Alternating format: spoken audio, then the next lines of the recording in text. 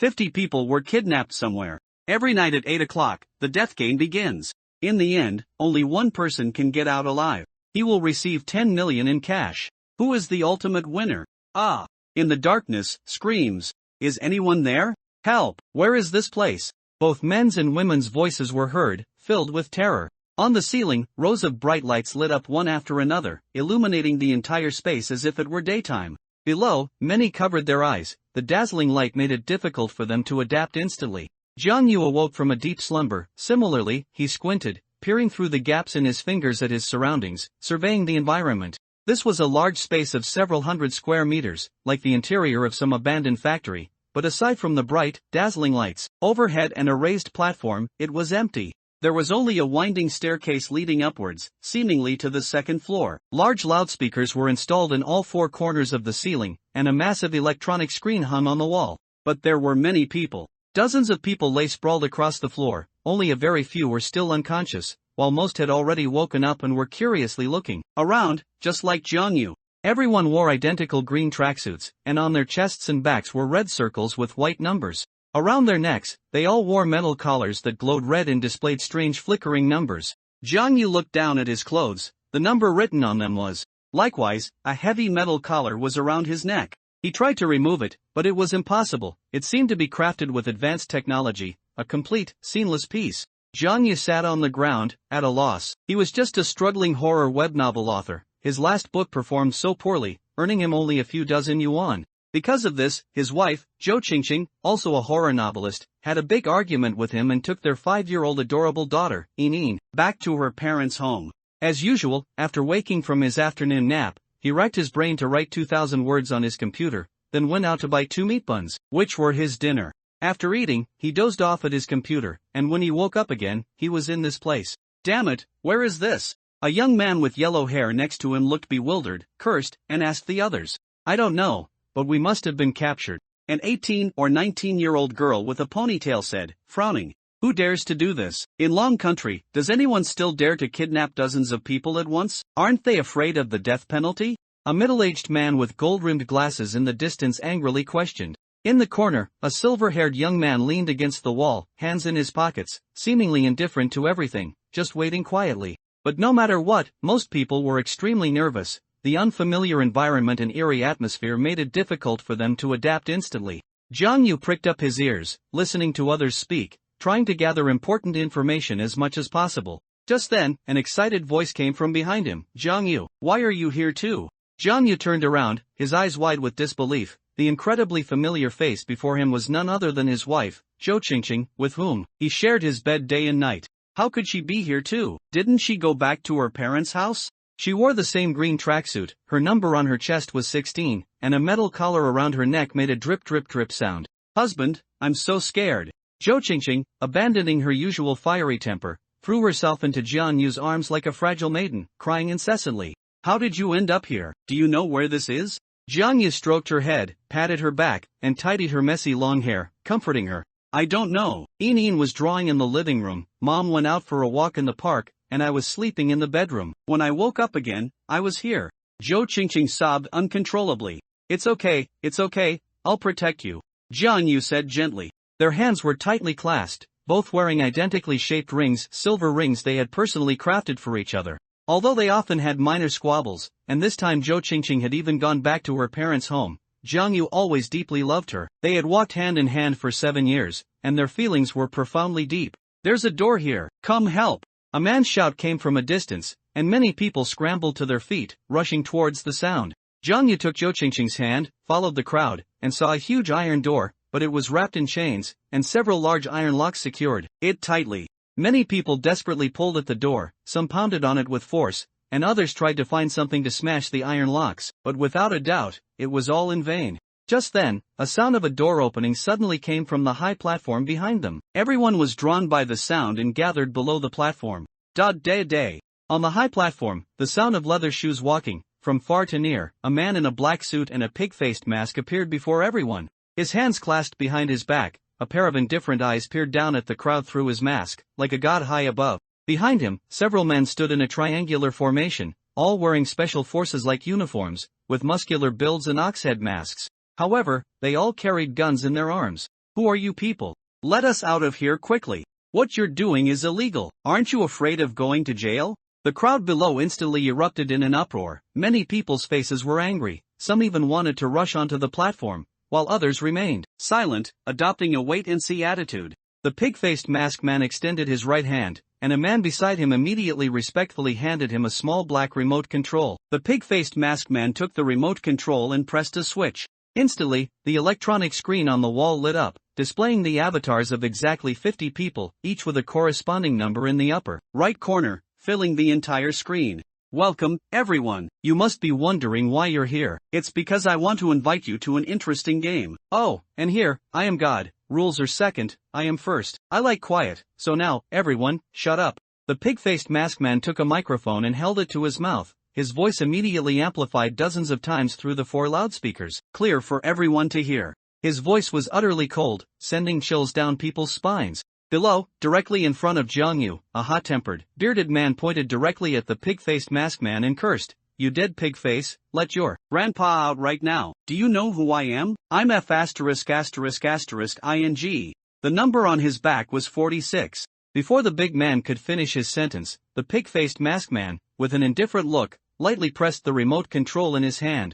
The next moment, the collar around the big man's neck instantly emitted a piercing alarm, followed by a massive explosion, and half of the big man's body was directly blown to pieces. Instantly, the crowd erupted in screams, cries, and shouts for help. Everyone's face was filled with terror. Jiang Yu's face was covered in dripping blood, which trickled down his cheeks, from the corners of his nose and mouth, and from his earlobes. His entire clothes were drenched in blood. He stood there dumbfounded, his mind blank, his body trembling uncontrollably. This is what he calls an interesting game. The pig-faced masked man's indifferent voice rang out again. I already told you to be quiet. Next, I will demonstrate how to play an interesting game. This concerns who will ultimately leave here alive, so please watch carefully. This time, no one below dared to speak. Everyone was completely silent, so quiet that a pin dropping could be heard clearly.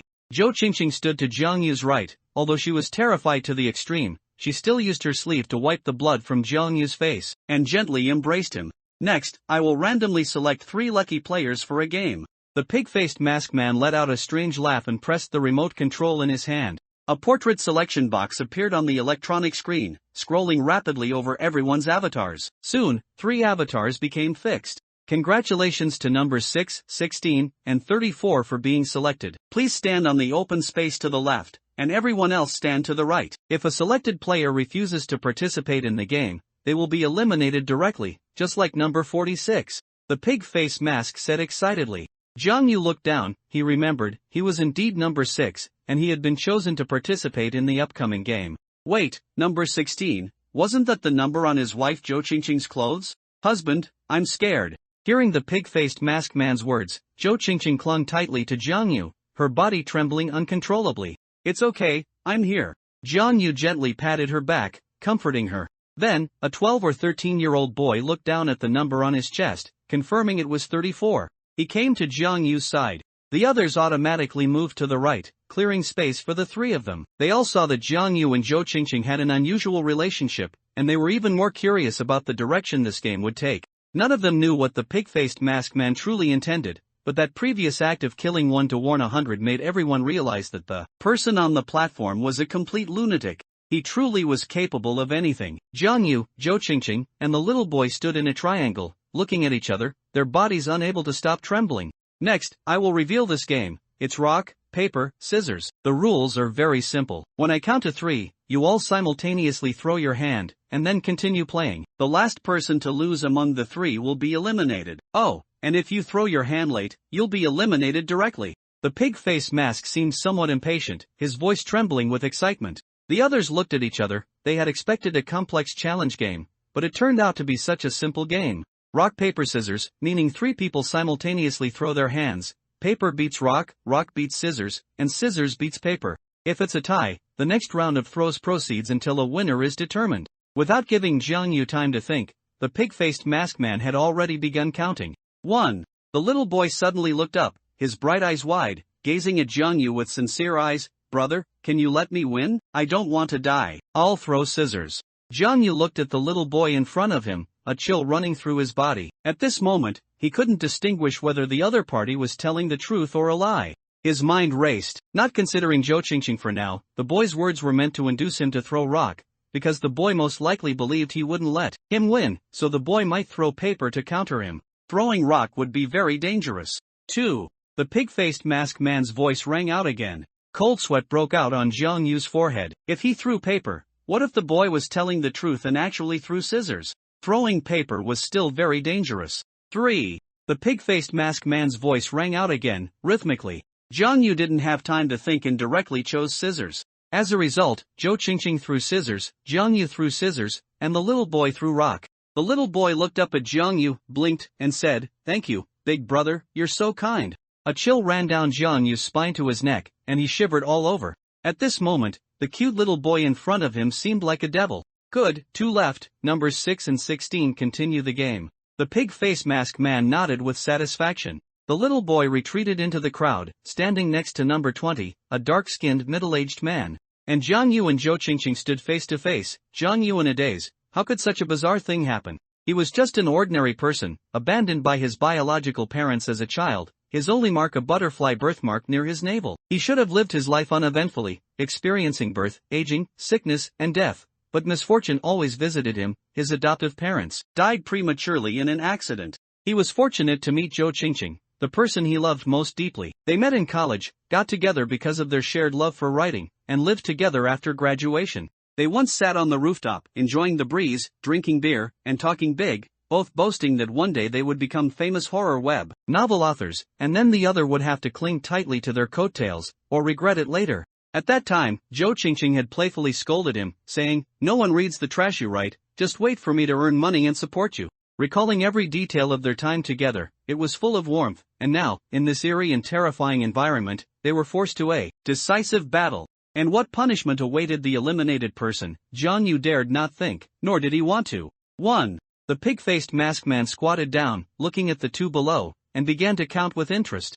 Jiang Yu recovered from his memories, looked deeply at Zhou Qingqing, and let out a long breath. He felt relieved, smiling as he said to Zhou Qingqing, "Qingqing, I'll throw paper. You must live well, strive to survive, promise me, and take care of Enian until she grows up." 2. The pig-faced masked man's voice rang out again, like a countdown from death. Zhou Qingqing covered her mouth with both hands, 2 lines of tears streamed down her face, her eyes filled with despair and pain, and her body trembled. 3. The pig-faced masked man indifferently read out the final number. Both extended their hands simultaneously. Jiang Yu threw paper. Zhou Qingqing threw rock. Jiang Yu looked at Zhou Qingqing in disbelief. Why did this happen? Why did she throw rock? He had already prepared himself to die. Even if he had to continue participating in the game, the hope of survival was slim. He still wanted to give this chance to Zhou Qingqing, hoping she could live on with his will. Zhou Qingqing collapsed to the ground, looking up at Jiang Yu in despair, extending her hand, opening her mouth as if to say something. The next moment, Jiang Yu watched helplessly as his wife exploded in front of him. Once again, blood splattered all over him, dripping from his face. He wanted to cry, but no tears came. A mix of despair and anger filled his mind. He stood like a walking corpse. Around him, there was a profound silence, a deathly stillness. Everyone understood, it was exactly as they had thought. Elimination meant death, the collar around one's neck would explode directly, taking that person's life. Very good, perfect. The first game has successfully concluded. Everyone should now have a preliminary understanding of the game I'm hosting. This game was just a warm-up, mainly to make everyone understand how severe the punishment for failing the game is. The subsequent games will be even more exciting. Next, I will announce the game rules in detail. The pig-faced masked man stood up, smiling and applauding. At this moment, Jiang Yu below suddenly felt a sharp pain in his head. He clutched his head with both hands, closing his eyes in agony. Immediately after, he saw a golden seed of divine gambling floating quietly in the air within his mind. Jiang Yu was stunned. At this moment, he seemed to feel the information from that seed being infused into his consciousness. Seed of divine gambling, a mysterious golden seed that only absorbs energy generated by the host in the death game. Ultimately, it can grow into a tree of divine gambling. During the seed's growth, it will continuously strengthen the host's physical fitness, intelligence, strength, memory, combat power, and other attributes, helping the host win in the gambling game. Note, the host must continuously acquire energy to nourish the seed. Otherwise, the seed of divine gambling will rapidly wither, and the host will die with it. Jiang Yu felt his mind buzzing. This seed of divine gambling was like a parasite, forcing him to participate in games every day. Once he chose to stop, only death awaited him. Rule 1, Commendable Courage. Every night from 12 a.m. to 5 a.m., the main gate will open, and you may leave at any time. However, at night, terrifying things will appear here, so it's best to stay in your rooms. Additionally, once you return to your rooms, the collars around your necks will undergo safety range detection at irregular intervals between 12 a.m. and 7 p.m. each day. This could be every half hour, every 3 hours, or even once a day, and sometimes not at all. Your room is considered a safe zone. If the collar is detected outside the safe zone during this period, it will be considered an exit from the safe area, and it will explode immediately. If you are more than 5,000 meters away from this place, the collar will automatically unlock and open, provided you have the courage and can run 5,000 meters alive. In short, your time here is divided into 2 periods: game time, 7 p.m. to 12 a.m., curfew time, 12 a.m. to 7 p.m. The period from 7 p.m. to 8 p.m. is the game preparation phase, and at 8 p.m., the death game officially begins. Note, staying outside your room during curfew time will lead to death, hee. Rule 2, Absolute Fairness. No one is allowed to kill within or outside the game, except in permitted circumstances. No one is allowed to cheat during the game. Once discovered, you will be immediately eliminated. Only I have the right to judge your life and death. Rule 3, Item Card Carnival. After each round of the game, the winner will randomly draw an item card. Item cards are divided into 4 grades: S rank, Grade A, B rank, and C rank. Among them, exclusive item cards are only applicable to designated games. If an exclusive item card is still held after the game ends, it can be exchanged for a common item card of a lower grade. For example, an S-rank exclusive item card can be exchanged for a common grade of prop card, universal, after the game ends. Item cards are very useful in later games. Item cards are not exclusive cards. They can be requested, exchanged, or purchased with the other party's consent. If an item card is forcibly snatched, you will be immediately eliminated. Furthermore, while a player is using an item card, other players must not harm that player, or they will be immediately eliminated.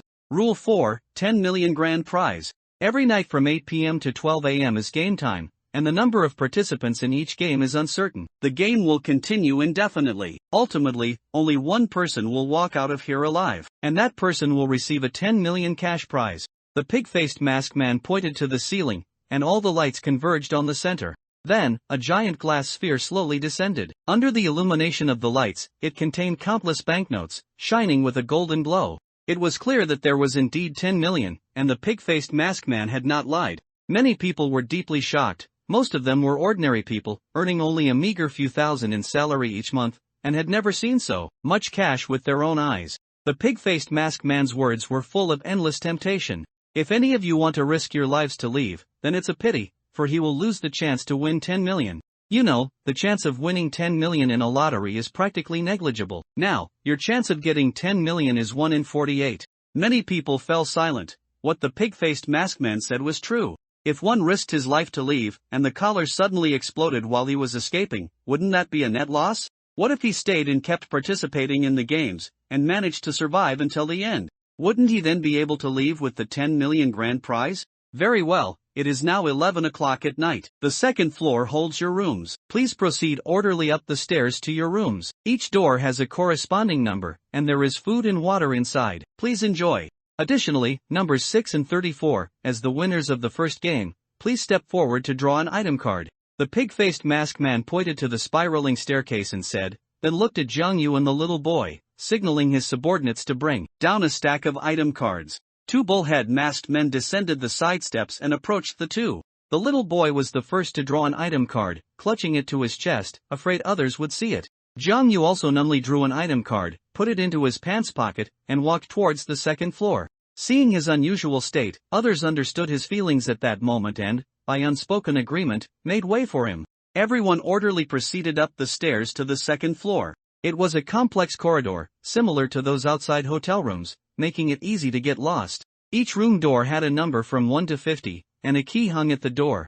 Each person's expression varied. Some still showed fear, some were still in shock, and some seemed to have already adapted to the place. In short, everyone entered their rooms, pulled out the keys, and locked their doors from the inside. After Jiang Yu entered his room, he sat on the bed. It was a small, enclosed room, about a dozen square meters, somewhat dim inside, with 3 concrete walls casting it in an airtight embrace. There was also a camera in the corner of the ceiling, and the cold air from the air conditioner hummed. The room had no windows, a fluorescent light on the ceiling, only a flush toilet in the corner, and a simple metal wash basin with a bright mirror. Above it, some bread and mineral water were placed in the corner. In the middle of the room was a large bed, the most luxurious-looking item in the room. It was so soft, but as Jiang Yu sat on it, his heart remained incredibly numb. An electronic clock was hung on the wall directly above the bed, its numbers flashing red. On the bedside table were some old-fashioned game consoles, seemingly for entertainment. Jiang Yu rummaged around and found a large box in the corner, containing some miscellaneous items. He casually picked up an old alarm clock, the kind that needed winding. He thought about it, there was an electronic screen on the wall constantly displaying the time, so there was no need for this old mechanical alarm clock. However, the time on this mechanical alarm clock did not match the electronic screen on the wall. He had a bit of an obsessive-compulsive tendency, so he simply adjusted both times to be consistent. The mechanical alarm clock ran normally, its second hand ticking away. Jiang Yu threw it back into the box. Jiang Yu sat on the bed, deep in thought. Before, he had indeed had thoughts of giving up, thinking of finding an opportunity to just die. However, he suddenly remembered that Yin was still outside. If he and Zhou Qingqing both died here, Yin would have no one to care for her afterwards. She would become an orphan. At the thought of that mischievous little girl with short pigtails, running around everywhere, Jiang Yu's heart instantly warmed. No, now that he had been given the seed of divine gambling, given hope, he had to strive to survive, to live until the very end. He also wanted to win first place, go out, find Yin, and raise her. His only concern was his daughter. He closed his eyes and tried to sense the seed of divine gambling again. When he saw the floating golden seed once more, new information poured into his mind. Power of life gambling, energy obtained by the host through continuously participating in life gambling games. The higher the risk of the death game, the more energy obtained, which can cause the seed to evolve and continuously provide the host with long-term enhancements in intelligence, memory, combat power, etc. Power of desperation, when the host is in a life or death desperate situation, this energy can be activated, causing the seed to instantly achieve tremendous growth and bestow the host with short-term ultimate power, such as temporary enhancements in intelligence, memory, combat power, etc. Jiang Yu opened his eyes, feeling somewhat incredible, yet all of this was real. Originally, he had no confidence in surviving to the end, but now, he was filled with hope again. He went to the mirror, intending to try and remove the collar from his neck, but after looking at the camera above, he ultimately gave up. He suddenly remembered the item card he had received downstairs. He took it out of his pocket, and after seeing its content, his eyes instantly widened. S-rank item card, undying card. Description: using this item card allows for one exemption from death after being eliminated from the game. Note: only applicable to point-based games. His heart calmed down considerably. Drawing an S-rank item card like this increased his chances of winning the game by several points. In this cruel death game, compared to others, he essentially had 2 lives. Jiang Yu quickly washed up and lay on the bed, staring blankly at the ceiling. At this moment, he dared not recall, and 2 lines of clear tears involuntarily slid from the corners of his eyes, which he silently wiped away. After a long while, he unconsciously fell asleep. In his dream, Jiang Yu suddenly woke up with a start, having dreamt again of Zhou Qingqing's tragic death before him, his heart throbbing. He looked up at the clock, 1:26 a.m. Just then, he heard faint footsteps in the corridor and immediately got out of bed to listen carefully at the door. The sound of walking was extremely faint, as if someone was tiptoeing, and it grew fainter. Someone wanted to escape. Jiang Yu remembered Rule 1. It seems someone felt he couldn't win among 40-something people, believing this game was too cruel, and it was better to risk death and run out the main gate. If he was lucky, and the collar wasn't detected all day, wouldn't he be out of this hellhole? Just then, Jiang Yu heard a heavy sound, as if some giant was walking, making the corridor tremble slightly with each of his steps. Thud! What was outside? Jiang Yu pricked up his ears, listening to the movement outside the door. The sound grew closer and closer. He seemed to be dragging something like an iron chain, which scraped against the ground, emitting a piercing sound. The thing outside the door grew closer and closer, as if it was standing right in front of Jiang Yu's door. Jiang Yu quickly and unconsciously stepped back, wanting to be as far from the door as possible. Jiang Yu could feel the thing was incredibly close, even feeling that it might be right at his door now, and he could hear its heavy breathing. His heart pounded wildly, as if it would burst from his chest. He suddenly remembered Rule 1 that the pig-faced masked man had mentioned earlier. Stay obediently in your room at night, because, once it's night, terrifying things will appear here. Thud, thud, thud. Suddenly, the thing at the door started running wildly, and the corridor vibrated with high frequency. The iron chain it dragged behind it also made an increasingly piercing sound, moving further and further away. A few minutes later, a heartbreaking scream suddenly came from a distance, along with the loud thudding of someone desperately struggling and hitting a room door. These sounds intertwined, piercing the stillness of the deep night, making Jiang Yu's hair stand on end and giving him goosebumps all over. Then, a few seconds later, the sound abruptly stopped. After a long while, there was no sound outside the door, and Jiang Yu's wildly beating heart finally gradually slowed down. He had considered risking his life to try and escape here tonight. Now, he chickened out. He dared not go out and could only wait until tomorrow night to see what exactly happened outside. The next day, after Jiang Yu woke up, his spirits were a little better, but as soon as he thought of Zhou Qingqing, Jiang Yu's tears couldn't help but fall again, and he covered himself with the quilt and went back to sleep. He knew that 8 p.m. was game time, and most people rested during the day, conserving their energy and preparing for the evening's game. Soon, it was 7:30 p.m. The electronic clock on the wall emitted a piercing ding-a-ling sound. Then, a broadcast sounded in the room. The game is about to begin. All players, please gather in the lobby. At 8 p.m., everyone gathered in the lobby again. When Jiang Yu came out, he specifically surveyed the surroundings and found no bloodstains. The floor was spotless. He had thought someone had died horribly last night, hearing those agonizing screams, as if they had been torn to pieces. Upon arriving at the lobby, he was surprised to find that the lobby had many more pieces of furniture, which seemed out of place with the factory environment. It was as if all the furniture from a several hundred square meter villa had been moved in, scattered haphazardly: sofas, beds, bookshelves, bookcases, cabinets, vases, and so on. Almost all common household items could be found. Everyone looked around, seemingly curious about this environment. What kind of game was this, after all? Jiang Yu looked around and saw that everyone seemed to be in much better spirits than last night. It seemed they had all gotten good rest. Just then, someone suddenly spoke up. One person is missing. No, 22 is gone. Really? Where did No. 22 go? That scream last night. Everyone searched around and indeed found no trace of No. 22. Everyone's expression became much more tense. They knew in their hearts that No. 22 was already dead. Soon, the pig-head masked man appeared on the high platform again, followed by the group of bull-head masked men, each still holding a gun.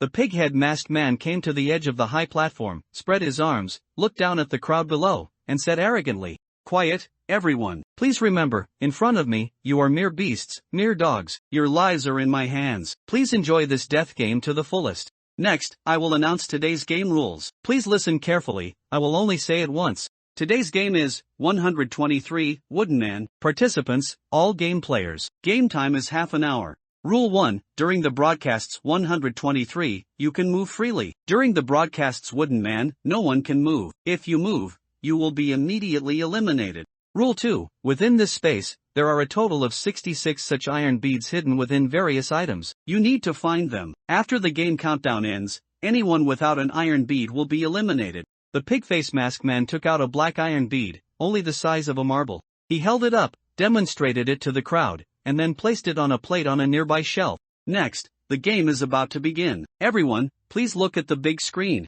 The pig-face masked man pointed to the electronic screen on the wall, where a countdown appeared, 30 hours. Then he pressed the remote control in his hand. Game start. The countdown on the screen rapidly decreased, 29 hours 56 minutes and 23 seconds. The next moment, the loudspeaker on the ceiling emitted a broadcast sound, a mechanical, cold pronunciation that sounded somewhat eerie. 1, 2, 3, woo, den, man. At first, everyone stood still nervously, not daring to move. When 123 sounded for the second time, some people reacted and quickly went to search for items, looking for iron beads. Just then, a slight tremor came from the ground of the high platform, and everyone stopped what they were doing and looked up. On the edge of the high platform, next to the pig-face masked man, an iron monster suddenly appeared. His entire outfit seemed to be made of steel, incredibly heavy, emitting a black metallic sheen, and completely airtight. His face was wrapped in bandages, revealing only 2 glowing red eyes, and his mouth was 2 rows of closed saw teeth, looking eerie and terrifying. His left hand was a chainsaw, and his right hand held an iron chain, the end of which seemed to be tied to something. The next moment, the iron monster jumped off the high platform, causing a slight tremor throughout the ground. The object tied to the end of the iron chain was actually an iron ball covered in sharp spikes. Everyone who saw this terrifying monster, or rather, this creature, felt a chill run down their spines and dared not look directly. Some gasped in horror, almost fainting. the iron monster moved freely among the crowd. Everyone dared not make a move. Time passed by second, and only 25 minutes remained. Someone finally couldn't wait any longer. If they still couldn't find an iron bead, they would die after the game ended anyway. When 123 sounded again, no, 18 was the first to move. She was a 17 or 18-year-old girl with a ponytail, her pure appearance mixed with a hint of heroism. Her movements were quick and nimble as she pulled open a drawer, searching inside for an iron bead. When the wooden man sound rang out, she immediately stopped what she was doing. Nothing happened. The iron monster seemed not to care at all, merely patrolling, dragging the heavy iron ball, which scraped against the ground, emitting a harsh sound. Jiang finally understood that the strange sound he heard last night was from this terrifying monster. Everyone breathed a sigh of relief. When 123 sounded again, everyone, like rabbits, quickly rushed to various items, searching for iron beads. Some quickly found iron beads, such as No. 24. Jiang personally saw her find an iron bead from inside a book, which had a hollowed-out groove in the middle. No one expected an iron bead could be hidden inside a book.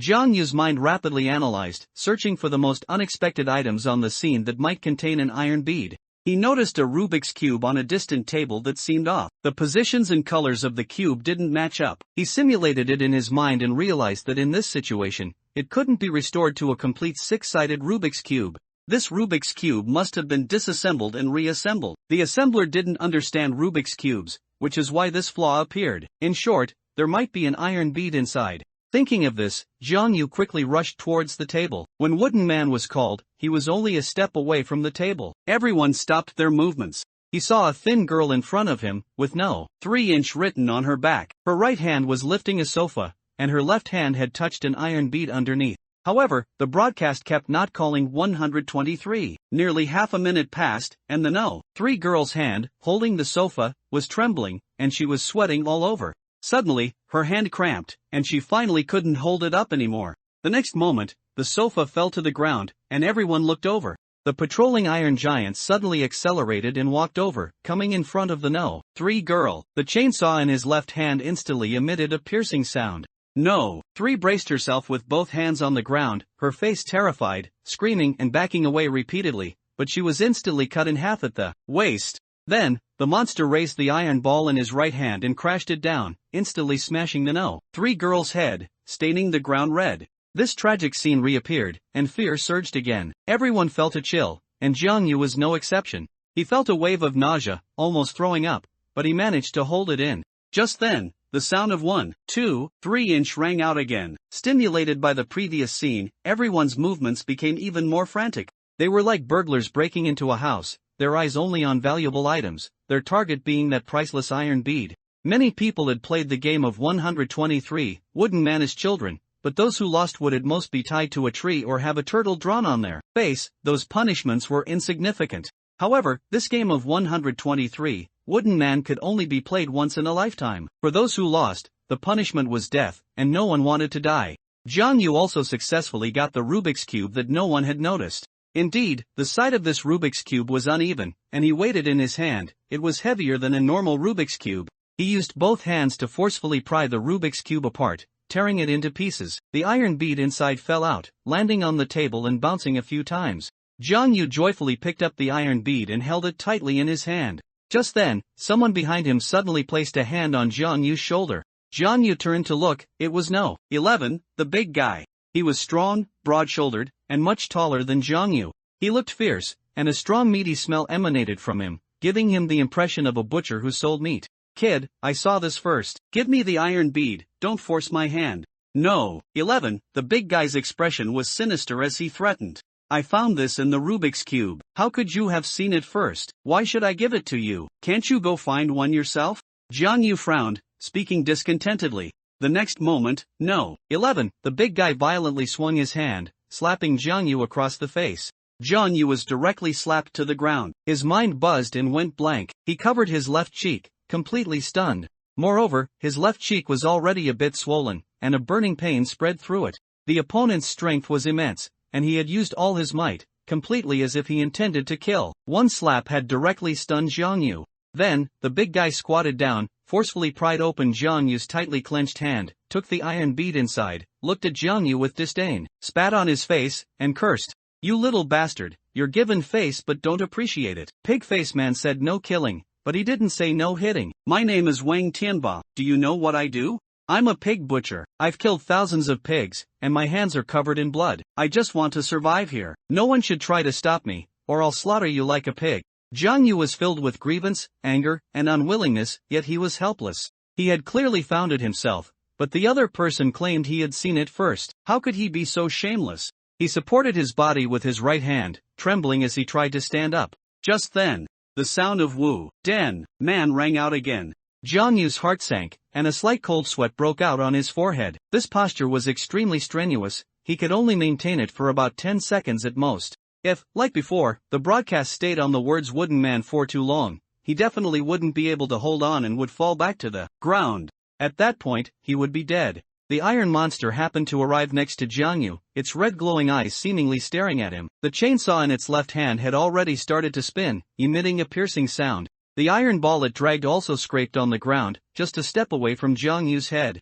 Jiang Yu's face turned pale, his heart felt like it was leaping into his throat, cold sweat broke out all over his body, and a bone-chilling coldness rose from his back. Absolutely must not move. One move and he would be dead. However, the Wooden Man sound had already lasted for a minute, and the iron monster stood right beside Jiang Yu, not moving away.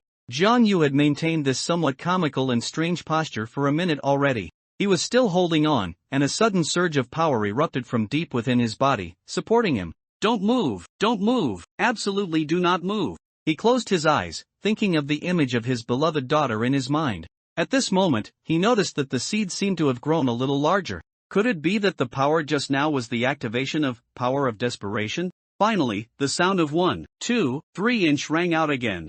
The iron monster also moved its steps and walked away.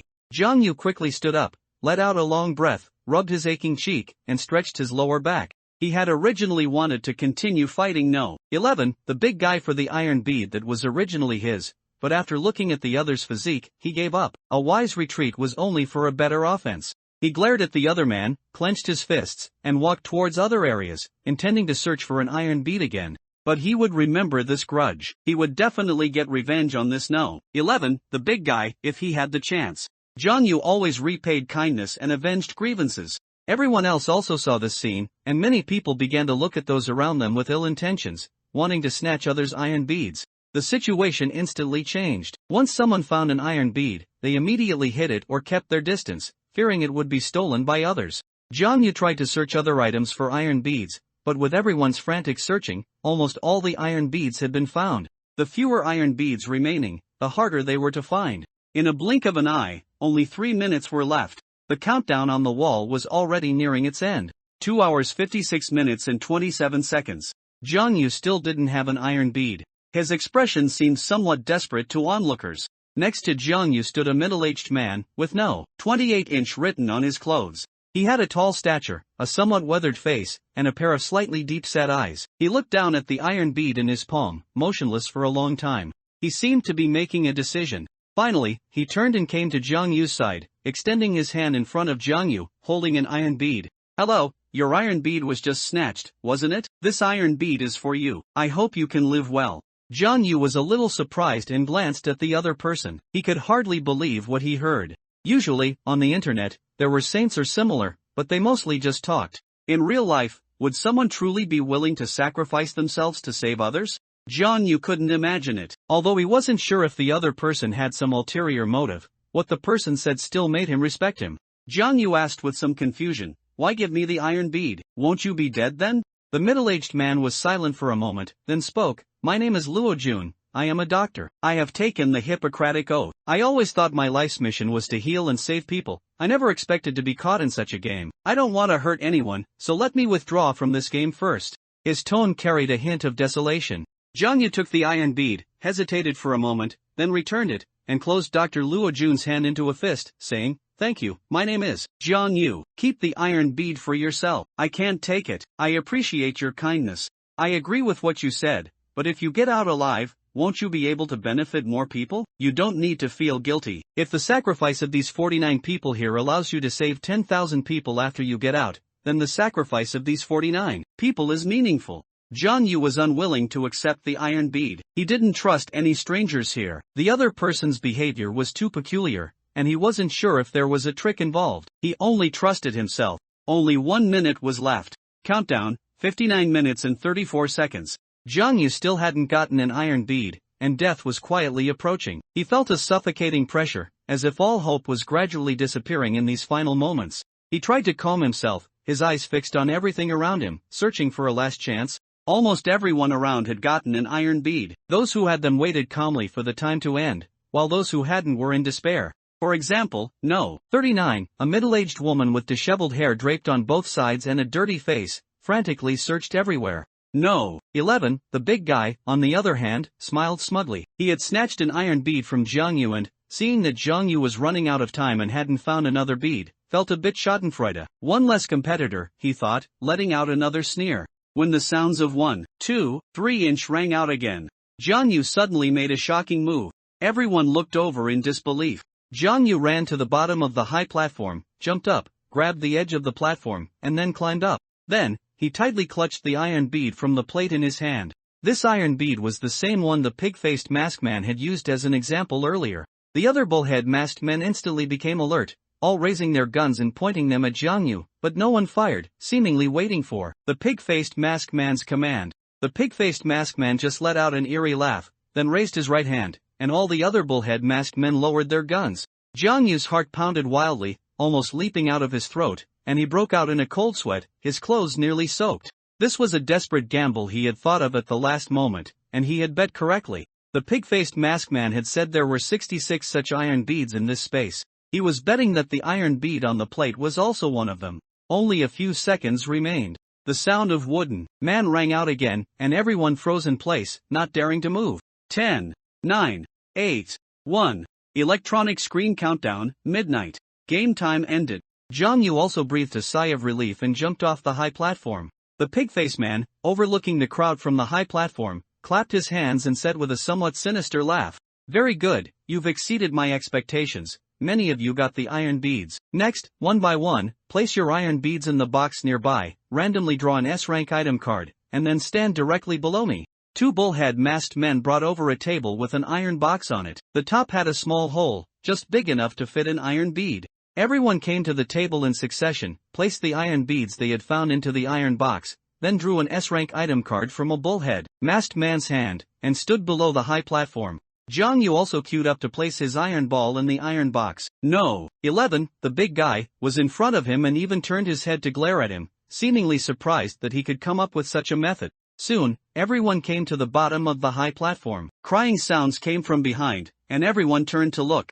No. 39, the middle-aged woman, stood helplessly beside the iron box, her face filled with despair, crying into her hands. She hadn't found an iron bead until the very last moment. The next moment, the iron monster, dragging its heavy iron ball, came to her side, its left-hand chainsaw whirring, executing the same judgment as before. Many were too scared to look directly, quickly turning their heads away. Some covered their faces. They could imagine that later, as long as they failed the game, they would also be treated this way. Whether it was the collar exploding, or being cruelly cut in half, or having their heads smashed by an iron ball. Each one was so terrifying, making people feel utterly horrified. The pig-faced masked man scanned the crowd below, clapped again, and let out an eerie laugh. Very good. There are now 45 people left. I originally thought at least a dozen players would be eliminated in this round, but unexpectedly, only 2 were eliminated. Your willpower is quite tenacious, ha. Next, you can return to your rooms. Food and water have been prepared in your rooms. The game will continue tomorrow night at 8 p.m. Let me look forward to the birth of the final victorious player. Everyone then orderly followed the stairs back to their rooms. Jiang Yu lay on the bed, his heart still pounding. He had almost lost his life. He remembered No. 11, the big guy, and suddenly sat up, his face grim. He secretly swore to himself that he would definitely make him suffer next, or he wouldn't be Jiang Yu. He was determined to be a bad person, to win by any means necessary, and to destroy all his opponents. They all deserved to die. If anyone targeted him, he would retaliate tenfold. Just like No. 11, the big guy, he was his next target to destroy. He then remembered something. He should check what S-rank item card he had just drawn. He took out the S-rank item card from his pants pocket. S-rank item card, rank swap card. Description: use this S-rank item card in-game to swap ranks with an opponent. Jiang Yu was incredibly excited, drawing S-rank item cards twice in a row. The effect of this card was too overpowered. For example, in a game, if he was in last place and might be eliminated. As the game neared its end, he would directly activate the S-card skill, choose to swap ranks with the first place player, and he would directly become No. 1, while the first place player would be eliminated instead. He closed his eyes, seemingly sensing information from the seed of divine gambling. In the 123 Wooden Man game, he had unexpectedly activated the power of desperation. After the seed grew, it not only enhanced his physical abilities but also improved his luck. No wonder he was so lucky now. Soon, Jiang Yu gobbled down some bread, drank a few sips of water, washed up, and then fell asleep. When he woke up the next day, he glanced at the clock on the wall and realized he had slept until past 12 p.m. Jiang Yu boredly played with the old-fashioned game console by the bed for a while to pass the time. After playing for a while, Jiang Yu put down the game console contentedly and went to sleep. Soon, when it was 7:30 p.m., the electronic clock on the wall screen let out a piercing ding-a-ling sound, instantly startling Jiang Yu awake from his sleep. Then, a familiar broadcast voice echoed in the room. The game is about to begin. All players, please proceed to the hall for assembly. At 8 p.m., everyone gathered in the hall again. They noticed that all the furniture from yesterday had been cleared away. The only difference was an oval table placed in the middle of the area, with 4 chairs arranged around it. A stack of cards lay on the table. Similarly, on the high platform, the pig-faced masked man reappeared. He looked down at the crowd below and spoke in an enticing voice. Very good, everyone is here. Next, I will announce tonight's game. Tonight's game is called Desperate Zodiac, number of players, 4.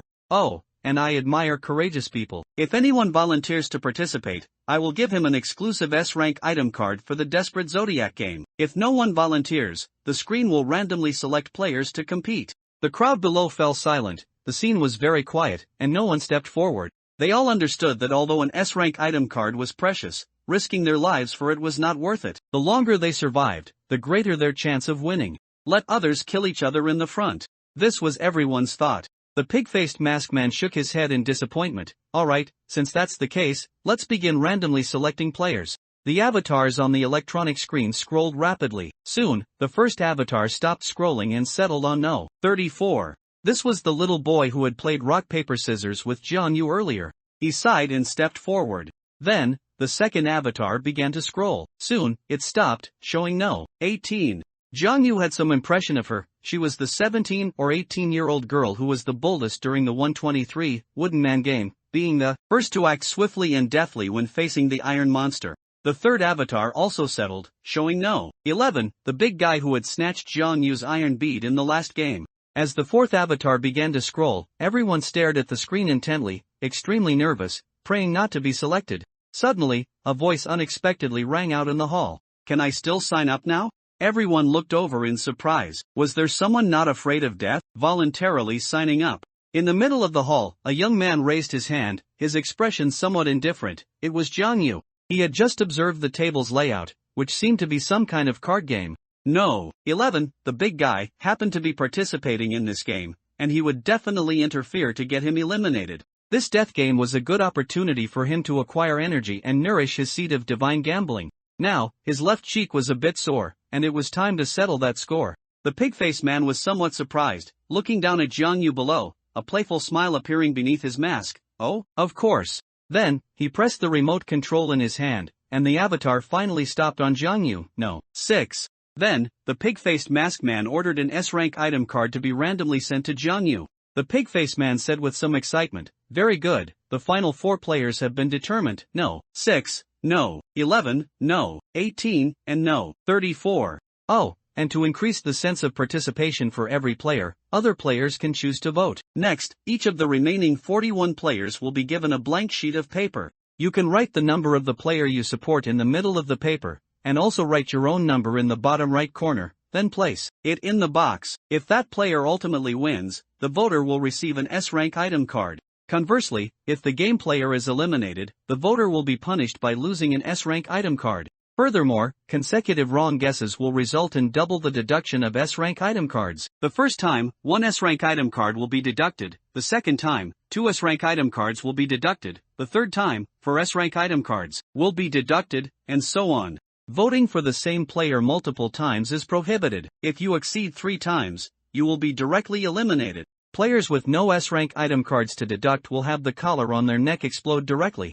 Of course, you can also choose to abstain, in which case you will receive no rewards or punishments. Next, I will announce the rules of Desperate Zodiac. Game name, Desperate Zodiac. Participating players, 4 people. There is a set of zodiac cards on the table, a total of 72 cards. The front of the cards depicts one of the 12 Chinese zodiac animals: rat, ox, tiger, pig. There are 6 cards for each zodiac animal, and the number in the upper right corner is from 1 to 6, corresponding to the respective scores. Game rules are as follows. 1. After shuffling, the cards are placed face down. The 4 players take turns drawing cards randomly, then place the drawn cards from left to right, face up. 2. When the same zodiac card appears consecutively, such as Ox 1, Pig 2, Dragon 1, Dragon 3, at this point, if the Dragon zodiac card appears twice in a row, it is considered a zodiac explosion, and the player's final score is 0 points. 3. Each player can choose to stop drawing cards at any time. After stopping, the scores of each card are added up sequentially to calculate the total score. The others continue to draw cards in turn until everyone stops drawing, and the game ends. 4. Finally, the 2 players with the lowest scores will be eliminated. Example, Player A's draw results: Rat 3, Ox 1, Dragon 5, Rooster 6, Rat 6, Pig 5, Rat 1. Player A chooses to stop drawing, and the final score is 3 plus 1 plus 5 plus 6 plus 6 plus 5 plus 1 is equal to 27 points. As soon as Pig-Faced Masked Man finished speaking, a collective sigh of astonishment rose from the crowd. This game was entirely a gamble of luck and courage, testing whether one dared to keep drawing. The more one drew, the more points one could potentially get. However, being too greedy could also lead to 2 consecutive zodiac cards appearing, causing an immediate explosion and instantly turning the score to 0 points. Once the score was reset to 0, there was a high probability of ending up in the bottom 2, which meant elimination, and thus, death. Similarly, because all drawn zodiac cards were displayed on the table, one could analyze the probability of drawing consecutive zodiac cards by counting the existing ones, which also tested a certain degree of intelligence. But probability is an elusive thing. Ultimately, it still came down to luck. Pig-Faced Masked Man motioned for everyone to quiet down, then said to Jiang Yu and the others, "Of course, this game has exclusive prop cards, which can be exchanged for prop cards of the same level. For example, a grade A prop card can only be exchanged for a grade A prop card in the Desperate Zodiac game. Do any of you 4 want to make an exchange?" Jiang Yu took out the prop card he had just obtained, concealed it in his palm, and secretly glanced at it. Grade B item card, Zodiac exchange card. Description: can exchange one's zodiac card with an opponent's zodiac card. After the exchange, both parties can choose to place the zodiac card in a position that does not cause an explosion. Because he had voluntarily signed up for this game, he started with 1 more game prop card than the others, which was a huge advantage for him. No. 11, the big guy sneered, unmoved, as if the prop cards for this round of the game held no appeal for him. Girl number 18 hesitated for a moment but did not choose to exchange for a prop card. Only boy number 34 stepped forward to exchange for a game prop card. Uplifting and passionate music, with a lively rhythm, filled the hall. Then, under the guidance of the referee, Jiang Yu and the other 3 took their seats in the 4 chairs. To Jiang Yu's right was No. 11, the big guy, to his left was girl number 18, and opposite him was boy number 34. The few of them were a bit restless, their hands on the table, making constant small movements. It was impossible not to be nervous. After all, it was a game about life and death. Before the game began, there was a voting session. All the remaining people scrutinized the 4 players on the field, carefully analyzing their advantages. "I think that little girl is quite steady, choosing her should be safer. That big guy doesn't look like a good person, his luck must be terrible. He'll definitely explode his cards, so we can't choose him. We should choose the little boy, he looks only 12 or 13. Heaven wouldn't let him die so early." At this moment, everyone seemed to suddenly unite, analyzing the pros and cons of the players, discussing in hushed tones. Soon, only a small number of people chose to vote, most opted for conservative abstention. However, some people, while voting, had already started to harbor ill intentions, secretly peeking at others' voting results. For example, No. 14 secretly stood on tiptoe and saw the voting result held by No. 47 diagonally in front of him, memorizing it. Some clever and witty people had already deliberately covered their voting numbers, fearing that others might see them. Next, a bullhead masked man came to the table and acted as the referee. After shuffling all the zodiac cards several times, he spread them out face down on the table. All the cards were face down, so the front patterns could not be seen. Then, he took out a die and said, "We'll take turns rolling the die. The person with the highest roll starts drawing cards first, then we draw cards clockwise. Jiang Yu was about to take the die, but no. 11. The big guy suddenly stood up, snatched the die, and snorted, "I'll go first." Then, he blew on the die several times, prayed, and finally tossed the die onto the table. It landed on 1 point. The other onlookers chuckled, seemingly mocking the big guy's ritual for being ineffective. The big guy's face flushed through shades of green, red, and white. He childishly pulled out his chair and sat down. Next, boy number 34 rolled a 3. He was a bit disappointed. It was an average roll. Girl number 18 rolled a 5. She blinked, her expression rather satisfied. Finally, Jiang Yu casually tossed the die. It spun continuously and eventually stopped on 6 points. The other 3 looked over, a trace of strangeness in their eyes. This guy, his luck seemed a bit too good. It wouldn't stay this good, would it? Jiang Yu looked at the others, chuckled, and said, "My apologies, then I'll start drawing cards." Then he randomly drew a card from the deck and placed it face up in front of him. It was a Dragon 2. He felt a bit strange. With his luck, he should have drawn a high-scoring card. However, since he had a death immunity card and a rank exchange card, he felt much more at ease. If he exploded his cards, he could directly swap ranks with an opponent. The opponent would get 0 points, and he would get the opponent's score. Isn't that invincible? Next, it was girl number 18's turn to draw a card. She stared at the back of the card pile for a long time, seemingly unable to detect anything special, so she just randomly drew one from the middle. The other 3 all stared intently at her zodiac card. After she flipped over the zodiac card, it was a Rat 6. Girl number 18 covered her mouth and let out a long breath, seemingly a little excited. Next, it was boy number 34's turn to draw a card. He stood on tiptoe, took a card from the edge of the zodiac card pile, and then carefully flipped it over. It was a Rabbit 4. The little boy happily sat down, seemingly quite satisfied. Next, it was no. 11. The big guy's turn to draw a card. He stood up directly, without even looking, casually took out a zodiac card, clasped his hands together, and muttered, "Life and death are fated. Wealth and honor are in the heavens. May the Tathagata Buddha, Jade Emperor, Grand White Venus, Guanyin Bodhisattva, Earth God, and God of Wealth bless me." Then, he displayed the card face up. It was a Sheep 6. He laughed heartily, sat down, very satisfied, then clasped his hands together again, bowing left and right to the air, looking quite comical. The other onlookers whispered among themselves, "Wow, it seems I should have voted for no. 18 and no. 11 after all. Their luck is so good. Yeah, what a shame. I voted wrong. I shouldn't have supported no. 6. His luck is just too bad. Don't rush, this is only the first round. We still have to keep drawing, and we need to see the value of the scorecards later. Plus, no. 11 and no. 18 might also explode their cards midway." Jiang Yu glanced at the Dragon 2 on the table and frowned slightly. In the current situation, he was at the greatest disadvantage, in last place. He absolutely had to draw more high-scoring zodiac cards later. Although he had a prop card, others also had prop cards. Without knowing the functions of the opponent's prop cards, he had to maintain 100% focus and strive for victory, without a hint of carelessness. Who knew if others' prop cards were not as powerful as his own? Then, the second round of drawing cards began. Jiang Yu randomly drew a card from the deck. He didn't believe his luck would be so bad that he'd bust so quickly. It was a Rat 3. He placed the Rat 3 to the right of the Dragon 2 in order. Next, it was girl number 18's turn to draw a card. This time, she took a deep breath, closed her eyes, grabbed a zodiac card, and slowly revealed it. It was a Monkey 4. Her eyes showed delight, she was quite satisfied. In this game, 1, 2, and 3 are low-scoring zodiac cards, while 4, 5, and 6 are high-scoring zodiac cards. She drew another high-scoring zodiac card. Next was boy number 34. He stood up, drew a Pig 1, and sat down, looking a bit disappointed.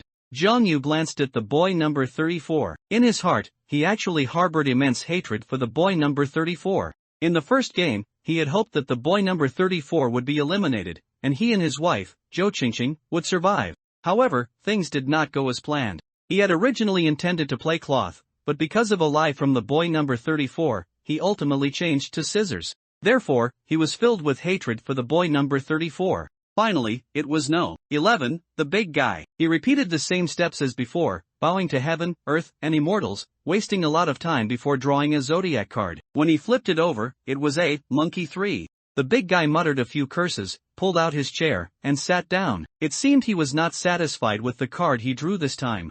Then, the third round of drawing cards began. Jiang Yu quickly analyzed the current situation. Jiang Yu, Dragon 2 plus Rat 3 is equal to 5 points. Third place, Girl number 18, rat 6 plus monkey 4 is equal to 10 points. First place. Boy number 34, rabbit 4 plus pig 1 is equal to 5 points. Third place. No. 11, the big guy, sheep 6 plus monkey 3 is equal to 9 points. Second place. He was currently tied with boy number 34 for the last 2 places, and the situation was not optimistic. If he stopped drawing cards now, he would definitely be eliminated. Although he had a death-exempting item card, he didn't want to waste it in a game like this. He quickly calculated in his mind, 2 rat zodiac cards had appeared, and 4 more were in the card pool. A total of 8 zodiac cards had been drawn, leaving 64. His probability of drawing a rat card was approximately 4 divided by 64, which equals 6.25%. This was a very low probability. The benefit of him continuing to draw cards outweighed the risk. There was no need to analyze others' probabilities. Continuing to draw cards was his optimal solution now. John Yu once again took a zodiac card from the card pool. He didn't have many flashy moves. Each time, he just randomly picked one out. He believed in his luck now. Flipping open the zodiac card, it was a rabbit 3. John Yu was a little surprised. 3 low-scoring zodiac cards in a row. But luckily, he didn't bust. Next, it was girl number 18's turn to draw a card. With the good luck of the previous 2 times, she was much more confident, reaching out and casually taking a zodiac card. The others immediately stared at her right hand. After the card was revealed, it was a rat 5. Damn it, did your ancestral grave emit green smoke or something? All high cards, how can we even play? No. 11, the big guy's eyes were filled with jealousy and envy. He slammed the table and cursed under his breath. Oomph, what's it to you, you stinking idiot? Girl number 18, having been loudly cursed at by the big guy, showed no fear. Instead, she kicked the table leg and retorted at the big guy. The big guy was immediately enraged and stood up, wanting to curse back. He suddenly noticed the bullhead masked man raising his gun and pointing it at him. He instantly sat down obediently, quieted down, not daring to even let out a fart. Jiang Yu, this referee is too hardcore. Sigh, sister has such good luck. Boy number 34 looked longingly at the 3 zodiac cards in front of girl number 18, his eyes also filled with envy. Just lucky, little brother, keep it up. Girl number 18 replied with a chuckle. Jiang Yu was deeply impressed by this girl. She was decisive and efficient in her actions, with a free-spirited personality. While seemingly pure and cute on the outside, she had a tomboyish vibe. Her personality and temper were also fiery. She directly confronted No. 11, the big guy, without any hesitation. Next, it was the boy number 34's turn to draw a card. This time, he hesitated for a long time before choosing a zodiac card from the middle of the deck. When revealed, it was a horse 2. He sat down, looking at his 3 cards in front of him, frowning, his mood seemingly much worse. Finally, it was No. 11, the big guy's turn. It was the same ritualistic behavior. Perhaps feeling that the zodiac card he drew last time wasn't good enough, he bowed for an even longer time this time. He was just short of bowing to the pig-faced masked man. Soon, he revealed a corner of the zodiac card he drew, then slowly unfolded it piece by piece, finally flipping it over. It was a sheep 3. Damn it, another lousy card. What good is a 3-point card? He muttered to himself. The other onlookers stood around the table, forming a circle, discussing the situation on the field with great enthusiasm. Judging by the situation, No. 6 and boy number 34 are very likely to be eliminated. Both of their scores are so low. You can't say that. No matter how high the score is initially, if 2 consecutive zodiac cards appear and you bust, isn't it still 0 points in the end? Sigh, did I vote for the boy number 34 by mistake? I thought God wouldn't let such a young child die first, but his luck is too bad. Then, the 4th round of drawing cards began. Jiang Yu quickly analyzed the situation on the field. Jiang Yu, Dragon 2 plus Rat 3 plus Rabbit 3 is equal to 8 points. Third place. Girl number 18, Rat 6 plus Monkey 4 plus Rat 5 is equal to 15 points. First place. Boy number 34, Rabbit 4 plus Pig 1 plus Horse 2 is equal to 7 points. Fourth place. No. 11, the big guy, Sheep 6 plus Monkey 3 plus Sheep 3 is equal to 12 points. Second place. He was in second to last place with a slight advantage. If he continued to draw cards, the probability of drawing a rabbit zodiac card and busting was 4 divided by 60, approximately 6.67%. The further into the game, the higher the probability of busting might become. Considering the current situation, if he wanted to win the game, the benefit of him drawing cards still outweighed the risk. Continuing to draw cards was currently the optimal solution. What seemed like complex calculations was completed in just a few seconds in Jiang Yu's mind. To others, after the 4th round began, Jiang Yu drew a card directly, without any hesitation. In this round, Jiang Yu drew a pig 4. Girl number 18 drew a horse 5. Boy number 34 drew a chicken 1. No. 11. The big guy drew a snake 5. In this round, girl number 18's good luck once again drew envy from the others. Boy number 34 was even more dejected, his eyes filled with despair, seemingly feeling that his chances of winning were getting lower and lower. No. 11. The big guy, on the other hand, was beaming. This time, he not only bowed to various immortals but even bowed to the pig-faced masked man, and sure enough, he drew a high-scoring zodiac card. Next game, he decided to continue bowing to the pig-faced man. He didn't care what kind of demonic existence the pig-faced man was, as long as it helped him win this game and survive, he was willing to call him Dad. Then, the 5th round of drawing cards began. 2 seconds after No. 11, the big guy's snake 5 zodiac card was displayed. Jiang Yu had already analyzed the situation on the field.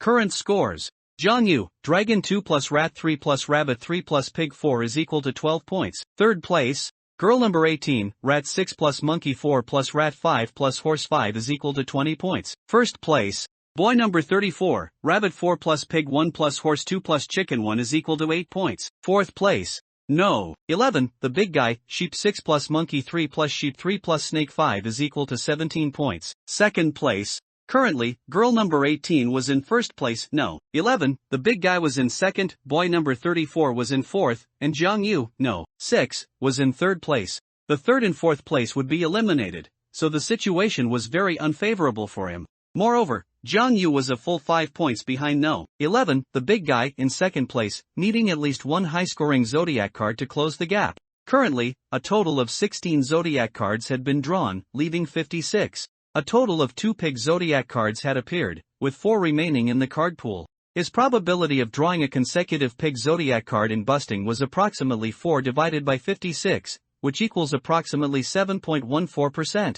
The probability of busting increased again, but he couldn't stop drawing zodiac cards now.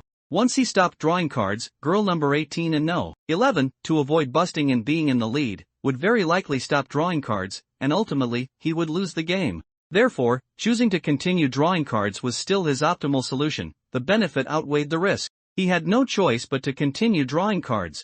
Jiang Yu also became serious, imitating the big guy, and bowed to the air. This immediately drew laughter from the surrounding players. But what they didn't know was, Jiang Yu was not bowing to immortals, but to the seed of divine gambling. He was frantically chanting in his heart, "Seed of divine gambling, give me a high-scoring zodiac card." Then, after finishing his prayer, Jiang Yu, with a solemn expression, drew a zodiac card from the card pool. Then, he slowly flipped open the zodiac card. It was a dog 6.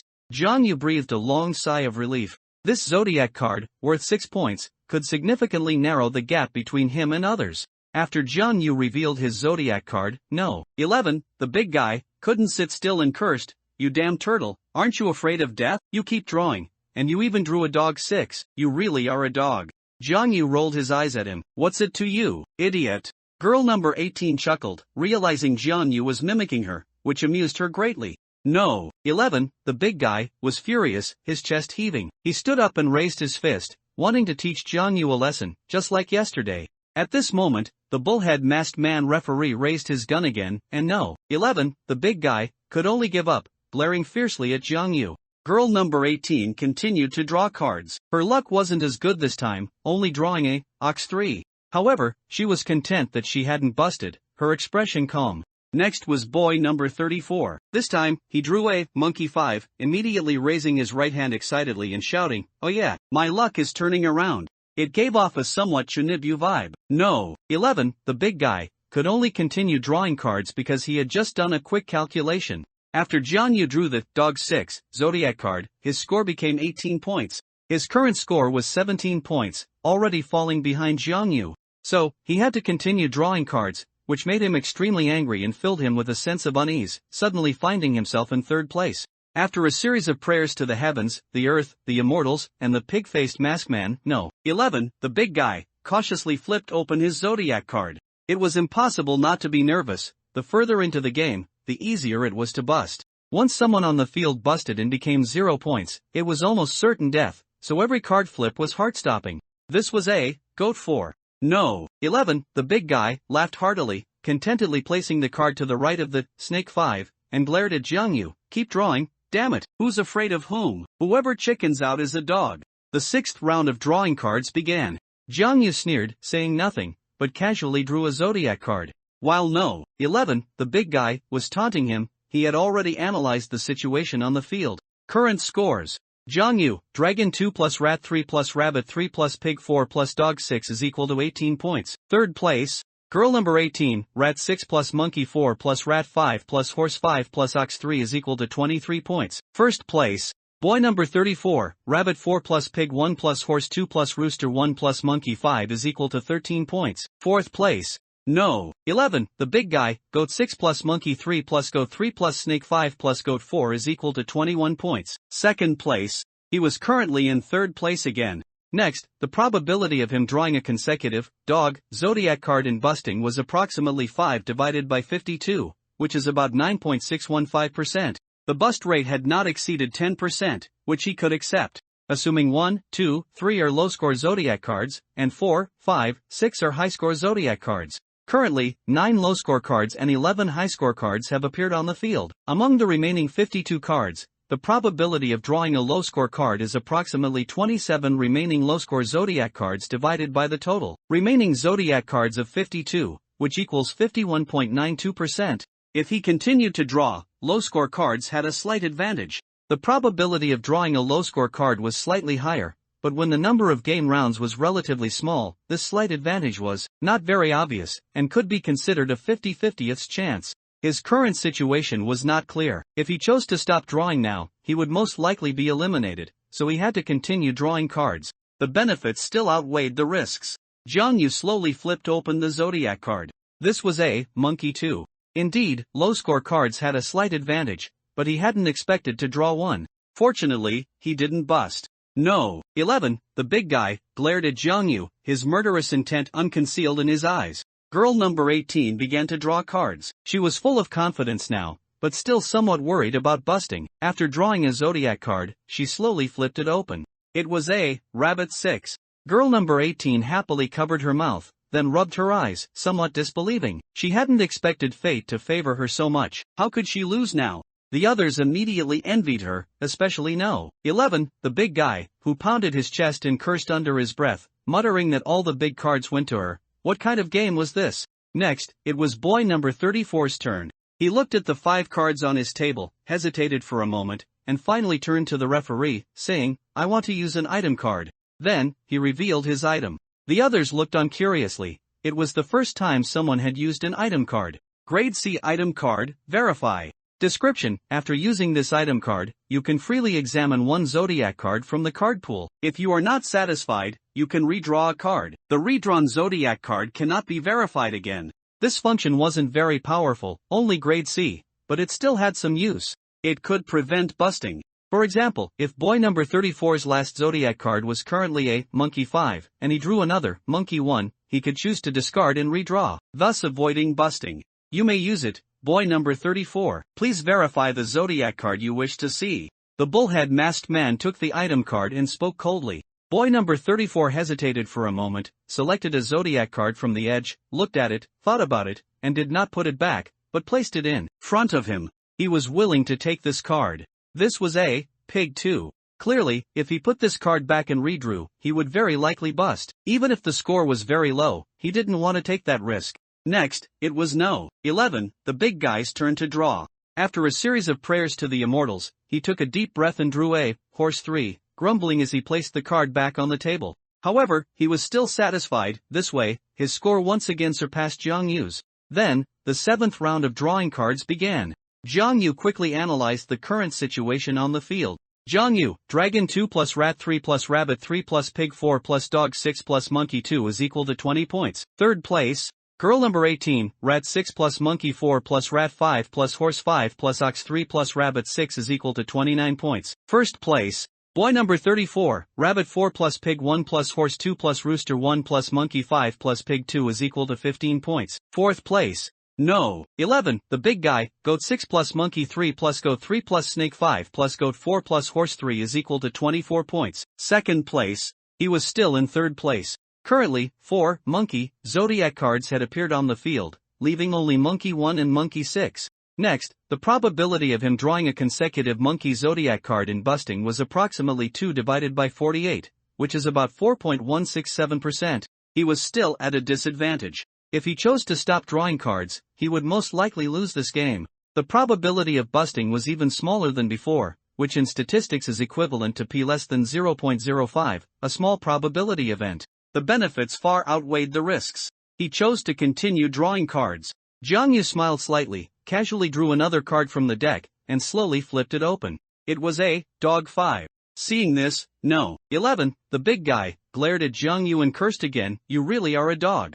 Jiang Yu's mind raced. His current total score was 25 points, surpassing no. 11, the big guy, by 1 point, but it was only a slight advantage. Currently, only 2 dog zodiac cards had appeared on the field. If he continued to draw cards, the probability of busting in the next round could not be calculated at the moment, but it should most likely exceed 10%. Therefore, it was time for him to use his item card. He looked at no. 11, the big guy, and smiled politely. "What are you calling your mom for? I'll give you a gift." Then he turned to the referee. "I want to use an item card." He placed his item card on the table and pushed it towards the bullhead masked man referee.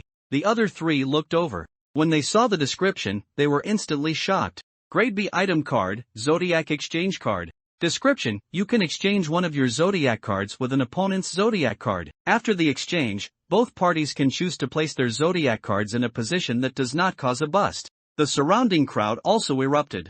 "Oh my god, this item card's ability is too much, it's practically cheating." Then, if we play until the end, wouldn't whoever has the most item cards have a better chance of winning?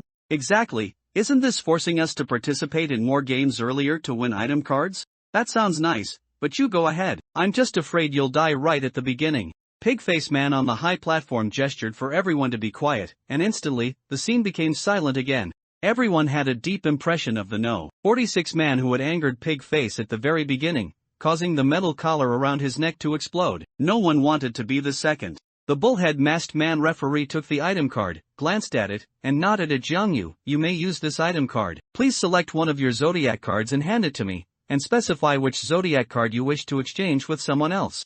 Jiang Yu looked at the cards on his table. Dragon 2, Rat 3, Rabbit 3, Pig 4, Dog 6, Monkey 2, Dog 5. He took out a Monkey 2, held it between his index and middle fingers, elegantly handed it to the referee, looked at No. 11, the big guy, and sneered, "I want to exchange Monkey 2 for No. 11, the big guy's first Zodiac card, Goat 6. No. 11, the big guy, hearing this, stood up excitedly, his face flushed red, furious to the extreme. Aleph asterisk CK your ancestors. The bullhead masked referee raised his gun again, aiming it at No. 11, the big guy. No. 11, the big guy had no choice but to sit back down obediently, but at this moment, he wished he could stab Jiang Yu. He pointed at Jiang Yu's head and gritted his teeth, saying, "You little bastard, you just wait. You made the first move, didn't you? Then don't blame your grandpa." Jiang Yu's face was expressionless as he coldly replied, "I'm waiting." Then, the bullhead masked man handed Jiang Yu's Monkey 2 card to No. 11, the big guy, and took No. 11, the big guy's Sheep 6 card, handing it to Jiang Yu. Jiang Yu took the Sheep 6 card and placed it in the previous position of Monkey 2. If it could be placed at the very end, that would naturally be the optimal solution. Because the Sheep Zodiac card had already appeared 4 times, but if he did that, his 2 Dog Zodiac cards would connect, immediately exploding and becoming 0 points. No. 11, the big guy, without thinking, just stared fiercely at Jiang Yu and directly placed the Monkey 2 card in the last position.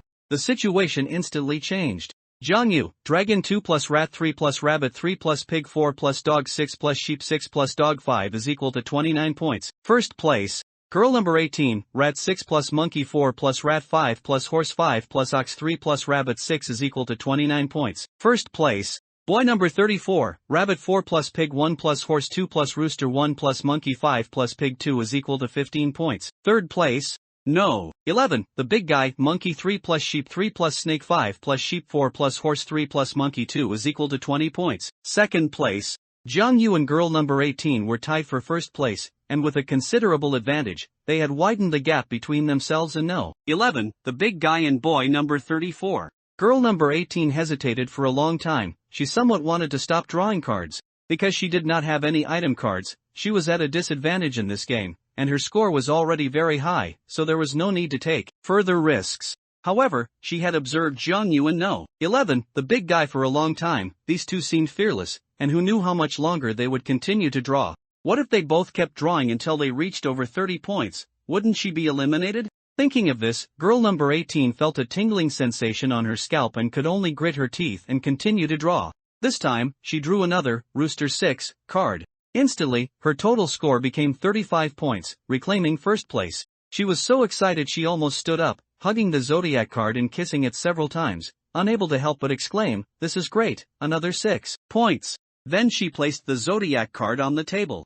Next, it was the boy number 34's turn to draw a card. He looked at the 6 zodiac cards in front of him, sighed, and could only continue to draw. Stopping now would also lead to his elimination. It was better to risk busting and continue drawing cards. What if the next few cards were all high-scoring cards? Thinking of this, he chose a zodiac card that looked somewhat pleasing to the eye, praying that when he opened it, it would be a pig 3. Boy number 34's face instantly turned pale, he slumped in his chair, and the zodiac card fell onto the table, which everyone else also saw.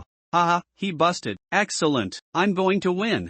No. 11, the big guy shouted excitedly. He didn't care that the other person was a child, he only thought about reducing one competitor, and what did anyone else's life or death have to do with him? Girl number 18 sighed, not speaking, only feeling a little sorry for the boy number 34. Janya did not speak, he stared coldly at the boy number 34, a sense of vengeful pleasure welling up in his heart.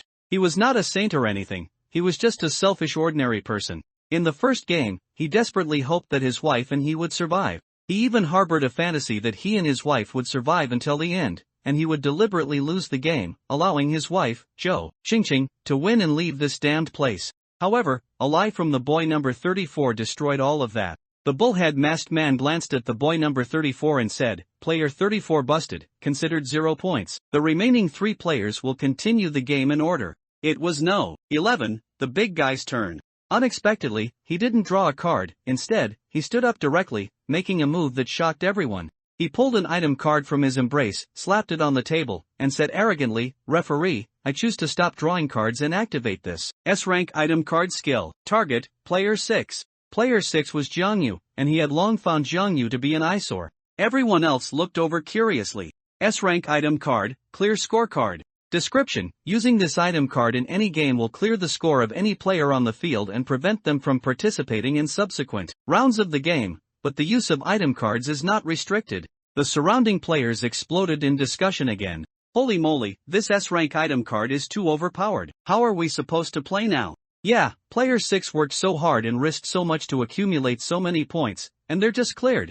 Damn. Doesn't that mean the winner has been decided? Player 6 and player 34 will be eliminated with 0 points. I'm numb, I never expected this kind of ending. I'm crying, I voted for that guy, player 6. The bullhead masked referee picked up the item card and glanced at it, then turned to No. 11, the big guy, and asked, "Please confirm if you choose to stop drawing cards, and if you wish to use this S-rank item card on player 6. Yes, yes. No. 11, the big guy replied decisively, without hesitation. He thought that clearing Jiang Yu's score and preventing him from continuing to participate in the game would be much more worthwhile than risking a card bust. He had originally intended to save this card for later games, but who would have thought that Jiang Yu would directly swap away his sheep 6? Suddenly, anger flared up. Who could tolerate that? His hot temper immediately flared up. "I'm laying my cards on the table, I have an S-rank item card, and I'm going to take him out right now. Confirmation complete. Player 11, please stop drawing cards. Player 11's item card has taken effect. Player 6, please hand over all the zodiac cards you currently possess to me." Player 6 loses the qualification to draw cards, and may only use item cards. The bullhead referee looked at Jiang Yu, extended his hand, and spoke in a cold tone.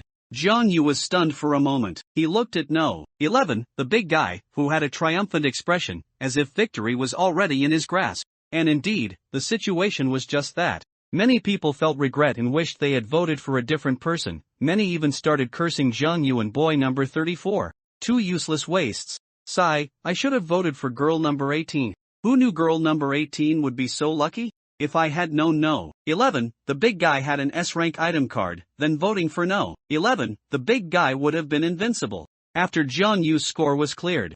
Jiang Yu player 6 o'clock points. Girl number 18, rat 6 plus monkey 4 plus rat 5 plus horse 5 plus ox 3 plus rabbit 6 plus rooster 6 is equal to 35 points. First place, boy number 34, bust 0 points. No. 11, the big guy, monkey 3 plus sheep 3 plus snake 5 plus sheep 4 plus horse 3 plus monkey 2 is equal to 20 points. Second place, the game seemed to be over. But no. 11, the big guy seemed to have forgotten. Jiang Yu possessed a total of 3 item cards. In the first rock paper scissors game, he obtained an S-rank undying card. In the second 123 wooden man game, he obtained an S-rank rank swap card. In the third desperate zodiac game, he obtained a B-rank zodiac swap card at the start. Currently, Jiang Yu had only used 1 zodiac swap card. Why would this foolish big guy think he had no trump cards left? If he remembered correctly, no. 11, the big guy only participated in the second 123 wooden man game. He only had 1 item card, which was this S-rank clear scorecard. Now that he had used it, he had no trump cards left. So, when Jiang Yu takes out the S-rank item card, rank swap card, after swapping his rank with no. 11, the big guy, how will you respond? This will be the ultimate reversal. Next, it was Jiang Yu's turn. According to the effect of no. 11's prop card, player 6 is no longer eligible to draw cards. Do you choose to end the game? The bullhead referee looked at Jiang Yu, his eyes cold. Everyone else also looked at Jiang Yu. No. 11, the big guy, was beside himself with glee, while girl number 18 let out a long sigh of relief. The other players gathered around the table were spitting wildly, some with distorted faces, cursing at Jiang Yu, seemingly complaining about his lack of fighting spirit. Some were beaming with joy, cheering with raised arms, as if they had bet on girl number 18 or no. 11, and were incredibly excited. Jiang Yu shivered, momentarily dazed. In that instant, he felt as if he was sitting at the game table, surrounded by endless darkness, with a single beam of light shining on him from above, all alone. He felt as if he was in hell, surrounded by demons. Since that was the case, he would fight his way out of this bloody death game. Jiang Yu sat in his chair, his expression unruffled. He pulled out a prop card from his and threw it on the table, looking at the bullhead referee. No, I choose to activate this S-rank item card. Skill, target, no. 11. The others were somewhat surprised, and everyone immediately looked over. The other 3 were no exception. They suddenly remembered that Jiang Yu had more than 1 prop card. On the table, there was an S-rank item card that seemed to be glowing golden. S-rank item card, rank swap card. Description: use this prop card in-game to swap ranks with the opponent. The big guy suddenly stood up, his hands on the table, his eyes wide, his face pale, an expression of disbelief on his face, his chest heaving. He pointed at Jiang Yu and said, "How is that possible? How could you have an S-rank item card and a prop card with this kind of function?" The big guy's expression was utterly despairing. He knew he was doomed, because he had no trump cards left. His only prop card had already been used here. Girl number 18 clutched her chest, a wave of lingering fear washing over her. Fortunately, Jiang Yu hadn't used this card on her, otherwise, she might have ended up in last place. She would have been eliminated too. Thinking of this, she showed some gratitude towards Jiang Yu. The onlookers erupted again. Holy moly, these S-rank item cards are more overpowered than the last. How are we supposed to play now? Yeah, I bet on no. 11, and I thought he was a sure win. You can still play like this? Wait. I think I bet on player 6, I didn't expect this. Oh my god, this is the ultimate reversal. The game can be played like this. The bullhead masked man was somewhat surprised, but he still picked up the prop card from the table. After confirming it was correct, he looked at Jiang Yu and asked, "Please confirm if you want to use this S-rank item card on no. 11? Jiang Yu calmly replied, "Yes." Confirmation complete. Player SAXS prop card has taken effect. No. 11, please hand over all the zodiac cards you currently possess to me. After receiving the answer, the bullhead referee looked at no. 11, the big guy, and extended his hand, his voice equally cold. No. 11, the big guy, reluctantly handed over the zodiac cards on the table. The bullhead masked man took the zodiac cards and arranged them in order on Jiang Yu's table. Monkey 3, Goat 3, Snake 5. Goat 4, Horse 3, Monkey 2. The situation on the field instantly changed. Jiang Yu, player 6 Monkey 3 plus Goat 3 plus Snake 5 plus Goat 4 plus Horse 3 plus Monkey 2 is equal to 20 points. Second place, girl number 18, Rat 6 plus Monkey 4 plus Rat 5 plus Horse 5 plus Ox 3 plus Rabbit 6 plus Rooster 6 is equal to 35 points. First place, boy number 34, Busted card, 0 points. No, 11 o'clock points. Jiang Yu looked at the big guy, a hint of mockery in his eyes. In the previous 123 wooden man game, the big guy had snatched his iron bead. That scene was still vivid in his memory. No. 11. The big guy gritted his teeth as he stared at Jiangyu, wishing he could devour him alive, but he was utterly helpless. The game was not completely over yet. It was girl number 18's turn. She repeatedly shook her head, choosing to stop drawing cards without hesitation. It was boy number 34's turn. He had already busted his hand, so he could only stare blankly. It was no. 11. The big guy's turn. He couldn't produce a prop card, and he had already chosen to stop drawing cards in the previous round. Everyone stopped drawing cards, and finally, the game ended. Boy number 34 and no. 11, the big guy, both had 0 points and would be eliminated.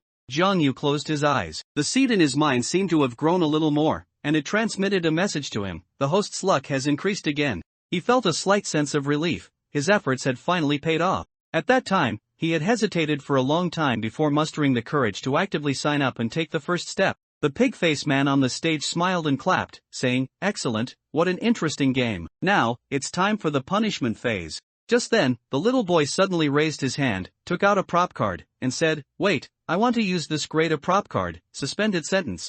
Everyone looked over.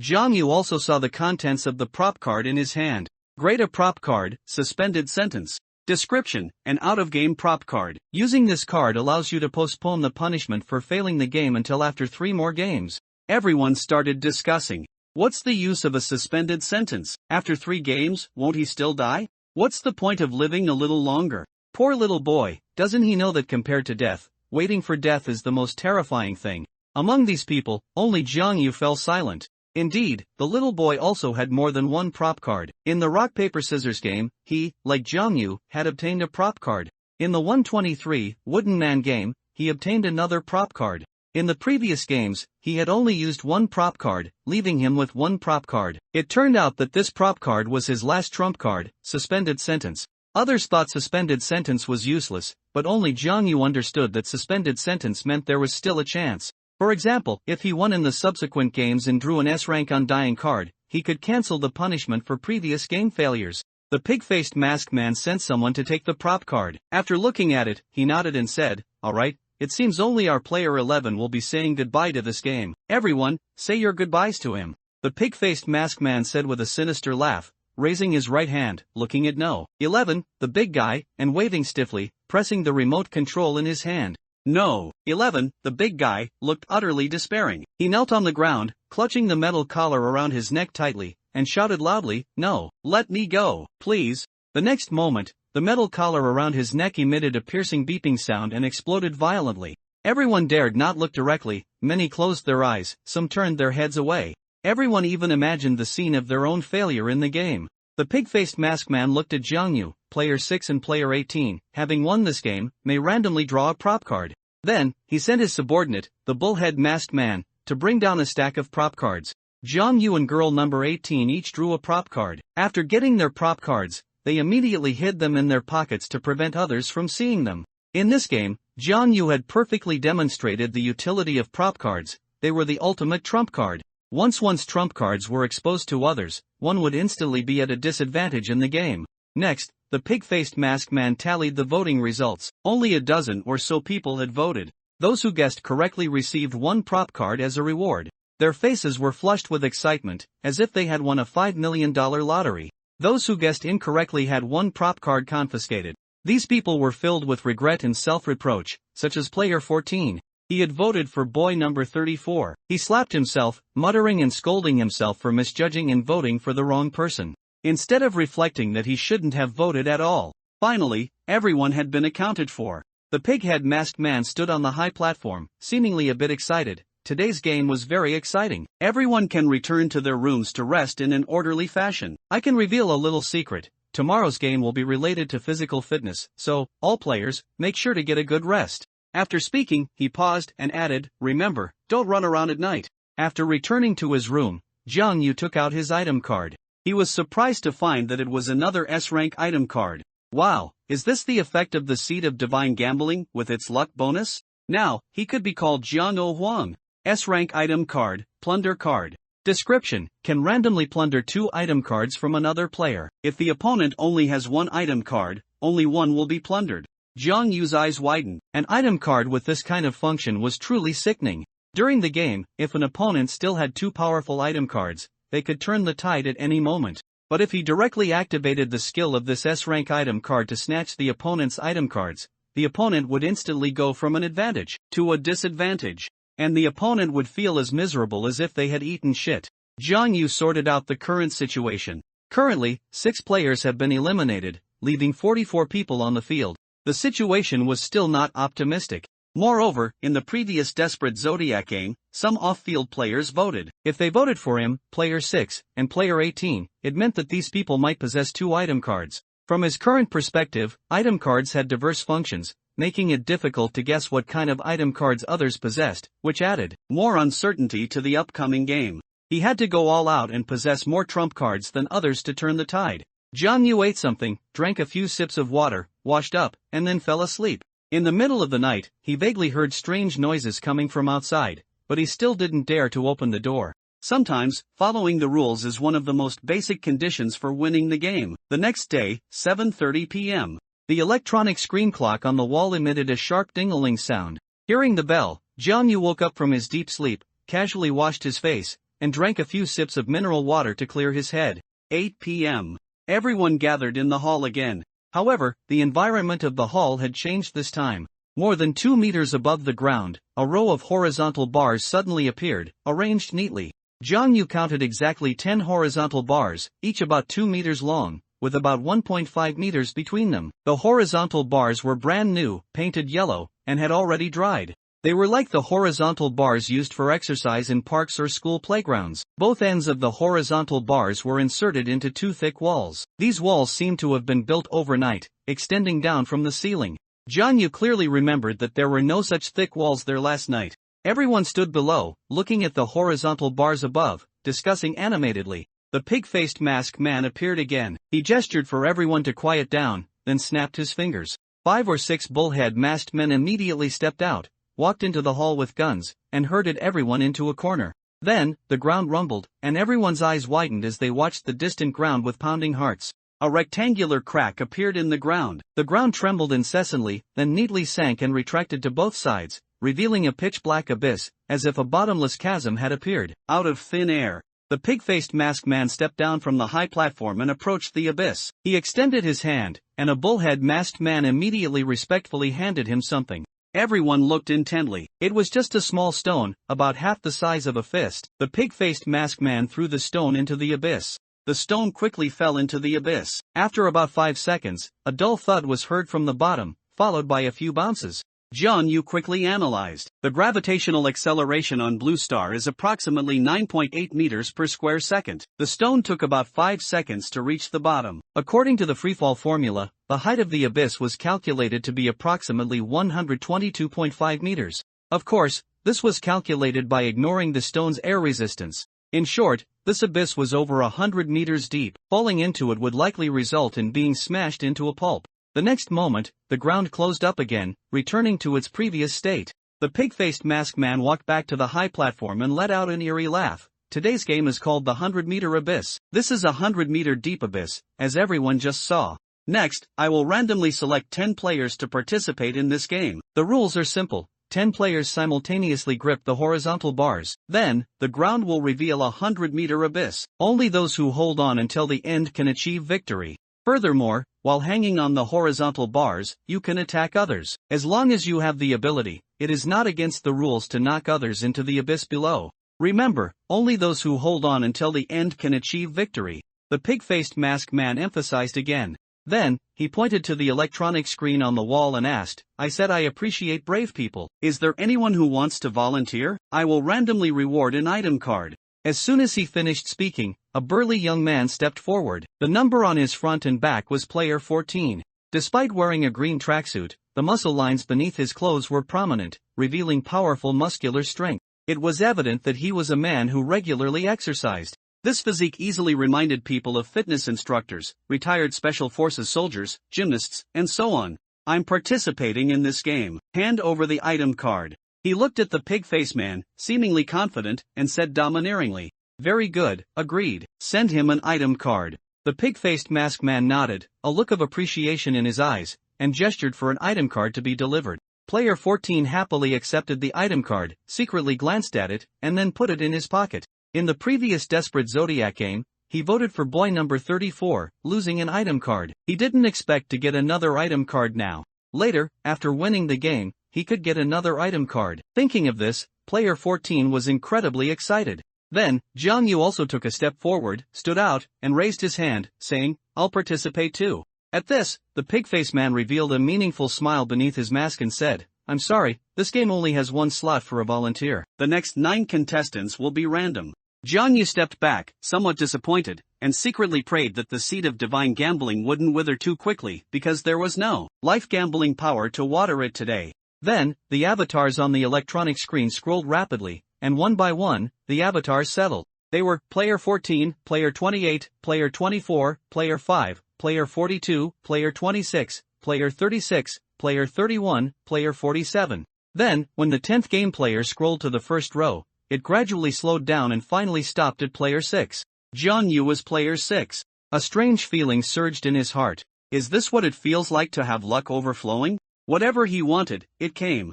The pig-faced masked man pointed at the electronic screen and said excitedly, "Excellent, our 10 players have been selected. Please step forward." Also, just like the last game, to increase the fun for other players, the voting round will remain open, with the same rules as before. Among the crowd, the players whose numbers were called stepped forward.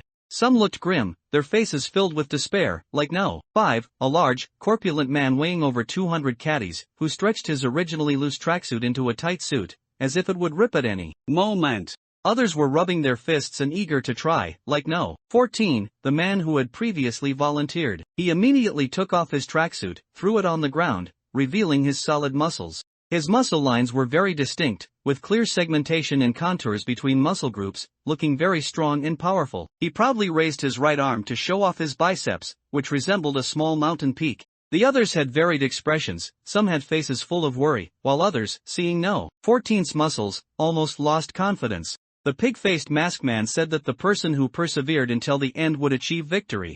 Clearly, No. 14 had a perfect physique, a moderate body weight, but strong arm muscles, enough to last for a long time. No. 47 was also a well-built man with a shaved head and developed biceps. He looked fierce and menacing, and a tattoo inadvertently exposed on his neck made him look like a convict from prison. But what was most impressive about him was that despite being bald, he had a small goatee under his chin, tied with a rubber band like a tiny braid, which was quite amusing. All 10 people had stepped forward, standing in a row, looking at the pig-faced masked man. Then, the pig-faced masked man announced the start of the voting round, and many of the players who were not participating in the game chose to vote, because in this round, they were very optimistic about No. 14 and No. 47. These two had outstanding physiques, greatly increasing their chances of winning.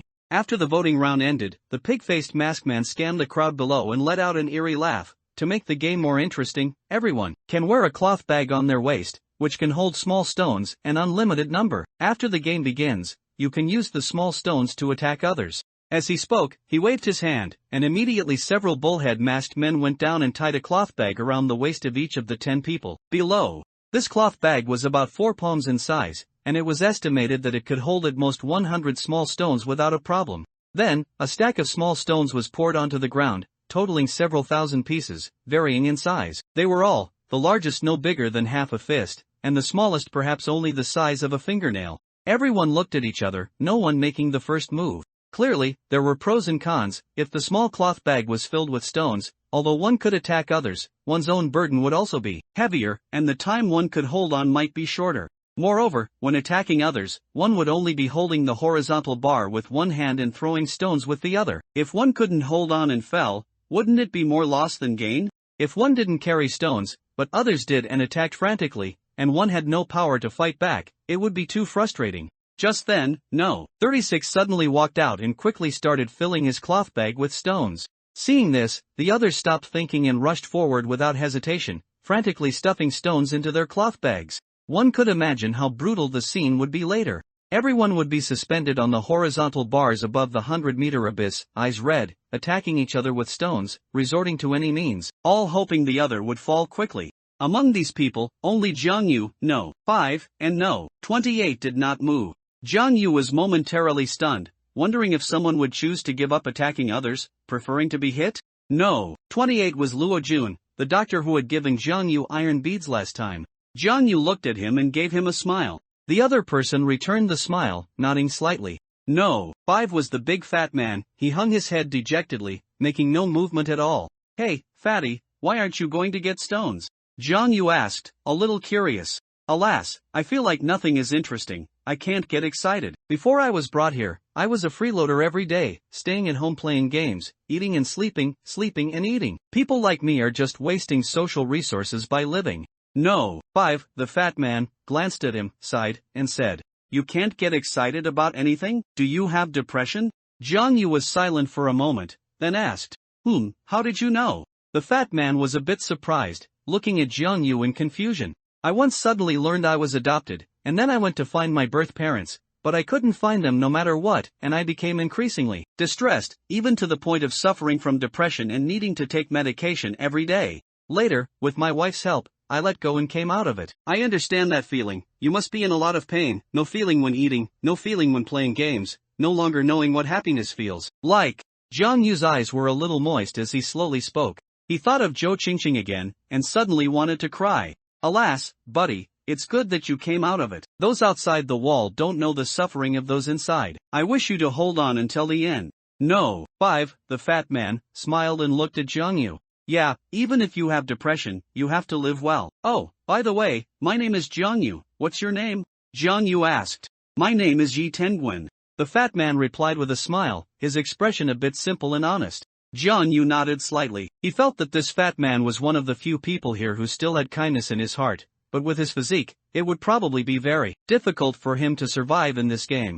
After the others finished filling their cloth bags with stones, the pig-faced masked man waved his hand, and immediately several bullhead masked men walked down and wrapped a strip of yellow tape around each person's mouth. Everyone was a little panicked and at a loss, but they couldn't speak and didn't dare to tear it off, not knowing what the pig-faced man was going to do. Don't misunderstand, it's just that in the last competition, someone in this game, holding onto the horizontal bar, was about to give up and kept screaming wildly, which was a bit noisy. I said I like quiet, so I've sealed all your mouths. After everyone's mouths were tightly sealed with tape, the pig-faced masked man explained.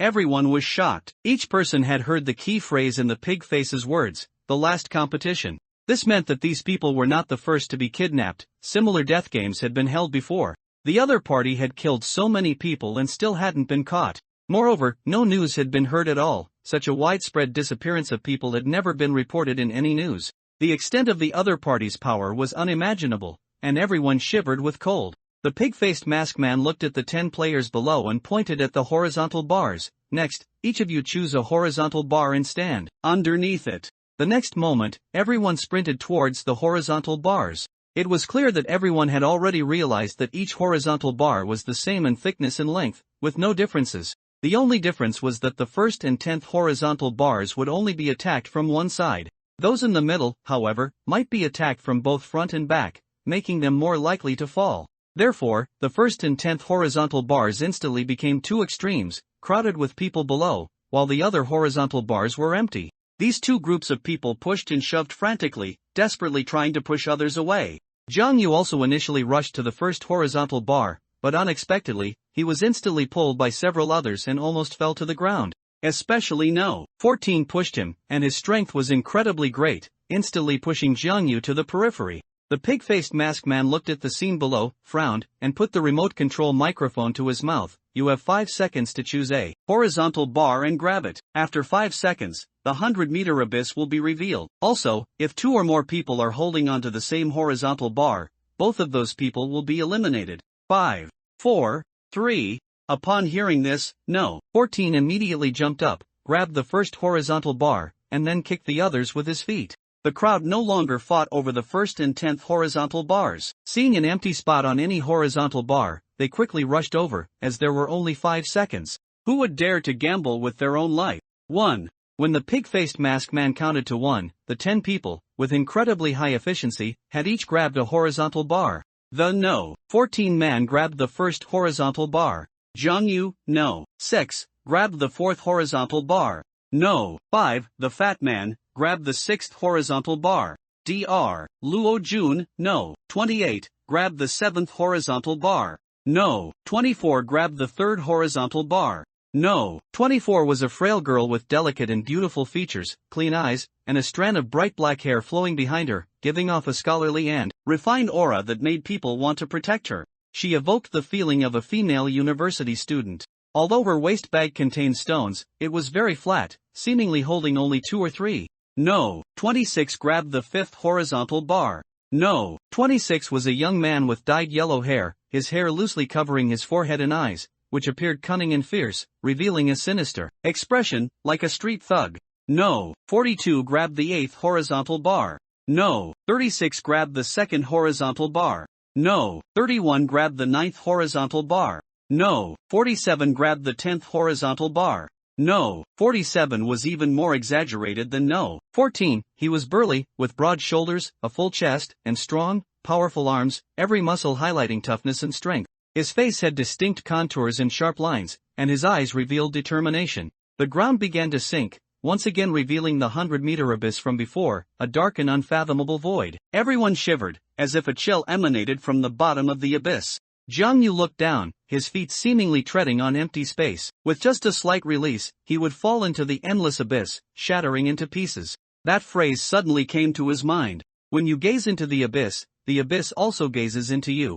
The game had just begun, and rocks were already flying everywhere. The reason was simple. A large number of rocks in a waist pouch would increase one's burden, affecting how long they could hold onto the horizontal bar. Throwing rocks at others, however, not only eliminated them and reduced the pressure of the match but also quickly lightened one's own load. The sound of rocks hitting the bottom of the 100-meter abyss echoed upwards, striking fear into everyone's hearts. Jiang Yu was also hit several times by the flying rocks, but luckily, it only caused slight pain and didn't affect him much.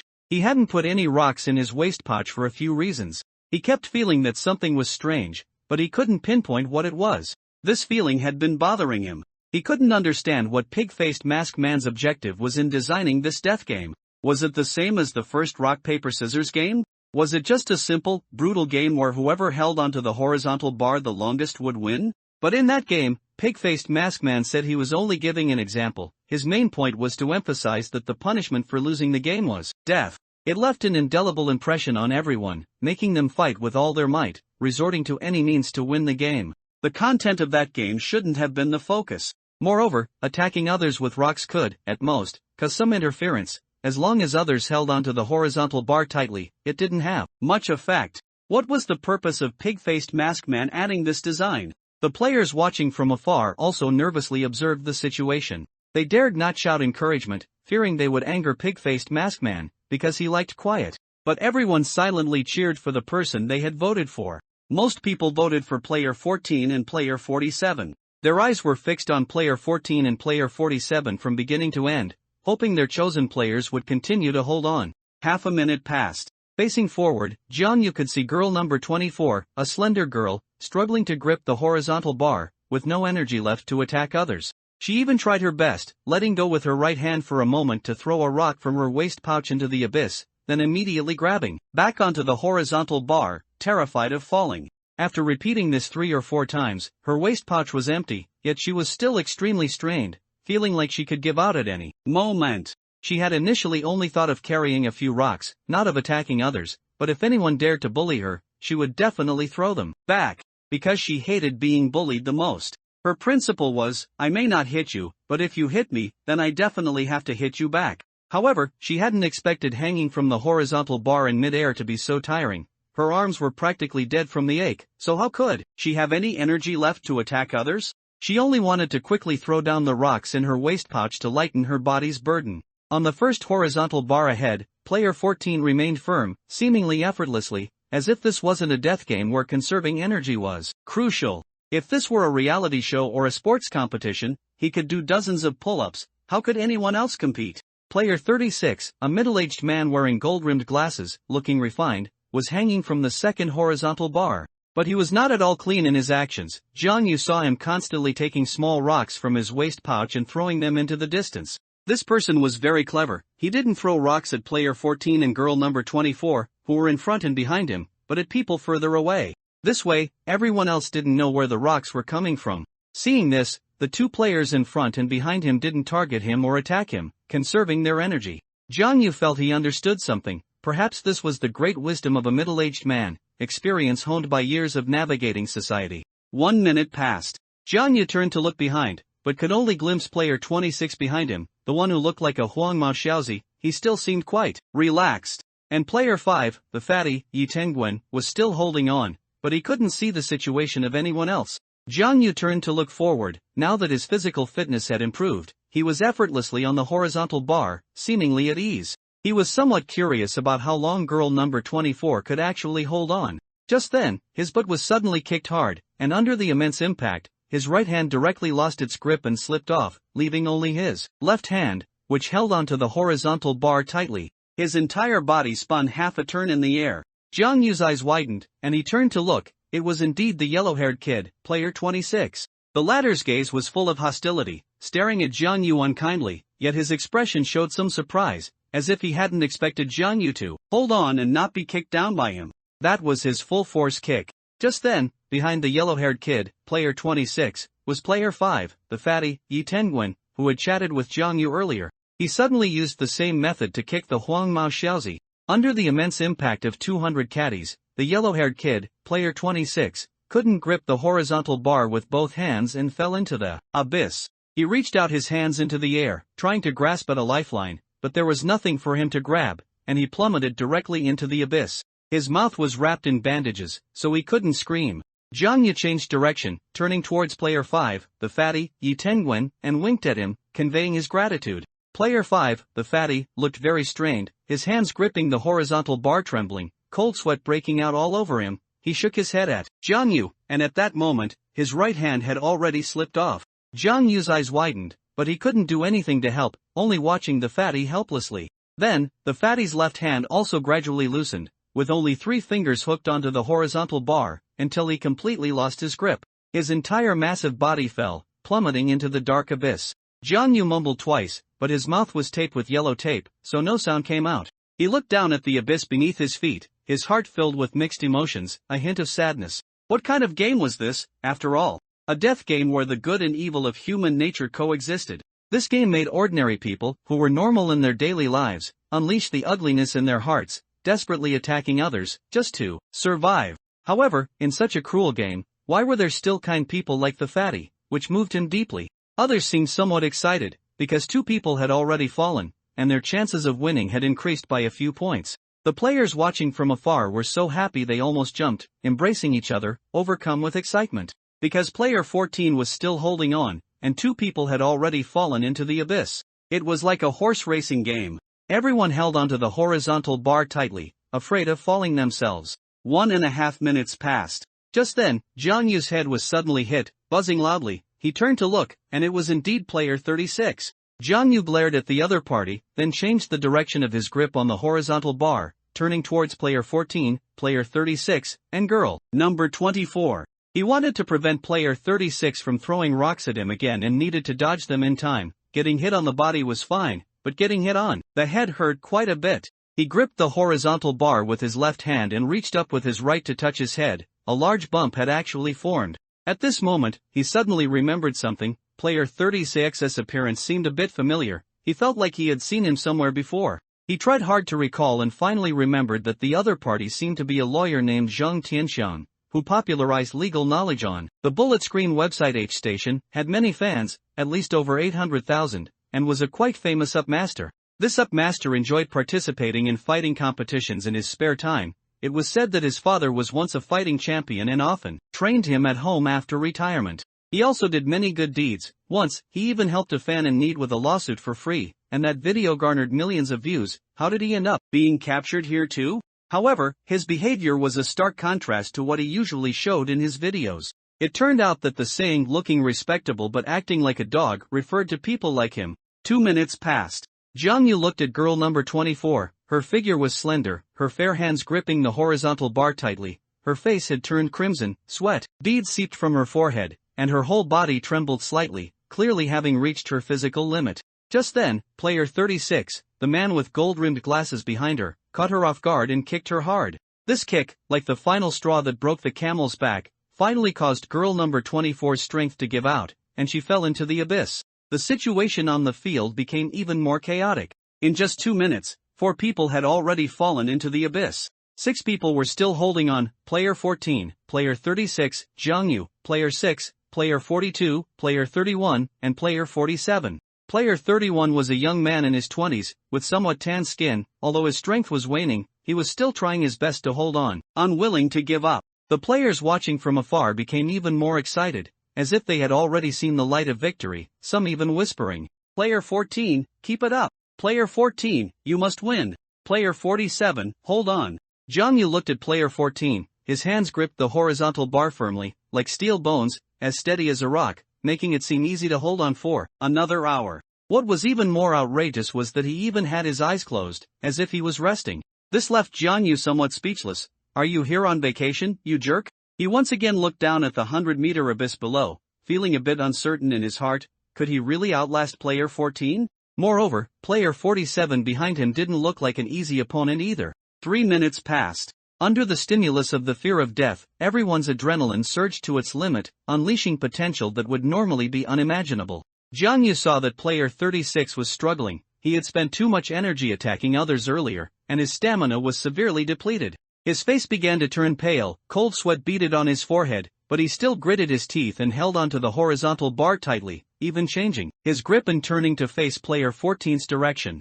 Jiangyu immediately realized that girl number 24 on the third horizontal bar had already fallen, and he had no stones in his cloth bag to threaten him. Player 36 was worried that player 14 would attack him, so he cautiously faced player 14 to prevent a sneak attack. However, his worries were unnecessary. 4 minutes arrived. Player 36's stamina had reached its limit, his whole body trembled violently, as if he could fall at any moment, and even though he tried his best to hold onto the horizontal bar, his hands were already cramping. Until about 4 minutes and 20 seconds, he could no longer hold on, slipped from the horizontal bar, and plunged into the abyss. Jiangyu sighed inwardly. If player 36 hadn't wasted his energy throwing stones at others, he might have been able to hold on a little longer. Jiangyu changed his grip and turned around, only to see player 42 and player 31 in the distance kicking at each other, then their legs intertwined, pulling each other simultaneously into the abyss. Just over 5 minutes had passed. 7 out of 10 people had fallen into the 100-meter abyss. Only 3 people remained on the field: player 14, Jiangyu, player 6, and player 47.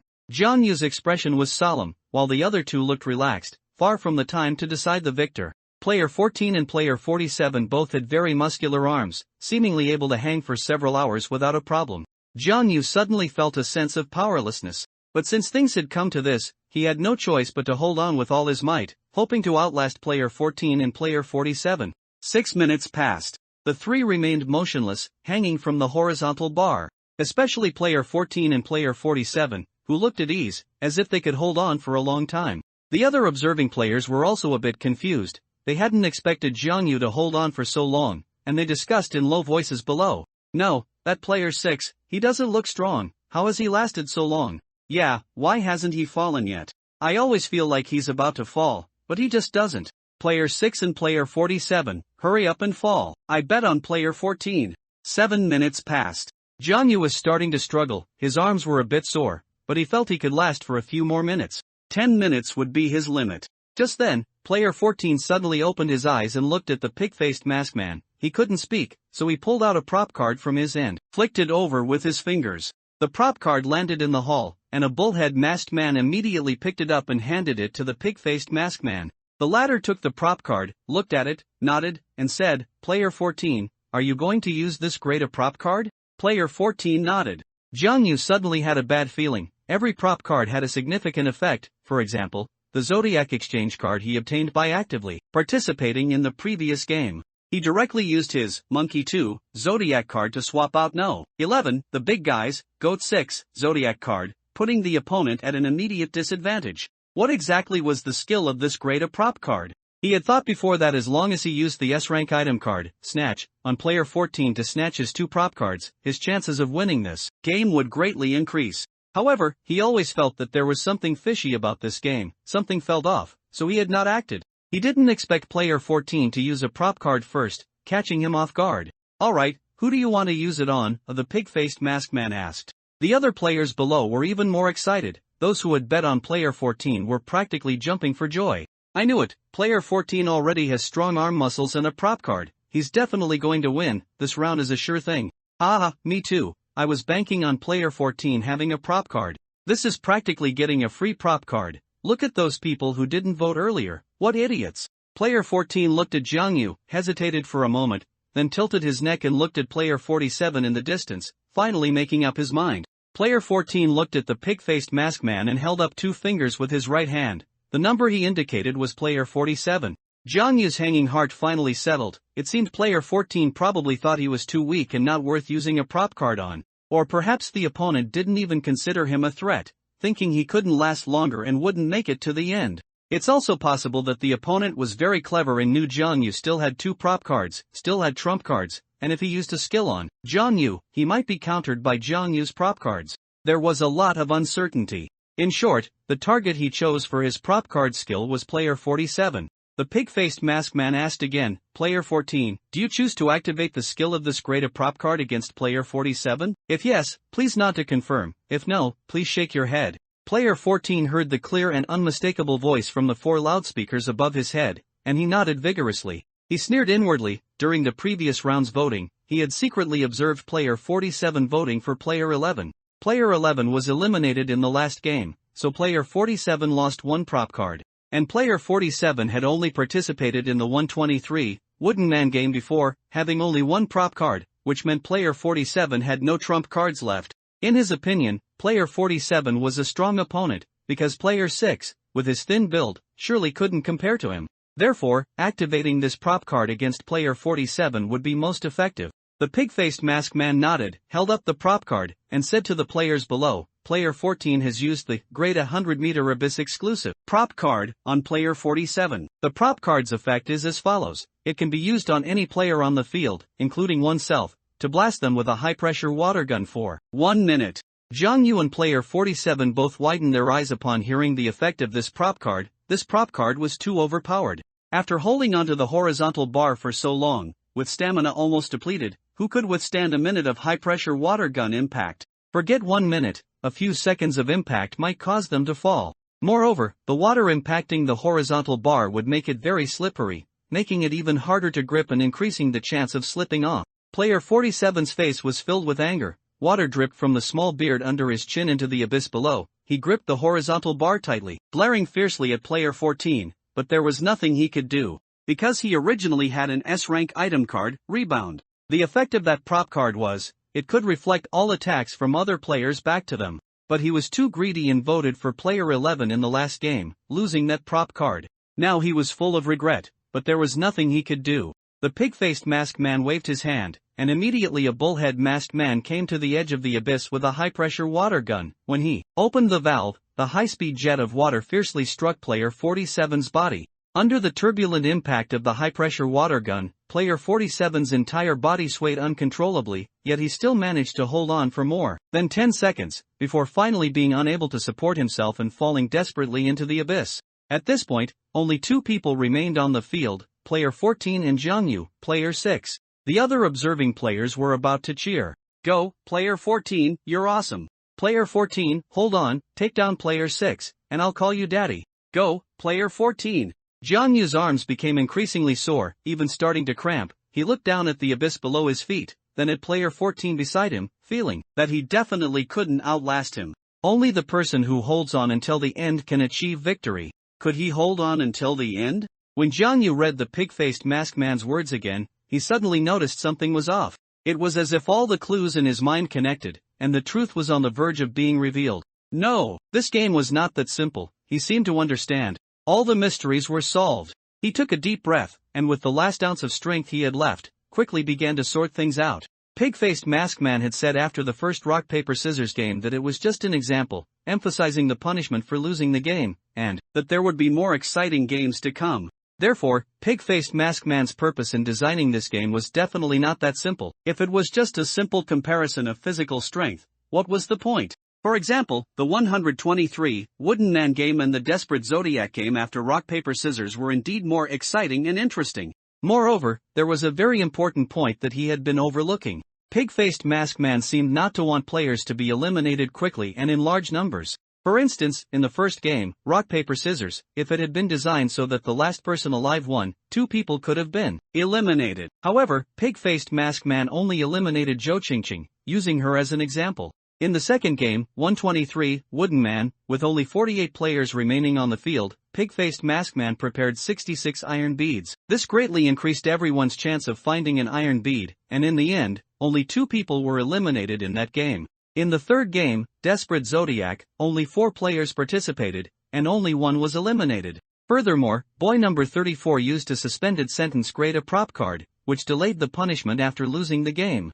This also reflected that Pig-Faced Man did not want players to be eliminated too quickly, that is, to die. Why would Pig-Faced Mask Man do this? From Pig-Faced Mask Man's perspective, he wanted players to die slowly so that he could enjoy many interesting death games. Just as a predator enjoys seeing its prey struggling in its death throes. This was the fourth game, 100-meter abyss. A full 10 players participated in this game. If 9 people were eliminated in this game, subsequent games would be impossible to play. This was the first thing that made Zhang Yu feel something was off.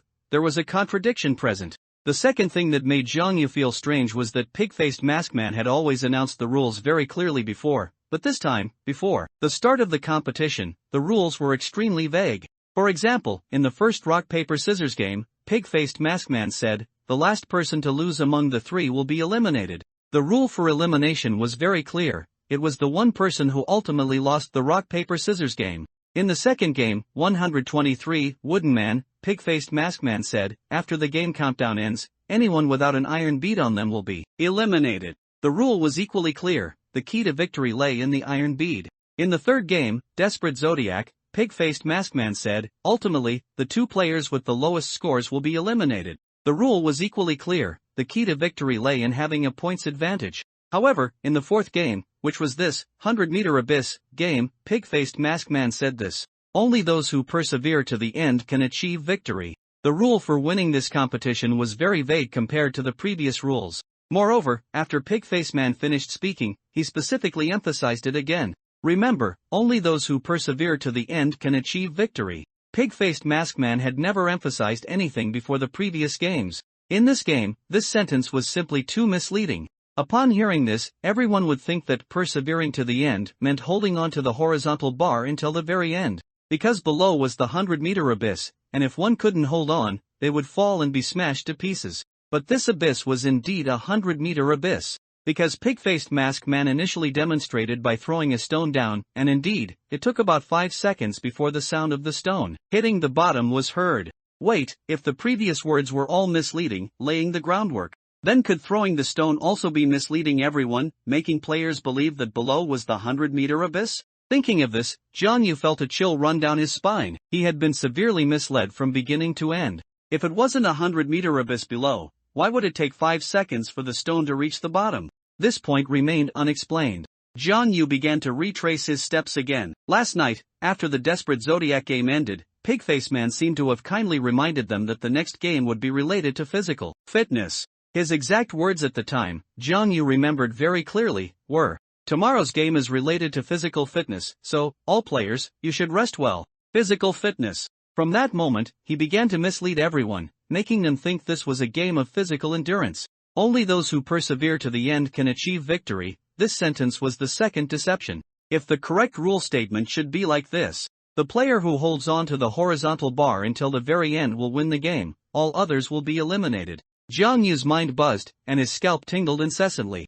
Indeed, Pig-Faced Mask Man omitted the most crucial information, namely the 2 words, horizontal bar, but it seemed no one noticed. This was the second thing that made Zhang Yu feel something was off. At this moment, he finally understood. There was also a third point, the grade a prop card obtained by male number 14. Its skill description was, can use a high-pressure water gun to impact any player on the field, including oneself, for 1 minute. If it was a prop card, and an A-grade one at that, it must be beneficial to oneself. Then why would one need to impact oneself with a high-pressure water gun? This was another very contradictory point. Pig-Faced Mask Man was not a fool, on the contrary, he was very intelligent. There were absolutely no loopholes in the functions of these prop cards, so why did he design them this way?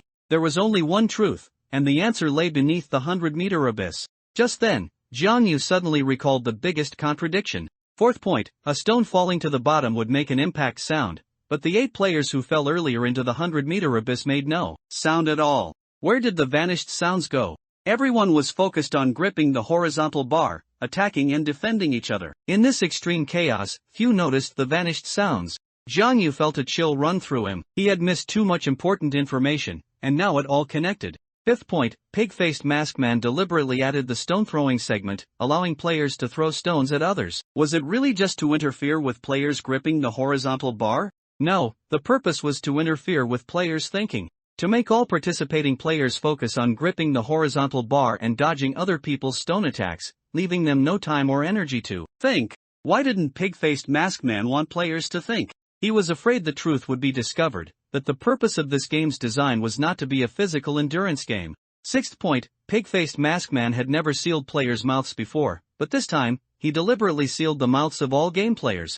He even gave a reason: he liked quiet, which seemed reasonable given his previous behavior. He had emphasized many times that he liked quiet. What was he afraid of? Afraid of players falling into the abyss making a sound? Jiang Yu suddenly understood. Everything was connected. Jiang Yu quickly organized the key clues from before. First point, it was unlikely that 9 people would be eliminated in this game. Second point, pig-faced masked man deliberately omitted important information, intentionally misleading everyone. Third point, the A-grade prop card skill was self-contradictory. Fourth point, 8 players fell into the abyss, but no sound came up. Fifth point, pig-faced masked man deliberately interfered with players thinking to cover up the truth. Sixth point, all players' mouths were taped shut, which was very unusual. Seventh point, the arrangement of these horizontal bars was somewhat strange. A bold idea formed in his mind. Of course, it was just his guess. However, it was enough. All the answers were below. Jiang Yu suddenly widened his eyes and looked at the abyss below his feet, although he still felt a chill rising, making him shiver involuntarily. At this moment, he thought of a phrase: to live by facing death. And this seemingly long period of thought, in Jiang Yu's mind, was only a dozen seconds of deduction. At this moment, number 14 remained as solid as a rock, firmly gripping the horizontal bar, looking at Jiang Yu with a hint of disdain. He felt that the other party couldn't hold on much longer. He himself was the one who would persevere to the end. Victory would ultimately belong to him. But the next moment, he saw Jiang Yu actually raise his head and look at him, even though the other party's mouth was wrapped in clear tape. However, that number 6 actually showed a slight smile. Then, a shocking scene unfolded before him. The other party actually voluntarily let go with both hands, falling into the dark abyss below in a lying position, still with a strange smile on his face. It made him feel a little unnerved. For a moment, he didn't quite understand, feeling his brain wasn't processing fast enough. The other party clearly could have held on for a while longer, so why did he voluntarily give up? He looked at the other 9 empty horizontal bars. He was a bit dazed, and also a bit surprised. Did he win? Did he persevere to the end? Did the victory of this game belong to him? The other onlookers were also excited. Those who voted for player 14 jumped up in excitement, and some were cheering.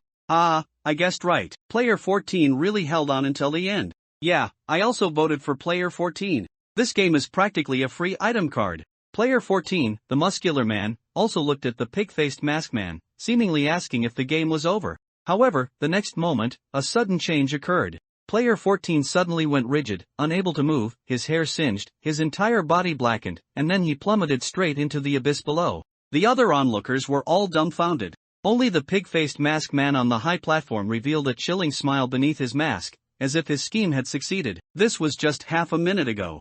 Jiang Yu voluntarily let go of his hands, assuming a lying position with a smile on his face, and quickly fell into the abyss below. 3 seconds later, his body landed with a thud on a massive safety net, bouncing a few times. He fumbled in the darkness, sensing his surroundings. Indeed, it was a huge safety net with many small holes in the mesh, like a sieve, only wide enough for a fist-sized object to pass through. So that was it. All the mysteries in his mind were finally solved. Previously, when the pig-faced masked man threw small stones into the abyss, they naturally passed through these mesh holes. However, when a human body fell, it would be safely caught. No wonder, when other players fell into the abyss, he hadn't heard the sound of a heavy object landing.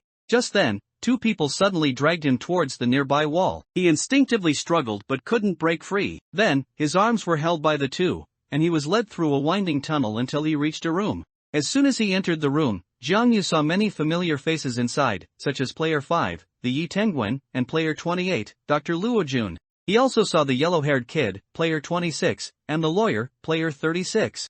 All the players who had previously fallen into the abyss were in this room, each sitting obediently on a chair, waiting. The two who brought Jiang Yu in were bullhead masked men, holding guns, gesturing for Jiang Yu to find a chair and sit down.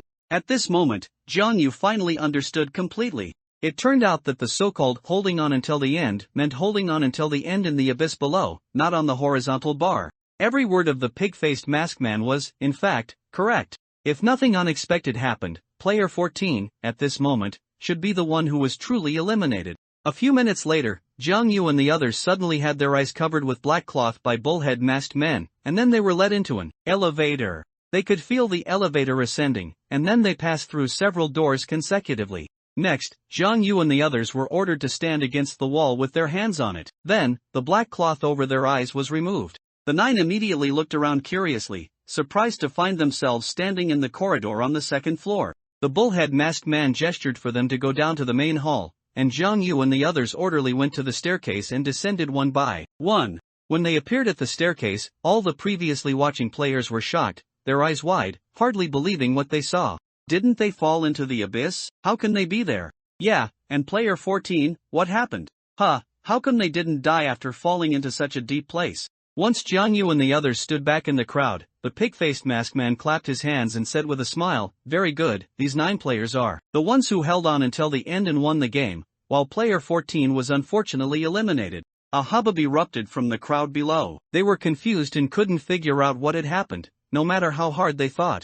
Some people grabbed Jiang Yu and the others, curiously asking what had happened, eager for answers. The pig-faced masked man frowned, signaling for everyone to be quiet. A wicked smile appeared beneath his mask as he disdainfully said, "I never said that holding on until the end was on the horizontal bar, it's just that you foolish players are self-righteous. By the way, there are 10,000-volt high-voltage wires hidden inside that row of horizontal bars. The last person remaining on the horizontal bar will suffer the punishment of electric shock." All the players below were stunned. The pig-faced masked man actually played such a trick, it was simply disgusting. Everyone had been misled. People whispered among themselves, discussing the situation. "This is so F***king disgusting, how are we supposed to play this? Damn it, pig-faced man's words can't be trusted. Sigh, why does the game feel more and more complicated? My brain can't keep up, I feel like I won't make it out of here alive." A smile played on Jiang Yu's lips. Earlier, when he saw that row of horizontal bars, he suddenly thought of parallel circuits he had learned about in physics. The arrangement of the horizontal bars was very similar to a parallel circuit. Once the switch was flipped, it could instantly electrocute the people on the bars. His final gamble of letting go, gambling life with a shot, had paid off again. Jiang Yu closed his eyes, and in his mind, the golden seed of divine gambling grew a little stronger. It transmitted a message to Jiang Yu, "The host's intelligence has improved." Jiang Yu opened his eyes, a little excited, feeling a sense of growth. As he felt the seed of divine gambling grow, he also became stronger. The pig-faced masked man looked down and said, "The other 9 players who won this game are player 5, player 6, player 24, yellow-haired kid, player 28, player 31, player 36, player 42, and player 47. These 9 players can randomly draw an item card later." Then, he motioned for a bullhead masked man to go down with the item cards, and the 9 people successively and randomly picked an item card. Because the item cards were face down, and the patterns on the back were all identical, everyone could only rely on their intuition to choose an item card. No one could see what item card others had drawn. Jiang Yu also drew an item card. Although he hadn't looked at it, he felt that it was at least an A-rank item card. Because his luck value was so high now, God would surely favor him. Next, the pig-faced masked man tallied the voting results. Nearly half of the people voted, but almost everyone guessed wrong, as they mostly voted for player 14 and player 47. Those who voted for player 47 were fine, but those who voted for player 14 lost terribly. These people were heartbroken and regretfully handed over one of their item cards. After the tally was complete, the pig-faced masked man gazed at the crowd below and said, "Today's game was very exciting, everyone. Now there are only 43 players left on the field. What does this mean? It means that everyone's chance of winning 10 million in prize money has increased to 1 in 43. The pig-faced masked man's words were full of passion, making many people below excited and emotional, clenching their fists, their faces flushed, as if 10 million already belonged to them. Everyone can orderly return to your rooms to rest. I can reveal a little. Tomorrow night's game is called Gambling Life with a Shot. Furthermore, as a reward to everyone, after the game tomorrow night, I will arrange a lavish dinner. The pig-faced masked man elegantly bowed, taking a formal bow. After Jiang Yu returned to his room, the first thing he did was to check what grade of prop card he had drawn this time. B grade item card, Divine Eye. Introduction: use this grade B prop card to view the skills of any 2 prop cards currently owned by other players. Jiang Yu pondered for a moment. Although his luck was good now, he still didn't draw an S-rank item card or grade A prop card every time. This grade B item card wasn't very powerful, but its effect would be better in later games, because knowing the opponent's prop card skills was equivalent to knowing their trump card. He organized his prop cards. He currently had 3. S-rank item card, Undying card. S-rank item card, Robbing card. B-grade item card, Divine Eye. Jiang Yu casually ate some bread and took 2 sips of water, frowning with a hint of disgust. The bread was dry and hard, like stale steamed buns, and it smelled unpleasant, as if it had been left out for a long time and was starting to mold. But he couldn't not eat. He needed to maintain sufficient physical and mental strength in every game to go all out and win. He couldn't help but miss the fragrant bread from the bakery. He remembered pig-faced masked man saying that after the game tomorrow night, there would be a lavish dinner, which made him a little excited. Then, he chugged 2 bottles of water, lay down on the soft, large bed, and drifted off to sleep. The only thing that brought him comfort in this dilapidated room was the soft, large bed. In the middle of the night, Jiang Yu woke up in a daze, or more precisely, he was woken up by the urge to urinate. He went to the bathroom, and after flushing the toilet, he suddenly heard faint sounds from outside. He pressed himself against the door and listened. It sounded like someone was moving in the corridor. He couldn't help but feel a little apprehensive. Didn't the other person fear that steel monster reappearing? Or perhaps there were other monsters. Curious, Jiang Yu pulled the door open, revealing a crack, and looked into the corridor, just in time to see the figure disappear down the stairs. He quickly closed the door, locked it from the inside, fearing some monster might rush in, then lay back on the bed, wrapping himself tightly in the quilt, only then feeling a sense of security. The next day, 8 p.m. Everyone gathered in the hall again. The scene had changed again this time. A table had been added to the center of the hall, but it was a large round table. Everyone looked at the round table curiously, only to see 6 chairs arranged around it, and standing beside the round table was a bullhead masked man referee. This setup was very similar to the previous game, Desperate Zodiac. Is it another card drawing game? Many people wondered. However, their attention was soon drawn to the 6 handguns on the round table, which looked like revolvers, surrounded by a pile of bullets and several large red transparent dice. What kind of game would use handguns? Many people were seeing real guns for the first time. Just as everyone was discussing animatedly, pig-faced masked man appeared on the high platform as usual. He stood at the edge of the high platform, looking down at the players below, spread his arms, and his voice resounded throughout the hall. Good evening, everyone. Now, I will announce tonight's game. Tonight's game is called Gambling Life with a Shot, with 6 players participating. He paused, then continued. As I said, I admire courageous people. If someone voluntarily signs up, I will give him an exclusive prop card for the Gambling Life with a Shot game. If no one signs up, the screen will randomly select players to participate.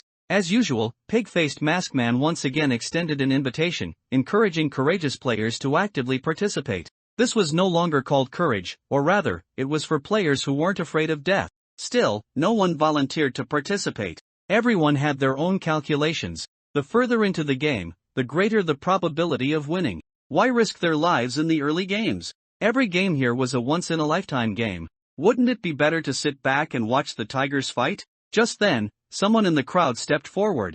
I'll participate. The others all looked over. Jiang Yu was stunned for a moment, looking at the person. It was the boy number 34 from before. I'll participate too. Then, another person stepped forward. His clothes were marked with the number 20.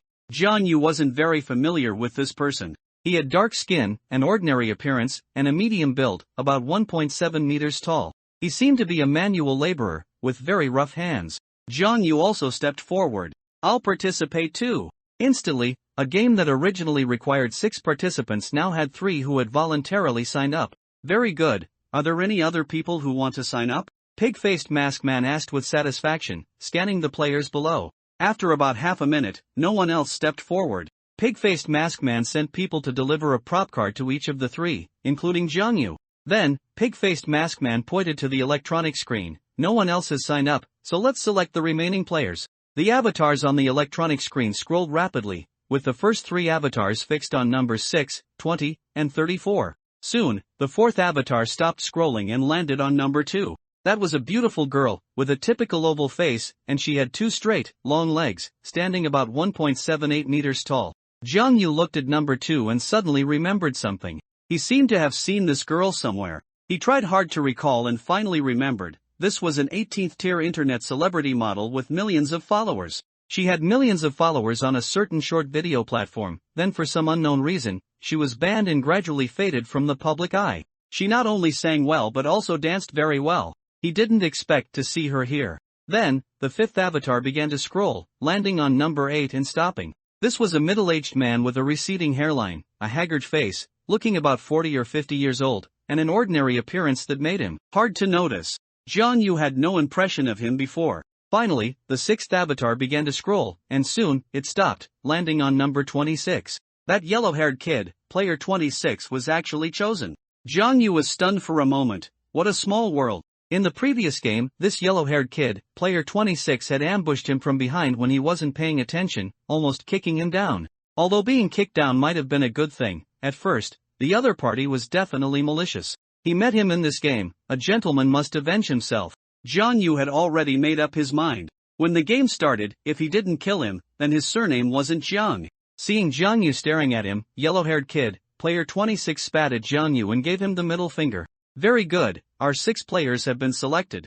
This is a game that tests intelligence and courage. Everyone needs to shoot themselves in the head. I wish you good luck. On the high platform, pig-faced Maskman's mask once again revealed a mischievous smile as he scanned the 6 players below, including Jiang Yu, then paused and continued. Next, I will announce the rules for Gambling Life with a Shot. Game name, Gambling Life with a Shot. Before the game starts, each player selects a revolver from the table, takes 10 bullets and 1 die, then takes a seat. The game is divided into 4 phases. The loading phase, each player loads bullets into their gun. There are 2 choices, load 1 bullet or choose not to load any bullets. The dice phase, the die has 6 pips, namely 1, 2, 3, 4, 5, 6. After each person chooses their die pip, they place the die on the table and cover it with their hand. The question phase, in this phase, each player can choose to question whether another person's gun has no bullets. When questioning, they need to say, I bet your gun has no bullets. If player B's gun has no bullets loaded and player A successfully questions him, player B will need to add 1 bullet to his gun, and player A will receive a prop card. Conversely, if player A's questioning fails, meaning player B's gun has bullets, player A will need to add another bullet to his own gun, and player B will receive a prop card. Each player can question at most 1 player per round. Of course, they can also choose not to question.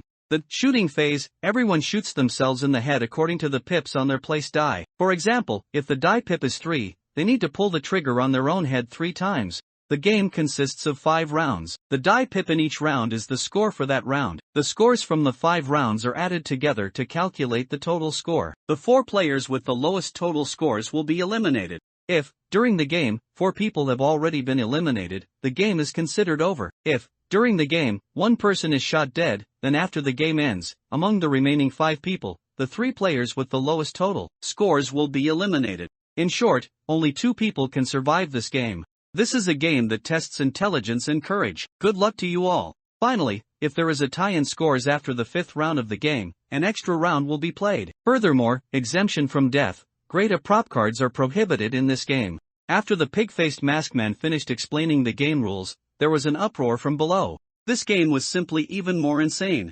Participants needed to make decisions in each phase, testing not only luck but also strategy. If one was too aggressive, shooting themselves 3 or 4 times, they would most likely not survive until the 5th round. If one was relatively conservative, only shooting once per round, the probability of survival would greatly increase, but the final score might be among the lowest, leading to elimination nonetheless. The existence of prop cards further increased the uncertainty of the game. It could be said that once the game began, every minute was a gamble for life, and players would be immersed in an atmosphere of extreme tension. No wonder this game was called Gambling Life with a Shot. Some people noticed what the pig-faced maskman said and exclaimed, "Ah, there are also good things like exemption from death prop cards. My goodness, doesn't having such a card mean having 2 lives?" Only Jiang Yu's heart sank. His exemption from death prop card could not be used in this game, and he couldn't withdraw from the game now, so he could only bite the bullet and participate. In other words, he too could die in this game. He took out the prop card he had just obtained, concealed it in his palm, and secretly glanced at it, instantly filled with pleasant surprise. Grade a prop card, exemption. Description: in the upcoming shooting phase, you can choose not to shoot but still receive the corresponding die score. This prop card would become more useful later on, helping him surpass the scores of others. He could just put a 6-pip die on the table, instantly adding 6 points. Who could compare to him? The pig-faced masked man scans Jiang Yu and the others. Before the game starts, each player can use the prop cards they possess to exchange for. Gambling life with a shot, exclusive prop cards. Is anyone exchanging? As soon as he finished speaking, number 26 stepped forward, took out 2 prop cards, and exchanged them for 2 exclusive, gambling life with a shot, prop cards. Then, number 2 also exchanged for an exclusive game prop card, and number 8 followed suit, also exchanging for an exclusive game prop card. Jiang Yu hesitated for a moment and did not exchange any prop cards. He had actively participated in the game just now and received an exclusive game prop card. Coupled with his overflowing luck, winning this game should be no problem. If he exchanged his exemption from death prop card, he would lose a life for no reason, and he was unwilling. Boy number 34 also did not exchange any prop cards. Jiang Yu remembered that this boy number 34 had obtained a total of 3 prop cards, from the rock paper scissors game and the 123 wooden man game. The last card was the gambling life with a shot, exclusive prop card obtained by actively participating in the game just now. One of them was a verification card, used in the Desperate Zodiac game to verify one of the Zodiac cards on the table. The other prop card, used after the game ended, was the suspended sentence. Therefore, he currently had no other prop cards to exchange. Number 20 also did not exchange any prop cards. Jiang Yu was not very familiar with this person, having barely seen him twice. He could only guess that the other party had at least 1 prop card, assuming the other party did not participate in the vote. After the prop card exchange ended, the pig-faced masked man pointed to the round table in the hall and said, 6 players, please proceed to the round table and choose a handgun. I wish you all choose your lucky handgun. In 1 minute, the game will officially begin. During the gun selection phase, other non-participating players can vote. Jiang Yu was the first to walk towards the round table. When he reached it, there were 6 identical revolvers laid out, seemingly indistinguishable. He inspected each one, and seemed to find nothing special. They were all revolvers with 6 chambers. At minimum, no bullets could be loaded, and at maximum, 6 bullets could be loaded. As long as 1 bullet was loaded, if 6 shots were fired consecutively, the bullet would inevitably be discharged. The only slight difference was that one handgun seemed slightly heavier, but he wasn't sure if it was his imagination. Just then, the blonde guy next to him snatched a handgun and glared at Jiang Yu. Stop looking, they're all the same, just dawdling here. Jiang Yu glanced at him, too lazy to speak to him. After the previous game, his vigilance towards the pig-faced masked man had increased again. He was just being cautious in checking the handgun. The others also seemed to agree with number 20's idea, each casually picking up a handgun. In the eyes of the others, what was important were the upcoming strategies, the pips placed on the die, and the use of prop cards. A number plate had already been placed on the round table by the bullhead masked man. Everyone took 10 bullets and 1 die from the table, then casually chose a seat and sat down. The bullhead masked man scanned Jiang Yu and the others, holding a die between his index finger and thumb, and said, "The game begins. I am the host and referee for this round. Players, please roll the die in your hand. The shooting order will be determined by the size of the die pips, with the smallest pip shooting first." Upon hearing this, everyone looked at each other, hesitated for a moment, then picked up the red die in front of them and began to roll. Jiang Yu casually tossed it, and the die landed on the round table, rolling and spinning before stopping on 5 pips. A smile tugged at the corner of his mouth. Indeed, after his luck improved, he instantly transformed into a European emperor. Boy number 34 rolled 4 pips, and the blonde youth, number 26, rolled 6 pips. Number 2, the beautiful, long-legged internet celebrity, only rolled 3 pips. She clenched her fists, almost on the verge of tears. However, next, number 20 rolled 2 pips. Number 8, who rolled the die last, stopped on 1 pip. Number 2 immediately cheered up again. She wasn't the first to shoot, and her fear greatly diminished. The shooting order was set: number 8, number 20, number 2, boy number 34, number 6, number 26. Jiang Yu was the 5th to shoot. According to the previous game rules, the later one shoots, the more advantageous it is. Because if 3 players have already died before, the game is considered over, and subsequent players will not need to shoot. The bullhead referee raised a fan-like sign in his right hand, on which 4 large characters, loading phase, were written. He scanned the 6 players, including Jiang Yu, and said, "It is now the first round of the loading phase. Players, please place your handguns under the round table to load bullets. You can choose to load 1 bullet or not to load any bullets, then rotate the cylinder and place the handgun back on the table. If any player wishes to use a prop card, please raise your hand. Jiang placed his handgun under the round table and made the motion of loading, but his mind was racing. In the first round, the other 5 players should also be leaning towards conservatism. Everyone's die pip would be 1 or 2. He didn't need to be too aggressive. As long as he didn't load any bullets and shows a die pip of 1, no one should question him. This was the safest approach, and most others would likely do the same. Questioning a player with a die pip of 1 carried a high risk, and no one would take such a risk. The others weren't fools. He would observe the situation first and then consider whether to load a bullet in the next round. Thinking this, Jiang Yu tucked the bullet into his sleeve, then pretended to have finished loading the bullet and placed the handgun back on the table. The other 5 people also finished loading their bullets and placed their handguns back on the table. Only number 2 was still hesitating. Have all players finished loading? If so, please place your handguns back on the table. The bullhead referee looked at everyone and confirmed. Number 2 quickly placed her handgun back on the table. Everyone had finished loading. The bullhead referee nodded and raised another white card, on which, dice phase, was written. It is now the dice phase. Players, please place the die in front of you. The die pip corresponds to the number of times you pull the trigger, which is how many shots you fire. Jiang Yu blocked the dice with his left hand, arranged it to show one with his right, then covered it with both hands to prevent others from seeing. The others did the same. Everyone covered their dice and arranged them. Everyone was a bit hesitant, as the lowest die roll was 1. This meant at least 1 shot to their own head. Who could guarantee their luck would be good? What if the first shot blew their brains out? If anyone dared to set the number to 3, 4, or 5, others would likely question him. Setting the die to 5, if there truly was a bullet in the gun, was practically gambling with his life. After seeing that everyone had arranged their dice, the bullhead referee raised the questioning phase sign and announced, "Now, players, please, remove your hands and display your dice rolls." Each player may choose to question another player, or choose not to. Everyone removed their hands. Jiang Yu looked at the dice rolls in front of the others. Player No. 8, the bald man with the receding hairline, chose 2. No. 20, the dark-skinned middle-aged man, chose 2. No. 2, the beautiful long-legged internet celebrity, also chose 1. Boy number 34, the little boy, chose 2. Wang Mao Xiaozi, No. 26, chose 2. This result was similar to what he expected, but why did the others dare to choose 2 points? Were they really not afraid of death? If there was a bullet in the gun, firing twice meant a 1/3 chance of blowing their brains out. Were these people crazy? Or did they not load any bullets at all? However, it also couldn't be ruled out that the other party was highly skilled and daring, adopting a life gambling style. If the opponent had 3 or 4 points, he might consider questioning, but if it was 2 points, questioning would genuinely carry more risk than reward. Jiang Yu chose to remain observant and not question. The other 5 also looked at each other, but no one stepped forward to question. After confirming that no one chose to question, the bullhead referee raised the sign, which read firing phase. He looked at No. 8 and said in a cold tone, "Player No. 8, please pick up the pistol, aim it at your head, and fire twice." Player No. 8, the bald man with the receding hairline, tremblingly raised the pistol to his head, hesitating for a long time, unable to fire. He simply didn't have the courage to pull the trigger. Jiang Yu and the other 5 all stared intently at the No. 8 bald man. They were also curious whether the No. 8 bald man would be shot in the head.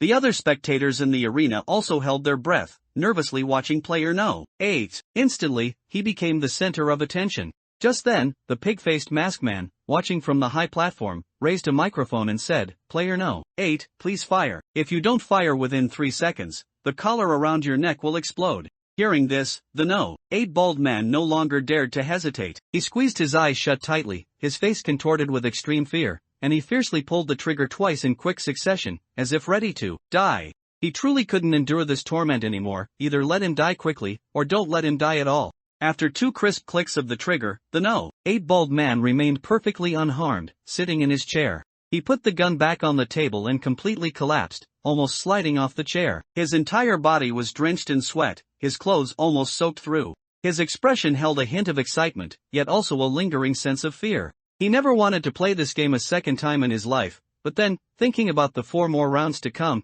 he felt a sense of despair. The observing players were a bit disappointed. They had changed without realizing it, completely unaware of their transformation. They had become more bloodthirsty, cold-blooded, and violent. Everyone hoped that others would be eliminated quickly so they could win the final championship and leave with 10 million. Jiang Yu and the others also breathed a sigh of relief, player no. 8 had set a good precedent. It seemed that as long as the number of shots fired was fewer, it wasn't so easy to get hit. The pig-faced masked man was a bit displeased. He held the remote control microphone to his mouth. Players, I am a very impatient person. I'm temporarily adding a rule. Everyone has 10 seconds to fire. If you haven't fired after 10 seconds, the collars around your necks will explode. The pig-faced masked man's words immediately made Zhang Yu and the others' hearts sink. No matter who it was, aiming a gun at their own head would always cause great hesitation, making it difficult to pull the trigger.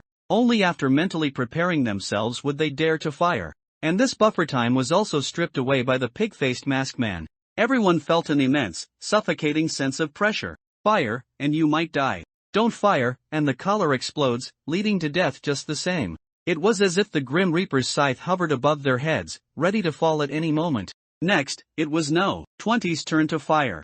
The bullhead referee looked at No. 20, and before he could speak, No. 20, the dark-skinned middle-aged man, had already raised the pistol himself. He unhesitatingly fired 2 shots at his own head, as if he had embraced a resolve to die. Zhang Yu and the others were somewhat surprised and couldn't help but look at him with new respect. The other observing players also clapped and cheered. His expression was calm as he placed the pistol back on the table, as if he had done something insignificant, as normal as eating a meal. Then, the bullhead referee looked at No. 2, the long-legged internet celebrity model. Just then, someone in the audience recognized No. 2 and exclaimed, "Oh, I remember now, isn't that Yan Lily? A very popular internet celebrity a few years ago." "Oh right, now that you mention it, I recall her." The internet celebrity who was very popular for singing and dancing on that short video platform. She suddenly disappeared in recent years. Why is she here too? What big internet celebrity? She was banned a long time ago. Holy cow, I'm actually playing a game with a big internet celebrity.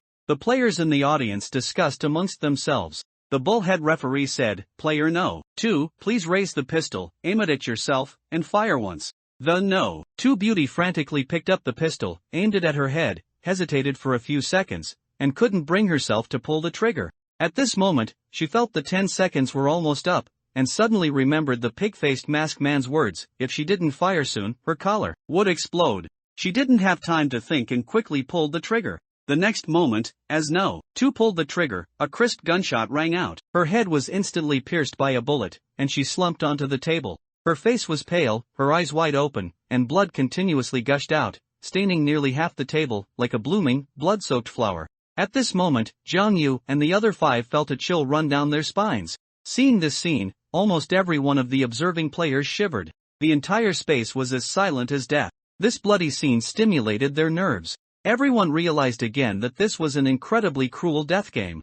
Zhang Yu and the others were silent. They hadn't expected her to be shot and die with just one shot, such a low probability, yet she encountered it. No. 2 was eliminated in the first round. Her exclusive item card hadn't even been used before she was gone. Then, before everyone had recovered, the bullhead referee had already looked at boy number 34, as if the scene just witnessed was nothing special. But for No. 2, tomorrow, the sun would still rise normally, only she would never see it again. Player boy number 34, please raise the pistol, aim it at your head, and fire twice. The bullhead referee said coldly. Zhang Yu and the other 4 also looked at boy number 34. Everyone held their breath, hoping boy number 34 would be shot and die. At this moment, their hearts were occupied by demons. Even if it was just a child of about 10 years old sitting there, what did it matter? Because if 2 more people died on the field, the game would end. The remaining players would win and no longer need to shoot themselves in the head. Who wouldn't want this nightmare of a game to end as soon as possible? Boy number 34 raised his pistol, aimed it at his head, hesitated for 2 or 3 seconds, and then pulled the trigger.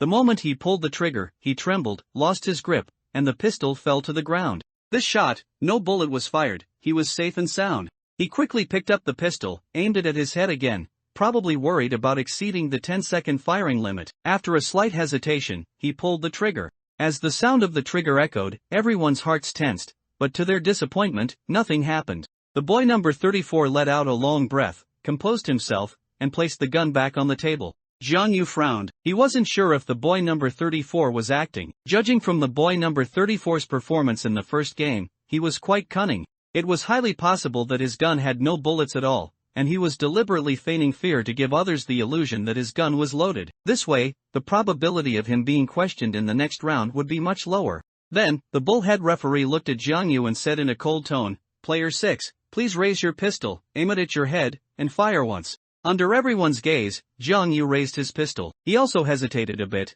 only pulling the trigger in the last 2 or 3 seconds. Nothing happened, because his gun had no bullets at all. From the perspective of the other players, they couldn't tell if Jiang Yu had loaded a bullet into his gun, because his acting was very convincing. Next, it was the turn of player 26, the Huangmao Xiaozi. The bullhead referee looked at player 26, and before he could speak, the latter raised his pistol and aimed it at his head. Damn it, life and death are fated, wealth and honor are in the heavens. After cursing, the Huangmao Xiaozi closed his eyes and fired 2 shots at his head. Still safe and sound, he triumphantly put down his pistol. But in Jiang Yu's opinion, who knew if he was truly skilled and fearless, facing death without flinching, or if there were simply no bullets in his gun? The bullhead referee scanned the crowd, raised the loading phase sign again, and spoke. This is the second round of the loading phase. The rules are the same as before. All players, please load your bullets. If any player wishes to use an item card, please raise your hand. Jiang Yu and the other 4, just like before, loaded their bullets under the round table. However, only their actions could be seen. It was impossible to tell if others had loaded bullets. This time, Jiang Yu still didn't load a bullet into his gun. He planned to play it safe and set the dice to 2 points later. In the previous round, those who chose 2 points were not questioned. If he continued to place 1 point, it would be very troublesome if the subsequent scores were difficult to catch up. Once everyone had finished loading and placed their pistols back on the table, the bullhead referee raised the dice phase sign. Soon, everyone had placed their dice values in front of them. Jiang Yu chose to place 2 points this time.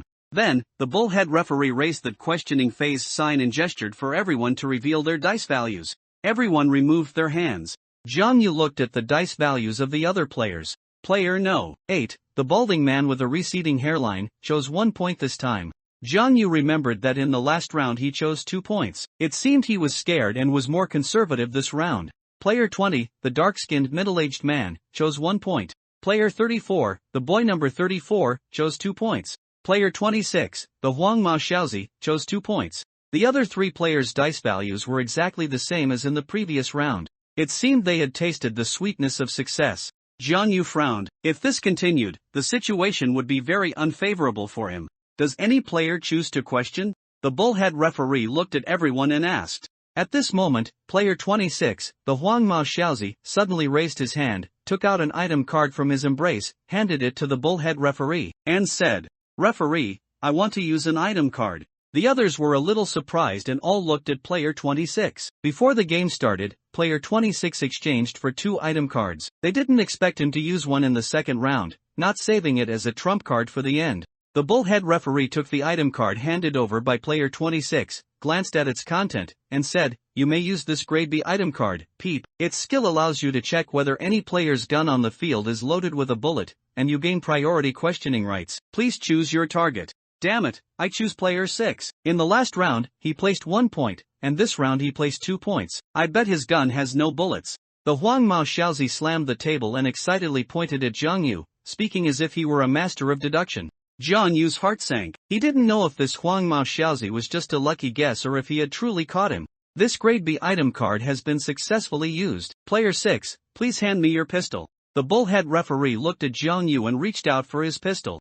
Jiang Yu had no choice but to hand his pistol to the bullhead referee. He couldn't resist. The bullhead referee took Jiang Yu's pistol, opened the magazine, glanced inside, and then said, "Player 6's pistol has no bullets. Does player 26 choose to question?" "Ah, I guessed right. I questioned player 6. I bet your gun has no bullets," player 26 said with an excited expression. The bullhead referee returned the pistol to Jiang Yu and said, "Player 6, please reveal your pistol cylinder." Jiang Yu could only open the pistol cylinder. The bullet chambers were empty, with not a single bullet loaded. Player 26's questioning is successful. Player 6, please load 1 bullet now. The bullhead masked man stared at Jiang Yu, his words cold, and commanded. Jiang Yu sighed. Under everyone's watchful eyes, he took a bullet from his pocket, placed it into the cylinder, rotated it, closed the pistol, and placed it back on the table. The surrounding players discussed animatedly. "I didn't expect that even placing 2 points, he still didn't load a bullet. If it were you, would you dare to fire those 2 shots? Yeah, if you're unlucky, you'll go straight to the king of hell, just like player 2. The bullhead masked man took out a stack of item cards and said to player 26, "Player 26 has successfully questioned and receives an item card. Please draw one randomly." Player 26, the Huang Mao Xiaozi, excitedly stepped forward and drew an item card. After drawing, he even gave Jiang Yu the middle finger, taunting. Player 6, I know I kicked you last round, so you're definitely going to mess with me this round. That's why your grandpa here made the first move. Let's see who dies first. Jiang Yu looked at him coldly, as if watching a clown. He was thinking that with his luck bonus, he was currently an emperor of luck. Even if he did load a bullet, firing 2 shots wouldn't necessarily kill him. He was considering whether to use that S-rank grab card to directly snatch player 20's access 2 item cards, seeing his punchable expression. No, a moment of patience brings calm, but a step back makes one angrier the more one thinks about it. If anyone targeted him, he would retaliate tenfold. This was his principle in this game. Jiang Yu directly took out an item card from his embrace, raised his hand to signal, and said, "Referee, I want to use this S-rank item card. The target is player 26. As he spoke, he looked at player 26 with a hint of provocation.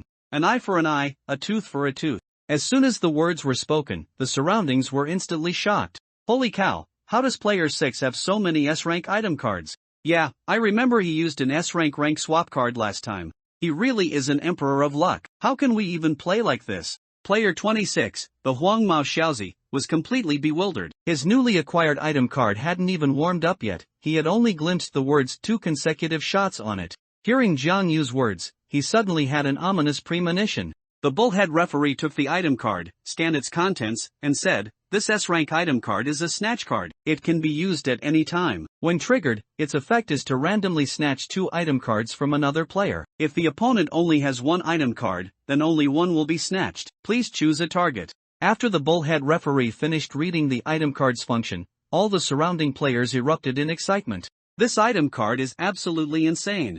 Holy moly, using this card would really piss people off. That's so devious, an item card with such a function. The yellow-haired kid, player 26, gaped, his eyes unfocused, frozen in place. He never imagined that player 6 would have such a monstrous S-rank item card. He originally had 2 item cards, used 1, and after successfully challenging Jiang Yu, he obtained another item card. The item card he had just gotten hadn't even warmed his hands before it was about to be snatched away. Who understands this kind of pain? The bullhead referee looked at the yellow-haired kid, player 26, and extended his hand, demanding, "Player 26, player 6 is using an S-rank item card on you, with the effect of snatching. Please take out all the item cards on your person and hand them to me." The yellow-haired kid, player 26, clenched his fists, glaring at Jiang Yu. If he had a knife in his hand at that moment, he truly wanted to butcher Jiang Yu.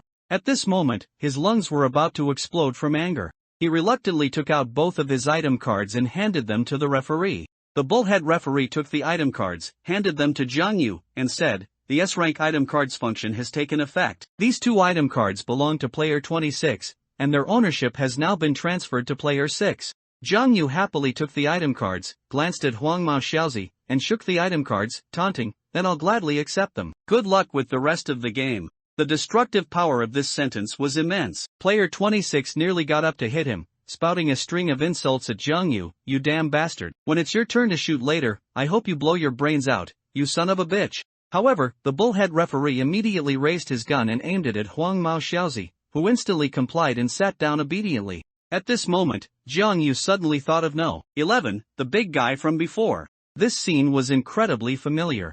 He secretly peeked at the 2 item cards he had snatched from player 26 and immediately grinned. If these 2 cards were in player 26's hands, there's no telling what disgusting methods he would use to deal with him next. Unfortunately, despite all his calculations, he never expected the existence of a snatch card. These 2 item cards were both grade B item cards. The first item card was called Double Shot. Grade B item card, Double Shot. Description: for the next 2 shots, you can aim your gun at other players, but the points will still belong to you. There's no need to explain how powerful this card is. For example, if Jiang Yu rolled a 2 on the dice, he could freely aim at other players and earn 2 points for himself without any risk. The second item card was called Load Bullet. Grade B item card, Load Bullet. Description: before the shooting round, you can load 1 bullet into the opponent's pistol. This item card is perfect for dealing with others. If the opponent's gun already has a bullet, adding another one, even if only 1 shot is fired, directly increases the chance of being hit to 1/3. Jiang Yu thought for a moment. He would save the second item card for the next round, but the first item card could be used in this round. After the bullhead referee confirmed that no one else had any questions, he raised the sign for the shooting round. Player No. 8, the man with the balding head, was the first to shoot.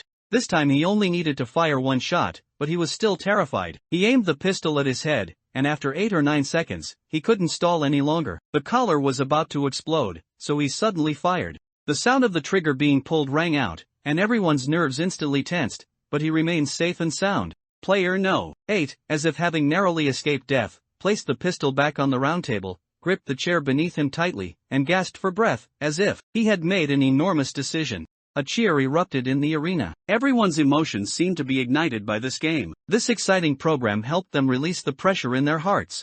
Next, it was Player 20's turn, the dark-skinned man, who still aimed a shot at his own head without hesitation. This decisiveness even made others wonder if there was actually a bullet in his gun. But he only fired one shot, which was just 1 point, so challenging him wasn't really worth it. Applause erupted again. Next, it was boy number 34's turn. He again tremblingly raised the gun, aimed it at his own head, and this time, after hesitating for a few seconds, he fired 2 consecutive shots, directly at his head. Then, like holding a hot potato, he quickly put the gun back on the table. Next, it was Jung Yu's turn to shoot. He directly took out an item card and handed it to the bullhead referee, his movements very swift. Referee, I want to use this double shot item card. Jung Yu didn't know if using an item card counted within the 10 seconds, but he guessed it probably didn't, yet he still acted extremely quickly. The yellow-haired kid, player 26, opposite him, stared wide-eyed. This double shot item card had belonged to him just a few minutes ago. Everyone in the arena widened their eyes. They felt like Jung Yu had an endless supply of item cards. Is your family in the wholesale item card business? He used the item card he just got without hesitation, as if he didn't lack item cards at all. The bullhead referee took the item card, scanned it, and then said to Jung Yu, you may use this item card. Player 6, please aim your gun at your chosen target and fire twice. With that, the bullhead referee held up the front of the item card, displayed it to the others, and explained, this item card is an exclusive item card for the gambling life with a shot game, a grade B item card, double shot. Using this item card, the skill effect is that for the next 2 shots, the gun can be aimed at other players. Player 6's dice roll was 2 points, so he needs to fire 2 shots in total. After choosing to use the double shot item card, his gun will be aimed at other players, and he can fire 2 consecutive shots. The bullhead referee's explanation was very clear, and the other 4 players understood. At this moment, they all nervously watched Jung Yu, fearing that he would aim the gun at them. Jung Yu raised the pistol with a half-smile, aimed it at player No. 8, then the muzzle kept turning until it stopped at player 26, and he said, I want to shoot at player 26. The bullhead referee nodded, alright, the target is player 26. Player 6, please fire. The yellow-haired kid, player 26, was restless, staring at Jung Yu, his whole body trembling. He wasn't afraid of shooting himself in the head, but when someone else aimed a gun at him, he felt as if he had fallen into an ice cellar. Jung Yu looked at the yellow-haired kid, player 26, and sneered, actually, there was no bullet in my gun originally. You added this bullet yourself. If you die, you can only blame yourself, you little yellow-haired kid. You really like playing dirty, don't you? Your karma has come. The yellow-haired kid, player 26, widened his eyes, realizing, that's right, if he hadn't challenged Jung Yu, then there would have been no bullet in the other person's gun. Similarly, if he hadn't successfully challenged, he wouldn't have obtained that double-shot item card. In that case, even if the other person used a snatch card, they wouldn't have gotten this double shot. This was simply a butterfly effect, or perhaps a chain reaction. Sometimes, reality is just this absurd. Player 26 was filled with regret at this moment and suddenly thought of a saying. A mute eating bitter gourds, unable to express his suffering. Huang Mao Xiaozi closed his eyes in fright. Jung Yu held the pistol, watching him mockingly. As the click of the trigger sounded, Huang Mao Xiaozi trembled violently, almost falling off his chair. Before he could react, Jung Yu pulled the trigger again. He shivered in fright once more, but the gun still didn't fire. Jung Yu sighed softly, placed the pistol back on the round table, looked at player 26, and said, little Huang Mao, you're really lucky to be alive, but whether you'll be so lucky in the next round is hard to say. Huang Mao Xiaozi opened his eyes, feeling drenched in sweat. He pointed at Jung Yu and yelled, King, wait for me. If I don't kill you today, I'm not Zhang Tianhao. Jung Yu shrugged, saying indifferently, I'll wait for you. Let's see how you kill me. Because a bold thought flashed through his mind, he was going to go all out and play big. The bullhead referee raised the sign for the loading phase, scanned the crowd, and announced, "This is the third round's loading phase. The rules are the same as before. All players, please load your bullets. If any player wishes to use an item card, please raise your hand." He was like a cold robot, emotionlessly reading out the rules and presiding over the game. John Yu's expression was calm. Under the round table, he removed the bullet from his gun, then loaded one back in. This time, his gun had a bullet. After everyone had loaded their bullets and placed their pistols back on the table, the bullhead masked man confirmed it, then raised the sign for the dice phase. Everyone began to arrange the dice on the table. 4 or 5 seconds passed, and everyone's dice were arranged. As they looked at each other, alertness and caution flickered in their eyes. Next, the bullhead masked man raised the sign for the challenge phase, entering the challenge phase. Everyone displayed their dice rolls. The No. 8 bald man chose 2 points this time. Number 20, middle-aged man, still placed 2 points. Boy number 34 also had 2 points. Yellow-haired kid, player 26, placed 1 point. Just like the previous 2 rounds, everyone was still extremely conservative, because, after all, these were real guns with real bullets, and firing one more shot meant an increased risk of death. No one wanted to end up like player 2, in that tragic state. However, when the other 4 saw the dice roll John Yu had placed, they were stunned. Everyone had an expression of disbelief. On the round table in front of John Yu, the dice showed 5 points. What did this mean? He was going to raise the pistol and fire 5 shots at his own head. One must know that a revolver's cylinder can hold a maximum of 6 bullets. Firing 6 shots consecutively would surely result in being shot and dying. And firing 5 shots wasn't much different from firing 6 shots. It was almost certain death, unless one was extremely lucky. Otherwise, who would dare to gamble their life like this? Yellow-haired kid, player 26, was the first to jump up, pointing at John Yu and declaring confidently, "Damn it, you dare to choose 5 points? I bet your gun has no bullets." With that, he tried to persuade the other 4, "Quick, challenge him. This is too obvious. His gun definitely has no bullets." The bullhead referee looked at Huang Mao Xiaozi, player 26, "Please confirm, do you challenge player 6? Just then, player No. 8, who had been calmly thinking, seemed to be swayed by player 26's words and also raised his hand, saying, "I also challenge player 6. I bet his gun has no bullets." The bullhead referee looked at player No. 8, nodded, then looked at boy number 34 and number 20, middle-aged man, asking, "Are there any other players who challenge player 6? Boy number 34 was silent for a moment, then shook his head, choosing not to challenge. Number 20, middle-aged man also shook his head, not challenging. This surprised John Yu a little. He had thought that the other 4 would all challenge him. Anyone who wasn't an idiot surely wouldn't believe his gun had bullets. The bullhead referee confirmed again, "Players No. 8 and 26, please confirm, do you challenge player 6? Player 26 nodded repeatedly. Just then, player No. 8 suddenly shook his head. He seemed to have changed his mind again, saying, "Never mind, I choose not to challenge player 6. Yellow-haired kid, player 26, immediately felt tricked. He glared at the bald man, player 8, and cursed, "You coward. You don't even want a chance to get an item card? I'm truly speechless." The bullhead referee nodded at player No. 8, then turned to look at Zhang Yu, his voice steady as he said, "Player 6, you have been challenged by player 26 this round. Please display your pistol cylinder."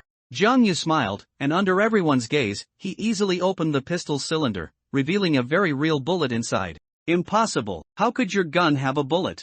Yellow-haired kid, player 26, stood up, hands on the table, eyes wide with disbelief, staring at the pistol in front of Zhang Yu. He had originally thought it was a sure-win deal. Who would have thought player 6's gun actually had a bullet? Wasn't he afraid of death? With 1 bullet in the gun, he was going to fire 5 shots at his own head. Player No. 8, on the other hand, clutched his chest, greatly relieved. He thought of the function of his exclusive item card, and a bold guess suddenly appeared in his mind, so he changed his mind at the last minute. Indeed, it was as he had guessed. The other players watching on the sidelines, despite having been warned by the pig-faced masked man to remain quiet, once again erupted in a clamor, discussing animatedly, "Holy cow, his gun actually has a bullet. How dare he? Good heavens, is this what real gambling with your life looks like? It's only the 3rd round, why is player 6 going all out like this? You don't understand. I've been studying player 6 for a long time. He has many item cards. He must have a trump card to do this. That Huang Mao Xiaozi, player 26, is an idiot. He's too caught up in the moment. Indeed, if you think about it carefully, there must be a trick. Choosing 5 points on the dice must be a deliberate attempt to trick others into challenging him." The bullhead referee looked at player 26 and said coldly, player 26's challenge failed. Please hand me your pistol. I will add a bullet to your pistol. Yellow-haired kid, player 26, almost collapsed into his chair upon hearing this, but he dared not resist. He gritted his teeth, glared at Jiang Yu, and handed the pistol to the bullhead referee. After taking the pistol, the bullhead referee opened the cylinder and, under everyone's gaze, mercilessly loaded a bullet into the pistol, then returned it to yellow-haired kid, player 26. Jiang Yu also gave yellow-haired kid, player 26, the middle finger.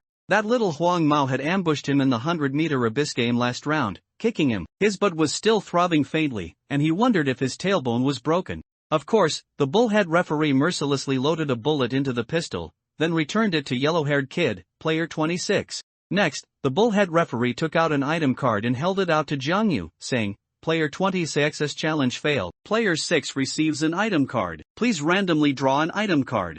Jiang Yu smiled and drew an item card from it. This scene made the other 4 players' eyes widen. The power of item cards needed no further explanation. Boy number 34 looked at player 26 with some resentment. This idiot didn't think at all and just handed player 6 an item card for free. The game difficulty was raised another level, but fortunately, he had his biggest trump card. Next, the bullhead referee raised the sign for the firing phase. The third round entered the firing phase. It was still the bald man, player 8, who fired first. He took a deep breath and fired 2 shots at his own head. He seemed to have learned from experience. The longer you wait, the more painful it is. Whether to live or die, it's better to end it quickly. Fortunately, he was still safe and sound. Player No. 8 was still alive. Those who had voted for player No. 8 erupted in cheers. Next, it was number 20, middle-aged man's turn. He raised the pistol to his head and, once again, fired 2 shots without hesitation. This made Jiang Yu look at him with new respect. He really wanted to challenge whether the other party's gun had bullets, but he always felt that challenging number 20 wasn't worth it. The other party might genuinely be the type who isn't afraid of death. Applause once again echoed through the arena. Next, it was boy number 34's turn to fire. Like before, he first showed a fearful expression, hesitated for a moment, then fired 1 shot at his head. Then, after waiting 2 or 3 seconds, he fired another shot. Still safe and sound,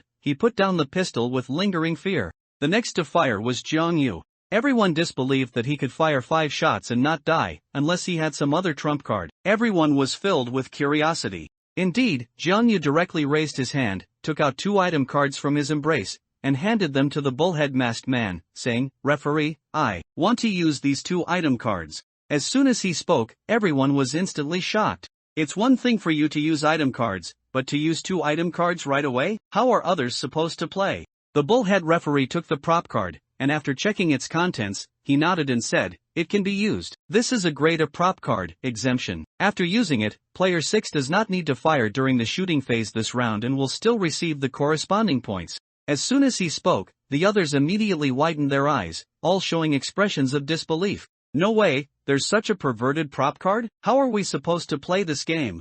Bald man, player 8, said, on the verge of tears. Damn it, no wonder you chose 5 points. So you had this kind of item card. The yellow-haired kid, player 26, gritted his teeth in anger, clenched his fists, and slammed them on the table, practically exploding with rage. He felt that Jiang Yu had played him for a fool, mainly because Jiang Yu had deliberately shown a 5. Who could resist not questioning that? If no one questioned him, and his gun had no bullets, he would get 5 points for free, instantly widening the score gap. So, he had no choice but to question him. Boy number 34 also took a deep breath, feeling fortunate that he hadn't acted impulsively. He had originally intended to question him as well. But then he suddenly remembered that Jiang Yu still had several prop cards. Combined with his performance in previous games, he must have had some kind of assurance, which was why he showed 5 points. There must have been a trick. So he ultimately chose not to question Jiang Yu. The other players watching from outside the game were also convinced by Jiang Yu's move. Holy cow, I thought he was really going to gamble his life. That player 6 is incredibly cunning. I knew he was going to use a prop card. It should be said that player 26 and bald man, player 8, were too foolish. They couldn't even see through such a clumsy trick. Player 6 was clearly setting a trap for people to question him. Then, the bullhead referee read out the effect of the second prop card. The second prop card used by player 6 is a grade B item card, load bullet. During the shooting phase, he can load 1 bullet into any player's handgun on the field. Player 6, please choose the target. Jiang Yu sneered as he looked at player 26 and said, "Target, player 26." Upon hearing Jiang Yu's words, Player 26 felt his lungs would explode with rage. He stood up and glared at Jiang Yu, his eyes bloodshot, wishing he could tear him to shreds. The other few, however, breathed a sigh of relief. Fortunately, they hadn't offended Jiang Yu, otherwise, they would be the unlucky ones now. After confirming, the bullhead masked man reached out to the yellow-haired kid, Player 26, for his handgun. The latter reluctantly handed over the gun. After receiving the handgun, the referee, under everyone's gaze, personally loaded another bullet into Player 26's handgun. However, the angle at which he loaded the bullet was towards the back, so the other players on the field could not see how many bullets were currently in Player 26's gun. After the loading phase was complete, the bullhead referee returned the handgun to the yellow-haired kid, Player 26. Player 26's chosen dice roll for this round was 1 point. However, he failed to question Jiang Yu, and had just loaded one bullet into his gun. Now, another bullet was loaded into the gun. Even if his gun had no bullets before, it now had at least 2 bullets. Although he only needed to fire one shot at his head, the probability of being shot and dying significantly increased. Player 26 stared at Jiang Yu with resentment, then lowered his head to look at the handgun in front of him. He felt he wouldn't survive this round, but at that moment, a bold idea suddenly formed in his mind. The shooting phase continued. The bullhead referee looked at the yellow-haired kid, Player 26, his tone like a judge in a solemn court. Player 26, please pick up your handgun, aim it at your head, and fire. You will fire once. As his voice fell, the yellow-haired kid, Player 26, raised the handgun in front of him, seemingly terrified. He trembled as he aimed the handgun at his head, about to pull the trigger, preparing to fire. However, in the next moment, a scene that shocked everyone unfolded.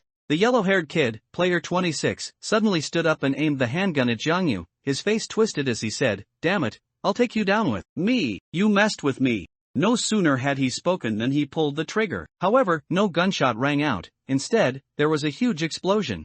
Under everyone's gaze, the collar around Player 26's neck exploded, directly destroying half of his body. The pig-faced masked man on the stage's voice suddenly rang out, extremely cold and tinged with anger. "I said it before, Rule 2. Absolute fairness. Everyone must play fairly. Here, only I have the right to judge your life and death. This is the consequence for those who break the rules." This tragic scene once again evoked terrifying memories for many. Everyone's nerves tensed up again, each person reminding themselves never to violate the 4 rules set by the pig-faced masked man. Then, the pig-faced masked man looked at the bullhead referee and ordered, "Player 26 disregarded the rules and is directly eliminated." The game continues. The bullhead referee bowed respectfully, then turned to the remaining 4 people at the round table and again raised the loading phase sign. The 4th round began, seemingly no different from the first round. The only difference was that there were 2 more corpses at the round table. A bloodstained tabletop, Player 2 whose head had exploded, Player 26 whose half-body was blown away, and several bloodstained handguns, along with 4 game players who were still alive but silent. The onlookers also calmed down, not daring to make a sound. Under the bright lights, the scene was at once horrifying and eerie. Taking advantage of the loading phase, Jiang Yu quickly calculated everyone's scores and analyzed the current situation on the field. The No. 8 bald man's total score was 2 plus 1 plus 2 is equal to 5 points. The No. 20 dark-skinned middle-aged man's total score was 2 plus 2 plus 2 is equal to 6 points. Boy number 34's total score was 2 plus 2 plus 2 is equal to 6 points. His, Player 6's, current total score was 1 plus 2 plus 5 is equal to 8 points. He was currently leading the others by 2 to 3 points. In the next 2 rounds, he had to maintain his advantage to secure the top 2 spots and avoid elimination. Moreover, his 4 prop cards, S-grade snatch, A-grade exemption, B-grade 2-shot burst, and B-grade load bullet, had all been used. Currently, he only had 3 prop cards left, S-grade undying card, B-grade heavenly eye, and a gambling life with a shot exclusive prop card that Jiang Yu had just received from the referee after Player 26's failed challenge. He hadn't had time to look at the function of this prop card yet. He secretly took it out and glanced at it. B-grade prop card, shoot into the sky. Description: for the next 2 shots, you can shoot into the sky, but still receive the corresponding points. Jiang Yu's heart immediately filled with joy. This was truly a godsend. Now that he was in first place, he would definitely be targeted by the other 3. The safest way was to load 1 bullet into the gun, then choose to fire 2 shots into the sky, steadily gaining 2 points. If others questioned him, it would be useless, because there was a bullet in the gun. If others didn't question him, during the shooting phase, he would also use the prop card to shoot into the sky, with no danger to his life. After the loading phase was complete, the bullhead referee raised the dice phase sign, signaling everyone to start placing their dice. Jiangyu chose to place 2 points this time. At this moment, he was somewhat looking forward to others questioning him. After everyone had arranged their dice, the bullhead masked man raised the sign for the questioning phase, and everyone revealed their dice rolls. Jiangyu looked at the others' rolls. The dice in front of the bald man, player 8, actually showed a 5. He felt a little surprised. How dare he place a 5? This was practically imitating his move from the previous round. There were only 2 possibilities. First, his gun had no bullets. Second, he was preparing to use an item card. Thinking of this, Jiangyu did not act rashly. He chose not to question and instead observed the situation. He then looked at the other 2 people. Number 20, middle-aged man's dice roll was still a 2. Boy number 34's dice roll, on the other hand, was a 1. Jiangyu looked at player 20, who sat expressionlessly, a faint cloud of worry visible on his face. His dice roll was 2 every round, which felt very strange. If his gun had bullets, was he really that lucky? 3 rounds without getting shot? If his gun had no bullets, then his score didn't have much of an advantage, and questioning him really wasn't worth it. If it were a 3, Jiangyu might have chosen to question. The boy number 34's move was even more puzzling. He directly placed a 1 this time, despite his score being at the bottom. Boy number 34's choice was even more conservative. Jiangyu was a bit confused. If no one died this round, after this round ended, 8 bald man's total score would be 10 points, Jiangyu's, 6, total score would be 10 points, number 20, middle-aged man's total score would be 8 points, and boy number 34's total score would only be 7 points. Then, unless in the 5th round, the boy number 34 chose to take a big gamble, directly placing a 4 or 5 on his dice, he would inevitably be eliminated. During the questioning phase, no one chose to question. The bullhead referee was somewhat perplexed. He looked at player 8's 5 and confirmed with Jiangyu and the other 2, is there any player who chooses to question this round?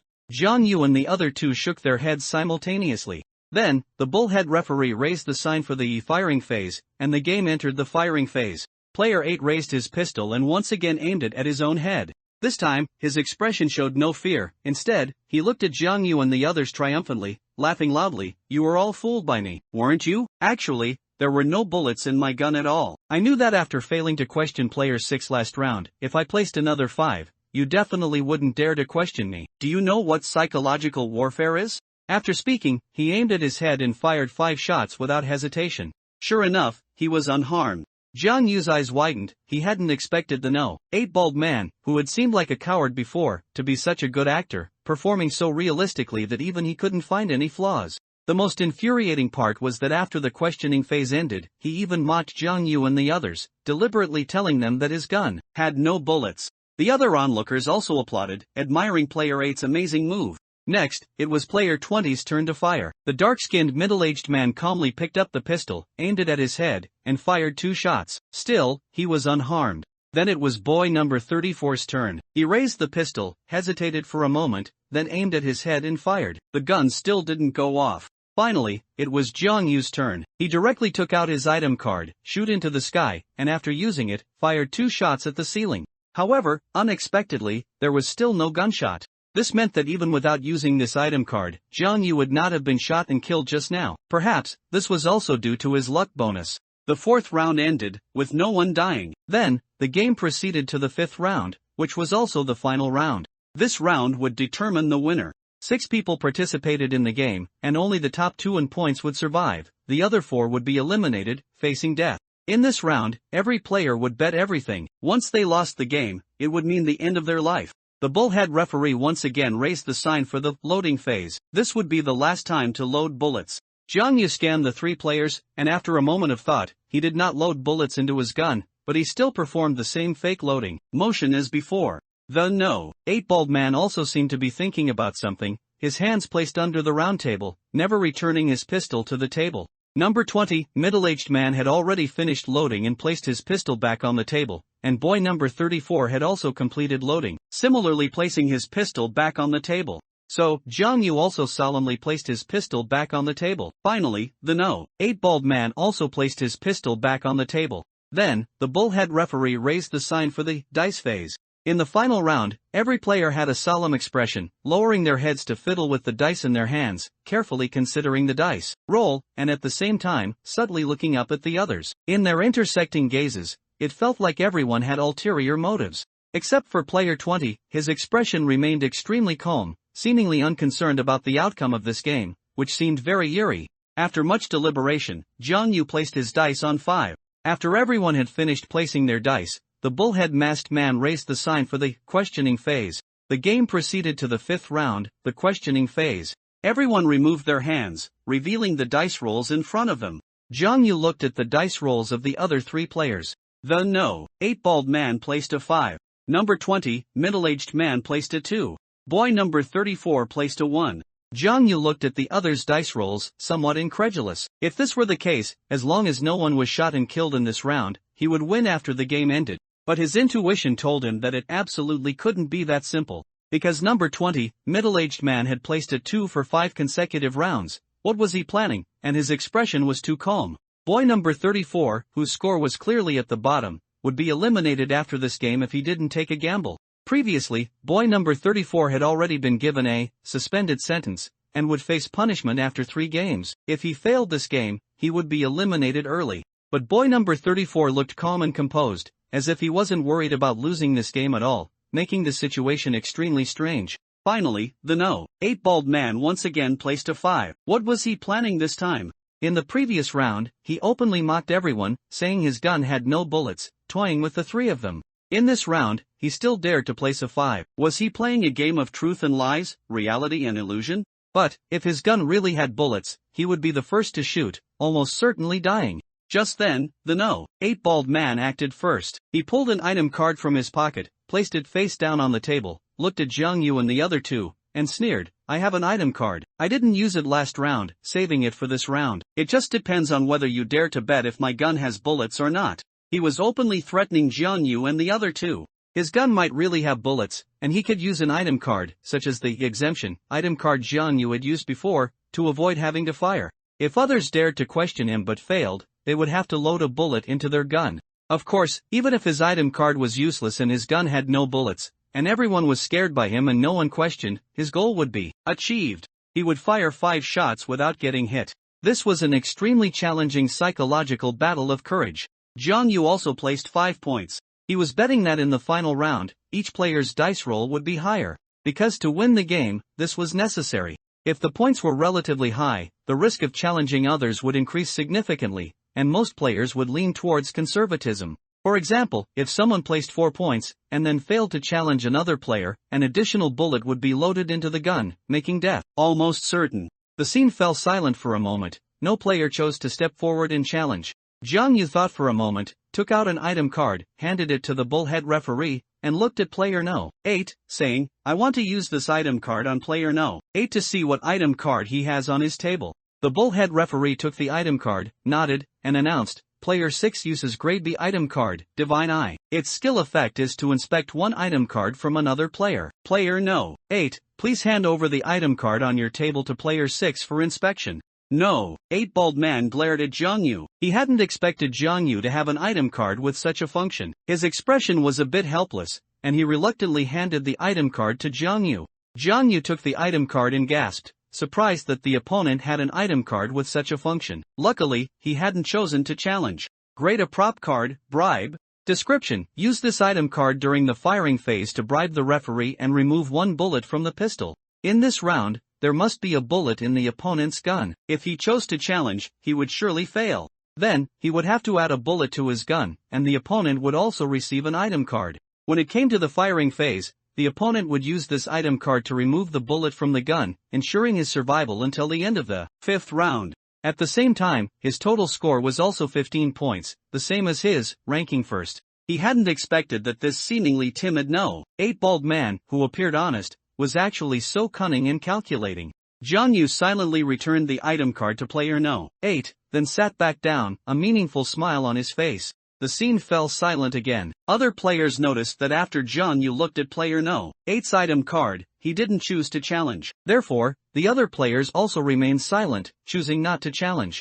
Number 20, middle-aged man and boy number 34 seemed indifferent to Jiang Yu's and the other players' high scores. This made Jiang Yu feel a hint of unease. After confirming that no one had challenged, the bullhead referee raised the sign for the firing phase. The game entered the 5th round, the final round's firing phase. Indeed, just as Jiang Yu expected, the No. 8 bald man proudly handed the item card to the referee. After using the item card, he removed one bullet from the gun. This action immediately drew exclamations from the other players. Then, he aimed the empty gun at his head and fired 5 shots without hesitation. After firing, he immediately stood up, raised his fists, and cheered. "I won this game, ha ha ha." Those who had voted for player No. 8 also excitedly celebrated together. The bullhead referee raised his gun, aimed it at player No. 8, and said coldly, "The game is not completely over. Player No. 8, please return to your seat." The No. 8 bald man sulkily sat back down. In his opinion, he had already won this game, and what happened to the others was no longer his concern.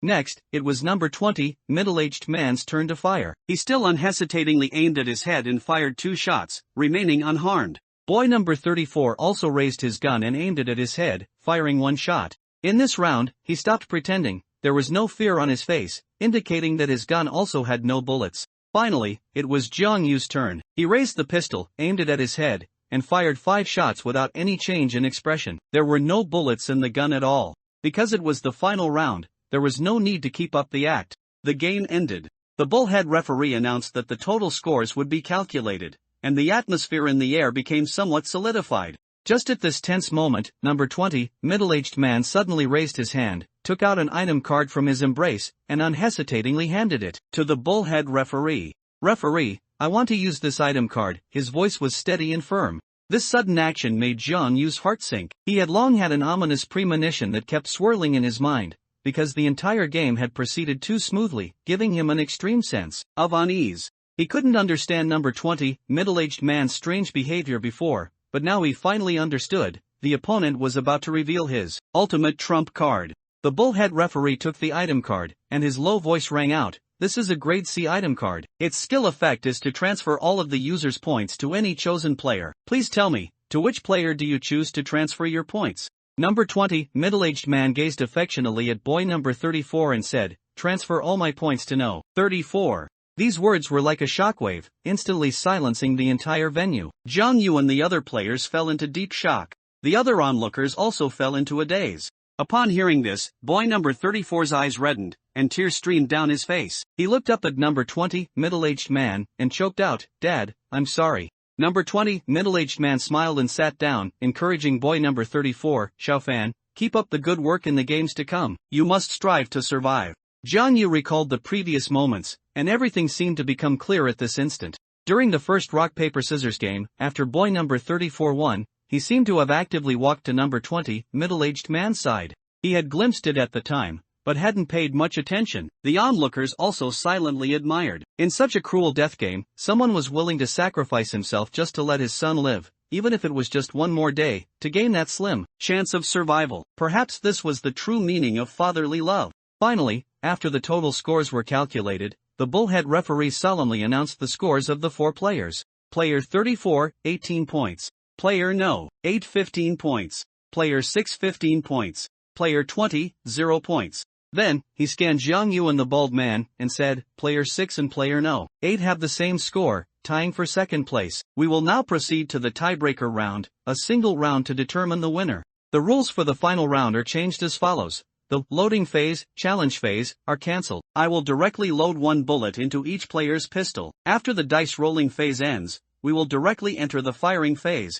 At the round table, Jiang Yu and the No. 8 bald man met each other's gaze, their eyes burning with fierce determination, neither willing to concede to the other. The final round of the game was about to begin, which would decide their lives and deaths. Fighting to the end, with all trump cards revealed, both sides had exhausted all their chips. The onlookers also held their breath. The scene was extremely tense, and the most thrilling moment was about to arrive. The bullhead referee raised the sign for the tiebreaker phase. For the first time, the tiebreaker round officially begins. The bullhead referee walked behind the beautiful player 2, nonchalantly picked up the bloodstained dice in front of her, and placed them between Jiang Yu and the No. 8 bald man. Then, he said indifferently, "For the tiebreaker, player 6 and player No. 8, please re-roll the dice. The one with the smaller number shoots first." In this tense atmosphere, Jiang Yu and the No. 8 bald man's gazes met. It was as if they could feel the tension and anxiety in each other's hearts. Neither of them reached for the dice first. Jiang Yu was deep in thought at this moment, recalling everything that had happened before. That unsettling feeling resurfaced. What was the pig-faced masked man's purpose in designing this game? To compete in luck and courage? Jiang Yu began to recall the things that made him feel uneasy. He quickly connected all the clues, trying to unravel the truth of the mystery. First, the pig-faced masked man announced the rules like this. This is a game that tests intelligence and courage. Good luck to you all. He never mentioned the word luck, yet this game clearly involved a greater element of luck. Could it be that this game had nothing to do with luck? But player 2 clearly died from a gunshot. She only fired one shot and unluckily died. This was a fact witnessed by everyone. Second, why did no one else get shot after player 2 died from a gunshot? Was it because they didn't load bullets into the gun, or were they incredibly lucky? But for 5 full rounds, only player 2 died from a gunshot. Moreover, after Jiang Yu was questioned by player 26, he loaded one bullet into the gun and then fired 2 consecutive shots at player 26. There was indeed a real bullet in that gun, so logically, the probability of player 26, the blonde, being shot was quite high. However, player 26 remained unharmed. Third, the name of this game is Gambling Life with a Shot. Is there a possibility that no one would ever think of? Could it really be like that? At this moment, he already had the answer in his heart. Next, it was time to verify it during the shooting round. If the final result was as he expected, then, the truth would be revealed. Thinking of this, Jiang Yu took a deep breath, reached out and picked up the dice, his eyes revealing determination, and casually threw the dice. The dice spun on the table, becoming the focal point under the lights. Everyone held their breath, waiting for the dice to stop. Finally, the dice landed on 2. The no. 8-bald man's heart leaped with joy when he saw this scene. He instantly gained confidence, picked up the dice from the table, shook them in his hand, silently prayed, and then threw them out. The dice finally landed on 4. The bullhead referee stared intently at the dice. After the dice stopped spinning, he announced loudly, Player 6's dice roll is 2, and Player No. 8's dice roll is 4. The shooting order is, Player 6, Player No. 8. He successively took the pistols in front of the 2, and under the gaze of all players, personally loaded one bullet into each pistol, then rotated the cylinder, closed it, and returned the pistols to their original places. Jiang Yu and the No. 8-bald man looked down at the pistols in front of them. They were their original pistols, but it was certain that each gun contained a real bullet. The final tiebreaker round was truly Gambling Life, making it even more tense and exciting. Then, the bullhead referee raised the dice round sign. Jiang Yu covered the dice with his left hand and began to arrange the dice points with his right hand. At the same time, he stared intently at player No. 8, his imposing manner seeming to put pressure on the other party, and a slight smile appeared at the corner of his mouth. The No. 8-bald man, at this moment, was slightly flustered. He was caught in a difficult dilemma, a predicament that tormented him. He would shoot after player 6. The number of points couldn't be too large, otherwise, if the opponent wasn't shot, he would have to shoot himself in the head. The number of points also couldn't be too small, otherwise, if the opponent's number was large and he wasn't shot, he would be eliminated no matter what. For example, if player 6 chose 1 point and he chose 3 points, and player 6 fired 1 shot without incident, he would have to fire 3 shots, meaning, the probability of being shot was a full half. What was the use of a high score if he died in the game? The final winner would still be player 6. A score that was too low wouldn't work either. If the opponent chose 4 points and he chose 3 points, and the opponent was lucky enough to fire 4 shots without dying, then whether he was shot or not, he would ultimately be eliminated. The No. 8-bald man scratched his head fiercely with his right hand, his brow furrowed. A few more hairs fell from his already slightly thinning spot. He looked up at Jiang Yu and actually found a strange smile on the other party's lips, which made him shiver. This madman, in such a tense game, could actually still smile. Finally, player No. 8 arranged 3 points. After both finished arranging their dice, the bullhead referee raised the shooting round sign, looked at the two indifferently, and said, "Now it's the shooting round. Please both simultaneously display your dice points. According to the shooting order, player 6, please shoot first." Both simultaneously removed their hands and looked at each other's dice points. Jiang Yu looked at the opponent's table. The No. 8-bald man's dice points were 3. But upon seeing Jiang Yu's dice points, the No. 8-bald man's eyes widened as if he had seen a ghost, and he immediately stood up. First, he was puzzled, then he burst into wild laughter, his expression frantic. The No. 8-bald man's wild laughter echoed through the arena. He suddenly stopped laughing, looked at Jiang Yu, and said, "You dared to choose 6 points? Are you in a hurry to die?" Jiang Yu glanced at him and said indifferently, "None of your business." "Ha ha ha, good, good. Let's see how long you can keep up that tough talk. You actually handed the victory to me on a silver platter." No. 8-bald man was not angry, instead, he laughed triumphantly. The other observing players were also stunned. Seeing the dice points Jiang Yu had arranged, a commotion erupted in the arena.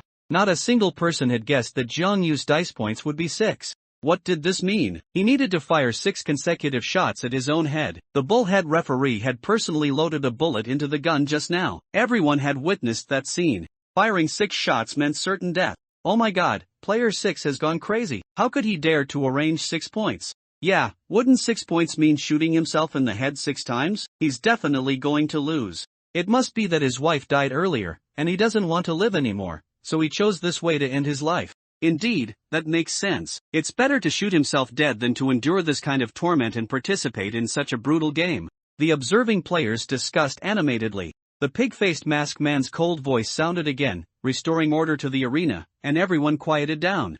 Jiang Yu picked up the pistol, aimed it at his head, and the smile at the corner of his mouth deepened. Among the onlookers, some worried for him, some were puzzled by him, and others discussed his courage or madness.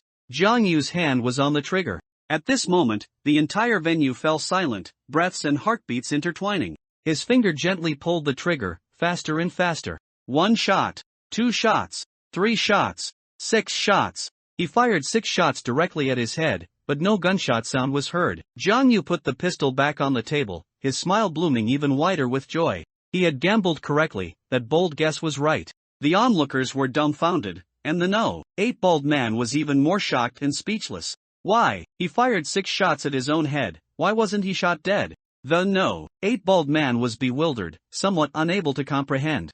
Jiang Yu stood up with a smile, looked at player 8, picked up the pistol in front of him, and said faintly, "You've already lost. Do you want to know why? I'll tell you the answer now, so you can die with understanding." As Jiang Yu spoke, his gaze flickered towards the pig-faced masked man, who merely stood on the high platform, hands clasped behind his back, as if observing a play from a distance, completely unconcerned by Jiang Yu's actions. Therefore, the bullhead referee also did not stop any of it. This game is called Gambling Life with a Shot. The initial rules explanation seemed very complex, dividing the game into 4 stages, testing players' judgment and decision-making, but in reality, this game is not that complicated at all. Jiang Yu paused briefly, smiled deeply, and continued, "At the beginning of the game, I inspected each gun. I found that the pistol player 2 took seemed slightly heavier than the other 5 pistols. I didn't pay attention at the time, until later, I realized that after player 2 died, no other player was shot and killed." Bald man, player 8 stood up, staring at Jiang Yu, and said through gritted teeth, "What exactly do you want to say? Stop beating around the bush. Let me die with some understanding." Jiang Yu smiled faintly and continued, "There are many other clues to corroborate this, which I won't go into detail about. Actually, the name of this game, Gambling Life with a Shot, truly expresses this meaning. There is only one truth, and that is only one gun can fire a real bullet. The other pistols, no matter how many times they are fired, will not shoot a bullet. Gambling life with a shot, the gamble is that whoever gets this one pistol is doomed to die. This sole pistol was taken by the unlucky player too, which is why she was shot and killed at the very beginning."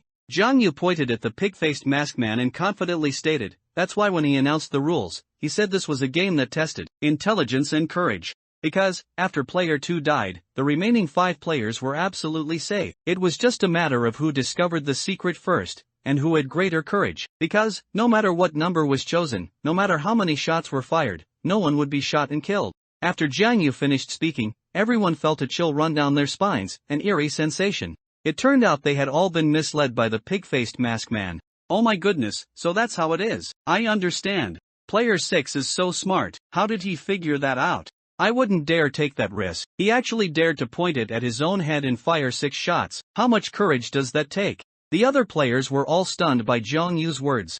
Jiang Yu had never actively questioned other players from beginning to end. First, he was constantly thinking about the pig-faced masked man's true intentions. Second, he worried that questioning others might lead to being counteracted by their item cards, so it was better to defend than attack, keeping the initiative always in his own hands. If he chose to question others, and they still held trump cards. For example, if damage transfer or reflection occurred after a successful questioning, he would be in a passive situation. Moreover, item cards could be gifted or transferred, and the number of item cards each person possessed was unknown. He wanted to eliminate all uncertainties. Bald man, player 8's eyes widened. With a skeptical attitude, he picked up his pistol, aimed it at his head, and fired 3 shots.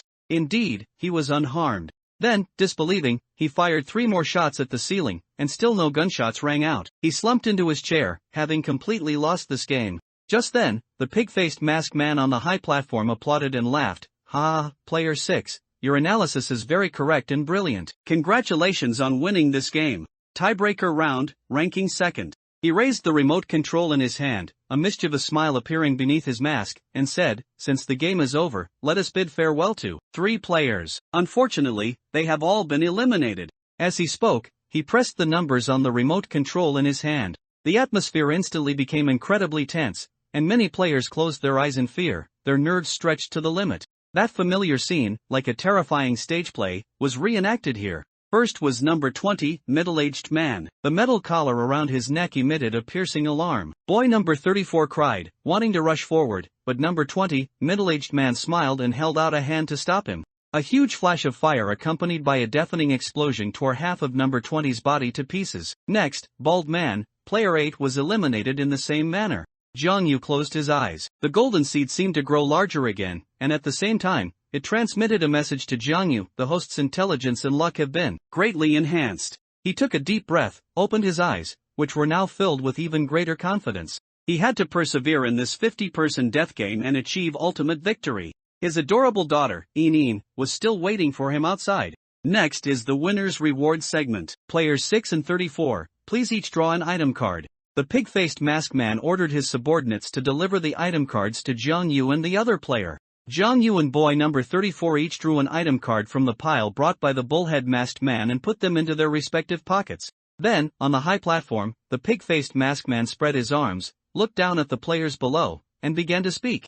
"Excellent, now there are 39 players remaining. Each of you is one step closer to the 10 million prize. Tonight, to celebrate, I have arranged a sumptuous dinner. All players can enjoy it to their heart's content, and then return to their rooms. Remember to be back in your rooms before midnight. Oh, and tomorrow night's game is called Saw." After the pig-faced masked man finished speaking, a commotion broke out among the crowd below. In just a few days, 11 people had been eliminated. Moreover, the crowd, who had been eating bread and drinking mineral water for days, looked at the pig-faced masked man with some gratitude after hearing his words, their eyes filled with anticipation for the grand meal. Some even bowed repeatedly in thanks, as if suffering from Stockholm Syndrome. After the pig-faced masked man left, his subordinates soon emerged one after another from a small iron door in the corner, pushing dining carts laden with various delicacies. On the carts were roasted suckling pigs, with golden, crispy skin encasing tender, juicy, sweet meat, emitting a mouth-watering aroma. Knives and forks were placed alongside, awaiting those who would enjoy this work of art.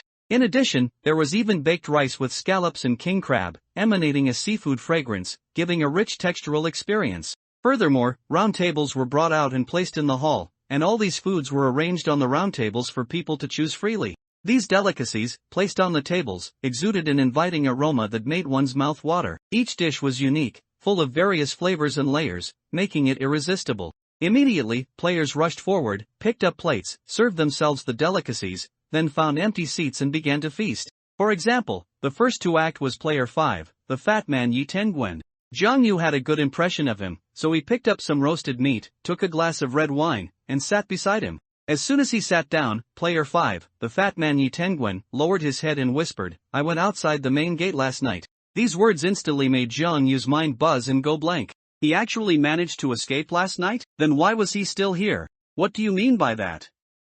Jiang Yu felt his heart almost leap into his throat. He suppressed his excitement and asked in a low, eager voice. Player 5, looked around furtively, and after confirming no one was paying attention to them, he leaned towards Jiang Yu and whispered, "I secretly snuck out last night because I felt that if I continued to participate in the game, I would die sooner or later. I might as well take a gamble. What if it succeeded? And then, what was outside?"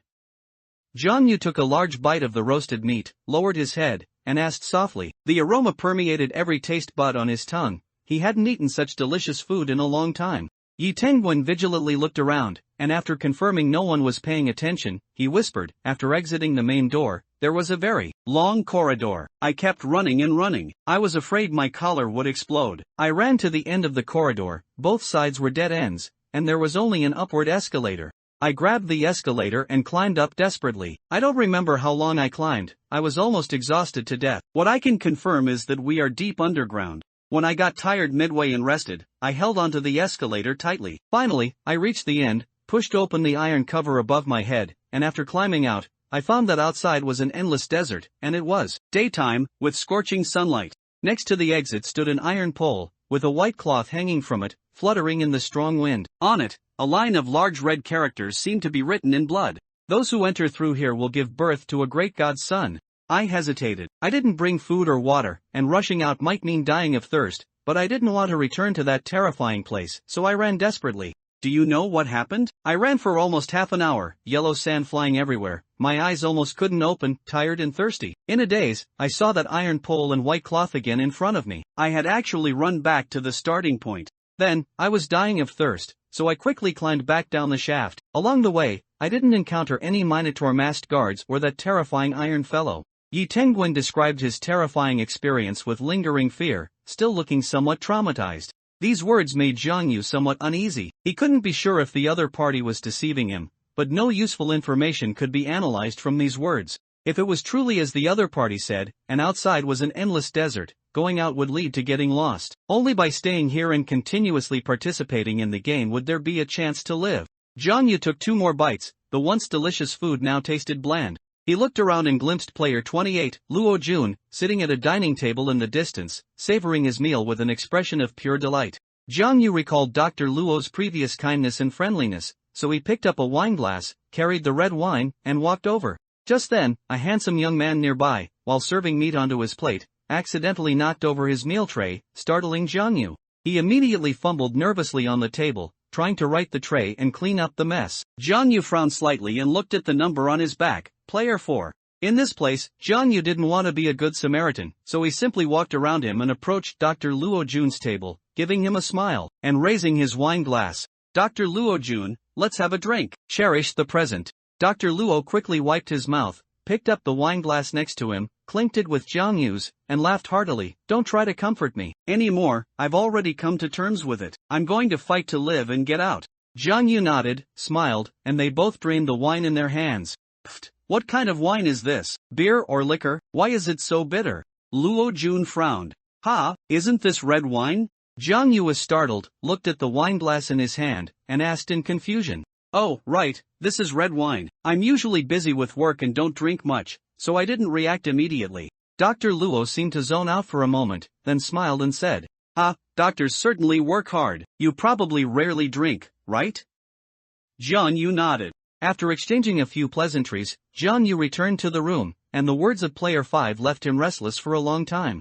Player 5, Yi Tenguin, tried to escape and succeeded. He brought back shocking intelligence. Outside was actually a desert? The only thing he could do was to continue participating in the game until he achieved first place to leave. Thinking of this, Jiang Yu cast aside his jumbled thoughts and took out the prop card he had just obtained. Grade a prop card, lie detection card. Introduction, using this prop card, you can know whether other players are lying. Jiang Yu frowned slightly. This lie detection card seemed to have little use, but having it was better than not having it. But he believed there would be a time when it would prove useful. Then, he washed up and went to sleep. The next day, the electronic screen alarm at 7:30 a.m. woke Jiang Yu up. He stretched, greeting the upcoming death game in his best mental state. Inside the room, the familiar broadcast voice sounded again. The game is about to begin. All players, please proceed to the lobby for assembly. 8 p.m. Everyone gathered in the lobby again. The lobby was empty. Last night's delicacies, food carts, and dining tables had all disappeared. Jiang Yu noticed that a previously empty wall suddenly had 5 small iron doors, each with some kind of advanced combination lock. Above the iron doors were written the numbers 1, 2, 3, 4, 5, and on the iron doors were drawn patterns of animals: ox, tiger, dragon, chicken, monkey. The pig-faced masked man appeared on the high platform on time. He looked down at the crowd, raised his chainsaw, and after pressing the switch, the chainsaw spun rapidly, looking extremely terrifying. Then, he let out a maniacal and piercing shriek of laughter. Woohoo, excellent, all players are here on time. Next, I will carefully announce the rules. All players, please listen carefully. Game name, Saw. Participating players, 5. Game duration, 15 minutes. Game introduction, this round of the game has 5 rooms, numbered 1 to 5. Behind the walls of each room is a hidden row of large chainsaws. Before the game begins, each player chooses a room to enter. After the game begins, the rooms will automatically lock. After 10 minutes, the chainsaws will emerge from the gaps in the walls. At this time, players who are still in the room will have their bodies dismembered by the chainsaws. Each room has an electronic display screen. After the game begins, a question will be displayed on it. Players need to think carefully and solve the problem to obtain the unlock password. The password is a 4-digit number. The password lock has 2 chances to try. After 2 incorrect attempts, the door will be permanently locked and no further attempts can be made. 15 minutes after the game begins, the iron doors will automatically open. The last surviving player wins this game, and all other players are eliminated. This round of the game will still randomly select 5 participating players. I admire courageous players. If any player volunteers to participate, they will receive an additional prop card reward. As soon as he finished speaking, Zhang Yu firmly raised his hand. I'm signing up. The other players around him were instantly astonished, whispering among themselves. This is a death game, is he crazy? What do you know? Player 6 has volunteered so many times and is still alive and well. What does that mean? It means he's the chosen one. Some people were already used to it, just like how a top student always raises their hand first when the teacher asks a question. At first, the struggling students might be shocked, but after a while, they become numb. Very good, player 6 has volunteered to participate in the game and will receive an additional prop card. The pig-faced masked man nodded slightly, signaling his subordinate to hand a prop card to Zhang Yu. Zhang Yu took the prop card and secretly glanced at it. Grade B item card, open door. Introduction. After using this prop card, you can open any player's room door, but you cannot open your own room door. Zhang Yu frowned slightly. This prop card seemed to have little use. He wasn't a saint, nor was he an idiot. In this kind of life and death competitive game, he would never help an opponent. Boy number 34 immediately signed up. He looked a bit worried, presumably because the prop card he won in the previous game wasn't very useful to him. After a suspended sentence, he would still be eliminated. He also received a reward prop card. Does anyone else want to sign up? If not, I will randomly select 3 players. The pig-faced masked man scanned the surroundings and asked again. I'm signing up too, and at the same time, I want to use this prop card to activate the Death Game's Easter egg event.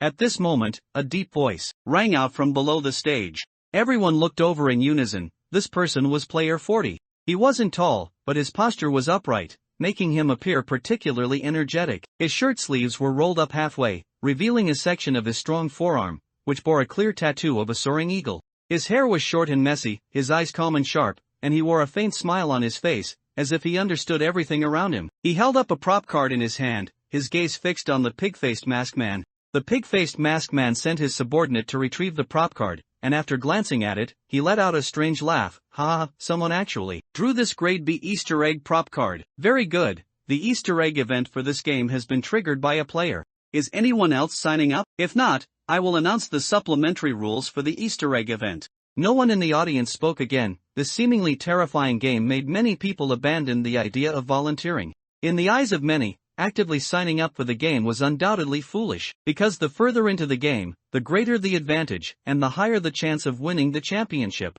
Sitting on the mountain and watching the tigers fight in the early stages was the best approach. As long as one wasn't chosen to participate in the death game, they were very lucky. Moreover, many people, upon thinking of their bodies being cruelly dismembered by a chainsaw, felt that the extreme pain was worse than being eliminated by the collar after failing the game.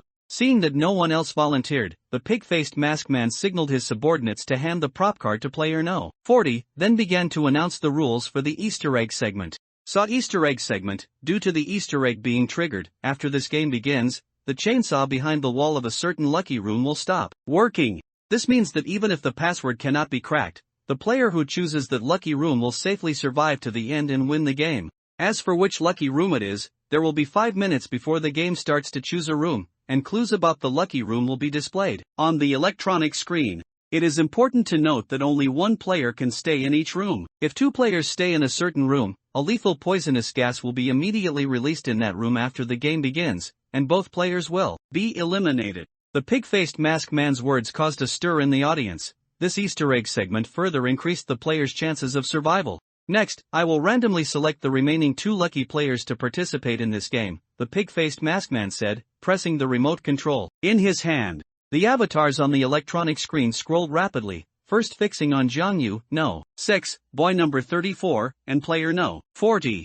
Then, as the avatar selection frame scrolled, 2 more avatars were fixed and selected. Congratulations to Zhang Tianxiang, no, 36 and player 47 for being selected. Please, the 5 players participating in this round, step forward for the pre-game preparation phase. The two stood out reluctantly. Zhang Yu had some impression of player 47. He had participated in the 100-meter abyss game together before. He was strong and very physically capable. The only thing that left a deep impression on him was that the other party was a fierce bald man, but the beard on his chin was tied into a small braid, which looked quite cute. If it weren't for player No. 14 using a high-pressure water gun to knock him down, he might have lasted until the end. Zhang Tianxiang, No. 36 was the lawyer named Zhang Tianxiang, wearing gold-rimmed glasses, looking very refined. He was a up host on Station H and also happened to participate in that 100-meter abyss game. Zhang Yu recalled that in that 100-meter abyss game, that bastard lawyer, Zhang Tianxiang, No. 36, even threw rocks at his head, causing a large bump that only receded today. Soon, Zhang Yu and the other 5 players all stood out, while the remaining players stood behind, discussing animatedly and watching the show. Please, all participating players, look at the electronic screen. A question will be displayed there, and the answer will be the number of the lucky room. The pig-faced masked man pointed to the electronic screen. Zhang Yu and the 5 others stared intently at the electronic screen, where a simple math problem appeared. However, this question left everyone puzzled. The question on the electronic screen was, 1 + 1 equals? Zhang Yu and the 5 looked at each other, each with a somewhat bewildered look in their eyes. This question was beyond their expectations. Damn it, could it be 1 + 1 is equal to 2? Is the lucky room no? 2? Player 47 scratched his head, then stroked his small beard with his thumb and forefinger, looking at the other 4 and saying, despite facing a life and death competition, he couldn't help but open up and communicate with the others. The answer isn't that simple. From the perspective of Boolean algebra, 1 + 1 also equals 1. Room no. 1 could also be the lucky room. The middle-aged man No. 40 snorted coldly, scoffing. Hee. Then from the perspective of a brain teaser, 1 + 1 equals king. In the animal kingdom, king symbolizes a tiger. Don't you see a tiger painted on the iron door of room No. 5? Could room No. 5 be the lucky room?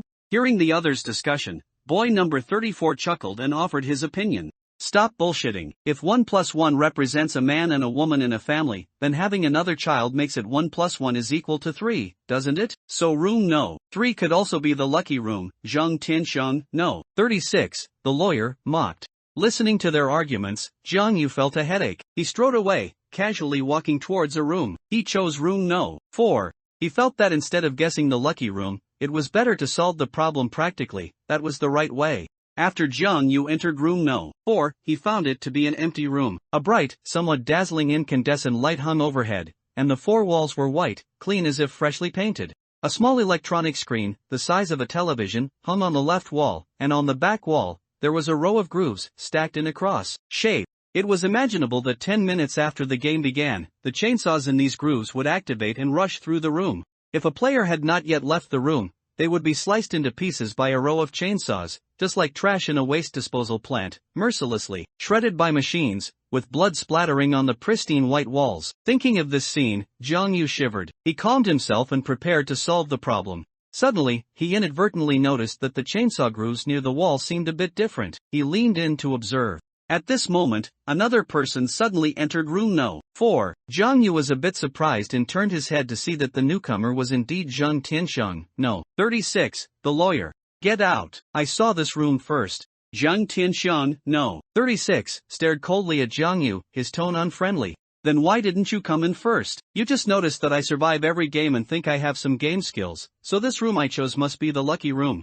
Zhang Yu looked at Zhang Tianxiang and said calmly, his tone revealing some disdain. I don't want to waste words with you. Get out. Zhang Tianxiang, No. 36's face darkened, clearly hit by Zhang Yu's words, his expression somewhat awkward. Impossible. This is the room I chose first. Don't think I don't know you're Zhang Tianxiang, the up-host with millions of followers. Your main job is popularizing legal knowledge, and your hobby is participating in various fighting competitions. There aren't many people here, so you can just be shameless, huh? Zhang Yu's tone was resolute, not giving an inch. Damn it. You actually know me? Zhang Tianxiang, No. 36, the lawyer's expression was a bit flustered. He hadn't expected to be recognized here. But the next moment, his face turned somewhat angry, and he violently slammed into Zhang Yu, forcefully pushing him out of the room. Zhang Yu nearly fell to the ground. He struggled to his feet, instantly feeling incredibly angry. After Jiang Yu stood up, he found that the door to room 4 had been locked. Zhang Tianxiang, no. 36, watched him coldly through the small window of the iron door, expressionless. Jiang Yu felt a surge of anger, but quickly suppressed it. He tidied his clothes, his expression calm and unhurried, as if he had long been confident. He smiled faintly, his eyes full of contempt and self-assurance, and said to Zhang Tianxiang, "You're finished." He scanned the remaining rooms and saw that everyone had already chosen their rooms. Middle-aged man no. 40 went to room 1. Player 47 went to room 2. Boy number 34 went to room 5. Now only room 3 was empty. Jiang Yu had no choice but to step into room 3 and close the door. After everyone had entered their rooms, as soon as the time was up, the pig-faced masked man's voice immediately sounded from somewhere within the room. "Players, the game has officially begun. Please look at the electronic screen. The chainsaw will start in 10 minutes. As soon as he finished speaking, the screen in room 3, where Jiang Yu was, suddenly lit up, displaying a countdown that had already begun. 9 hours 59 minutes and 32 seconds. Below the countdown was a math problem. 1, 1, 12, 24, 365, underscore underscore underscore underscore, 86400. Jiang Yu's mind spun rapidly, countless numbers seemingly transforming into symbols, floating in his mind. These numbers were all ordinary Arabic numerals, 0, 1, 2, 3. They were separated from each other, yet also connected. In an instant, he arrived at the answer. This problem seemed unrelated to mathematics, but rather to time, arranging time according to numerical size. The first one meant 1 year, followed by 12 representing 12 months, and 365 representing 365 days in a year. The second one meant 1 day, followed by 24 representing 24 hours, and 86,400 representing 86,400 seconds in a day. Years, months, days, hours, seconds, the only unit of time not present was minutes. 1 day is 24 hours, and each hour is 60 minutes. 24 multiplied by 60 equals 1,440 minutes. The answer is 1440. Jiang Yu reached out to press the combination lock, but then he hesitated. Why would the pig-faced masked man give such a simple problem? Could the truth be more complex than this? If the answer wasn't 1440, what else could it be? Or perhaps, the essence of this game wasn't about solving problems at all? Just then, the pig-faced masked man's voice suddenly rang out in the room, startling Jiang Yu from his thoughts. He looked up towards the direction of the speaker. Player number 34 has used the Grade B item card, Redemption and Cooperation, triggering the effect, upon entering the correct password, the next player's room door will open. For example, if the player in room 1 enters the correct password, the door to room 2 will open. If the player in room 2 enters the correct password, the door to room 3 will open. The intercom on the wall allows players to communicate. Press and hold the button on the side of the intercom, and players in other rooms will be able to hear. As soon as the pig-faced masked man spoke, Jiang Yu felt a chill. This meant that his fate was no longer in his own hands. The person in room 2, player 47, would decide his life and death. If he entered the password 1440 correctly, the result would instead be opening the door to room 4 for Zhang Tianxiang, no. 36. He stopped what he was doing. The situation reached a stalemate. This meant that everyone was a link in a chain of life and death. If even one player was unwilling to enter the correct password, everyone would die there. Similarly, if someone couldn't solve a problem, the other 4 would need to work together to help him decipher it. Just then, a man's voice came through the intercom. Everyone, I am player no. 40 from room 1. I want to say that since the game rules have changed, it means we need to cooperate sincerely. I hope everyone can put aside personal grievances and work together to overcome the current predicament. As a token of sincerity, I am willing to state my profession and name. My name is Zhou Meng. I majored in computer science, but due to some reasons, I dropped out midway to join the army. Now I am considered a retired veteran. I am saying this only to make everyone trust me. The 5 players all had different thoughts in their hearts, but in the face of life and death, reason told them that at this moment, cooperation was the only option for survival. After careful consideration, Jiang Yu picked up the intercom, pressed and held the button on the side, and said, I am player 6. Player no. 40, what you said makes sense, but if someone's door is opened and they choose to leave alone, the remaining 4 will be trapped in their rooms and eventually be cut apart by the chainsaw. Jiang Yu's voice was transmitted through the intercom, and everyone fell into a brief silence. They all realized the existence of this possibility.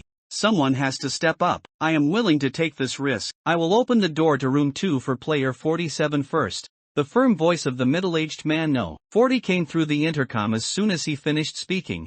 No sooner had the middle-aged man no. 40 finished speaking than player 47 quickly responded through the intercom. I am player 47 from room 2. I swear that as long as player no 40 helps me open my room door, I will definitely open room 3's door. If I don't help him open it, may I die a terrible death in my next life, be hit by a car when I go out, and have a son with no asshole. Jiang Yu's expression was somewhat cold. He pressed the intercom button again. I am player 6 from room 3. I am unwilling to help Zhang Tianxian, no 36, in room 4 open the iron door, because I originally chose room 4, but he drove me out and occupied my room. His tone carried a hint of dissatisfaction and determination. As soon as Jiang Yu spoke, everyone fell into a brief silence. After a moment, the middle-aged man no 40's voice came through the intercom again. No 36, why did you do that? You should apologize to player 6 and admit your mistake. If he is willing to forgive you, then we will have a chance to cooperate. After another brief silence, the voice of Zhang Tianxian, no 36, came through the intercom, defending himself. Everyone, I am player number 36. Actually, I wanted to choose room 4 from the start. I just hesitated for a moment, and player 6 got in first. I merely discussed it amicably with him and then asked him to leave the room. What do you mean by occupied his room? Does ownership of room 4 belong to him? Please, is his name written on the room? However, player 47 couldn't stand it anymore and angrily interrupted his defense. How can you be so shameless? If you wanted it, why didn't you go in first? He was already in, and you drove him out, then made up a bunch of flimsy excuses. Hurry up and apologize to him, otherwise I'll go out there and slap you a few times, to teach you a lesson on behalf of your parents. In room 4, Zhang Tianxian, no 30's face was unpredictable. His chest heaved, his expression gradually becoming ferocious, and he said into the intercom, do you know who I am? My name is Zhang Tianxian, and I have over 1 million followers on H Station. You want me to apologize to him? In that case, let's all go down together. Nobody gets out. Let's all die here. Zhang Tianxian, no 30's threat plunged the atmosphere into a freezing point. The countdown on the electronic screen continued to run relentlessly, and the sense of urgency deepened. 7 hours 39 minutes and 23 seconds. 7 hours 38 minutes and 12 seconds. 7 hours 37 minutes and 38 seconds. Everyone was filled with tension and unease as the end of the countdown approached relentlessly, creating an inescapable pressure. Player no 40's voice came through the walkie-talkie again. Player number 36, calm down. Arguing is not the way to solve the question. Regardless of whether you are a celebrity or an internet personality, here, we are all ordinary people. Our only goal is to survive. If we all act on impulse, we will all die here, and the remaining people will reap the benefits. I'm sure no one wants to see such an outcome, right? Player no 40's voice was full of reason and calmness. He tried to diffuse the tense atmosphere, reminding everyone to remain rational in this life or death situation. He paused, then continued. Player 6, regardless of whether player number 36 apologizes, I hope you can remain calm. We can resolve our conflict after we get out. For now, please be tolerant of him. After all, if you die here, you won't even be able to seek revenge, right? At this moment, Zhang Tianxian, no 30's voice came through the walkie-talkie, his tone growing increasingly angry. Calm down my ass, player 6, you're really asking for it. Who's afraid of whom? If player 6 doesn't open the iron door for me, then I won't open the iron door for room 5 either. I don't believe the people in room 5 will help you open the iron door of room 1. At this point, a cold laugh echoed through the walkie-talkie, and Jiang Yu's voice resonated again. Player no 40, who said we absolutely need the help of the people in room 4 and room 5 to get out? First of all, let me be clear, there's no way I'm helping player number 36 open the door to room 4. Secondly, you should know that I also voluntarily participated in the game and received an exclusive item card reward. The item card I received is a grade B item card, Open Door, which can open the door of any player's room except my own. This means that as long as you help player 47 in room 2 open his door, then player 47 helps me open the door to room 3, and then I use my item card to open the door to room 1 for you. The three of us can successfully get out. As for player number 36 and player 34, let them fend for themselves. What do you think? As soon as Jiang Yu finished speaking, Zhang Tianxian, no 30's excited roar came through the walkie-talkie again. Player 6, I asterisk and hashtag carrot your whole family. May you die a horrible death. Player no 40, player no 40, listen to me, player 6 must be lying to you, you can't trust him. He can make up the function of the item card. What if his item card is an open door? Then once player 2 helps him open his door, he'll just run off, and what will you do? You absolutely cannot trust him, he's definitely lying. Everyone on the walkie-talkie fell silent again. A moment later, player no 40's calm voice came through the walkie-talkie. Player number 36, you have a point, but I think trusting player 6 is more beneficial than detrimental. If I don't trust him, what other options do I have? Now there are only a little over 4 minutes left, we haven't reached an agreement, and you're also unwilling to apologize to player 6. So, it can only be a closed loop for the three of us. He paused, then quickly said, Player 6, I believe you have the open door item card. I'm willing to take a gamble. I've also already unlocked the 4-digit password. Also, Player 47, I have a condition for you. I require you to first open the door to room 3 for player 6, and then I will open the door to room 2 for you. Do you agree? Jiang Yu immediately understood the other party's meaning. If player no. 40 first opened the iron door to room 2 for player 47, but player 47 chose to betray them both and leave the room alone, then Jiang Yu, who possessed the open door item card, would absolutely not open the door for player no. 40 in room 1. Everyone was only willing to help others on the premise of ensuring their own survival. As soon as player no. 40 finished speaking, Zhang Tianxiang, no. 30's anxious voice came through the walkie-talkie. His attitude completely changed from before. Player 6, I was wrong, please, forgive me for my past mistakes. I shouldn't have kicked you out of the room. I sincerely apologize to you, and I hope you can forgive me. Can we work together to get out? And if I survive this round, I'll get an item card, and item cards can be transferred, right? I'll even give you my item card. Jiang Yu sneered, then pressed and held the walkie-talkie button. No need. Go die, thank you.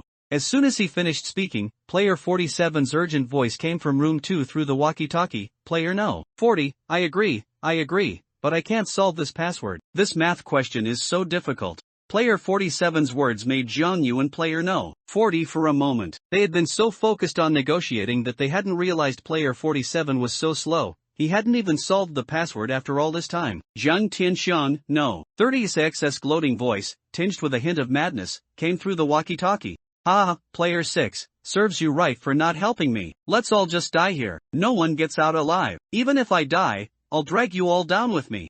Jiang Yu looked up at the electronic screen. There were only 3 minutes left. With his current intelligence, it should be enough. Quick, read me that math problem. There's still time.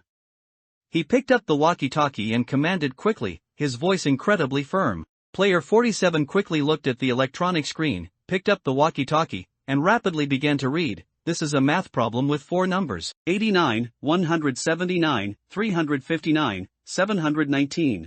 After 719 there's a comma, then an ellipsis, and nothing else. His voice held a hint of panic, but he had calmed down considerably, as Jiang Yu's words inexplicably gave him a sense of security. This was a number sequence. 89, 179, 359, 719. Jiang Yu's mind raced. After his intelligence increased, he became extremely sensitive to numbers. 2 seconds after seeing this string of numbers, his mind had automatically broken down the numbers and derived the pattern of the sequence. Each number was twice the previous number, plus 1. For example, 89 multiplied by 2 is 178, plus 1 equals 179. 179 multiplied by 2 is 358, plus 1 equals 359.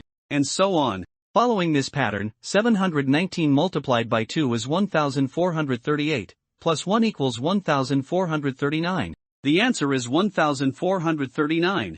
After Jiang Yu explained his reasoning, player no. 40 praised him excitedly. Amazing, player 6. I didn't realize you were so smart. I was still thinking, and you've already solved it. Player 47, quickly try the password 1439. Okay, I'm on it. Player 47's voice came through the walkie-talkie. He paused, then continued. No, the password lock is beeping, and it's telling me, password incorrect, please re-enter. Only one attempt left. Jiang Yu also heard the piercing beep sound from the password lock through the walkie-talkie. He was stunned for a moment, feeling a bit surprised. Logically, he hadn't made a calculation error. He quickly calculated it again in his mind. The answer was not wrong, it was 1439. Indeed, if the answer were correct, his door should have already opened by now. So why wasn't the door opening? Damn it, player 6, what are you doing? The password is wrong. Player 47's blaming voice came through the intercom. Don't worry, his deduction is not wrong. Let him think again, there's still one more chance, player no. 40 comforted, trying to calm player 47 down. Just then, a discordant voice came through the intercom, full of schadenfreude. Ha ha ha, a bunch of useless people, it's good that you can't solve it. There's not enough time, let's all die together. You idiots, you actually left me behind, serves you right to die here. It was Zhang Tinshan, no, 30x's hysterical roar. The countdown on the electronic screen rapidly decreased. Only 2 minutes remained. 2 hours 22 minutes and 18 seconds. 2 hours 21 minutes and 23 seconds. The other's conversation did not disturb Zhang Yu. He seemed to be in a blank space, with only this math problem in front of him. All his attention was focused on it, and the flow of time seemed to slow down. He felt that some key information seemed to be missing from this problem. What did the person who set this problem want to test? If the goal was to test the pattern of 2 times plus 1, then why was the first number 89? Why not some other number? Why specifically 89? Zhang Yu began to observe the characteristics of these numbers. Suddenly, he noticed that all these numbers were prime numbers. In mathematics, a prime number can only be divided by 1 and itself, and not by any other numbers. Did the ellipses at the end mean that the answer was to continue calculating the sequence until a number was no longer prime? Thinking this, Zhang Yu immediately began rapid calculations. 1439 multiplied by 2 plus 1 equals 2879. 2879 cannot be divided by any number, it is a prime number. 2879 multiplied by 2 plus 1 equals 5759. 5759 can be divided by 13, 5759 divided by 13 equals 443. Zhang Yu's eyes lit up. 5759 is not a prime number, so it does not belong in this sequence. Therefore, the last prime number in this sequence is 2879, which also happens to be a 4-digit number. This time, Zhang Yu could be certain that the answer was clear. The unlocking password for the iron door's electronic lock must be 2879. Zhang Yu picked up the intercom and quickly said, "Player 47, quickly enter the password 2879. Listen carefully, it's 2879. Don't enter it wrong." He even read out each digit slowly and repeated it once, afraid that the other party hadn't heard clearly or had remembered the order incorrectly. Player 47 was a bit confused. He asked doubtfully, "Why is the answer 2879? Are you sure this time it's correct?" "No time to explain to you, the password is definitely correct. We'll talk in detail after we get out. Now, quickly enter the password." Zhang Yu said decisively, his tone leaving no room for doubt. "Player 47, just trust player 6. The three of us must trust each other unconditionally to work together and get out. And player 6 is so smart, I feel like this answer must be correct this time." Through the intercom, player No. 40 also patiently persuaded him. "Okay." Player 47 faced the keypad and entered the 4-digit password 2879. The next moment, the iron door in front of Zhang Yu clicked open automatically. Zhang Yu walked out of the iron door. He took a deep breath, looked up at the ceiling, and felt a sense of rebirth. The other players watching outside immediately burst into an uproar. "Damn, it's player 6 again, the first one out. Does he have some secret trick? Yeah, how does he always win the game?" Zhang Yu had won again, but he still had more important things to do now. He looked at room No. 1 next to him and shouted to the middle-aged man No. 40, "Player No. 40, there's only 1 minute left. Hurry and help player 47 open his door, then I'll use the item card to let you out." After leaving the room, Zhang Yu could choose to betray player No. 40 and player 47. This way, only he and the player in the lucky room would survive, increasing his chances of winning later. However, he remembered that player No. 40 had also voluntarily participated in this game and obtained an item card, which he hadn't used yet, leaving many uncertainties. Zhang Yu couldn't guarantee what effect player No. 40 using the item card would have on himself. The best approach was to fulfill his promise first. Moreover, with other players present, if he broke his word, who would dare to trust him in similar games later on? Secondly, if rooms 1 and 2 were lucky rooms, and one of them survived, they would inevitably harbor resentment towards him, adding another enemy, targeting him in subsequent games. Therefore, in this game, he only needed to eliminate player number 36 Zhang Tianxian, the person he utterly detested. Hearing Zhang Yu's words, player No. 40 quickly entered the password. Immediately after, the door to room No. 2 also opened, and player 47 excitedly rushed out. Zhang Yu unhesitatingly raised the item card in his hand and shouted to the pig-faced masked man, "I want to use this, open door, item card to open the door to room No. 1. The pig-faced masked man instructed his subordinates to take the item card, quickly scanned and confirmed it, then nodded and pressed the remote control in his hand. Immediately, the door to room No. 1 quietly opened. The middle-aged man No. 40 eagerly rushed out, looked at Zhang Yu gratefully, let out a long sigh of relief, and felt a sense of having escaped a disaster. Zhang Yu then turned his gaze to the iron door of room No. 4. Zhang Tianxiang, no. 36 was tightly gripping the iron bars, glaring at Zhang Yu, his expression deranged, and he cursed loudly, Player 6, may you die a horrible death. May your whole family die a horrible death. May your son be born without an anus. May you be hit by a car and die when you go out. Zhang Yu looked at him disdainfully, too lazy to even speak. How dare he steal his room? Here, angering him had only one outcome. Death. With less than half a minute left, only player number 36's furious curses could be heard. He even tried to spit at Zhang Yu with all his might, but the distance was too great for it to reach. Zhang Yu slowly took 2 steps back, watching the other party's dying struggle with cold eyes, unmoved. The 10-minute countdown ended, and the sound of machinery roaring and the screeching of chainsaws turning came from within several rooms. Inside room No. 4, a violent scream was heard, and Zhang Tianxiang, No. 36's hands, which had been clutching the iron bars, slowly slid down. Only room No. 5 did not have the sound of a chainsaw, indicating that room No. 5 was the true lucky room. 5 minutes passed, and all the iron doors opened simultaneously. Boy number 34 walked out of room No. 5. He appeared very calm, with an indifferent expression, as if he had known from the beginning that he would choose the lucky room. He walked over to Zhang Yu and the others, scanned the crowd, and said faintly, what a pity, 3 people actually survived. Hearing these words, Zhang Yu was somewhat surprised. He turned his head and stared at boy number 34, asking, what do you mean by that? Boy number 34 chuckled softly and began to explain, nothing much, this Saw game was actually designed by me. His words were like a thunderclap, exploding in the minds of Zhang Yu and the others. They stared blankly at the boy number 34. What do you mean? How could this game be designed by you? You're clearly a player.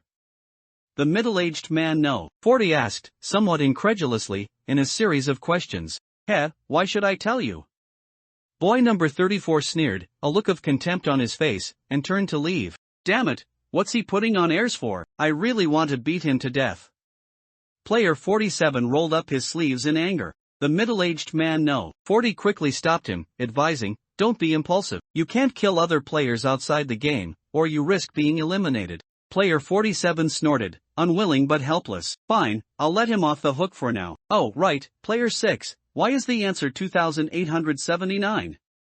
He turned to Zhang Yu, asking eagerly, his eyes full of curiosity. Zhang Yu smiled slightly and explained, actually, it's very simple. Each number is twice the previous number plus 1. I initially calculated 1438, but then I realized that the last prime number in this sequence needed to be filled in, which is 2879.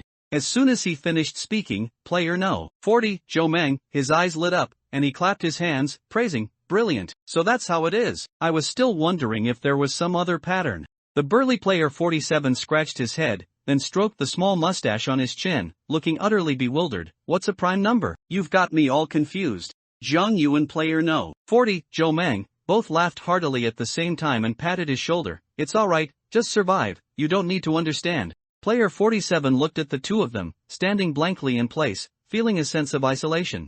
At this moment, Zhang Yu felt the seed of divine gambling transmit information to him in his mind, after absorbing the gambling life with a shot power. From this round, the host's intelligence had once again improved.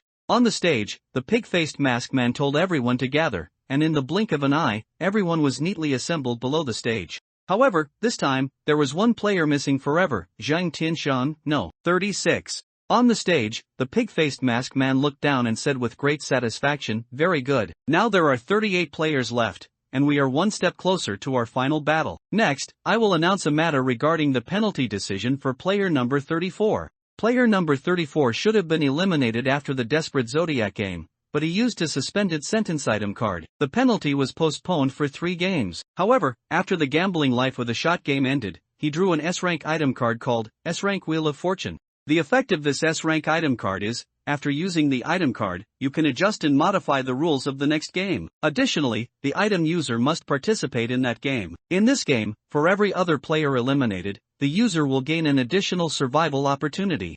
Originally, the rules of Saw were very simple. Players randomly chose a room to enter. 3 of the rooms had chainsaws, and the other 2 did not. Players in rooms with chainsaws could pause the chainsaw by answering questions. Answering 3 questions correctly in a row would stop the chainsaw. But after player number 34 used the Wheel of Fortune item card to intervene in this game, he readjusted the game rules. Chainsaws would appear in all 5 rooms, and players could earn a chance to leave the room by answering questions. Furthermore, in order to survive this game, he deliberately left a back door. Did you notice that the distance between the chainsaws is different? The last row of chainsaws, closest to the wall, left enough gap with the wall. That is to say, no matter if you were in a lucky room or not, as long as you can discover this point, lie down sideways facing the wall, straighten your body, and press against the wall, you can survive whether you answer the questions correctly or not. In this round of the game, a total of 1 player was eliminated, so player number 34 only received 1 survival opportunity, offsetting the previous elimination penalty. Do you have any other questions? Jiang Yu and the others' minds buzzed, so that was it. No wonder player number 34 had said somewhat regretfully earlier, what a pity, 3 people actually survived. If all of them had died, boy number 34 would have effectively had 4 lives. Even if one was offset, in subsequent games, he would still have 3 lives, greatly increasing his chances of survival. Jiang Yu recalled that he had observed in the room after he entered. The chainsaw near the wall seemed to have a bit of a wide gap. If player number 36 hadn't disturbed him, he probably would have noticed this. Then what about the item card, redemption and cooperation, that player number 34 used? Can he modify the rules and also choose the function of the item card? Jiang Yu thought of something and raised his hand to ask. After player number 34 modified the game rules, we redesigned 10 exclusive item cards based on the game content. Player number 34 just happened to draw that one. The pig-faced masked man shrugged and said.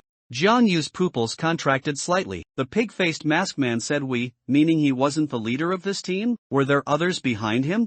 Does anyone else have a question? We are a fair and just game, all questions can be answered. If there are no questions, players 6, 34, 40, and 47, who won this round, please come forward to collect your item card rewards. Other players can return to their rooms to rest and prepare for tomorrow night's game. The pig-faced masked man looked at the remaining people below the stage. In the crowd, everyone stood quietly, no one raising an objection. After all, here, the pig-faced masked man was a god.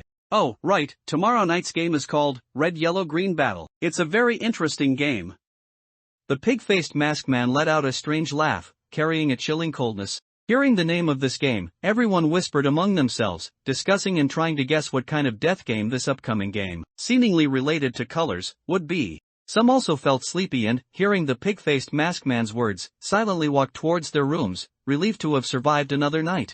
Jiang Yu and the others stepped forward to collect the item cards rewarded for winning this round of the game. After returning to his room, Jiang Yu took out the item card and carefully checked its functions. Grade a prop card, Eye of the Seer. Introduction, use this item card to know the gameplay and rules of the next game in advance, but you cannot disclose it to other players, otherwise, you will be eliminated.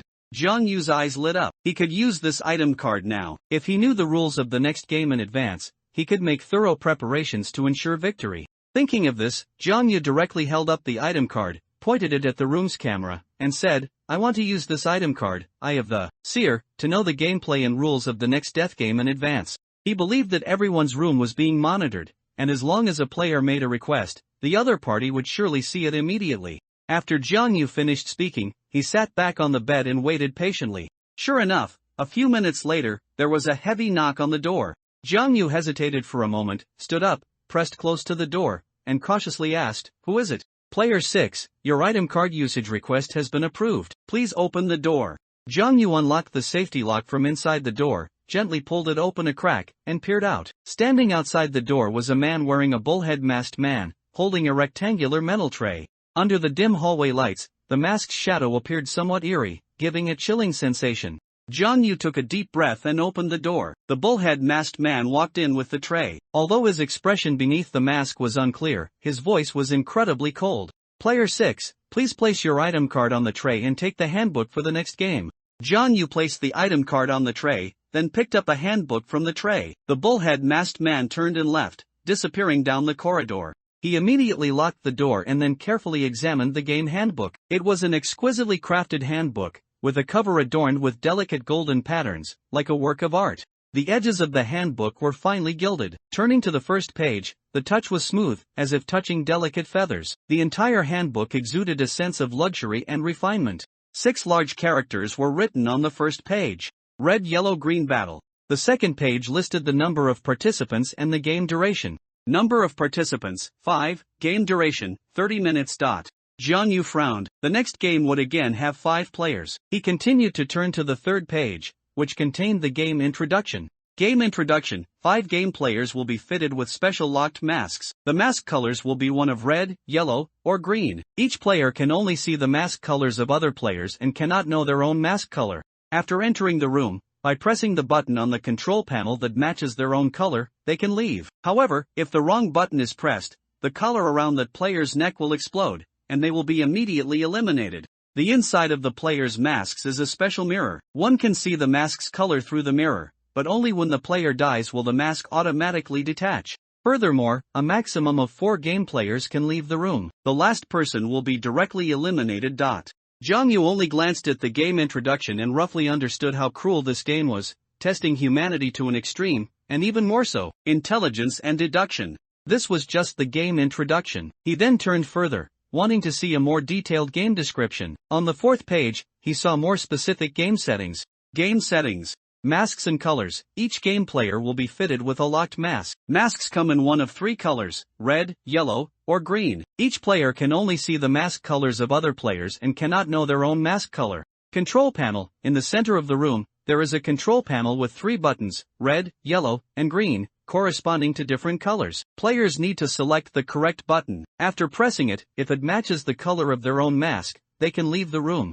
Mirror. There is a mirror inside each mask. If a player obtains another player's mask, they can use the mirror inside that mask to clearly see the color of their own mask. Sensor device. The mask is equipped with a special device connected to a metal collar, which can sense carotid artery pressure. Only when a player dies will the mask automatically detach. During the game, the mask cannot be opened by any other external force. Dagger. The room contains a black dagger made of special material, non-reflective, as a backup method, which can cause other players to die.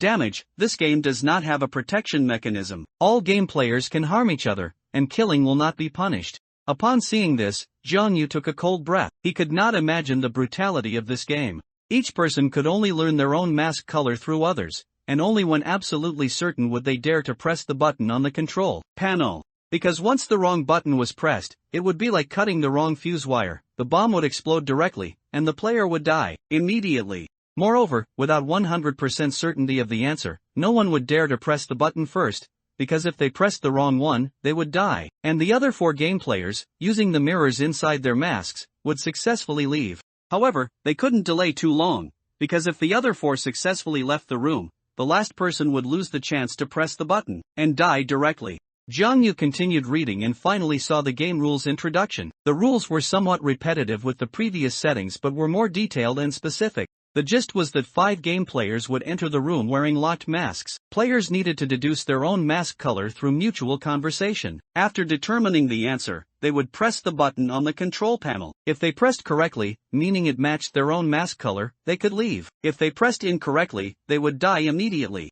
A dagger was provided in the room, adding more uncertainty to the game. For example, player A could kill player B, remove the opponent's mask, and use the mirror inside the opponent's mask to be 100% certain of their own mask color, and then leave successfully. Flipping further, there was no more content. Jong-yu closed the handbook and sat silently on the bed. Although this game was somewhat cruel, he had to actively sign up to participate. Because if he didn't participate in the game, the permanent buffs he had previously obtained, including intelligence and luck bonuses, might be recovered and stripped away. These were his hopes for ultimate victory.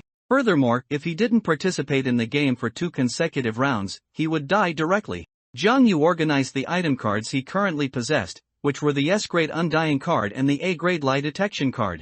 Other item cards had already been used and maximized their effects. In the upcoming games, these 2 item cards would play a crucial role, but Jong-yu did not want to use them unless absolutely necessary. If he could win the game with the least cost, that would be ideal. Then, Jong-yu began to deduce possible scenarios in tomorrow night's game and plan strategies for various situations. Unconsciously, several hours passed until sleepiness overcame him, and Jong-yu fell into a deep sleep. The next day, 8 p.m. Everyone gathered in the hall again. The pig-faced masked man appeared on time. When he finished announcing the rules of this game, red-yellow-green battle, the hall instantly became noisy. Oh my, this game is too cruel. Yeah, isn't this forcing players to kill? Only by killing others and having their masks fall off can they get the mirror inside. Indeed, in this kind of game, who would dare to trust what others say? You can probably only trust what your own eyes see. Everyone was discussing the game. Unlike the others, Jong-yu had already read the game handbook, so he did not show obvious surprise.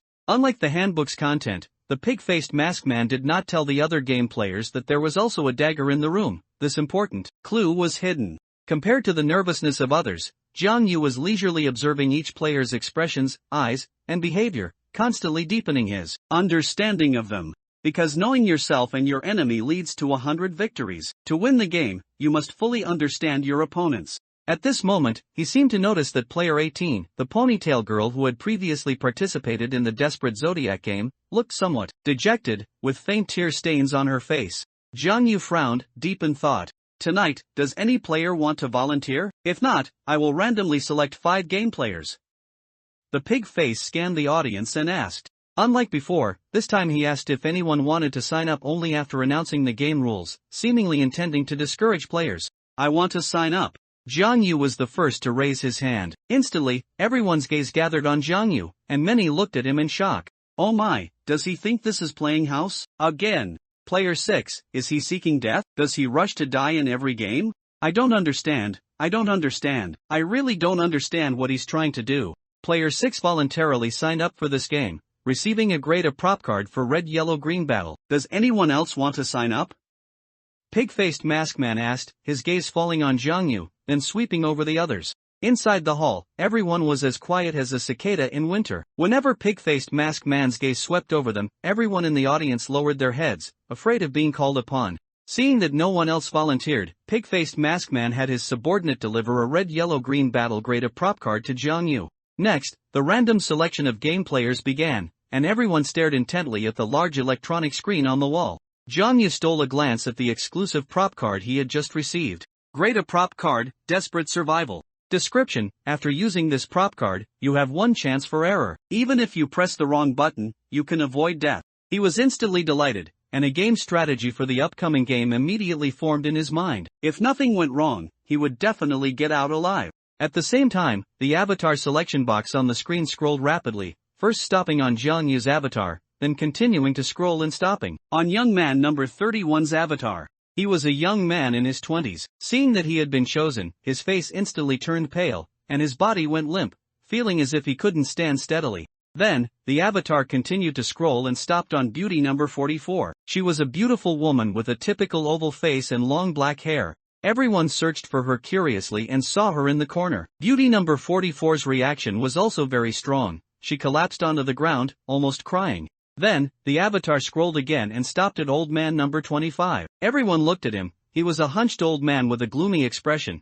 but his eyes were as sharp as an eagle's. He had always been very low-key. Since the first game, he had barely spoken, just silently observing others. Therefore, almost no players had noticed him. Finally, the avatar scrolled slightly and stopped, fixing on player 28. Jiang Yu was familiar with this person. It was Dr. Luo Jun, with whom he had conversed several times before. In the second game, 123, Wooden Man, he had voluntarily given his iron beads and stated that he was a doctor unwilling to harm others. Excellent. The 5 players for this game have been finalized: player 6, player 25, player 28, player 31, and player 44. All participating players, please step forward, pig-faced masked man announced with excitement. Jiang Yu and the others stood in a line, sizing each other up, their eyes filled with wariness. The 5 players will now proceed to a special room to wear masks. The remaining players, please begin preparing to vote. As per the previous rules, guessing the winning player will earn you a prop card reward. Just then, pig-faced masked man waved his hand, and several subordinates immediately stepped forward to put black blindfolds on Jiang Yu and the others.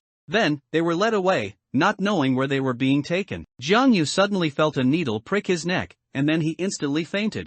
He didn't know how much time had passed. Jiang Yu vaguely felt like he had a nightmare. In the dream, he was surrounded by a white mist, filled with countless strange people. They were expressionless, their eyes rolled back, and they held sharp knives in their hands. When they saw Jiang Yu, they would show a sinister smile and rush forward to stab him. Among these people, Jiang Yu even saw an acquaintance. He ran desperately, his white clothes already soaked with his own blood, but he couldn't escape. Suddenly, he was startled awake, sitting up and gasping for breath. He felt something was wrong. His hand touched something on his face. It was a cold, heavy metal mask. Jiang Yu tried to remove the mask but found that it was connected to a collar, like a metal helmet. He could only see his surroundings through the small holes in the mask, and his vision became very narrow and extremely uncomfortable. He thought of something, struggled to his feet, and looked around. This was a room of about 20 square meters. An incandescent light bulb overhead was somewhat dazzling but illuminated the entire room. In the center of the room was a control panel with 3 large buttons, twice the size of a human hand. From left to right, they were red, yellow, and green. Coming to the wall, Jiang Yu touched it and examined it closely, finding that it was made of a special gray material that prevented him from determining the color of his mask by reflecting light off the wall. The last wall had a black iron door, tightly locked, without even a doorknob. Similarly, he saw the other 4 players who had fainted on the ground. He quickly observed the colors of their masks. Dr. Luojun was green, beauty number 44 was yellow, young man number 31 was red, and old man number 25 was red. At this moment, beauty number 44 opened her eyes, still somewhat dazed. Jiang Yu thought of something and quickly began to search. He needed to get that sharp knife first. This way, he would have the initiative. The entire room was extremely clean, with no extra places to hide things. After scanning the room, Jiang Yu's gaze fell on the bottom of the control panel. Sure enough, he opened the cabinet door under the control panel and found a sharp knife. However, this sharp knife was also made of a special material, black and non-reflective, making it impossible to see the color of his mask through it. Jiang Yu silently tucked the sharp knife into his waist, covering it with his clothes, but this scene had already been witnessed by beauty number 44. The others also woke up one after another, within a few minutes. What Jiang Yu didn't expect was that Dr. Luojun was the last to wake up. They should all have been injected with some kind of sedative. Logically, the elderly metabolized slower, but old man number 25 woke up before Dr. Luojun. Once everyone was awake, pig-faced masked man's voice suddenly came from somewhere in the room. Players, the game officially begins now. The game duration is half an hour. Remaining time will be announced every 10 minutes. Only by pressing the control panel button that matches your mask's color can you leave the room. Pressing the wrong button will result in immediate death. A maximum of 4 players can leave this room. They will be the ultimate winners. Good luck to you all. Pig-faced masked man's voice abruptly stopped. Jiang Yu and the others stood in a circle around the control panel, looking at each other, falling into silence. No one spoke first. At this moment, beauty number 44 suddenly pointed at Jiang Yu and said nervously, "He has a knife." Her words instantly made the atmosphere in the entire room somewhat tense. Everyone looked at Jiang Yu in unison, frowning, their gaze focused on him as if questioning him. Jiang Yu's expression remained unchanged, and he admitted without hesitation, "Yes, I do have a knife." Old man number 25 frowned even deeper and looked at Jiang Yu. "Young man, you'd better hand over the knife. Be careful not to accidentally hurt yourself." Young man number 31 also stared at Jiang Yu warily and said, "No one else has a knife, only you do." "Isn't that a bit unfair? How about putting the knife in the middle of the control panel?"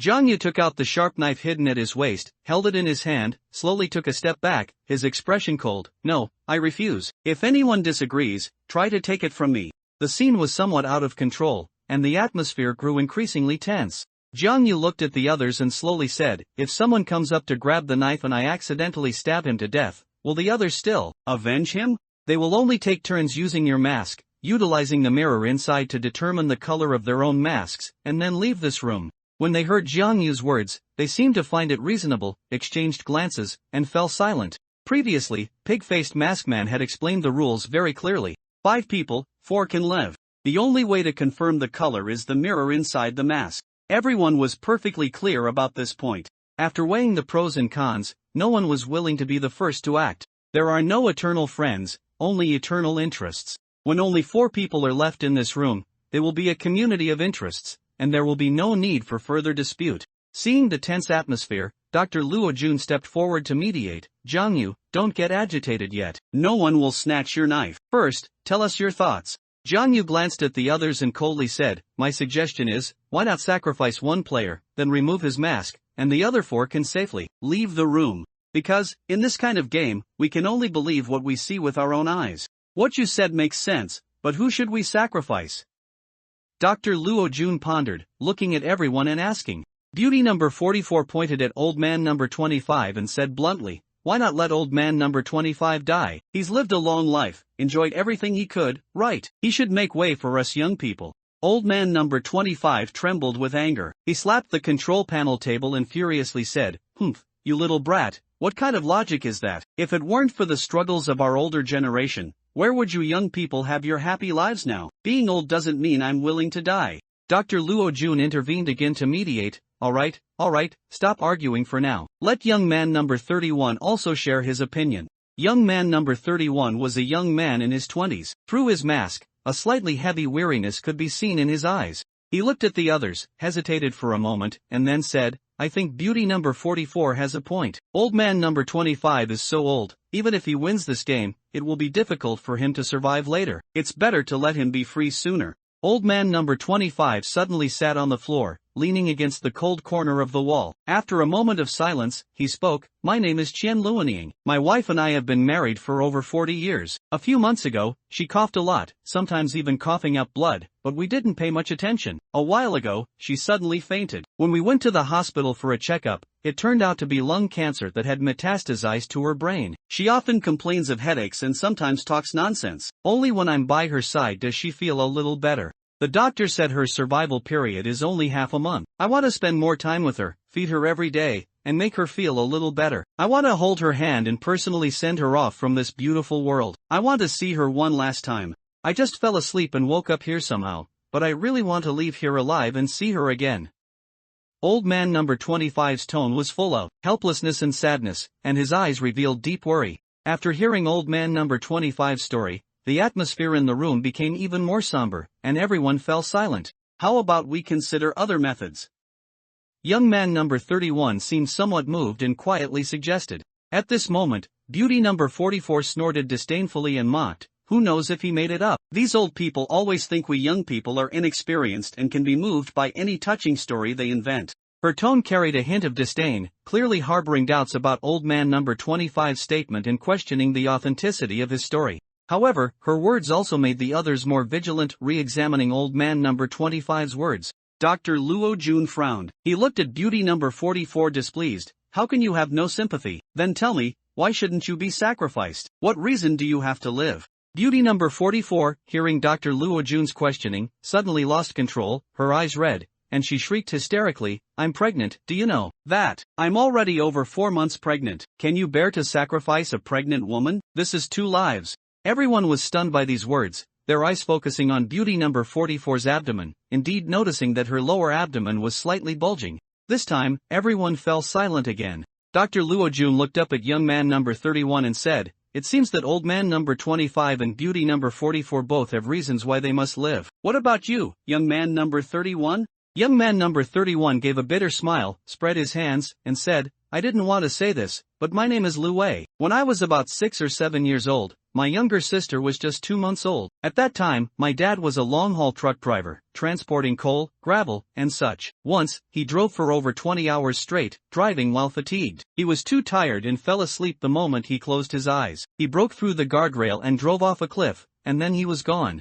Later, my mom raised my sister and me. She scrimped and saved, and even though she had chronic high blood pressure, she couldn't bear to buy medicine. All the money went to my sister and me. Until one time, she had a cerebral hemorrhage and was admitted to the ICU. In the end, we couldn't even afford my mom's medical expenses. After all, the ICU costs over 10,000 a day, so we gave up on treatment. Later, I dropped out of school to work and support my sister's education. Over the years, I've had many jobs, basically doing everything: dishwasher, waiter, factory worker, tightening screws. Recently, I've been delivering food. Although I often get treated unfairly, and a single bad review from a customer can deduct dozens of yuan, my income is still decent enough to support my sister's schooling and my own expenses. My sister is now in her 3rd year of high school and will soon take the college entrance exam. Her academic performance is very good, often ranking 1st or 2nd in her class and top 5 in her grade. She should be able to get into a good university, even a 985 university. If I die here, she will become an orphan and won't be able to achieve her university dream. So, I must live."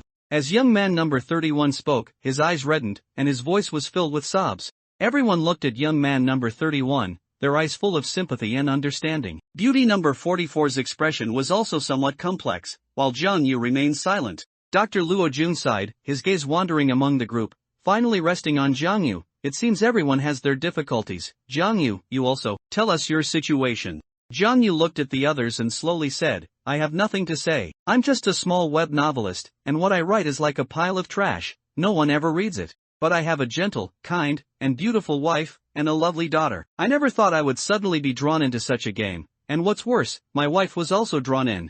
She was player 16, who played rock paper scissors with me at the beginning. She has already left me, but our daughter is still outside. Her name is Een, and she truly is a lovely little angel. I still clearly remember the sight of her running happily barefoot around the house. I must get out of here alive and raise her. Jiang Yu's tone was incredibly firm. His words also plunged everyone back into contemplation. Dr. Luojun was the first to break the silence. Since everyone else has spoken, I'll also briefly say a few words. My name is Luojun, and I'm an orthopedic surgeon. I studied for 5 years for my bachelor's degree, 3 for my master's, and another 3 for my doctorate. I'm 30 this year and just started working. I originally planned to make a big impact in the clinical field, saving lives and helping the injured, but I never expected to be drawn into a game like this. He paused for a moment, then continued, before, I also considered giving up my life, because, as a doctor, how could I harm others? But thanks to Jiang Yu, he encouraged me by saying that if I could get out, I could save more lives, and then my value would be even greater. That's what gave me the courage to live. So, I also want to live, to get out of here alive, and do more meaningful things. Upon hearing his words, the others immediately felt a sense of admiration for Dr. Luojun, player 28. The way they looked at him changed slightly. They hadn't expected him to be a doctor. After all, the profession of a doctor carries its own halo effect. Beauty number 44 couldn't hold back. She spoke up. It seems everyone has a reason to live, but someone has to be sacrificed in this game, otherwise, how can we get out? Right now, it still seems most reasonable to sacrifice old man number 25. After all, his wife is dead, and living is a kind of torment for him. It's better to let him be free sooner. Hearing beauty number 44's words, the other few also felt it made sense and all looked at player 25. I think beauty number 44 has a point. Isn't there a saying, may we not be born in the same year and month, but may we die in the same year and month? Grandpa, since Grandma is about to go, why don't you accompany her on her journey? Young man number 31 looked at old man number 25 and said, he was clearly persuading someone to die, but his tone was as if he were discussing the most ordinary thing, which made people shiver. The old man number 25, leaning against the wall, couldn't sit still anymore. He stood up, patted his backside, pointed at beauty number 44's nose, and angrily said, you only know how to bully an old man like me. You have no respect for the elderly and no love for the young. You'll all get old too. The others seemed to completely disregard what old man number 25 said, turning to look at Jiang Yu, seemingly asking for his opinion.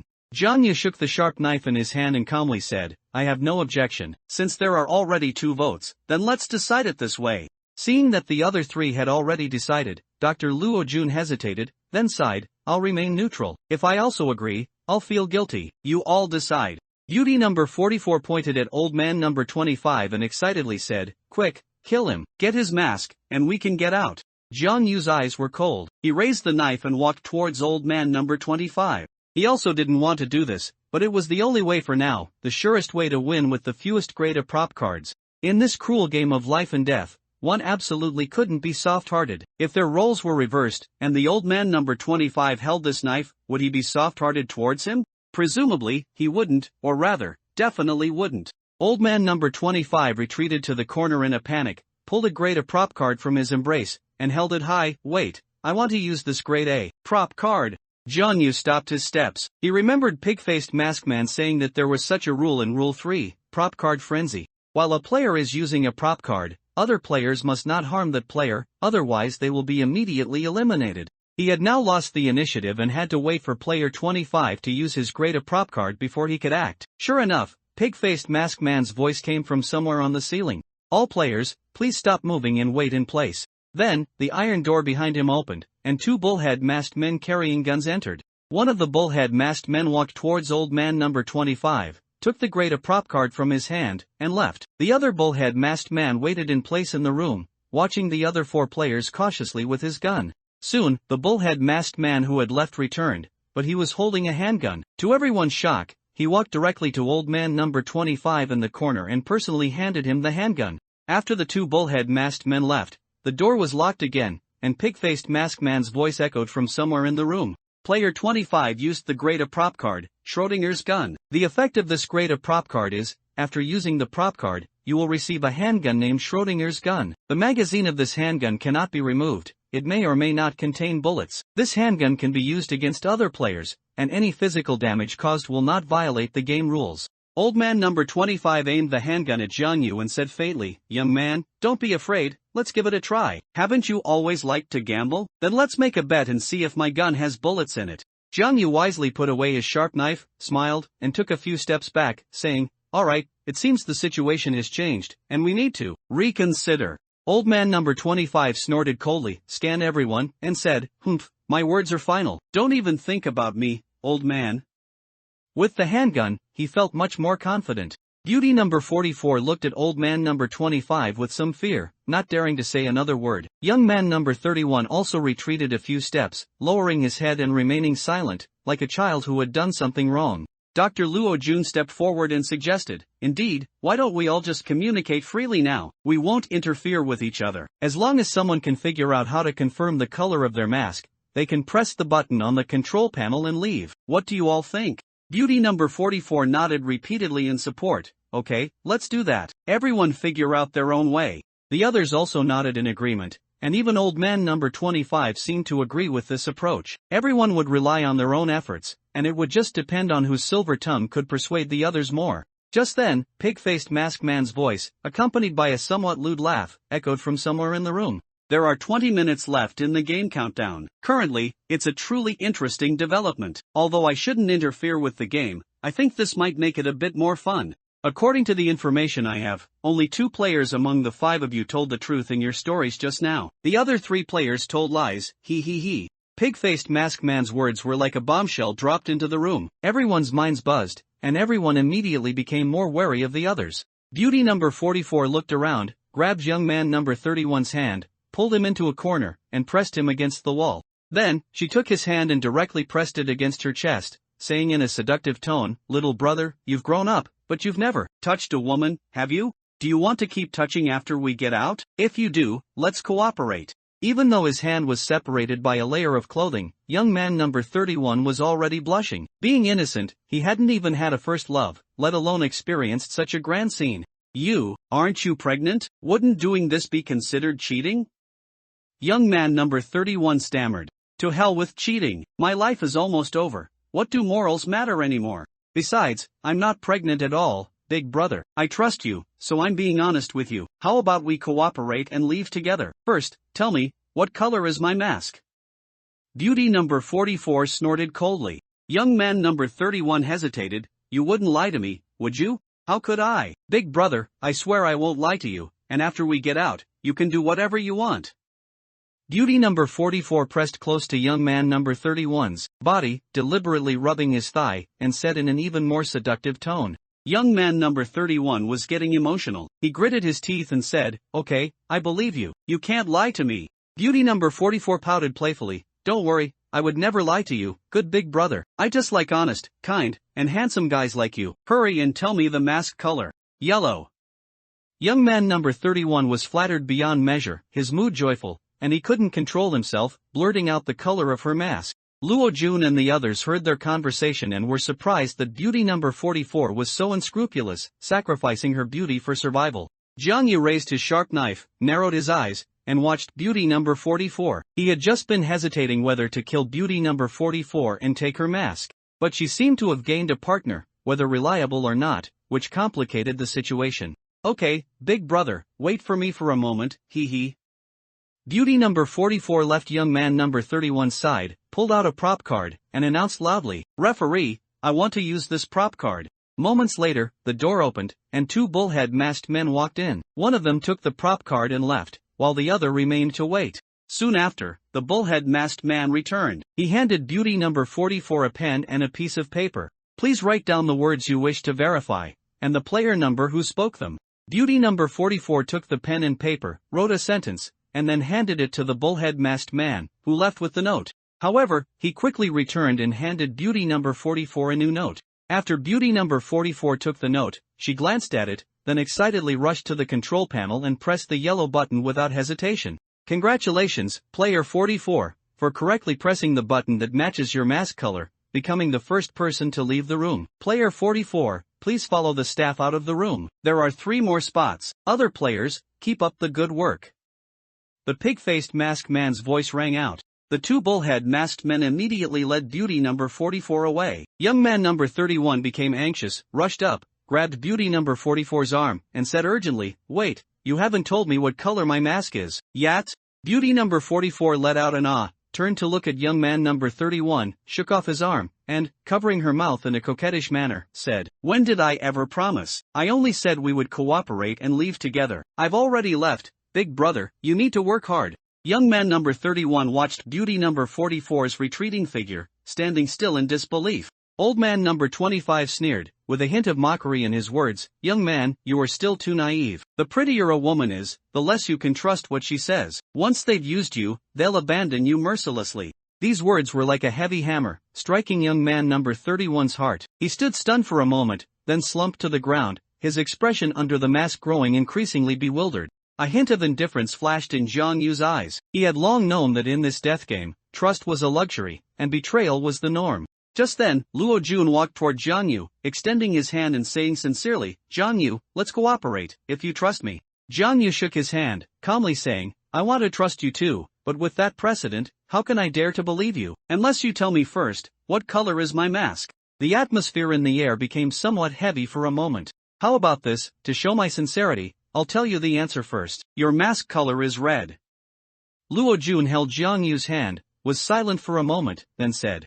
Jiang Yu was startled. He had thought his mask should be yellow or green. According to his reasoning, there were 5 people in the room. If he were the pig-faced mask man, he would make the probability of each color being randomly drawn similar. This would prevent players from winning by guessing, just as the distribution of answers A, B, C, D on a test paper is similar. Old man number 25 and young man number 31 both had red masks. From a logical perspective, the probability of his mask being red was relatively low. Just as Jiang Yu was rapidly calculating the color distribution in his mind, Luo Jun, with his other hand, suddenly snatched the knife from his hand, pressed him against the wall, and held the knife to his neck. The entire sequence of actions was fluid, as if he had rehearsed it countless times in his mind. "Dr. Luo, why are you doing this?" "Oh, no, I shouldn't call you doctor, because you're not a doctor at all." Jiang Yu's body was tense, but he maintained a calm demeanor, saying with a cold laugh, "Oh, how did you know?" A hint of surprise was in Luo Jun's voice. "Because I never trusted you. In the 123 Wooden Man game, the bead you gave me wasn't an iron bead at all, was it? Because after I took it, I found that the weight of that bead was slightly different from an iron bead. If I had taken the fake iron bead you gave me, I would have been eliminated directly." Jiang Yu analyzed calmly. "You are indeed not simple to have discovered that. However, based solely on that, how did you know I wasn't a doctor?" A shadow flashed across Luo Jun's face, but he quickly regained his composure. "Because, after the gambling life with the shot game ended, there was a lavish dinner. I came to you for a drink, but you couldn't distinguish the wine in the glass." Jiang Yu said slowly. At that time, he had raised a glass of red wine to toast Luo Jun, but the other party couldn't recognize it as red wine and made an excuse to brush it off. From this, Jiang Yu deduced that the only possibility was that Luo Jun was red-green colorblind. Since he was colorblind, he would certainly not be able to become a doctor. In Dragon Country, colorblind people cannot apply for medical majors, and there are regular physical examinations every year. Once a doctor is found to be colorblind, their medical license is immediately revoked. So, everything was fake. Luo Jun immediately understood and laughed maniacally. "Ah, so that's it. You're right, I'm not one of those annoying doctors at all. Do you know what my real identity is? I'm a lunatic from the asylum. I hate those damn doctors. They feed me those bitter sedatives every day. I hate them to death. I observe their movements every day, imitate their behavior, and even imitate surgeons from TV shows. Tell me, do I act like a doctor or not? Ha ha ha." Old man number 25 and young man number 31, who were nearby, were also shocked by this scene. They retreated to a distance, observing, not daring to act rashly. "Then what do you want to do, kill me?" Jiang Yu said calmly. He felt that the other party didn't want to kill him, otherwise, he would have attacked the moment he snatched the knife, instead of holding it to his neck. Luo Jun leaned into Jiang Yu's ear, a whisper coming from under his mask. "Although I'm indeed not a doctor, given that our relationship isn't bad, I'll let you go. But you have to whisper my mask color into my ear, so no one else hears it. If anyone hears, I will kill you without hesitation. Of course, I will also ask young man number 31. If his answer is different from yours, I will kill you as well." His tone carried a hint of threat. Jiang Yu understood why Luo Jun didn't kill him. Even if he killed him and took off the mirror inside his mask, he still wouldn't be able to distinguish colors. Red-green color blindness isn't seeing red as green and green as red, rather, both colors appear close to gray, making them difficult to differentiate. Therefore, Luo Jun could only come up with this method to double verify the color of his mask. Alright, the color of your mask is green.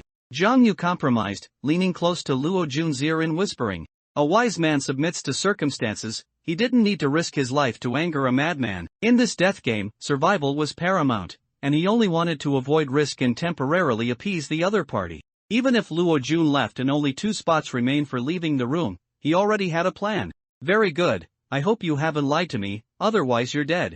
Luo Jun slowly retreated, the sharp knife leaving Jiang Yu's neck. Then, he turned and walked towards young man number 31. Young man number 31 backed away somewhat fearfully, but Luo Jun directly grabbed his collar, slammed him hard against the wall, and then held the knife to his neck. Tell me, what color is my mask? Player 6 has already told me. If your answer is different from his, then I'll kill you. You'd better think carefully before answering. Young man number 31 said nervously, green, your mask is green.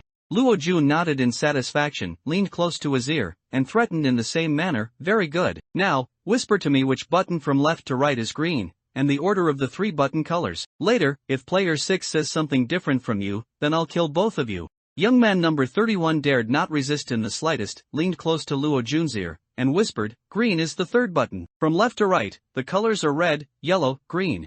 Luo Jun released his collar and smiled, very good. Next, I'm going to verify with player 6. If what you two say is different, then both of you are dead. Then, he returned to Jiang Yu's side, pointed the knife at him again, and chuckled, that coward young man number 31 has already told me the answer. Now, Jiang Yu, it's your turn. I need you to tell me which button from left to right is green, and the order of the 3 button colors. If what you two say is different, then both of you are dead.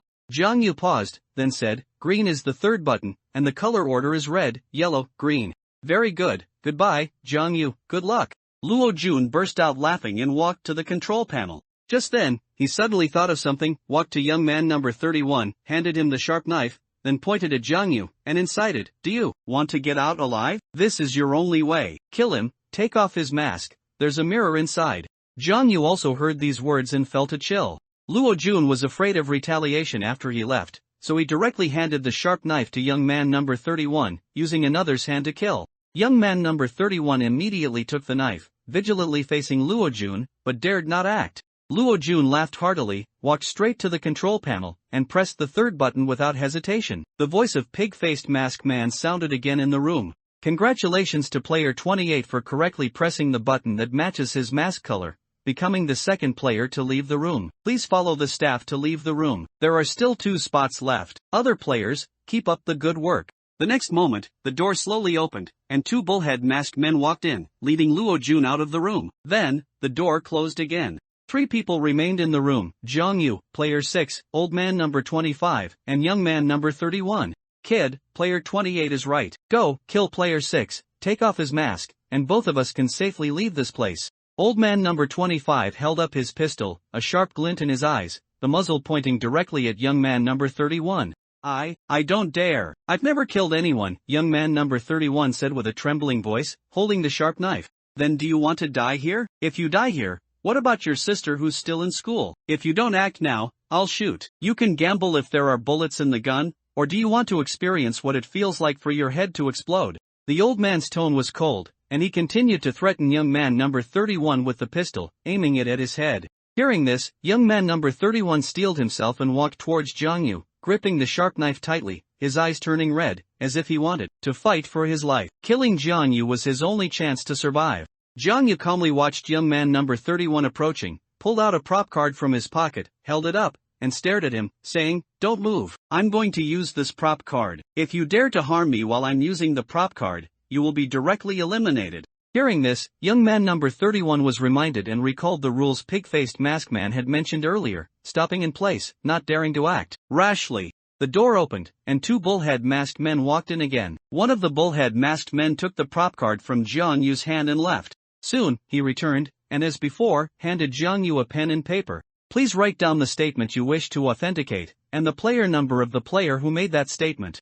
Jiang Yu suddenly understood. Player 44 also had a lie detection card. She used it to verify that what young man number 31 said was true, then confidently pressed the yellow button and left the room. This also gave Jiang Yu new information. Prop cards were not unique. He wrote down the statement Luo Jun had made to him earlier. I'll tell you the answer first. The color of your mask is red, player 28. Then, he handed the note to the bullhead masked man, who left with the note. Soon, the bullhead masked man returned, handing Jiang Yu a new note. Jiang Yu took the note, opened it, and saw only 2 words. A lie. Jiang Yu's lips curved into a faint smile. He knew that Dr. Luojun was red-green colorblind, so it was impossible for the other party to see the color of his mask, because he couldn't distinguish red, yellow, or green at all. However, this wasn't important. He just needed to say any answer. Just like now, he could use the lie detection card to rule out a wrong answer. The color of his mask was definitely not red, so it had to be either yellow or green. Of course, it would be even better if the other party could directly guess the correct answer. The 2 bullhead masked men were about to turn and leave. Wait, don't go. I want to use this prop card, Jiang Yu called out to them again. The 2 turned around, and despite wearing bullhead masks, their surprise beneath the masks could still be felt. One of the bullhead masked men stepped forward again, took the prop card from Jiang Yu's hand, and then left. Soon, he returned, nodded at Jiang Yu, and then said, "Player 6, you may use this prop card." Then, the 2 left, and the door was locked again. To ensure fairness in the game, the following explanation is provided to old man number 25 and young man number 31. Player 6 just used an A-grade exclusive prop card, Desperate Survival, which grants him 1 chance for error. Therefore, even if player 6 presses the wrong button next, he will not be eliminated. At this moment, the voice of pig-faced masked man sounded again from somewhere in the room. Hearing this, old man number 25 and young man number 31 were somewhat dumbfounded. Could the game even be played like this? Jiang Yu revealed a slight smile and walked towards the control panel. His gaze lingered on the 3 buttons, and he immediately ruled out the red button on the far left. His hand hovered above the yellow button, he hesitated for a moment, then moved it above the green button, and then pressed it down with force. Young man number 31 and old man number 25 watched the scene nervously. At the same time, the voice of the pig-faced masked man echoed in the room. Player 6, you pressed the wrong button. You have one last chance. Indeed, one should always trust their first instinct. Jiang Yu's expression was calm, as if everything was within his expectations. He placed his hand on the yellow button, and this time, he pressed it down without hesitation. The next moment, the voice of the pig-faced masked man rang out. Congratulations, Player 6, for pressing the correct button and becoming the 3rd person to leave the room. Please follow the staff out of the room. Other players, attention, there is only 1 spot left to leave the room. The door opened, and 2 bullhead masked men walked in. Jiang Yu followed them out of the room. As soon as he stepped out of the room, he felt another prick in his neck. The familiar sensation of dizziness came over him, and he fainted again. Meanwhile, back in the room, with only 1 spot left, the atmosphere grew increasingly tense. The pig-faced masked man's untimely voice rang out again. The game countdown has 10 minutes left. Both players, please make your choice as soon as possible. Otherwise, if you have not left the room after time runs out, you will be directly eliminated. Time was getting more urgent, but both of them just stared at each other, unmoved. Young man, hurry up and press it, or I'll shoot you. I can give you a hint. The color of your mask is either red or yellow. Old man number 25 said impatiently, raising his pistol and aiming it at young man number 31, threatening him. Young man number 31 was a bit flustered and retreated a few steps. Suddenly, he thought of something, pointed at the old man, and exclaimed, I understand. You're deliberately using the mask color to mislead me. You think I definitely won't believe you. Then I can only rely on my own feeling. If I guess blindly, the probability of guessing the correct color is only 1/3, and the probability of guessing wrong is 2/3. As long as I press the wrong button, I will die on the spot, and you can use the mirror inside my mask to get out. He paused, then continued, stop pointing that broken gun at me. I know very well that you wouldn't dare to shoot. Because if you shoot and there are no bullets inside, you will lose your original advantage. I will immediately kill you with this knife, and then use the mirror inside your mask to leave this place. Old man number 25's face under his mask was unpredictable. He hadn't expected this young man number 31, who had seemed foolish before, to have become so clever now. He probably pondered for a long time and finally figured it out. Then let's see who can't last until the end. Old man number 25 snorted coldly. Time passed by minute, and the remaining time grew shorter and shorter. The air became increasingly solidified. The two stared at each other's masks, both aware of the other's mask color, but neither spoke. Who knows how long passed? Young man, there's only 1 minute left. Are you sure you don't want to try? Old man number 25 said in a sinister tone. How is that possible? How could time pass so quickly? You're lying to me. Young man number 31's chest heaved as he pointed at the old man, questioning him. He seemed to disbelieve that only 1 minute remained. Do you have a timer? I've been counting down and timing the whole time. Old man number 25 retorted. Young man number 31 fell silent. After the pig-faced masked man announced that only 10 minutes remained, old man number 25 immediately pointed a gun at his head. Then, the other party told him that the color of his mask was either red or yellow. At that moment, his mind was in a mess, and he didn't even think about timing. So that's how it was. He had been tricked. The other party had planned all of this in advance, deliberately using two mask colors to distract him, preventing him from keeping track of time. So, how many minutes are left now? Just then, old man number 25 had already walked to the control panel, extended his hand above the three buttons, turned to look at young man number 31, and said coldly, "When there are 10 seconds left, I will take a gamble. If I gamble correctly, then you're dead." He paused, then continued, "Now, there are 30 seconds left." Time was getting more urgent. Sweat seeped from young man number 31's forehead. He nervously rushed to the control panel, looking down at the buttons, his eyes darting back and forth, his mind in a tangled mess. Which button should he choose? The old man said that the color of his mask was either red or yellow. If the old man was lying, then his mask color must be green. If the old man was telling the truth, then was it red or yellow?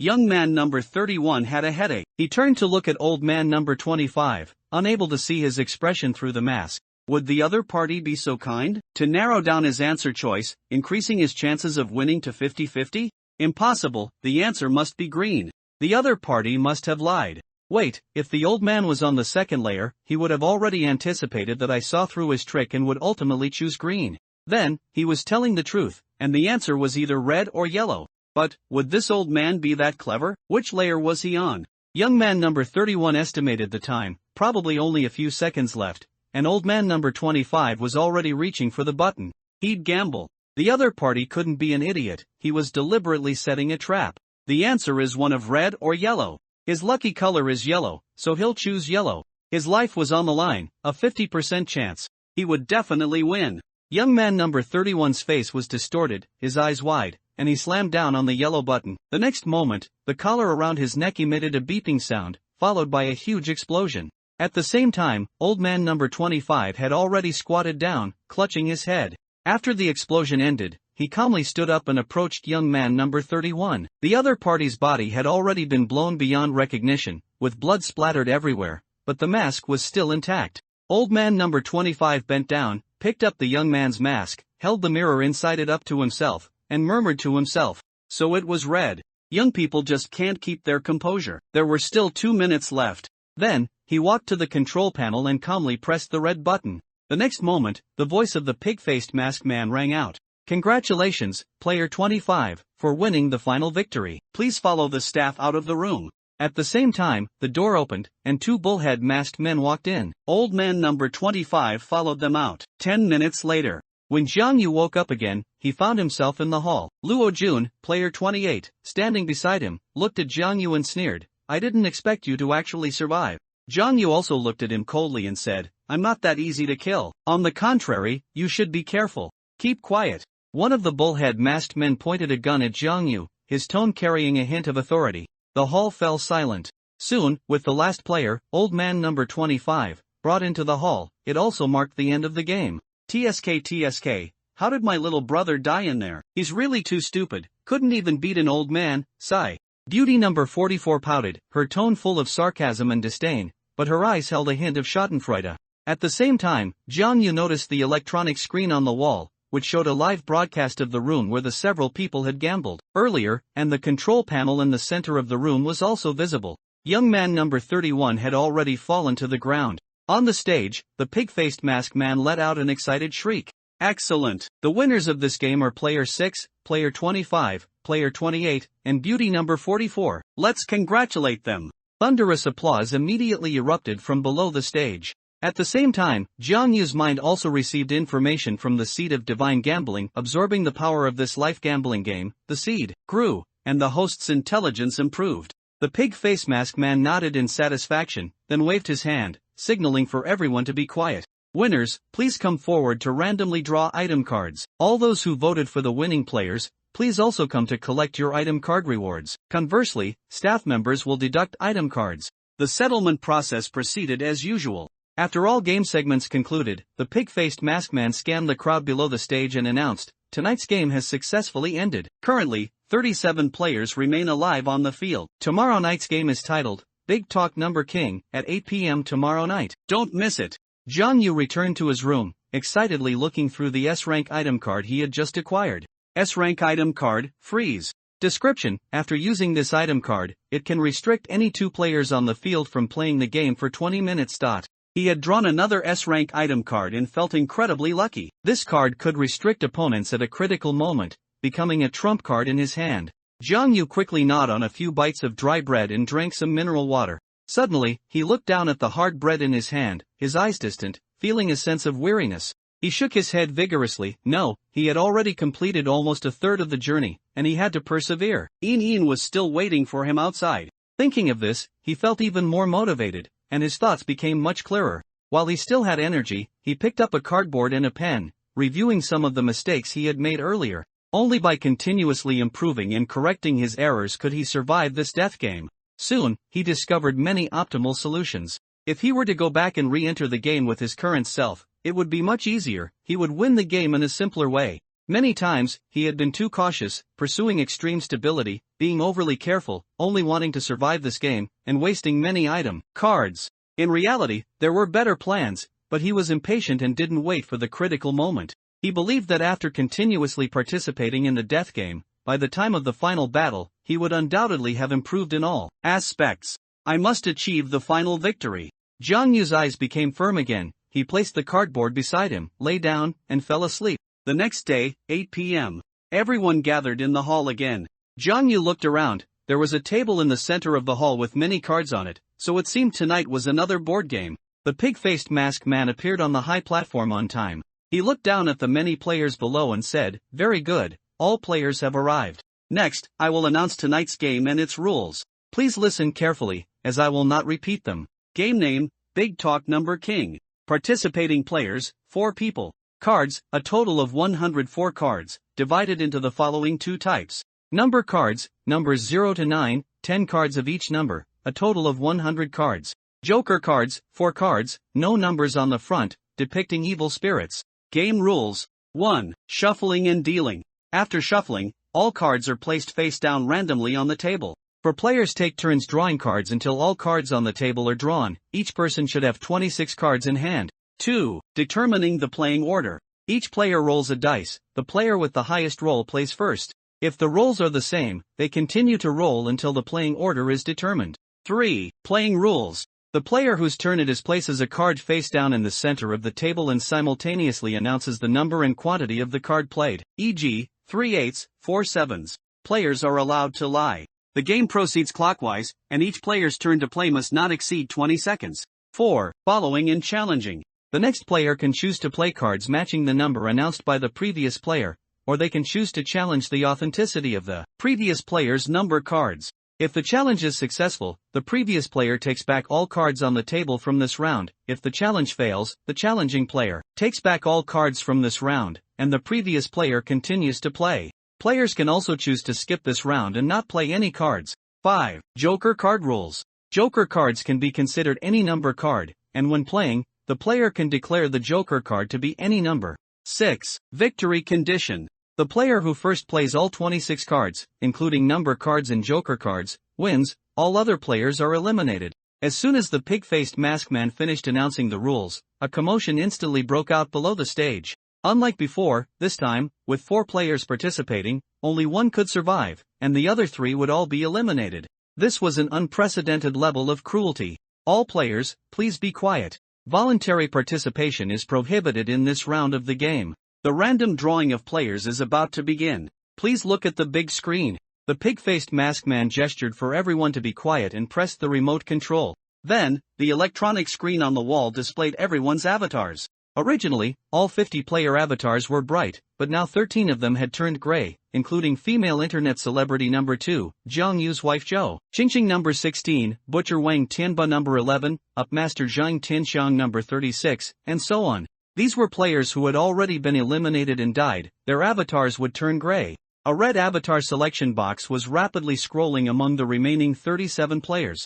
Jiang Yu was recalling the game rules announced by the pig-faced masked man. This was undoubtedly a game of wit and courage. Even if one drew a very bad hand of number cards, as long as they dared to bluff, it was possible to play all cards quickly and win the game. This death game was practically tailor-made for him. Because he had an extremely accurate grasp of everyone's psychology, when he played this kind of game with his roommates in college, he always drank the least amount of alcohol. Eventually, no one dared to play with him anymore. Unfortunately, this game did not allow for voluntary participation. The avatar quickly froze on number 33, a man with narrow-rimmed glasses, slightly squinted eyes, and always a hint of an eerie smile. His fingers were long, his cuffs and collar were a bit worn, and his demeanor was composed, without a trace of panic, as if he wasn't worried about this game at all. Then, the avatar scrolled again and stopped at Luo Jun number 28. 2 players had already been selected. Player's selection continues. Then, the selection box landed on number 6. As soon as Jiang Yu looked up,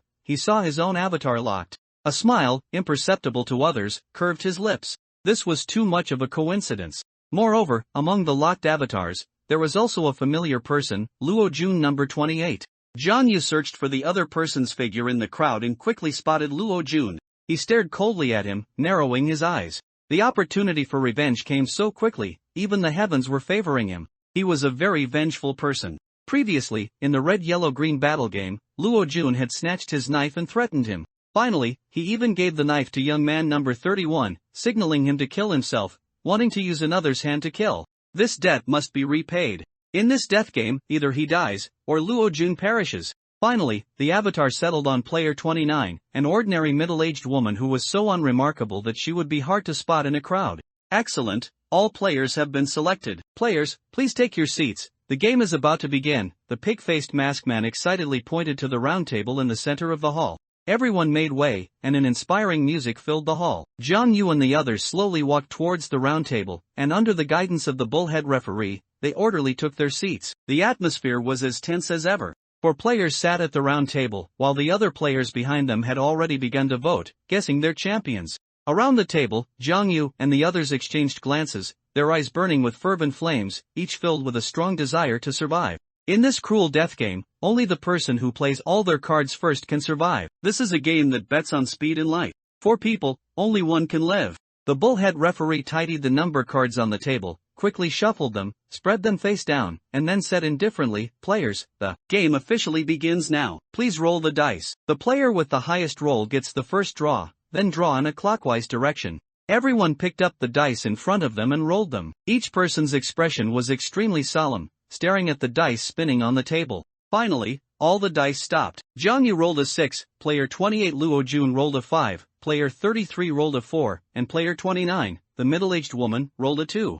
Jiang Yu's heart was filled with joy. Sure enough, after several luck enhancements, he had transformed into a European emperor, his luck surprisingly good, directly rolling a 6. Player 6, please draw first. Then, draw in a clockwise direction for 26 rounds. In the end, each person will have 26 cards in their hand. The bullhead referee gestured for Jiang Yu to start drawing. Jiang Yu smiled slightly and casually picked up a number card from the table. The player to his clockwise direction was player 28 Luo Jun. He glanced at Jiang Yu and casually picked up a number card from the table. Next was player 33's turn to draw. He leaned his arms on the table, squinting his eyes, observing the large pile of number cards on the table. He casually drew a card, held it tightly in his hands, and then slowly revealed its face to see what card he got. Finally, it was the middle-aged woman's turn to draw. She looked a bit nervous, appearing flustered and uneasy. She didn't want to participate in this game. She was just an ordinary vegetable vendor, working from dawn till dusk, having to go to the market to sell vegetables by 5 in the morning. She didn't know why she was caught here.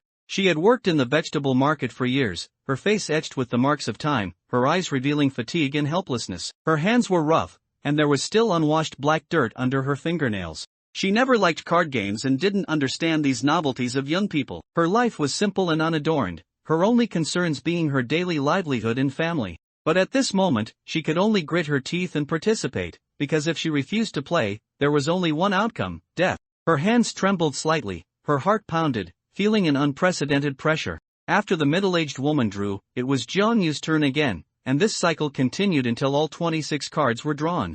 Jiang Yu didn't expect that he would actually draw 3 jokers. What incredible luck! He glanced at the others. The middle-aged woman clearly looked a bit worried, while Luo Jun's expression was calm, showing no emotion. Player 33 kept fiddling with the number cards in his hand, his movements swift and skilled, as if he was organizing the cards. Jiang Yu organized his 26 cards, which were 6 zeros, 3 ones, 5 twos, 6 fours, 1 8, 2 nines, and 3 jokers. He didn't have number cards 3, 5, 6, or 7. This was both good and bad. If others played these cards, he could only choose to lie or expose the player before him to gain the right to play.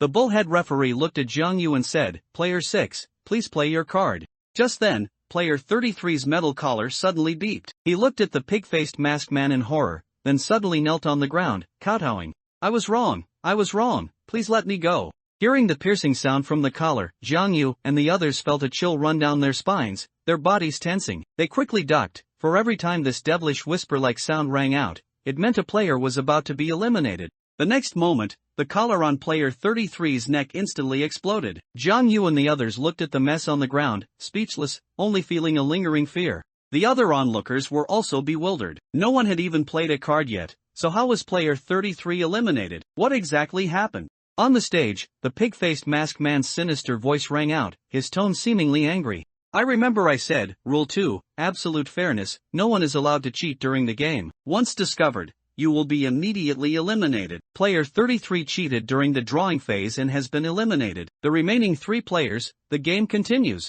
Jiang Yu's mind raced. Could it be that player 33 cheated? This was the only possibility. He had seen some anti-gambling promotional videos before. Some ghost hand cheaters, when drawing cards, don't just take 1, but 2 or 3 or even more. If they get bad cards, they will quickly swap out the bad cards when drawing next, taking a few new cards. To onlookers, it happens so fast that it looks like they only took 1 card. Therefore, Jiang Yu and the others didn't notice. Player 33, in real life, was very likely a ghost hand king at the gambling table. But how did the pig-faced masked man discover it? It's very difficult for an ordinary person to notice. The game continued. Jiang Yu took a deep breath and unhesitatingly pulled out 3 0 number cards, tossing them out lightly, and said indifferently, 3 zeros. Luo Jun glanced at Jiang Yu, let out a sneer, directly covered the 3 cards with his hand, then stared at Jiang Yu, stating with certainty, you have a lot of zeros, right? But these 3 cards are not zeros at all. The game has just begun. I'll flip them casually. I don't believe your 26 cards can instantly defeat me. With that, he directly flipped the 3 number cards and slammed them onto the table. However, the result was beyond his expectation. On the table, the 3 cards were indeed black zeros on a white background. He frowned, his expression a bit gloomy, and took all 3 number cards, zeros, back into his hand. Jiang Yu showed a slight smile, then again took out 3 0 number cards, tossed them out easily, and stared intently at Luo Jun, saying, it's still 3 zeros this time, do you believe it? Luo Jun stared at Jiang Yu, gritting his teeth, and unhesitatingly flipped his cards, real or fake, is it? I still don't believe it's 3 zeros. However, the result once again defied his expectations. Jiang Yu's 3 number cards were still 3 0s. Luo Jun's originally mocking expression instantly froze, and a hint of disbelief flashed in his eyes. His face also gradually darkened, clearly somewhat annoyed by Jiang Yu. He took the 3 zeros from the table back into his hand, glaring at Jiang Yu. Jiang Yu gave him a mocking smile, then again took out 3 1 number cards, tossed them out lightly, and said with a hint of provocation, 3 4s, keep flipping. Luo Jun's right hand once again covered the 3 cards, preparing to flip them over. At this moment, he looked at the increasingly fewer cards in Jiang Yu's hand and couldn't help but hesitate. If he kept questioning the opponent would choose a strategy of only playing true cards. That way, the opponent's number cards would only decrease, and his own cards would increase, completely eliminating any chance of a comeback. Luo Jun glanced at his hand. The 26 cards he initially drew were 4 1s, 2 2s, 2 3s, 1 4, 2 5s, 1 6, 5 7s, 4 8s, and 5 9s. He himself only had 1 4, which meant the other 3 players still had a total of 9 4s. So, it was possible that Jiang Yu had 3 4s in his hand. Moreover, the opponent's tone seemed to be provoking him, intentionally making him flip the cards. He couldn't fall for it. After a moment of calm thought, Luo Jun snorted, withdrew his hand, took 2 2s from his cards, threw them out without hesitation, and shouted, follow with 2 4s. Since player 33 had already been eliminated for cheating, it was the middle-aged woman's turn to play. She saw that there were already 5 number cards on the table, hesitated, took out a card, and placed it on the table.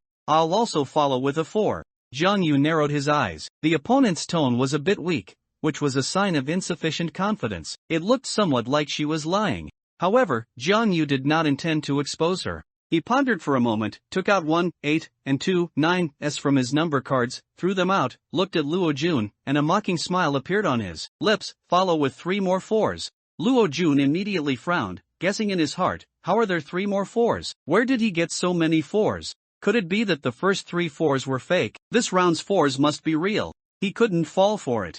Luo Jun's face was gloomy. He drew a 4 from the cards in his hand, threw it out, and said, follow with another 4. It was the middle-aged woman's turn. She looked at the cards on the table, a bit worried. She had already taken out a card and was about to play it, but she looked at Jiang Yu, hesitated, and then stopped her action. I'll skip. I won't play any cards. It seemed she chose to be conservative. Choosing not to play cards was also a good strategy. Although it slowed down the speed of playing cards, it could avoid the risk of adding number cards. Jiang Yu stared at Luo Jun, drew 6, 4s from his hand, and then directly slammed them onto the table, shouting with a half-smile, 6 4s. Hearing this, Luo Jun's eyes widened, his face full of disbelief. He unhesitatingly flipped over all 6 of Jiang Yu's cards. Damn it, I don't believe you still have so many 4s. However, the outcome was beyond his expectation. All 6 cards were number cards, 4. The surrounding players were all surprised. No one expected Jiang Yu's psychological game to be so strong. Take them back. All these cards are yours. Jiang Yu mocked. Luo Jun, with a livid face, picked up the 16 cards on the table and put them back into his hand, his expression gloomy, as ugly as if he had eaten a bitter gourd. Suddenly, he fiercely pulled out an item card, held it high, and loudly said, I want to use this item card to gain priority in playing cards. The bullhead referee took the item card, scanned it, showed it to the other players, and then announced, originally, player 28's challenge failed, and the right to play cards still belongs to player 6. However, player 28 used a grade B item card, initiative, triggering the effect of gaining priority in playing cards. Now it's player 28's turn to play. Jiang Yu was extremely calm and did not appear flustered. All of this was within his calculations. Luo Jun also won the previous game, red-yellow-green battle, and received an item card reward. It was normal for the opponent to have an item card. Jiang Yu looked at the number cards in his hand. Currently, he only had 5, 2, S and 3, Joker, cards left. He only had 8 cards remaining. After Luo Jun gained the right to play, his face immediately flushed a bit. He directly threw out 3 cards and shouted, 3 7s. The middle-aged woman looked at the cards in her hand, also took out 2 cards and placed them on the table, then continued, follow with 2 7s. Next, it was Jiang Yu's turn to play. He casually drew 3 cards, threw them on the table, and said, it seems everyone has a lot of 7s, I'll also follow with 3 7s. Luo Jun frowned. He snorted coldly and directly flipped over Jiang Yu's cards, confidently saying, impossible, almost all the 7s are in my hand. I don't believe you still have so many 7s. Then, to his surprise, the cards Jiang Yu played were indeed 3 Joker cards. Damn it, how do you have so many Joker cards? Luo Jun looked at Jiang Yu in shock, rubbing his eyes as if he couldn't believe what he saw.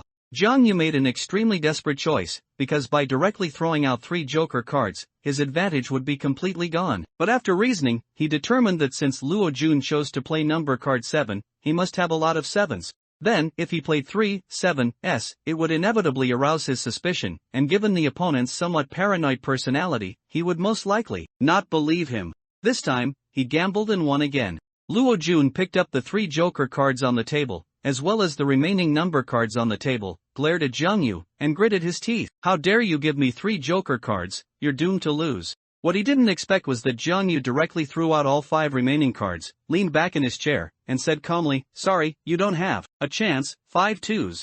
Luo Jun's expression was as if he had seen a ghost. He suddenly stood up and flipped over Jiang Yu's cards on the table one by one. They were indeed 5, 2, number cards. He slumped powerlessly onto the chair, his eyes blank, muttering in disbelief, how is this possible? 26 cards can instantly defeat me? The middle-aged woman looked down at the pile of cards in her hand. She then looked up at Jiang Yu, somewhat disbelieving. She had only played 3 cards, how could the game be over? The other surrounding players were all in shock. It had only been a few minutes, how could the game be over? They had originally expected a hearty, thrilling, and dramatic duel, but the result was so unremarkable, with the winner decided in an instant. The pig-faced masked man hadn't even fully reacted before the game ended. He burst into laughter and then clapped. Congratulations to player 6 for winning, the game is over. Next, it's the punishment segment. Let's sadly bid farewell to player 28 and player 29.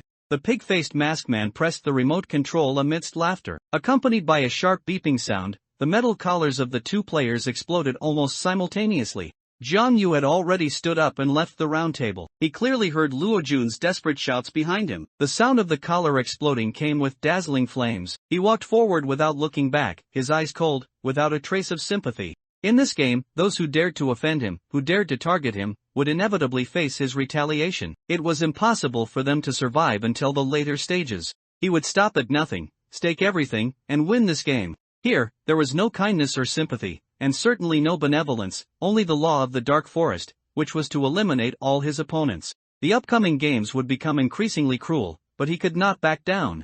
Jiang Yu randomly drew an item card after winning the game, then stood back among the crowd. The pig-faced masked man stood on the high platform, scanning the players below, and said, "Tonight's game is over. There are currently 34 players remaining on the field. Please return to your rooms to rest. Tomorrow night's game is called Eightfold Gate of Life and Death. It's quite interesting." Jiang Yu returned to his room, took out the S-rank item card he had won in the previous game, and examined it carefully. S-rank item card, absolute invalidation. Description: the light from the gods will ultimately purify everything in this world. Using this item card can invalidate the effects of any item cards used by other players.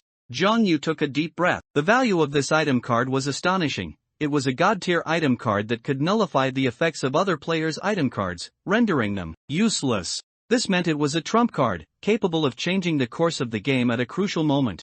Jiang Yu ate some dry bread, drank a few sips of mineral water, and then fell into a drowsy sleep, plagued by nightmares throughout the night. He dreamt his metal collar exploded, followed by intense pain all over his body. He dreamt he was being hunted by other players, all of them chasing him with knives. He dreamt the pig-faced masked man shot him, killing him instantly. He woke up several times, and each time he instinctively checked the electronic clock on the wall, only to find several hours had passed. Time passed so quickly. Unconsciously, he had slept for almost 12 hours, unable to fall back asleep until daytime. He picked up the game console from his bedside table and played it idly. But all day, Jiang Yu felt an unsettling sensation lingering in his heart. He would occasionally look up at the time on the electronic screen, always feeling that something was amiss. Was he worried about tonight's game? The Eightfold Gate of Life and Death sounded like a somewhat terrifying and thrilling dungeon-crawling game. However, he had never been as worried as he was today. Thus, Jiang Yu spent the entire day feeling restless, constantly looking up at the time on the electronic screen on the wall. It wasn't until 7:30 p.m. that, as usual, the electronic clock on the wall emitted its familiar, piercing ding-a-ling sound. Jiang Yu sprang up from his bed, quickly washed his face, then munched on 2 pieces of bread and gulped down some mineral water. When he arrived in the hall, there were only a few scattered players, maintaining their distance from each other, their eyes filled with wariness. Jiang Yu stood among the crowd, looking up at the large electronic screen on the wall, which displayed the time as 19 hours 36 minutes and 58 seconds. In other words, in just over 20 minutes, the pig-faced masked man would appear. As time ticked by, the hall gradually filled with players, more than 30 of them. However, as Jiang Yu scanned the room, he felt a few people were missing. For example, Player 1, the silver-haired young man, and also, at this moment, he suddenly recalled something that felt off. Previously, whenever it was 7:30 p.m., the electronic clock on the wall would first emit a piercing ding-a-ling sound. This shrill sound would wake up the players, reminding them that 8 p.m. was approaching and to prepare for the upcoming death game. Then, a broadcast would sound in the room. The game is about to begin. All players, please proceed to the main hall. However, tonight, before he left his room, he didn't seem to have heard the broadcast. He just thought it had been forgotten. The time had just reached 8 o'clock. Everyone looked up at the platform expectantly. Usually, at this time, the pig-faced masked man would appear and announce the rules for the night's game.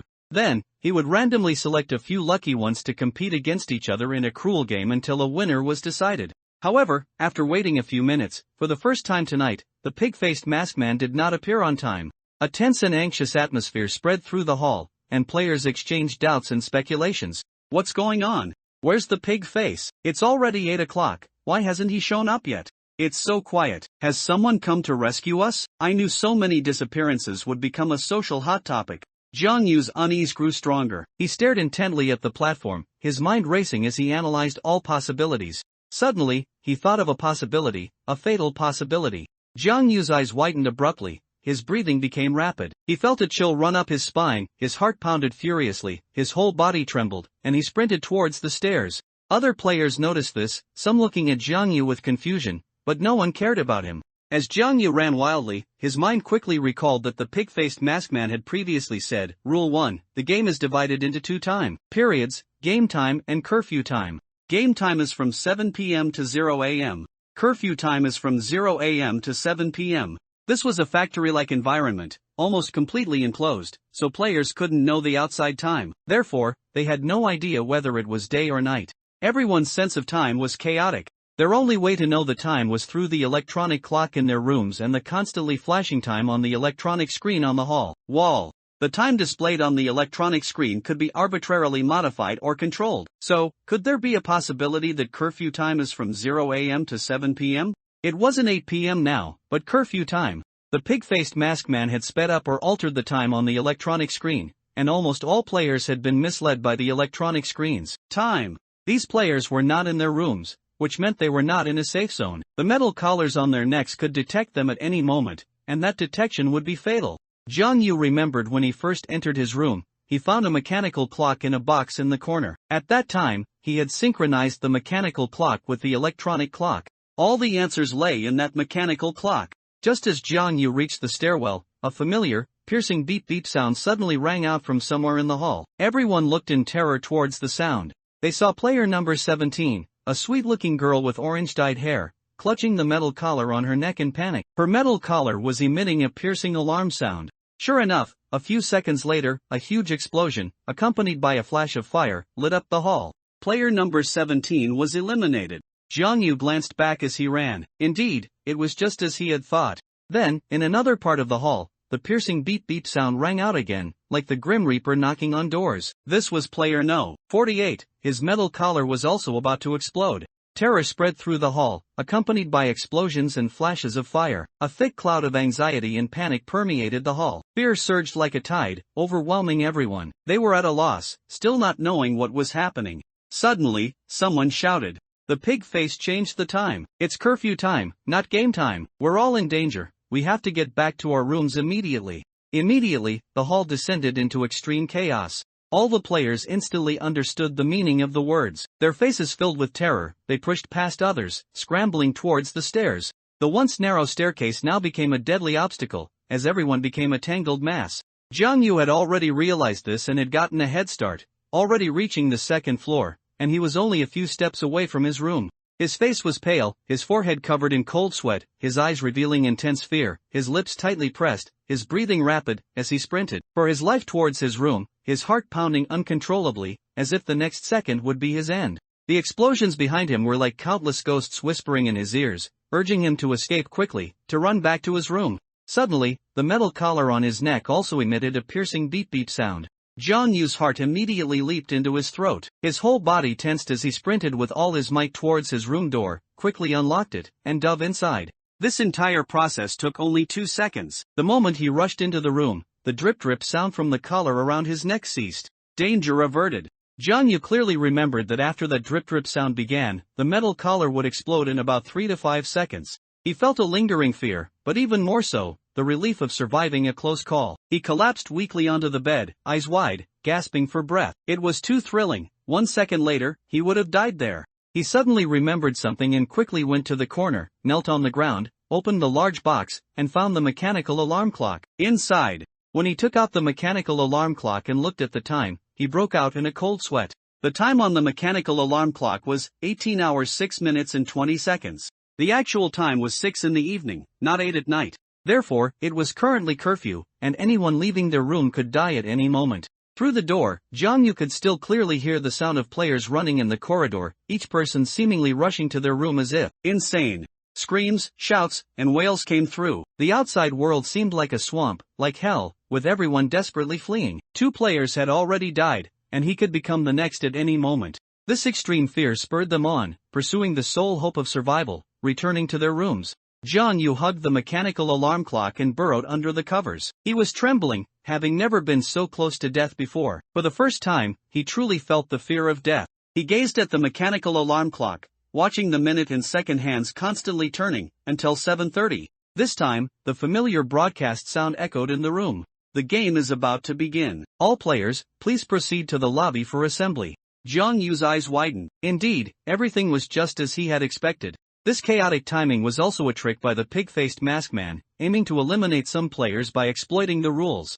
8 o'clock in the evening. Everyone gathered in the lobby. Many people arrived in the lobby at the very last moment. They were extremely vigilant, their faces filled with terror, looking around nervously, fearing that this was another trap. As usual, the pig-faced masked man appeared on the high platform, flanked by a row of bullhead masked men carrying guns. He scanned the players below and let out a triumphant laugh. Unfortunately, some players left their rooms during curfew and were eliminated early. They are player 17, player 30, and player 48. Oh, and you didn't actually believe the time on that electronic screen on the wall, did you? I never said that time was accurate, hee hee. The many players below were furious but dared not speak, glaring at the pig-faced masked man. They understood that no matter how angry they were, there was nothing they could do. Here, they were powerless. The pig-faced masked man was the supreme god. Whatever he said, went, and everyone could only meekly endure it. The pig-faced masked man seemed quite pleased with the feeling that others were annoyed with him but couldn't do anything about it. Next, I will announce tonight's game rules. This concerns your life and death, so all players, please listen carefully. Game name, Eightfold Gate of Life and Death. Participating players, 4 people. Game time, 20 minutes. Rules are as follows. After the game begins, 4 players will be taken to an initial room. Inside the room, there are Gate of Life and Gate of Death, with no markings on either gate. There is a guard in the room. The guard will ask a question and randomly select a player to answer. If the player answers correctly, the guard will point out the correct Gate of Life. If the player answers incorrectly, the guard will point out the incorrect Gate of Death. Players cannot know whether the guard is pointing to the Gate of Life or the Gate of Death. They can only rely on their own judgment to choose a gate. Only the selected player can open a gate. This player can choose to enter any gate. After this, other players will be eligible to open a gate. If a player enters the Gate of Life, the door will not close. If a player enters the Gate of Death, the door will immediately lock, and flames, poison gas, arrows, etc., will be released within the room. That player will be immediately eliminated. There are a total of 9 rooms. When players reach the 9th room, Safe House, the game will end. Staff will bring the remaining players back to the lobby. During the game, the player selected to answer the question is allowed to ask for help from other players in the room. Other players can choose to answer or not to answer. After the 20-minute countdown ends, all mechanisms in the first 8 rooms will activate, including flames, poison gas, arrows, lasers, etc. Players who are still in these rooms, including the initial room, will all be eliminated. No sooner had the pig-faced masked man finished speaking than a commotion broke out below the stage. This game is truly perverse. This game is too difficult. Please don't draw me. I don't want to go to my death. This is almost a death sentence. We have no idea what question the guard will ask. Exactly, if the question is too difficult, there's no way to answer it. The pig-faced masked man frowned, motioned for everyone to be quiet, and then said, I said I admire courageous people. Are there any players willing to volunteer? Volunteers will randomly receive an item card. I volunteer. A familiar voice rang out from the crowd. Everyone's gaze converged on Zhang Yu. He had already participated in multiple death games consecutively and was still standing there alive, which was almost a miracle. It's him again. Does player 6 really think these games are child's play? Don't say that. His ability to survive until now is a skill in itself. No matter how lucky or smart he is, can he really survive to the end by being so reckless? If you walk by the river often, your shoes are bound to get wet. Indeed, he's really asking for trouble. I also can't understand what he's trying to do. The other players discussed amongst themselves. Very good, player 6, please come forward to collect your item card. The pig-faced masked man nodded. Zhang Yu's expression remained unchanged as he walked through the crowd to the stage and randomly drew one card from the item cards handed down by the bullhead masked man. He glanced at the item card he had drawn and was surprised to find that it was a grade B item card, the first time he had drawn such a low-grade item card. Grade B item card, clue card. Description: using this item card allows you to receive a hint from the guard NPC in a certain room. It's better than nothing, Zhang Yu consoled himself. Very good, since no one else is willing to volunteer, then I will now randomly select 3 players. After waiting for a moment, still no one volunteered. The pig-faced masked man scanned the crowd below and pointed to the electronic screen. Everyone looked up at the electronic screen. The familiar player selection process began again, and almost every player prayed that they would not be chosen to participate in this game. As the pig-faced masked man pressed the remote control, the avatar selection box on the electronic screen scrolled rapidly, first stopping on Zhang Yu's avatar. Then, the selection box scrolled again, stopping successively on player 44, Player 18, and Player 38. Player 44, Jiang Yu had some impression of her, the beautiful woman with a graceful, curvaceous figure who had participated in the red-yellow-green battle game with him before, whose voice had a soft, tingling quality. At that time, she had played Player 31 for a fool, gaining his trust to get her mask color, and then successfully passed that game. Player 18, Jiang Yu also clearly remembered, the girl with the ponytail, who looked about 18 or 19, with a pure yet somewhat heroic appearance, exuding an extremely spirited aura, with decisive and neat actions. The two had participated in the Desperate Zodiac game together, and what's more, her appearance strikingly resembled Zhou Qingqing, perhaps the only difference being her hairstyle. Player 38 was a man with a knife scar on his face, looking fierce and intimidating, with a green dragon tattoo on his arm, giving off an extremely unapproachable vibe. The pig-faced masked man scanned Jiang Yu and the others, then spoke. Very good, all participating players have been selected. Please prepare to enter the initial game room.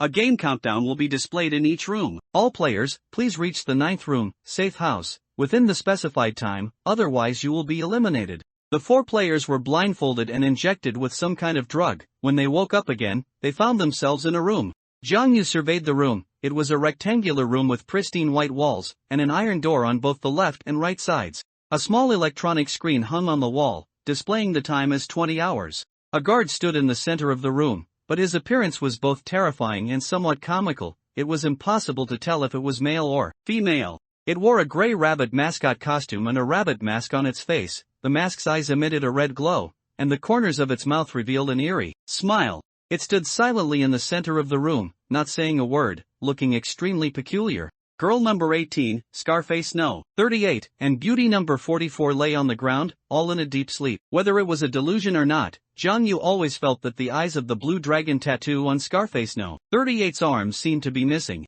After the other 3 successively woke up, the rabbit person guard in the middle of the room suddenly spoke. Its voice was somewhat neutral, indistinguishable by gender, but it sounded a bit eerie. Hello, players. The game officially begins now. The countdown has started. I am this room's guard. You may call me Rabbit Person 001. In this room, there is 1 living door and 1 death door. Next, I will randomly select a player to answer a question. The selected player needs to answer my question. I will not tell that player whether the answer is correct or not, but I will point to a door. If the answer is correct, I will point to the living door. If the answer is incorrect, I will point to the death door. Please do not communicate content unrelated to the game with me, otherwise you will be severely punished. Everyone nervously looked at the rabbit person guard in the middle of the room, taking a step back, fearing they would be chosen. The rabbit person guard shook its head from side to side, its gaze sweeping over Jiang Yu and the other 2. Soon, its gaze settled on player 44. Then, it pointed at beauty number 44 and said, Player 44, please listen to the question. A farmer, a wolf, a chicken, and a bag of beans are by a river. He has a river in front of him, but only a very small boat, which can only accommodate him and 1 other item. If he leaves the wolf and the chicken alone on one side of the river, the wolf will eat the chicken. If he leaves the chicken and the beans alone on one side of the river, the chicken will eat the beans. He needs to cross the river 7 times to safely bring all items to the other side of the river. Please, how should he do it? Beauty number 44 was stunned for a moment when she heard the question, then began to ponder, resting her chin in her hand. Her brows quickly furrowed into a knot. Clearly, the difficulty of this question exceeded her ability. Time passed minute by minute, and beauty number 44 still had no clue. Scarface No. 38 paced anxiously, looking very impatient. He constantly looked up at the time and at beauty number 44. What the hell are you dawdling for? If you don't know, just pick a door and go in. There are many more doors to come, and time is running out. Do you want to kill us all? If you're going to die, go die by yourself first. Finally, when there were 18 minutes left, he couldn't hold back and directly swore at beauty number 44. Upon hearing this, beauty number 44's eyes immediately turned red. She glared at Scarface No. 38 and retorted without backing down, Why are you rushing me? If I answer incorrectly, I'll die. Shouldn't I be careful? If you guys have a solution, why don't you tell me quickly? If I die, your chances of being chosen will be greater. We're all in this together. Girl number 18 seemed to have already figured out the answer and was somewhat impatiently eager to tell beauty number 44 the solution. Jiang Yu also knew the answer long ago, but he was hesitating whether to tell beauty number 44. If he told her, wouldn't she be getting his effort for free? However, a hint of confusion also arose in him. What was the meaning of pig-faced masked man designing such a simple, traditional logic problem? Was it to make all the players relax their guard first? To create the illusion for everyone that the questions were simple, to lull them into a false sense of security, thereby causing them to argue amongst themselves, unwilling to help the weaker ones, wasting time, so that when they encountered super difficult questions later, they would have no time to answer and thus be eliminated due to insufficient time. Regardless, Jiang Yu remained extra cautious and became increasingly prudent. What everyone didn't expect was that Scarface No. 38 suddenly slapped beauty number 44 hard across the face, then cursed angrily. "Bitch, I gave you face, didn't I? 8 doors of life and death, 20 minutes in total. Each door only has 2 or 3 minutes. You're using up several minutes, over 10 minutes, by yourself. Do the rest of us even get to play?" Beauty number 44 was almost knocked to the ground by the slap. She clutched her face, her eyes red, looking at Scarface No. 38 with disbelief, then suddenly rushed forward like a madwoman, kicking and hitting Scarface No. 38, like a lunatic. "You actually dared to hit me. No one has ever dared to hit me in my life, and you actually dared to hit me." Scarface No. 38 was not to be outdone, and the two immediately started fighting. Girl number 18 couldn't bear to watch any longer and quickly pulled the two apart, persuading them, "Everyone, calm down. Our common enemy is Pig Face. Don't fall for his tricks. We need to work together in this game to survive. Meaningless quarrels are just a waste of time. Player 44, I'll tell you what to do." Jiang Yu also stepped forward to help, pulling the two who were about to fight apart and separating them. What girl number 18 said made sense. He didn't mind helping his teammates in the early stages, otherwise it would just be a waste of time, because only the designated player could answer the question. If it was truly as he calculated, he would need enough time to solve the difficult questions later. It's good that you know. Don't think that if I die, you can survive." Beauty number 44 snorted coldly, tidying her clothes and hair. Even in such a critical situation, she still cared about her appearance. Girl number 18 looked at beauty number 44, sighed, and said, "Alright, stop arguing for now. Player 44, listen carefully. The farmer first takes the chicken across the river, leaving the wolf and the beans behind. Then, the farmer returns to the original bank, takes the beans across the river, but he needs to leave the beans on the other side of the river and bring the chicken back. Next, the farmer takes the wolf across the river, leaves the wolf on the other side, and then returns to the original bank. Finally, the farmer takes the chicken across the river again. This way, all items can be successfully and safely brought to the other side of the river."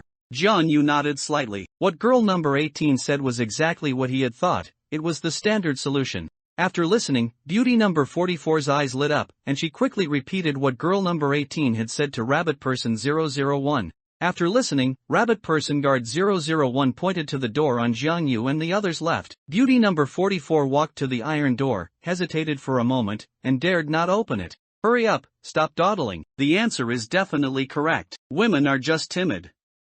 Scarface No. 38 urged again.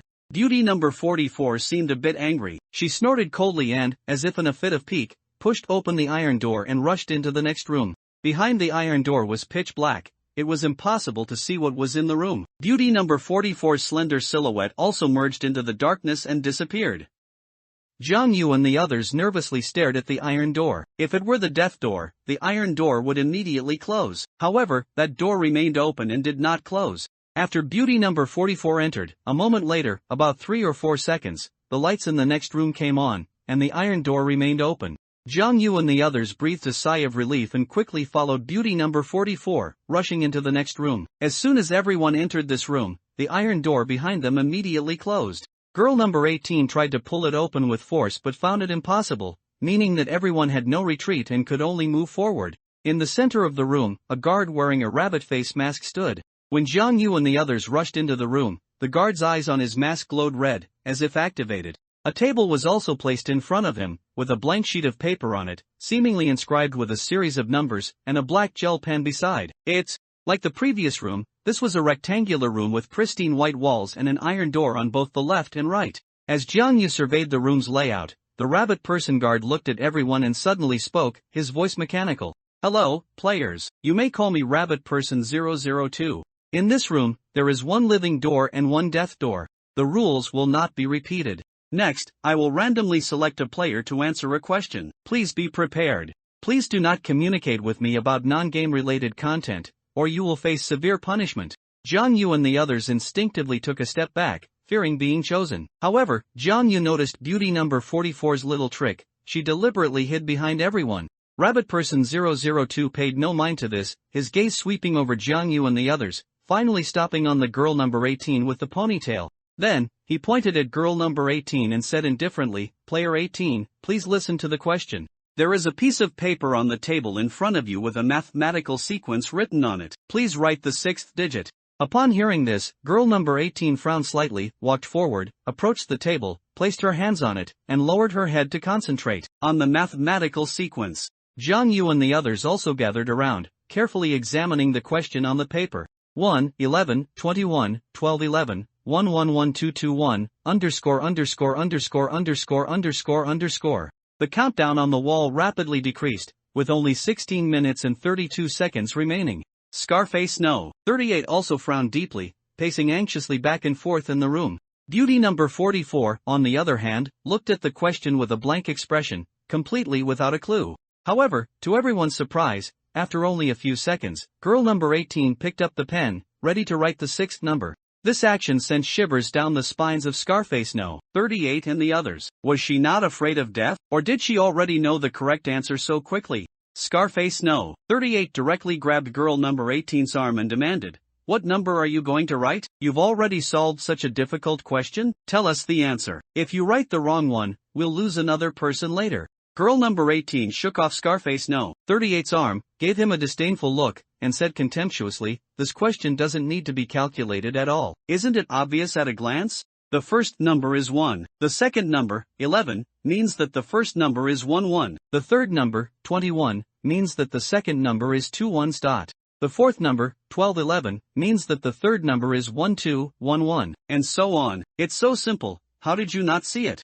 Jiang Yu's eyebrows twitched. He saw the answer at a glance. This question was more like a brain teaser. The fifth number, 111,221, means that 1211 is 1 1 1 2 2 1s. So, the answer was obvious. The number in the sixth position should be 312211. Indeed, girl number 18 unhesitatingly wrote 312211 on the paper and then handed it to the rabbit person guard. After rabbit person 002 took the white paper, he looked down at the numbers on it and pointed to the door on the right side of the room. Girl number 18 strode forward, went to the iron door on the right side of the room, grabbed the doorknob, twisted it without hesitation, and then stepped inside.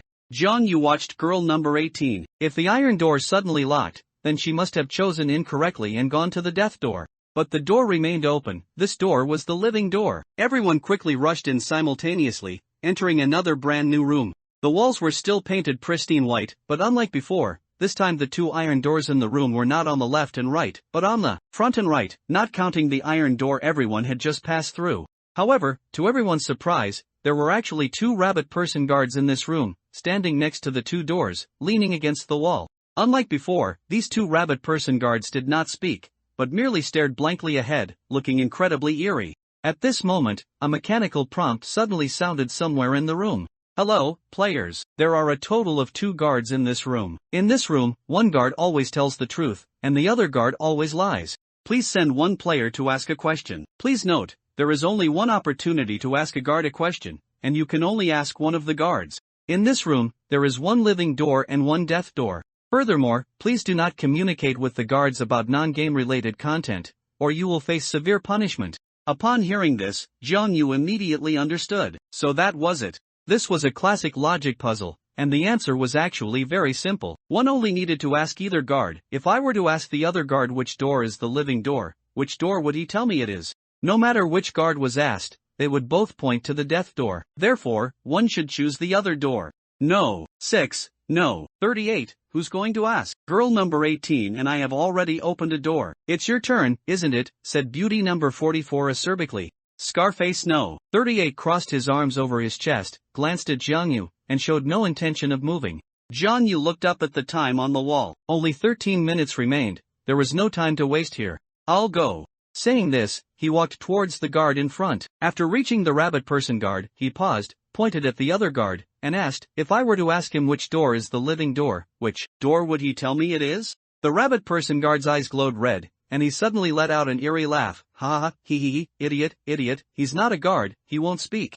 Jiang Yu was stunned for a moment. Why was it not as he expected? What did he mean? He was not a guard. He was clearly wearing a rabbit mascot suit and a rabbit face mask. At this moment, a terrifying thought suddenly flashed through his mind, sending a shiver down his spine. He quickly ran to the other rabbit person guard and gently pushed him. As a result, this rabbit person guard fell to the ground with a thud, like a dead object. Jiang Yu's pupils contracted slightly. He took off the mask, revealing a familiar face, Scarface No. 38. He looked back at Scarface No. 38 in disbelief. The latter instantly became incredibly cold. He took the rabbit face mask from Jiang Yu's hand, put it on his face, and stood by the iron door, replacing the previous guard. Jiang Yu instantly understood. The real player No. 38 had long since died. The one accompanying them was the guard from room 3 disguised as No. 38. The prompt sound upon entering this room was not wrong. There were indeed 2 guards in this room, but one of them was the disguised No. 38. Jiang Yu quickly reflected that his way of asking the question was wrong. He should have said, "If I ask the other guard," that way he would have gotten the correct answer. None of that mattered anymore. A worse situation lay before him. His only opportunity to ask a question had been wasted. He now did not know which door was the living door and which was the death door. He could only rely on luck, with only a 50% chance of choosing the living door. This was another life or death gamble. Girl number 18 and beauty number 44 were stunned by the sight before them. They couldn't believe that the real player 38 had died long ago, and the one accompanying them through the gate of life and death was a disguised rabbit person guard. Jiang Yu recalled the Scarface No. 38's arm tattoo of a azure dragon seemed to lack eyes, which must have been a flaw in the disguise. He also remembered that in the first 2 rooms, the rabbit person guard's gaze always seemed to sweep over Jiang Yu, girl number 18, and beauty number 44, never looking at Scarface No. 38. Because he was not a player at all, but a rabbit person guard, without the qualifications to participate in the game. Jiang Yu looked at the iron door ahead, then turned to look at the iron door on the right. The 2 doors were identical, with no discernible difference. If he relied on luck, there would only be a 50% chance of survival, and that was not what he wanted. Thinking of this, Jiang Yu's expression was calm as he took out the clue card and handed it to the rabbit person guard. "I want to use this item card." The rabbit person guard was somewhat surprised. He took the item card from Jiang Yu's hand, glanced at it, and then put it into his. He stared at Jiang Yu and slowly uttered a sentence. "Gold is life, fire is tribulation. What the right hand points to, that is the way home at sunset." Hearing this, beauty number 44 looked bewildered, and girl number 18 also frowned deeply. Jiang Yu's eyebrows twitched slightly, and his mind raced. The first sentence, "Gold is life, fire is tribulation." In the I Ching, gold represents the west, and fire represents the south. Therefore, the west is the path of life. The second sentence, "What the right hand points to, that is the way home at sunset." What the right hand points to is the direction of sunset. The sun rises in the east and sets in the west. Therefore, the right side is the path of life.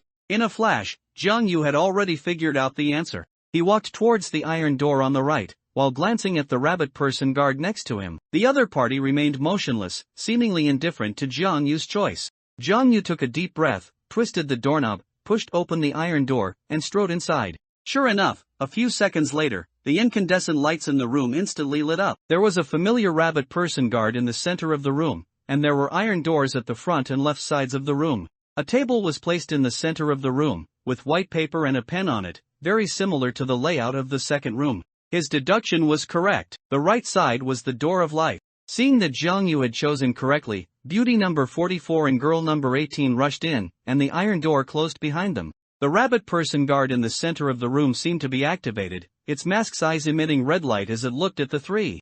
"Hello, players. I am Rabbit Person 005. In this room, there is 1 door of life and 1 door of death. The rules will not be repeated. Next, I will randomly select a player to answer a question. Please do not communicate with me about content unrelated to the game, otherwise you will be severely punished." His gaze swept over Jiang Yu and the others, finally settling on beauty number 44. "Player 44, please listen to the question. There is a piece of paper on the table in front of you. There are 9 numbers, 1, 2, 3, 4, 5, 6, 7, 8, 9. You need to insert minus or plus signs among them so that the result equals 100. Please write down 3 solutions." Beauty number 44 came to the table, looking at the white paper on it with a blank expression, covering her head, appearing to have a headache. Let alone 3 solutions, even 1 solution made her headache. She hated mathematics the most in her life. Because her math was too poor, she didn't get into high school. After graduating from junior high, she went out to work. Later, because of her beautiful appearance,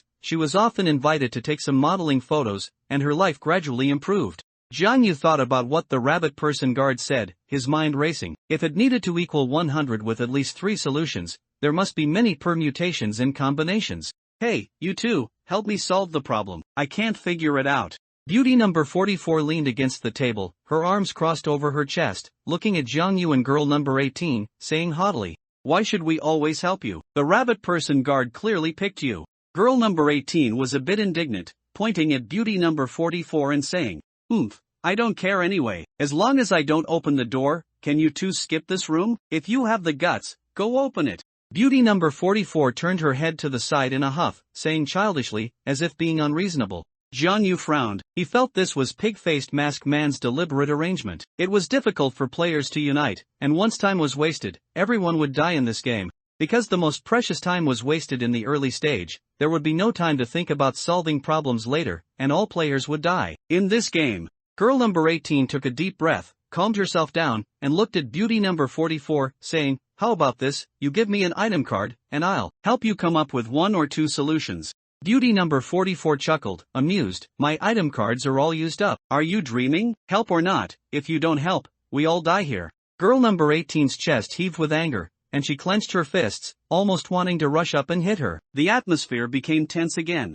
Jiang Yu stepped forward, standing between the two, and said in a deep voice, "Don't be impulsive. We are in this together now. Don't worry about these things. We have to work together to get out of here alive. Other matters can wait until we are out." Okay.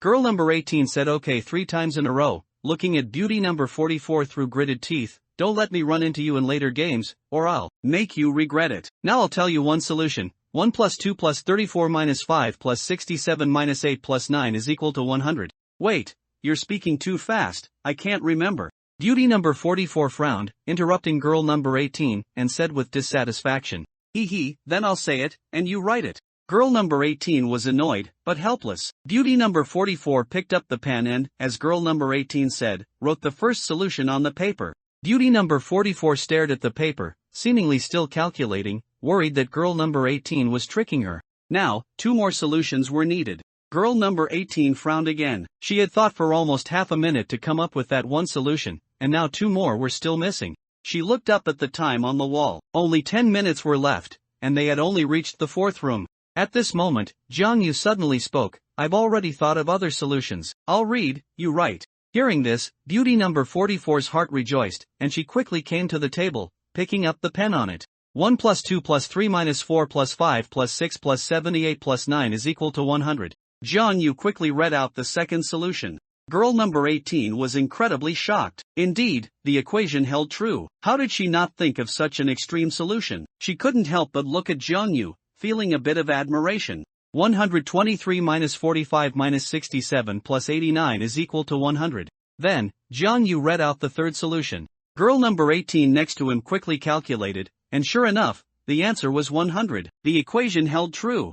Player 6, you are really amazing. She looked at Jiang Yu, praising him sincerely. "It's nothing, I also thought of other solutions, but the rabbit person guard said only 3 were enough," Jiang Yu said indifferently. As soon as he spoke, girl number 18 looked at Jiang Yu in shock. There were other solutions? My goodness, how high was this guy's IQ? He could participate in the brain. Beauty number 44 didn't think so much. She was only shocked for a few seconds, then immediately excitedly wrote the answers on the white paper and handed it to the rabbit person guard. The rabbit person guard took the white paper, checked the answers, and then pointed his hand towards the iron door in front of everyone. This was the 5th room, and a familiar rabbit person guard still stood in the center of it. The layout of the room was almost identical to the previous one. There was an iron door on the left and another one at the front. As soon as Jiang Yu entered the room, he looked at the time on the wall. Only 7 minutes remained. Next, there were 4 more rooms, and 4 more gates of life and death. Time was extremely tight, and he might very well die here. He had to speed up.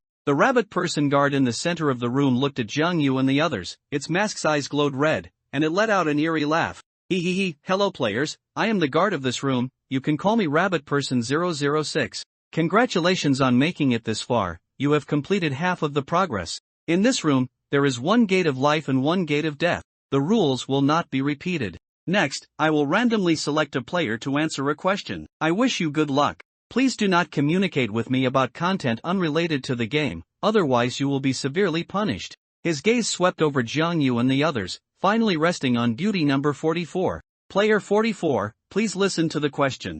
In a classroom of 30 people, what do you think is the probability that two people share the same birthday? An answer with an error not exceeding 5% will be considered correct. Beauty number 44 looked stunned, almost bursting into tears. Are you going to let people play or not? Why do you always pick me? Why am I so unlucky? Saying this, she turned to look at Jiangyu, pointed at him, and ordered, Player 6, you're smart, help me think. Jiangyu remained silent for a moment, then nodded and slowly began, it's actually very simple, I've already figured it out. He deliberately slowed his speech, looked at beauty number 44, and patiently explained, let's start with something simple. First, assume two people's birthdays fall in the same month. There are 12 months in a year, so the probability of being in the same month is 1/12, right? Beauty number 44 nodded, clearly swayed by Jiangyu's logic. Jiangyu continued, then, let's assume a month has 30 days. The probability of two people having the same birthday within that month is 1/30. Multiplying these two probabilities, we get 1/360. This is the probability of two people having exactly the same birthday. He paused, then added, now we have 30 people, which is equivalent to 15 possible combinations. The probability of any pair having the same birthday is 1/360. Multiplying that by 15, we can get an approximate result, which is about 4%. So, the final answer is 4%. Beauty number 44's eyes immediately lit up, and she nodded excitedly, Player 6, you're amazing. After saying this, she excitedly walked up to the rabbit person guard and confidently said, I know the answer is 4%. Upon hearing the answer, the rabbit person guard stiffly turned its head and pointed its hand towards the iron door on the left side of the room. Beauty number 44 quickly went to the iron door, grabbed the doorknob, and confidently opened it and walked in. Behind the iron door was a stretch of darkness, making it impossible to see what was inside the room, like a dark beast with bared fangs. Just then, something unexpected happened. 2 seconds after beauty number 44 walked in, the iron door instantly slammed shut. Immediately after, a heart-wrenching wail came from behind the iron door. The sound was like a desperate scream of extreme pain and fear, sending shivers down one's spine. The sound grew weaker and weaker. Girl number 18 looked at Jiangyu in disbelief, and asked somewhat confused, what's going on? Shouldn't the answer you gave be correct? How could she? Jiangyu glanced at the rabbit person guard in the room. The eerie smile revealed by its mask seemed to be mocking both of them. The essence of this question is the birthday paradox. The correct answer is 70%. That previous explanation was just to fool that foolish woman, Jiangyu said indifferently. Girl number 18 suddenly understood, but a more terrifying thought suddenly appeared in her mind. She subconsciously took a step back, looked at Jiangyu, her eyes wide, and asked, covering her mouth, so, you deliberately let her die? Jiangyu's expression was cold, and he did not answer the question, turning to walk towards the iron door at the front of the room. Since the iron door on the left was the gate of death, then the iron door at the front must be the gate of life. He easily pushed open the iron door and walked in. A few seconds later, the room's fluorescent lights came on, and a familiar rabbit person guard stood inside. This was the 6th room. The layout of the room had changed, with an iron door on the left and another on the right. Jiangyu looked up at the countdown. Only 4 minutes and 36 seconds remained. This gave him an extremely uneasy feeling, like a sharp sword hanging over his head, as if it could fall at any moment. The rabbit person guard looked at Jiangyu and girl number 18 and said, hello players, I am rabbit person guard 007. In this room, there is one gate of life and one gate of death. The rules will not be repeated. Next, I will randomly select a player to answer a question. Please be prepared. Please do not communicate with me about content unrelated to the game, otherwise you will be severely punished. His gaze swept over Jiangyu and girl number 18. Then, he looked at Jiangyu and said, Player 6, please listen to the question. Suppose there is a cake, and there are 8 people. You can only make 3 cuts. How do you divide the cake into 8 equally sized pieces and then distribute them to everyone? Girl number 18 frowned. It wasn't difficult to divide the cake into 8 equal pieces. You just needed to cut horizontally once, vertically once, and then diagonally twice along the diagonals, making a total of 4 cuts. The cake would be equally divided like a star shape. But the rabbit person guard required only 3 cuts. How could she ensure each piece was the same size? While girl number 18 was still deep in thought, Jiangyu had already spoken. Cut horizontally along the midline once, vertically along the midline once, and then sideways along the midline once. Upon hearing this, girl number 18's eyes widened. Why hadn't she thought of that? The rabbit person guard had not explicitly stated that the cake could only be cut from above. Jiangyu, in the simplest way, cut the cake into 8 equal pieces with 3 cuts. This was truly a clever solution. Upon hearing the answer, the rabbit person guard mechanically turned its head and pointed towards the iron door on the right side of the room. Jiang Yu strode over, twisted the doorknob, pushed open the iron door, and stepped into the next room. A few seconds later, the lights came on, and he was safe. Seeing Jiang Yu was safe, girl number 18 quickly followed him. This was the 7th room. There was an iron door at the front of the room and another on the right side. A rabbit person guard still stood in the center of the room, wearing a mascot costume and a rabbit-faced mask. After Jiang Yu and girl number 18 walked in, the mask's eyes glowed red again, looking at Jiang Yu and girl number 18, and it spoke. Hello players, I am the guard of this room, rabbit person 008. In this room, there is one gate of life and one gate of death. The rules will not be repeated. Next, I will randomly select a player to answer a question. Please be prepared. Please do not communicate with me about content unrelated to the game, otherwise you will be severely punished.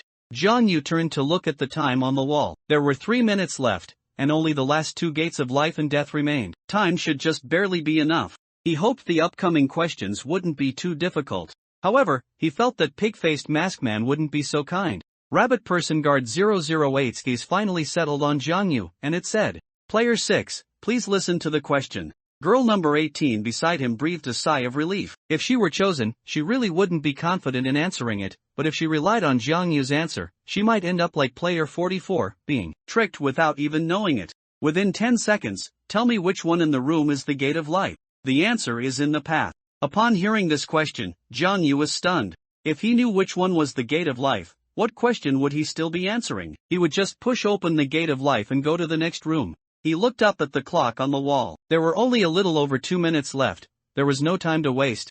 Jiang Yu fell into deep thought. 10 seconds passed in a flash. The rabbit person guard suddenly looked up at Jiang Yu and let out an eerie laugh. If you can't answer, I won't point you to the door. After saying this, the rabbit person guard tilted its neck, looked at Jiang Yu, and suddenly let out a tragic wail, accompanied by crying. This crying made one's hair stand on end and sent shivers down one's spine. Then, rabbit person guard 008 stiffly walked to the corner and faced the wall. Jiang Yu suddenly had an ominous premonition. He quickly pulled girl number 18 back. The next moment, a dazzling flash of fire came from the corner, accompanied by a violent explosion. Rabbit person guard 008 actually exploded on the spot.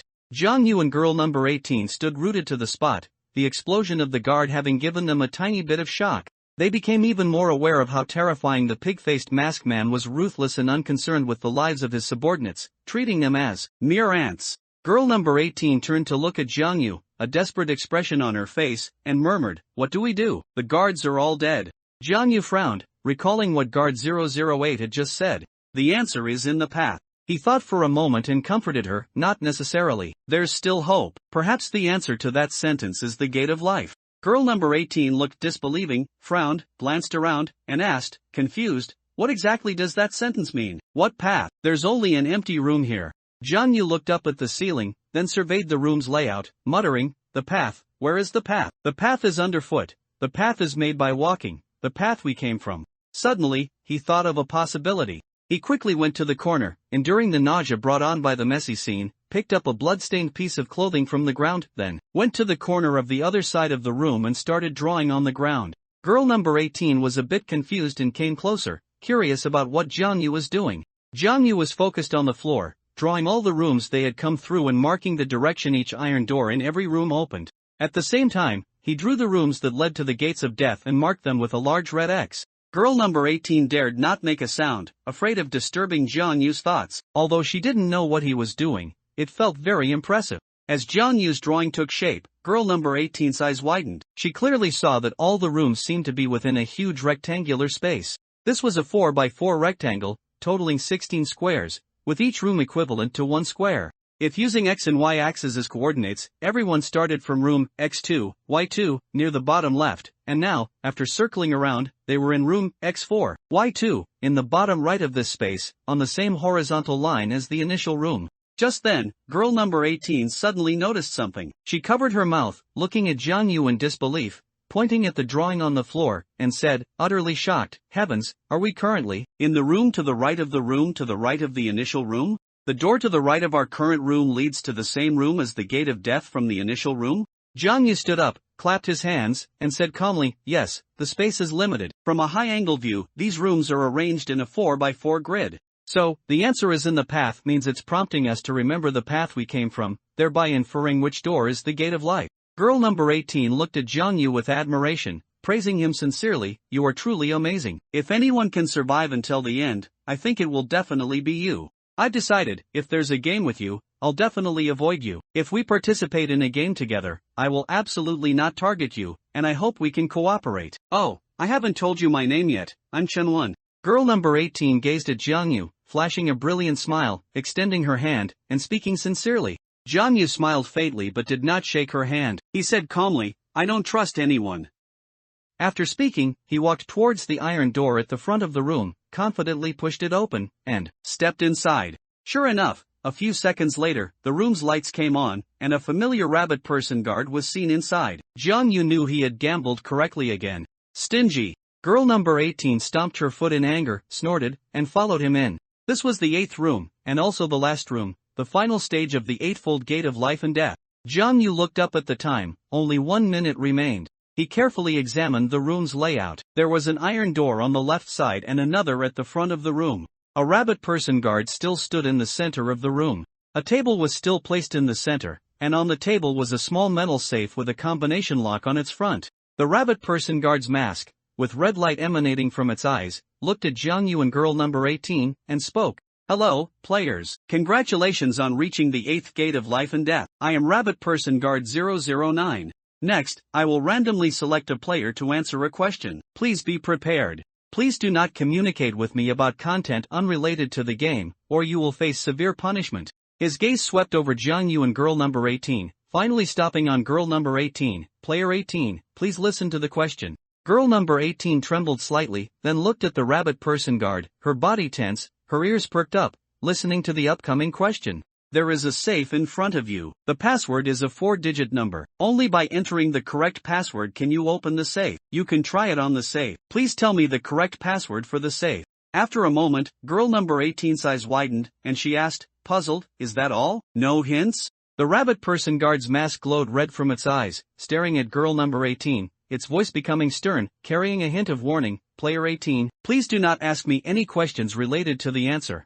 or you will face severe punishment. This is a serious warning. Girl number 18 took a step back, at a loss, looking at the safe in front of her, then at the time on the wall, a wave of despair washing over her. She turned to Jiangyu, her voice filled with a weak plea. What do we do? We can't just try 0000, 0001, 0002, can we? How long would that take? There's not enough time. No. 6, help me. Jiangyu's expression was calm. This was all within his expectations. He walked to the table and casually entered a password on the safe, 6666. As a result, the safe beeped but did not open. Clearly, the answer was incorrect. Jiangyu turned to girl number 18 and said in a deep voice, perhaps you don't need to know the correct safe password. If you tell the guard the wrong answer, he will point you to a gate of death, which means the other door is the gate of life. I just tried 6666, and it's the wrong password. You can tell the rabbit person guard 6666 and see. Upon hearing Jiangyu's words, girl number 18 immediately beamed with joy and exclaimed, that's right, I was so nervous, how could I not have thought of that? Just tell him the wrong password, then choose the opposite door. Girl number 18 quickly went to the rabbit person guard and said eagerly, the correct password for the safe is 6666. After hearing the answer, the rabbit person guard's masked face showed no emotional fluctuation. He reached out and pointed to the iron door on the left side of the room. Girl number 18 rushed towards the iron door at the front of the room. Her hand was on the doorknob, about to twist it and open the iron door. Just then, Jiangyu's calm and composed voice suddenly came from behind her. Wait, I feel like something's not right. Don't open the door yet. Girl number 18 stopped what she was doing, her right hand still on the doorknob. She turned to the side, looking at Jiangyu with a bewildered expression. What's wrong? Is something not right? As she spoke, she anxiously glanced at the time on the wall. Only 1 minute remained. From the very beginning, Jiangyu had discovered a bug in this game. As long as he kept giving wrong answers and never chose the death door, but instead chose the other door, he could pass the levels successfully. However, he didn't think the pig-faced masked man would be so kind, so he kept this thought to himself and didn't tell anyone else. Now, his guess was finally validated, and he completely understood. If players followed this strategy, they might relax their guard in the first 6 rooms, passing through them quickly and easily, without bothering to remember which direction's door they chose in each room. Because humans only form indelible memories when they face life or death choices, encounter sufficiently difficult situations, and press on through pain. By the 7th room, the guard would directly detonate, giving players no chance. Players might fall into a panic, unable to recall the path they took or deduce the correct life door. Even if they guessed the life door correctly in the 7th room, when players arrived at the 8th room, their minds would already be numb, habitually using this strategy, and they would ultimately step into an abyss of eternal damnation. Jiangyu looked at her expressionlessly and slowly said, "Do you remember the drawing I made in the last room?" The rooms were arranged in a 4x4 grid, which seemed to be the limit of the space. The place you are about to enter now doesn't seem to be within the 4x4 room layout, it's already outside the scope. Girl number 18 was startled. After a moment of recollection, she immediately reacted, her eyes wide, and quickly agreed, "That's right. It is indeed like that. Whether it's opening the iron door on the left side of the room or the iron door in front of the room, both are outside that space. But there are only these 2 doors in this room." Jiangyu stared at girl number 18 and said unhurriedly, "Is there a possibility that there are 4 doors in this room?" Previously, the guard in every room would say one thing: in this room, there is 1 life door and 1 death door. However, only the guard in this room did not say that. That means it's very likely that there is more than 1 death door in this room. These 2 iron doors could both be death doors. And there is another life door, hidden. His words were like a thunderclap, exploding in girl number 18's mind. She looked around, utterly confused, but there are clearly only 2 doors in this room, if we don't count the iron door we came through.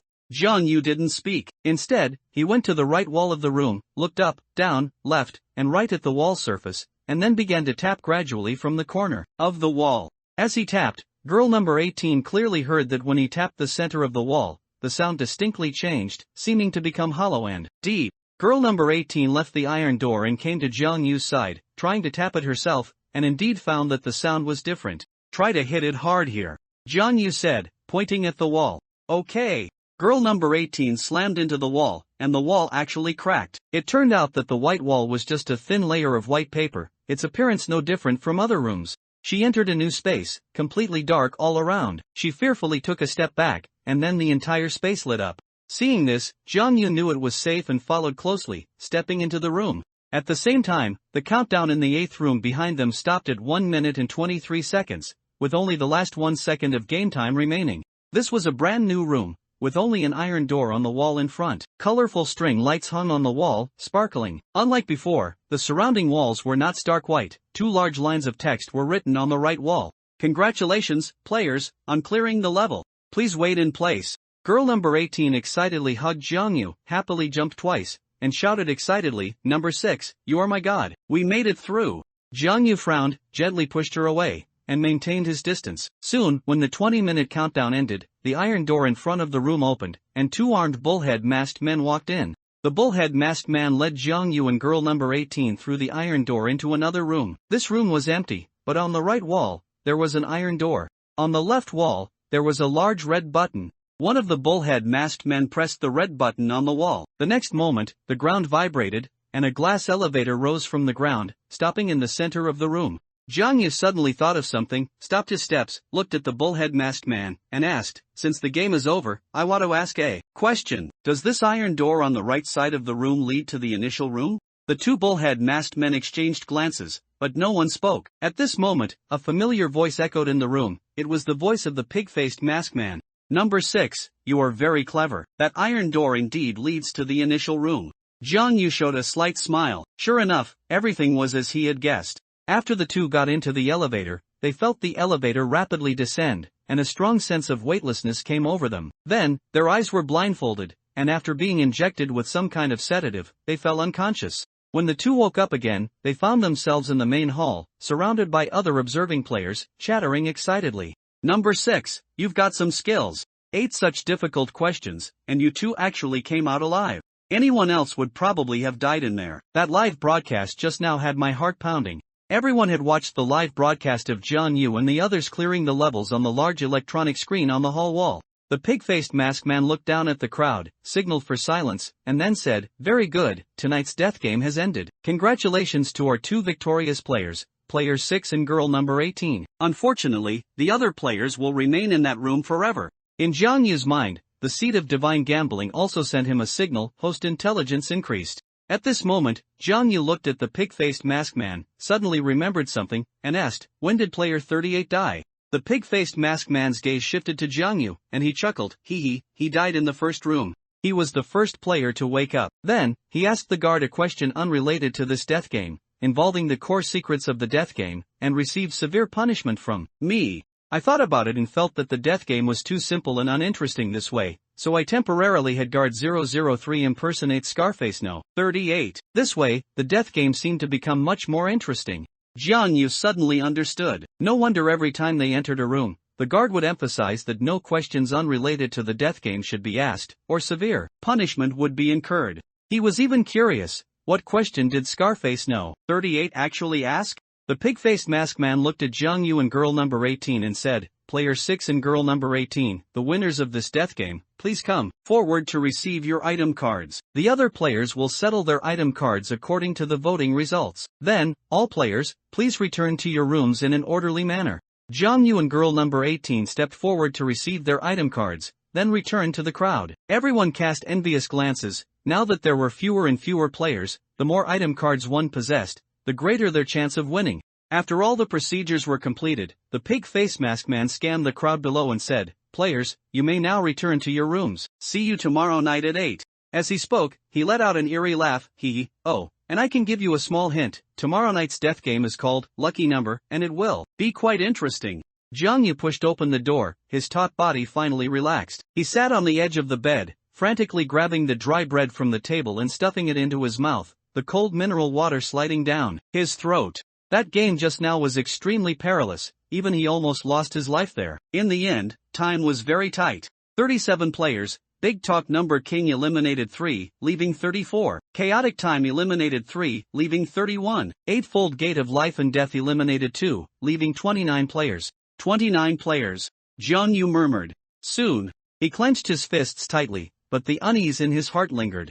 How much longer until this game ends? But no matter what, he would persevere. He took out the S-rank item card he had just acquired and carefully examined its description. S-rank item card, score multiplier card. Description: this item card can be used at any stage, without rule restrictions. In score-based games, it can double your current score. Jiang Yu was delighted. This card would be very useful. Previously, many games were related to scores, such as Desperate Zodiac, Gambling Life with a Shot, etc., where the competition was about who had the highest final score. Possessing this card was equivalent to having hope for a comeback in adversity. The next day, 8 p.m. Inside the hall, many players gathered again. They noticed a round table in the center of the hall, just like before, covered with many cards. Clearly, tonight's game was again related to cards. The pig-faced masked man appeared on stage on time. He scanned the crowd below and let out a laugh. Very good, all players are here. Then I won't waste any more time. I'll directly announce tonight's game. The rules are quite complex, so please listen carefully, as I will only explain them once.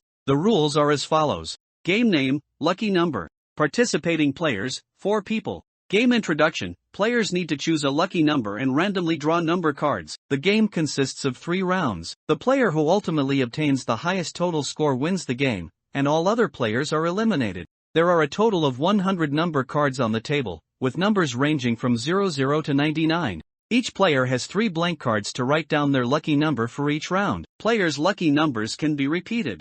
Game process. Choose a lucky number. Each player chooses a lucky number between 0 and 9 and writes it on their blank card. Draw number cards. Players take turns drawing cards from the 100 number cards on the table. After drawing 5 cards, they can stop drawing or continue to draw up to 10 cards. Preparation phase. In this phase, players can use the lucky hand rule, or they can use item cards. Additionally, concealed card player chooses an area to guess scores in this phase. I will explain what lucky hand and concealed card player are in detail later. Settlement phase. Matching the lucky number with the units digit of a number card earns 1 point. Matching with the tens digit earns 10 points. If both the tens and units digits match, a super lucky grand prize of 100 points is awarded. For example, if player A's lucky number is 4, and he draws a number card 42, he gets 10 points. If he draws a number card 14, he gets 1 point. If he draws a lucky grand prize card 44, he receives the super lucky grand prize, earning 100 points. Additional rules. Rule 1 Lucky Strike. If a player draws another player's lucky number grand prize card, it is considered a lucky strike. That player will be directly eliminated by the lucky strike in that round, and their score for that round will not be included in the total score. If 2 or more players have the same lucky number and lucky grand prize card, they are not affected by this rule. Rule 2 Lucky Hand. In the preparation phase, each player can choose to draw one number card from another player, but it requires the consent of the player from whom the card is drawn. Both parties must agree, and the player from whom the card is drawn must in turn draw one number card. Rule 3 Concealed Card Player. After choosing a lucky number, during the number card drawing phase, if a player does not look at their own number cards, they are called a concealed card player and have one last-ditch opportunity to participate in an additional guessing phase. Each player has 3 areas in front of them: a green area, 0 to 9 points, a yellow area, 10 to 25 points, and a red area, 26 to 125 points. The concealed card player places their right hand on any of the red, yellow, or green areas. If, during the settlement phase, the total card score falls within that area, it is considered a win, and they receive a random multiple of the total score of the number cards for that round,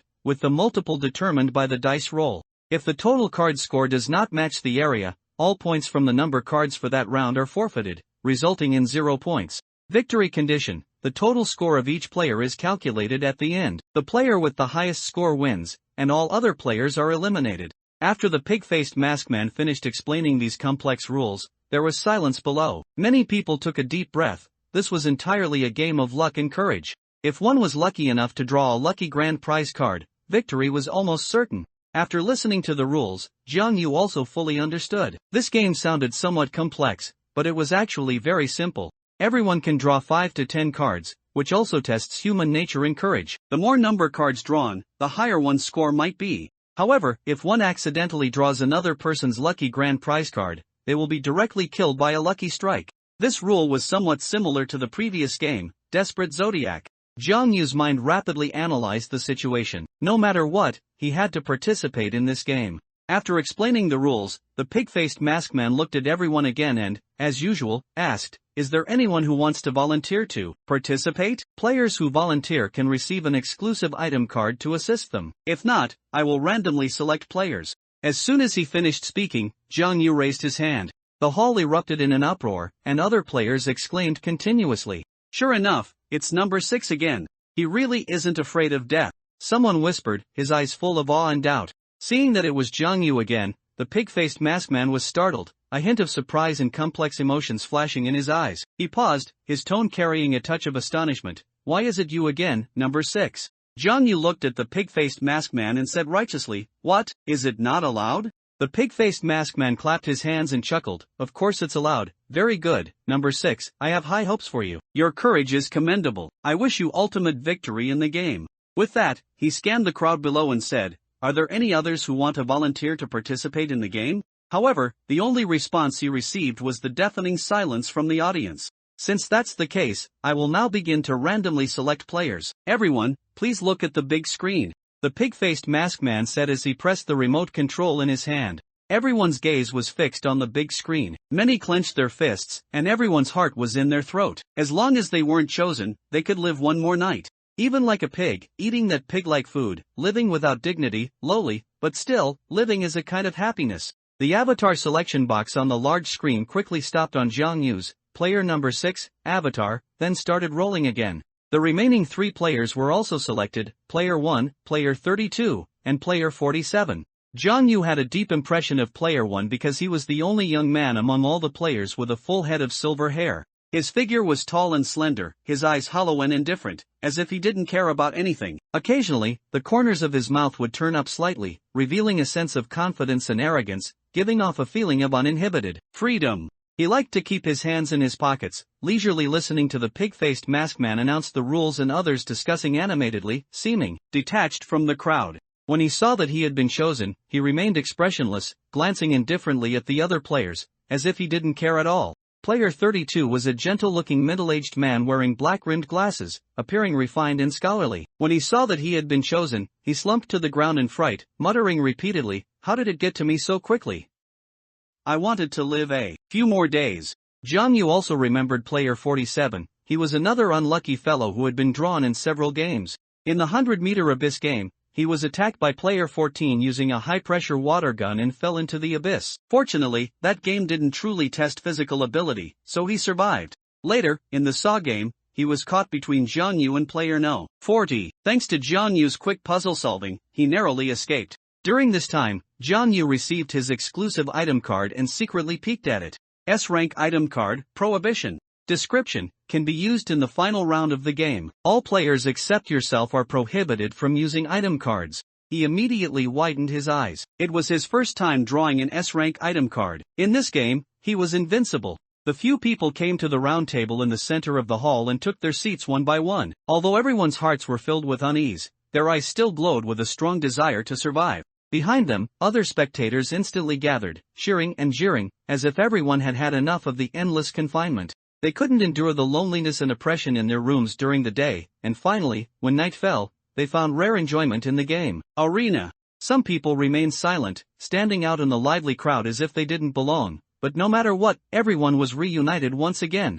During the game, spectators are prohibited from speaking loudly. Violators will die. At this moment, the pig-faced masked man said coldly. Immediately, the entire hall fell silent. No one dared to make a sound. Who knew how loudly was defined? A bullhead referee came to the table. The hideous bullhead masked man made people feel an inexplicable sense of fear, as if emanating a chilling aura. After everyone was ready, he flipped open the scoreboard standing on the table and wrote down the numbers of the players, player 1, player number 6, player 32, and player 47. Then, he distributed a blank card and a black marker pen to each player. Jiang Yu carefully examined the card in his hand, turning it over and over. It was just an ordinary card, but made of a luxurious material, giving it a smooth, jade-like touch. The bullhead referee scanned the crowd and said, "I am the referee for this game. Now it's time to choose your lucky number. All players, please choose a lucky number between 0 to 9 and write it on your blank card." His voice was deep, giving an irresistible feeling. The 4 players picked up their black marker pens and, while obscuring their cards, wrote down their lucky numbers. Jiang Yu's lucky number was 0. Because he felt that most people seemed not to like boundary numbers like 0 and 9. If he chose 1 to 8, it would be easy to conflict with other people's lucky numbers, and he didn't like repetition. After everyone had written down their lucky numbers, the bullhead masked man spoke again. "All players, please draw number cards from the table in order, starting with player 1. When the bullhead masked man's voice echoed in the hall, announcing the start of the game, tension and anticipation intertwined in the air. Player 1, the silver-haired young man, with a hint of a faint smile, casually picked up a card from the table. He merely glanced at it before placing it back on the table, his expression completely unruffled. The other 3 players stared intently at his expression, seemingly trying to determine what number card he had drawn, but they gained nothing. Next, it was Jiang Yu's turn. He randomly drew a number card, held it in his hand, and glanced at it, finding it to be a white card with black numbers, 05. He placed the number card on the table. The back of the card was exquisitely designed, adorned with ornate patterns around the edges, and a grid in the center, with circular and square patterns drawn in each square. The entire back looked very beautiful. His face was expressionless, but his heart was already surging with ecstasy. This was the luck of a European emperor. Starting with a 10-point advantage was simply a good start. After all, in this kind of lucky number game, if one's luck was a bit poor, it was possible to get 0 points from 10 cards. Next, it was player 32, the gentle middle-aged man, who drew a card. He sat hunched in his chair, his brows tightly furrowed, his expression hesitant and deep. He looked at the scattered number cards on the table, indecisive, unsure which one to pick. Finally, after an internal struggle and consideration, he made a decision. He stretched out a trembling hand, picked up a card from the center of the table, and then gently placed the card in front of himself, but he dared not look directly at the number on the front of the card. Then, it was player 47, the burly man's turn. He unhesitatingly grabbed a card, casually looked at it, and then placed it on the table, his face still maintaining a fearless expression. Just like that, 5 rounds of drawing cards quickly ended. At this point, each of the 4 players had 5 number cards in their hands. The 5 number cards in Jiang Yu's hand were 05, 25, 37, 40, and 17. He pondered for a moment and quickly made a decision. He would continue to draw cards. Firstly, 11 points is a relatively average score. There is still a chance to draw more cards, and continuing to draw may increase the score. Secondly, out of 100 cards, 20 have been drawn, leaving 80 cards on the table. Assuming all lucky number jackpot cards have not been drawn, and each player's lucky number is unique. If he draws a card now, the probability of drawing someone else's lucky number jackpot card and being eliminated by lucky strike is only about 4/80, which is 1/20. With such a small probability, choosing to continue drawing cards, from the perspective of mathematical expectation, has more advantages than disadvantages. Moreover, he is a European emperor, with explosive luck. Finally, analyzing the psychology of the other players, player 1 seems relatively relaxed and at ease with this kind of game. He is highly likely to continue drawing cards. Player 32 appears relatively conservative. He might choose to stop drawing cards. Player 47 seems carefree. He also appears willing to take risks, so he is highly likely to continue drawing cards. Therefore, if there are more adventurous players than conservative players, others might continue to score, and if he chooses to stop drawing cards, he will be at a disadvantage. In summary, Jiang Yu decided that he was inclined to continue drawing cards, even at the risk of having his points reset to 0 by lucky strike. The bullhead referee looked at everyone and said, "Next is the card drawing selection round. Each player can choose to continue drawing cards or stop drawing cards. Once you choose to stop drawing cards, you will lose the right to draw cards for the remainder of this round. Of course, you can choose to stop drawing cards at any time while drawing between 6 and 10 number cards." As soon as the bullhead referee finished speaking, player 1, who was sitting with his legs crossed, let out a light chuckle and unhesitatingly leaned forward to draw a number card from the table, holding it in his hand to look at it. He now had 6 number cards. Next, Jiang Yu also drew a number card from the table, held it in his hand, and saw that it was an 86, a useless card. He let out a long breath, placed the number card on the table, and his tense body relaxed slightly. Fortunately, it wasn't a lucky number jackpot card. For example, if he had drawn an 88 and someone else's lucky number was exactly 8, that would have been terrible, and his points for this round would have been reset to 0. Although he tried his best to remain calm, the tension within him was omnipresent. After all, this was a game of life and death, and every step could determine his fate. Player 32, the refined middle-aged man, was filled with hesitation and caution. He looked at the 5 number cards in his hand, his gaze finally resting on the bullhead referee, and his voice, trembling slightly, was almost a whisper. I won't draw any more cards." His fingers trembled slightly, revealing the fear and unease deep within him. The bullhead referee nodded and said indifferently, "Player 32 chooses to stop drawing cards. In this round, he will no longer participate in drawing number cards. Now it's the next player's turn." Player 47 fearlessly grabbed a card, looked at it directly, and then placed it on the table. Next, it was player 1's turn to draw a card. He looked relaxed, showing no signs of tension, and continued to draw a number card from the table. After glancing at the number card in his hand, he revealed a meaningful smile. This was the first time he had shown such an obvious expression. It was Jiang Yu's turn to draw a card. He took a deep breath, picked up a card from the edge of the table, placed it in front of him, then slowly lifted a corner, holding his breath as he looked at the number on the front of the card. The 7th number card he drew was a 04. Jiang Yu was overjoyed, gaining another 10 points. But his expression remained unperturbed, with not even a significant change in his pupils. In this type of game, hiding one's emotions is crucial, as it affects the choice of subsequent game strategies. And so, the 7th, 8th, and 9th rounds of drawing cards quickly ended. Except for player 32, the remaining 3 players, player 1, player 6, and player 47, none chose to back down. Everyone resolutely chose to draw the 10th number card. The 10th round of drawing began. After player 1 drew a number card, he sighed softly, shook his head, and a helpless smile appeared on his face. "It seems my luck isn't very good today." But his tone still conveyed a hint of calm confidence.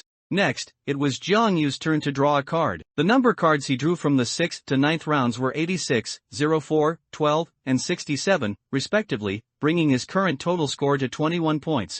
He confidently drew a number card, placed it in front of him, then lifted a corner to look at the number on the front of the card. However, the half-revealed number made his heart thump. He was somewhat disbelieving, and as more of the card was revealed, it was clearly a 66. He might have drawn someone else's lucky grand prize card, if someone else's lucky number included a 6. Despite his best efforts to suppress his expression, Jiang Yu's slightly furrowed brow seemed to have been noticed by player 1, who showed a faint smile at the corner of his mouth. Finally, player 47 also drew a number card, and the first round of drawing for everyone concluded. The bullhead referee scanned everyone and announced, "Now is the preparation phase. If any player wishes to use an item card, please present it. If you wish to use the lucky hand rule to exchange number cards with other players, please raise your hand to request it from me. All communication must take place under my supervision, and the time limit is 5 minutes." Jiang Yu gathered the number cards on the table, held them in his hand, and fanned them out in order: 05, 25, 37, 40, 17, 86,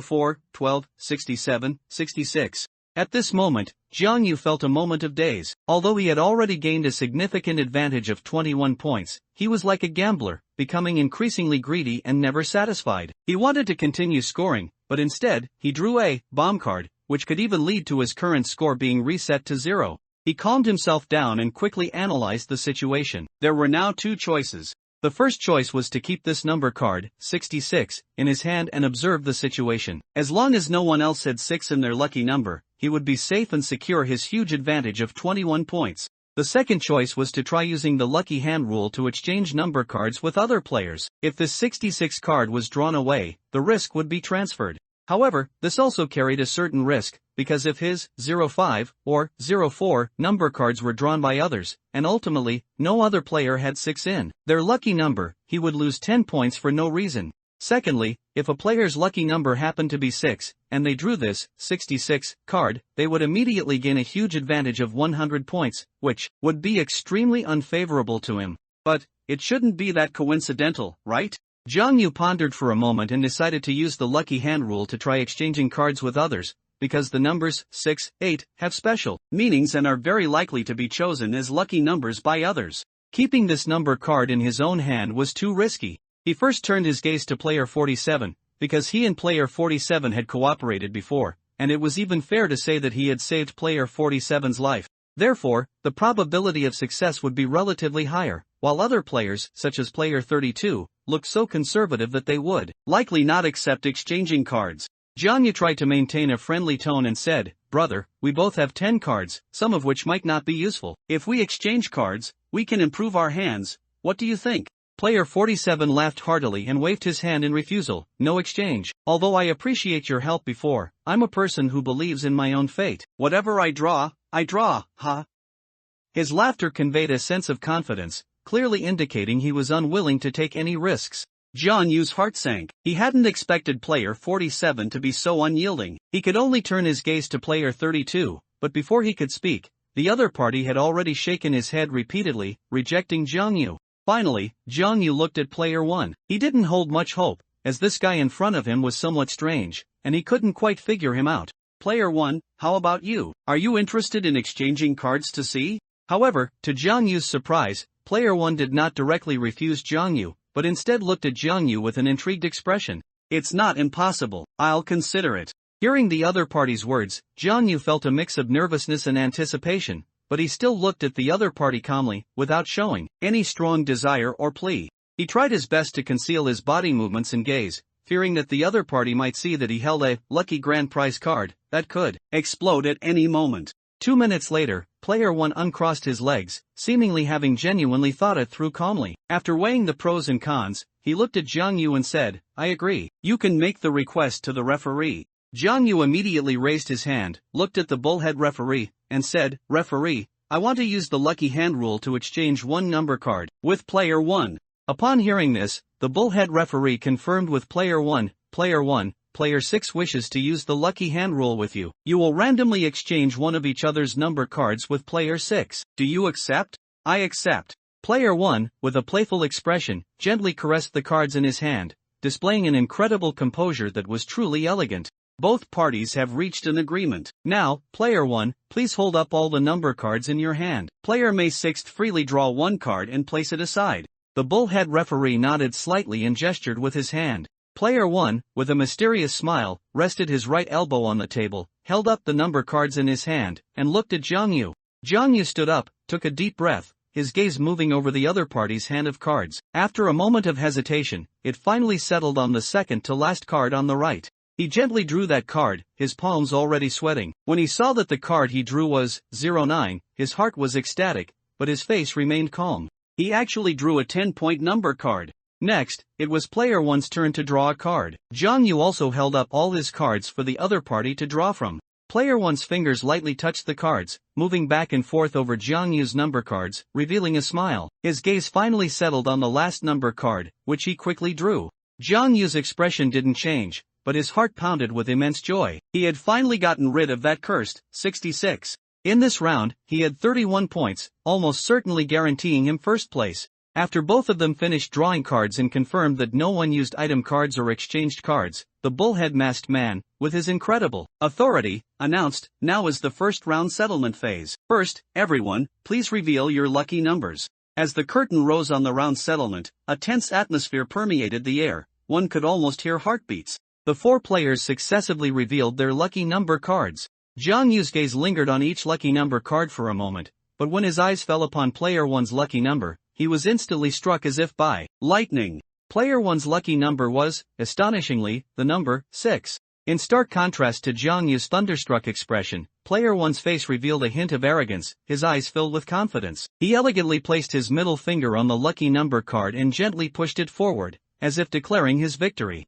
At this moment, the bullhead referee's voice was cold and unchallengeable. "This is the lucky number first round settlement phase. Please display your number cards in order. I will be responsible for calculating the scores, and the other 3 players will act as witnesses. We will start with player 1. Player 1 fanned out his number cards in order. The first 5 were 07, 02, 24, 71, 48. The other 2 players breathed a sigh of relief, but Jiang Yu's heart tightened, his pulse quickening, because he knew that player 1 had a heavenly bombed number card, 66, a fatal blow he had personally delivered. Then, player 1 flipped over his number cards one by one. The 6th number card was 79. The 7th number card was 70. The 8th number card was 19. The 9th number card was 45. Up until the 9th number card, player 1 had not scored. His luck seemed to be at its worst, with not a single number card containing 6. However, he remained calm and composed, with a faint smile, as if waiting for the final fatal blow,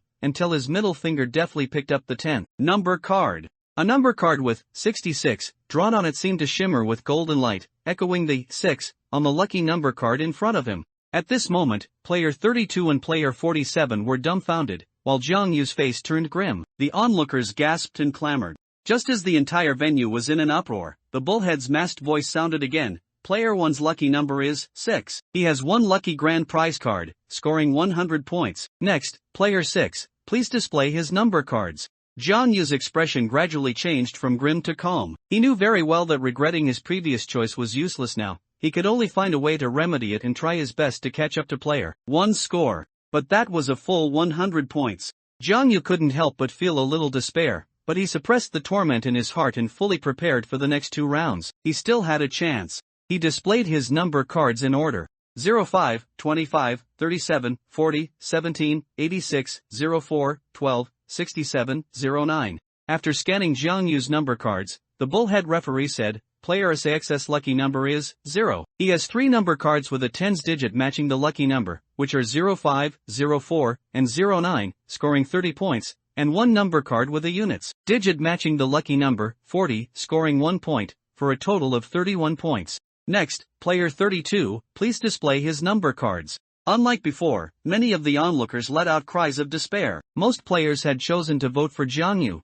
and they faced the risk of losing item cards. At this moment, seeing such a huge score difference, the many players who had voted for Jiang Yu let out mournful, low wails. Player 32's lucky number was 5. He looked somewhat crestfallen. He sighed and displayed his number cards one by one. In his opinion, with player 1 having such a huge advantage, he had no hope of catching up to his score. The 5 number cards he held were 52, 74, 28, 10, and 51. Just 5 number cards, yet he scored 20 points. This score was also quite good, so he chose not to risk drawing more cards. This decision was understandable. After checking player 32's number cards, the bullhead referee confirmed and announced, player 32's lucky number is 5. He has 2 number cards with a tens digit matching the lucky number, which are 52 and 51, for a total of 20 points. Next, player 47, please display his number cards. Player 47, the bald man, stroked the small beard under his chin, his expression equally solemn. He flipped over all his number cards.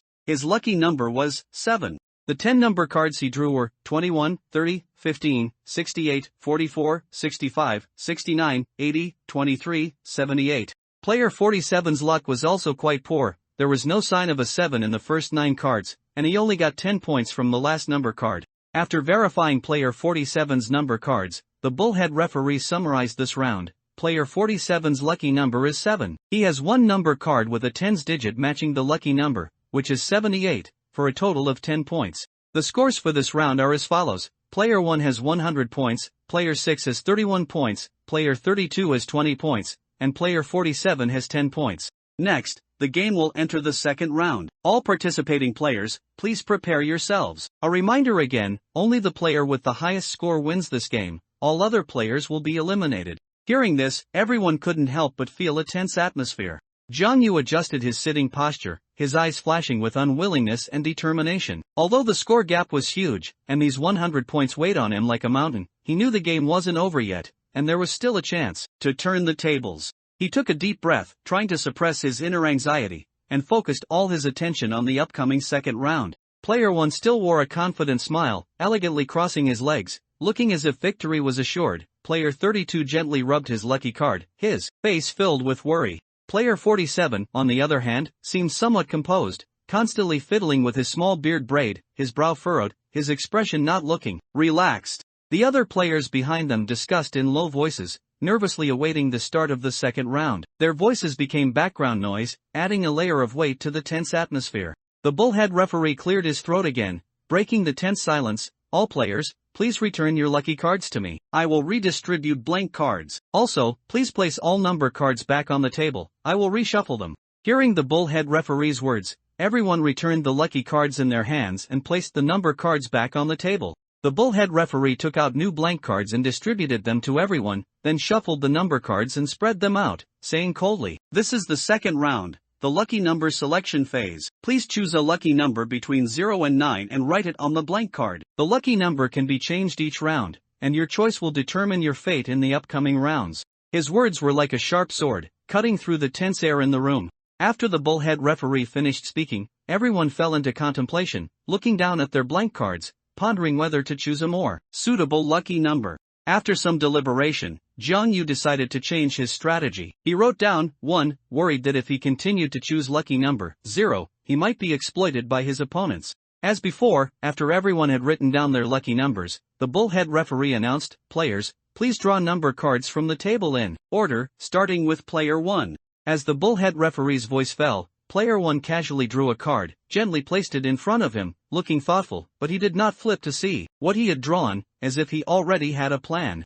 Everyone else stared intently at his actions, trying to find a clue from his expression, but he remained calm, not revealing a single flaw. Next, it was Jiang Yu's turn. This round, he felt immense pressure. Player 1's overwhelming advantage was like a huge rock pressing on his chest, making it hard for him to breathe. He also noticed player 1's actions this round, paid a little attention, then took a deep breath and drew a number card from the table. When he clearly saw the number on the card, his heart instantly accelerated. It was a 15, a 10-point number card. Next, it was player 32's turn to draw a card. He carefully selected for a long time, his brows furrowed, as if every card was key to his destiny. Finally, he chose a card, cautiously glanced at it, the corner of his mouth twitched slightly, and quickly put the card back on the table. Lastly, player 47 drew a card. He closed his eyes and fumbled on the table, casually drawing a card, as if he believed more in divine guidance. Then, it came to the second round of drawing cards. After player 1 finished drawing his number cards, it was Jiang Yu's turn to draw. He casually drew a card, and the moment he flipped it open, he almost couldn't control his expression, but to others, he merely showed a slight movement of his eyebrows. This number card was precisely the 11 number card, the super lucky grand prize card corresponding to his lucky number 1, worth a full 100 points. He actually drew it casually. Was this the luck of a European emperor? Jiang Yu suppressed the wild joy in his heart, his face still calm, not even daring to quicken his breathing, for fear of being noticed by others. Then it was player 32's turn to draw a number card, followed by player 47 drawing a number card. However, player 47, in the second round, didn't know what number card he drew, furiously pounding his thigh, his face fluctuating between emotions, looking somewhat enraged and ashamed. Then, it was a new round of drawing cards. Just like that, 5 rounds of drawing cards quickly ended. Jiang Yu's 5 number cards for this round were 15, 11, 32, 19, 82.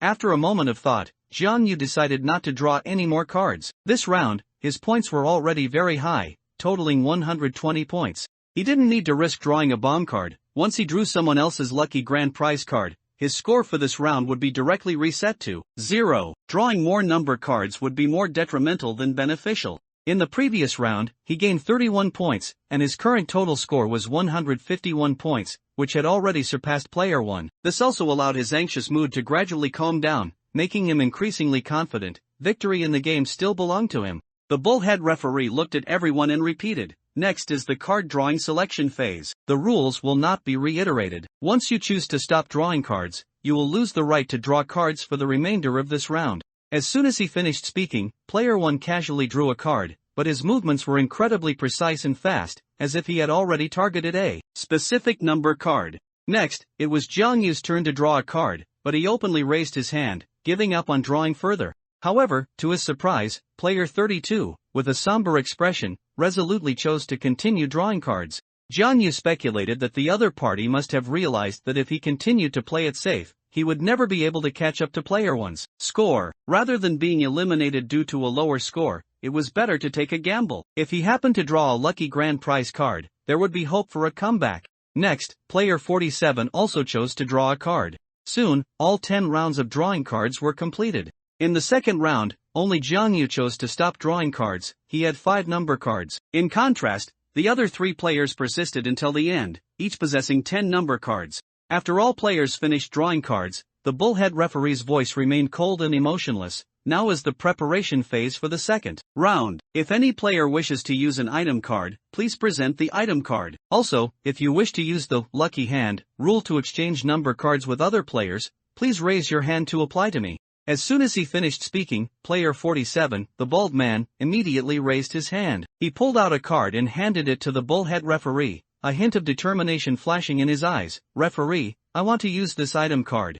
Jiang Yu's eyebrows twitched. All of this was within his expectations. Player 47 had previously participated in 2 death games, 100-meter abyss, and Saw. He had at least 2 great prop cards in his hand, but he had never used them, saving them until now. Unless he voted for other players who lost the game and had his great prop cards deducted, he should still have more than 1 great prop card in his hand, and he needed to be extra careful. Of course, some great prop cards can only be utilized to their maximum value in specific games. For example, his S-rank item card, Freeze, is completely ineffective in this points-based game. It might only be useful in death games with time limits. Therefore, it's possible for some people to be eliminated while still holding onto their great prop cards. The bullhead referee took the great prop card, scanned its function, nodded, then showed it to Jiang Yu and the other 2, and then said, "This round, player 47 is using the great prop card, Great Thief." The effect upon activation is that player 47 will receive 30% of the final settlement points of other players for this round.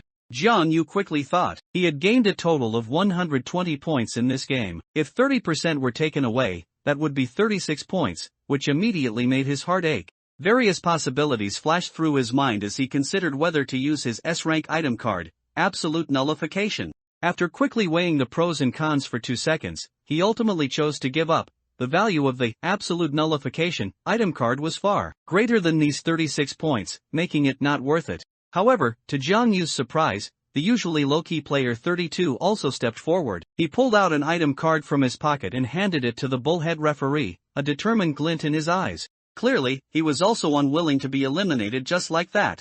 The bullhead referee once again took the item card, examined it carefully, then displayed it to Jiang Yu and the others, and coldly announced, "This round, player 32 is using the great prop card, Safe." The activated effect is, player 32's points in this game will be protected and cannot be transferred, stolen, or eliminated. Therefore, player 47's Great Thief item card will not be effective against player 32. This is hereby declared. Hearing this, Jiang Yu couldn't help but feel a touch of envy, while player 47 was seething with anger, cursing inwardly. He hadn't expected player 32 to have such a move, capable of defending against his item card. After confirming that no one else was using an item card and no one was exchanging cards, the bullhead referee coldly announced, "Now is the lucky number second round settlement phase. Players, please display your lucky number cards in order." As the bullhead referee finished speaking, everyone flipped over their lucky number cards. Player 1's lucky number was 2.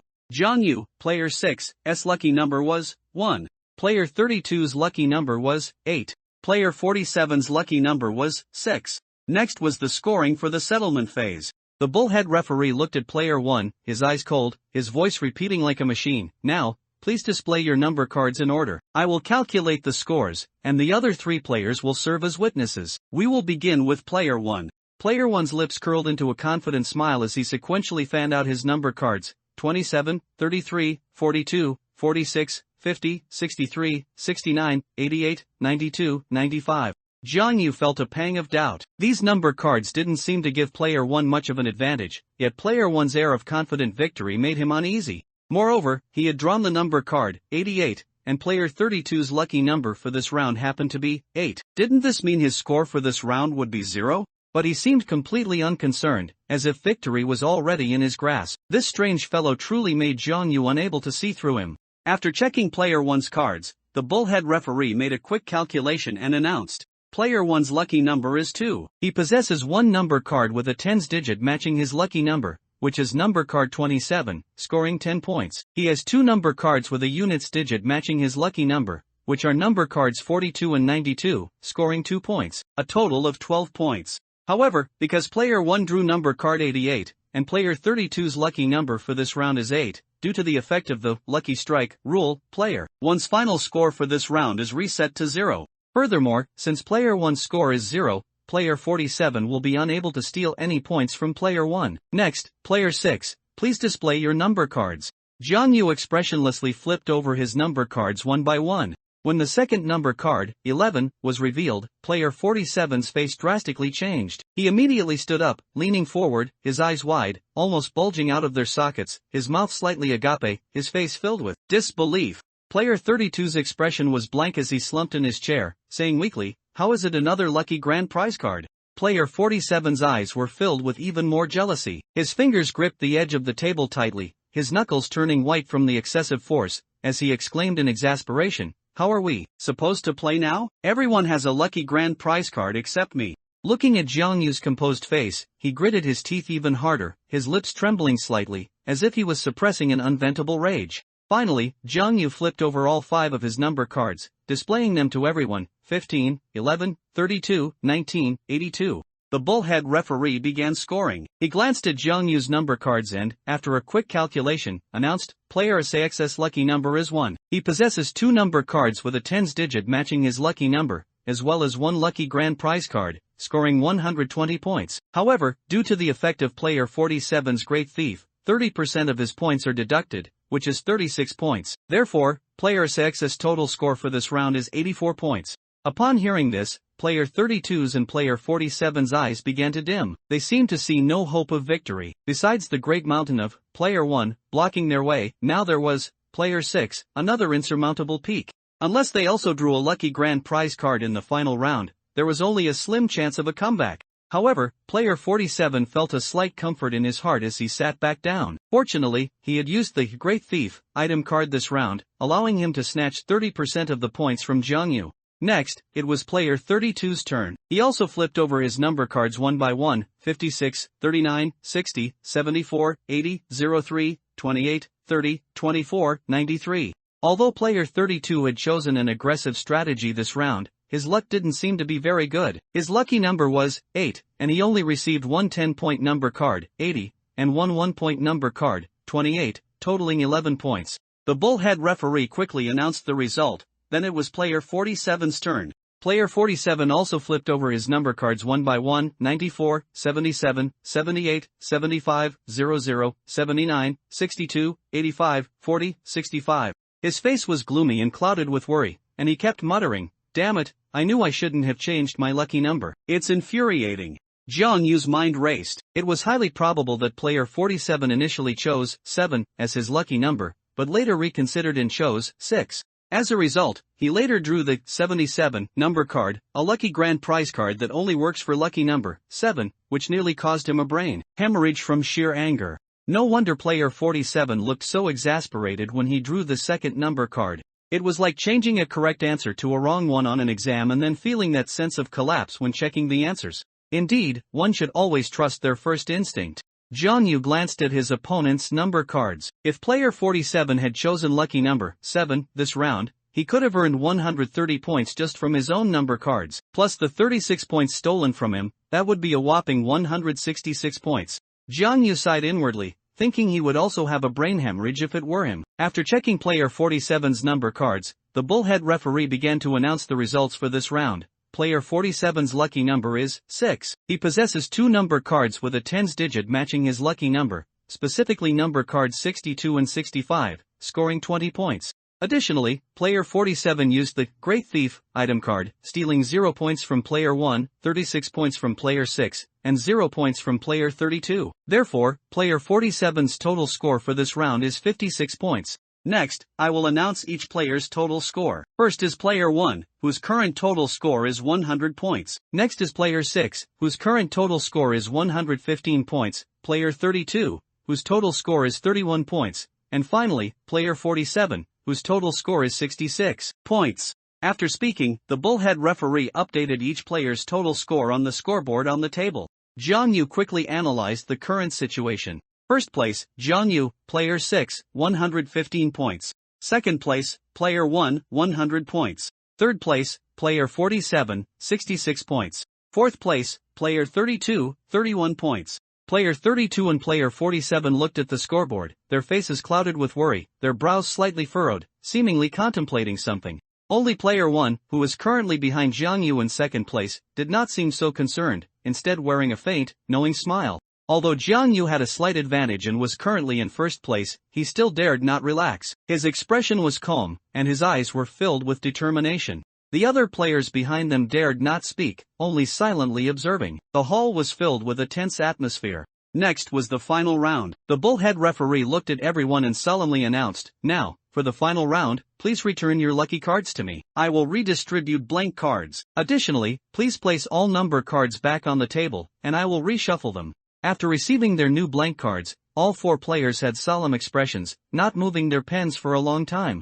After all, this was the last and most crucial round. If the lucky number was chosen well, it would be a lucky number. If chosen poorly, it would be a death number. Finally, all 4 players wrote down the lucky numbers they trusted most, signaling the start of the final lucky number showdown in this round. In this incredibly cruel death game, only one of the 4 players could survive, the player with the highest score. Everyone else would be eliminated and die. In this round, Jiang Yu's lucky number was 5. Once everyone was ready, the bullhead referee solemnly announced, "Now it's the final round's card drawing phase. Players, please draw number cards from the table in order, starting with player 1. As the bullhead referee's words fell, player 1, as usual, drew a number card from the table and gently placed it on the table in front of him. His movements were steady and composed, and his face still held that calm expression. Next, it was Jiang Yu's turn. He took a deep breath and drew a number card from the center of the table. Just as he was about to flip it over to look, he suddenly thought of something, frowned slightly, and stopped his hand. He had felt that something was off, but he hadn't been able to pinpoint it. When he finished drawing the number card and was about to look, he finally realized the problem. In this round, after player 1 drew his number card, he still didn't look at it, but simply placed it there. Jiang Yu quickly analyzed player 1's behavior. If he were player 1, in the first round he would choose to look at his cards, and in the second round, he would choose to look at all 10 cards simultaneously after drawing them. Therefore, his action of not looking at his cards in the third round was very likely to mislead others, making them mistakenly believe that he would still look at all his cards simultaneously at the end. In reality, his true purpose was to become a concealed card player, using the concealed card rules to reverse the situation. Player 1 must have been quite confident, otherwise, being only 15 points behind, he could have completely turned the tide with a bit of luck in the last game. The other party doing this must have been aiming for absolute victory, which meant creating a sufficiently large point difference to ensure that Jiang Yu had no possibility of surpassing him. But how could he know which cards he had drawn? Jiang Yu recalled player 1's previous actions, looked at the number cards on the table, and his eyes suddenly widened. He seemed to already have the answer in his heart. However, since he knew the other party's plan, he also had a countermeasure. He would also become a concealed card player. Thinking this, Jiang Yu smiled slightly, stopped his hand, and chose not to look at his cards. Instead, he clasped his hands together, resting his chin on them, and gazed at the stack of number cards on the table, as if deep in thought. This action surprised player 1 somewhat, but it was also understandable. The other party merely cast a playful smile at Jiang Yu. Next, it was player 32's turn to draw. To Jiang Yu's surprise, player 32 also chose not to look at his cards this round. He frowned deeply, a hint of anxiety in his eyes, as if contemplating a major decision. Finally, player 47 drew his card. Again, to Jiang Yu's slight surprise, player 47 also chose not to look at his cards, holding his breath, as if planning something. Jiang Yu understood. In this final round, it seemed all players intended to become concealed card players, betting everything for that slim hope of victory.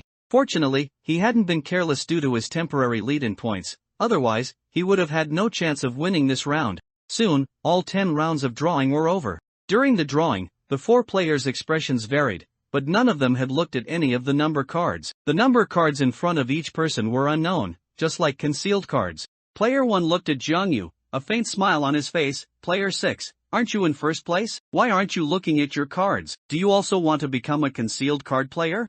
Jiangyu leaned back in his chair, adjusted his posture, and looked at player 1, saying seriously, you have all gambled everything, including your lives, in pursuit of that elusive hope. If I don't hold an unyielding belief in victory and likewise gamble my life, how can I win against you? Since that's the case, then let's all gamble our lives. These impassioned words stirred the other players watching from behind, exciting them greatly. Cheers immediately erupted in the hall. These people, tormented by the dark confinement, seemed to find long-lost excitement and thrill in this bloody game. Player 1 clapped his hands, a playful smile on his lips. Very good, but only one person can survive this game, and that will inevitably be me. Hearing this, player 47 next to him gritted his teeth and stood up, pointing at him and saying impolitely, Player 1, what are you so proud of? It's not the end yet. The outcome isn't decided. Why are you acting so arrogant? You're acting like a complete idiot. Looking at you, I just want to punch you. Hearing this, player 1 didn't get angry. Instead, he lightly brushed dust from his clothes, glanced at Jiangyu, and said with a faint smile, it's fine, a dog's bark.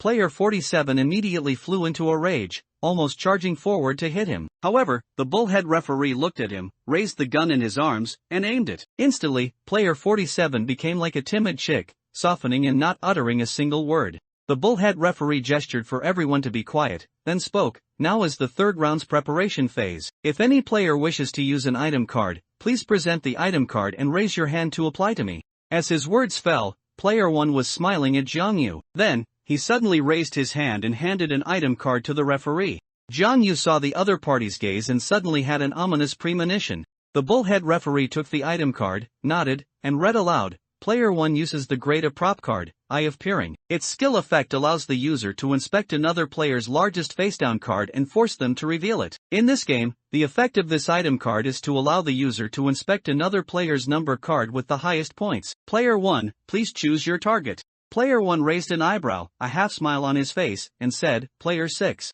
Jiangyu frowned. This item card, Eye of Peering, had an effect similar to the Divine Eye item card he had used in the gambling life with a shot game. However, the effect of Divine Eye was to inspect the effects of other people's item cards, while the effect of Eye of Peering was to inspect other people's facedown cards. If placed in other games, the utility of this item card would be moderate, at most an icing on the cake. But Player 1 chose to use it in the final round of this particular game, and he used it so cleverly. This item card seemed to have the effect of breaking the game. For this lucky number game, the premise of a concealed card player is not being able to see his own number cards in order to guess the total points of his number cards for the current round. Once he chooses to reveal a certain number card to others, he will also see it. This means that his card becomes an open card, and he will no longer be able to be a concealed card player. Jiangyu's face was grim. He had to admit, Player 1's move was extremely vicious. He had almost magnified the effect of a Great Prop card to that of an S-rank item card. The effect of this item card almost prevented him from continuing to be a concealed card player, and even from losing this game. But fortunately, he still had a final countermeasure. The bullhead referee looked at Jiangyu and said, Player 6, Player 1 has used the Peering Eye item card on you. Please reveal any one of your facedown cards, which is your number card. Jiangyu didn't act immediately. Instead, he crossed his arms over his chest, stared coldly at Player 1, and said in a deep voice, I refuse. His words were like a stone thrown into a lake, causing a stir. Everyone exchanged glances, seeing for the first time someone dare to defy the referee's command, even ignoring an item card. Was he seeking death? In this brutal 50-player game, the pig-faced masked man placed extreme importance on rules, constantly emphasizing adherence to them. Those who violated the rules faced only one outcome, death. Who knew that the next moment, Jiangyu would pull an item card from his pocket, place it on the table, and gently push it towards the bullhead referee, his expression calm, as he said faintly, I want to use this S-rank item card, absolute nullification. This item card was precisely the reward item card Jiangyu had drawn after winning the Big Talk Number King game. In that confrontation, he had defeated that madman, Player 28 Luo Jun. Instantly, everyone was dumbfounded. They hadn't expected Jiangyu to still have an S-rank item card. This guy was practically a European emperor. Where did he get so many S-rank item cards? And he drew them all. The bullhead referee took the item card, inspected it carefully, and then solemnly displayed the front of the item card to player 1, announcing, "Player 6 has used the S-rank item card, absolute nullification. The effect is triggered, all item cards are nullified. Player 1, your peering eye item card is nullified and cannot force player 6 to reveal his number card." The game continues. His voice carried an undeniable authority, causing the entire hall to fall silent. The bullhead referee solemnly announced, "Now is the preparation phase for the final round. All concealed card players who have not seen their number cards can choose to guess their points. If the total points of the number cards in your hand correspond to the guessed point range, you can roll the dice to get a corresponding multiple of points." A reminder again, the green zone is 0 to 9 points, the yellow zone is 10 to 25 points, the red zone is 25 to 125 points. Points exceeding this range are considered a failure. For example, if you choose the red zone, but the final total points are 150, it is considered a failure, and your score for this round is reset to 0.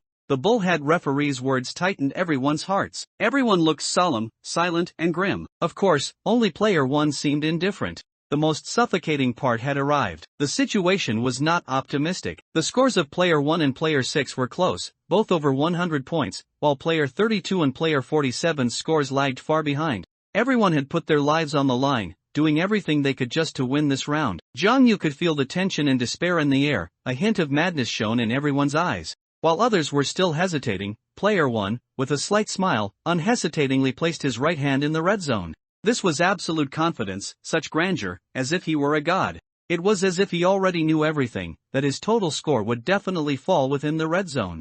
This action instantly made player 32 shiver. Fear and retreat began to appear in his eyes, even a faint sense of dread, as if he was filled with incomprehension towards player 1. Damn it, who's afraid of who? Dying sooner or later is still death. 18 years later, I'll be a good man again. Player 47 gritted his teeth and stood up, cursing under his breath, and then slammed his right hand forcefully into the red zone, making the entire table shake violently. Then, Jiang Yu also expressionlessly placed his right hand in the red zone. He, too, had a trump card. Looking at the 3 right hands in the red zone, and then at his own extremely low score of 31 on the scoreboard, player 32 took a deep breath and also placed his right hand in the red zone, his brows furrowed, as if preparing to leave it to fate. At this moment, looking down from above, 4 right hands extended into the red zone on the table from 4 directions, like an X representing destiny, tying everyone's future together. The scene instantly erupted. All players held their breath, staring intently at the red zone on the table, quietly waiting for the results to be revealed. The entire room was filled with a tense and intense atmosphere.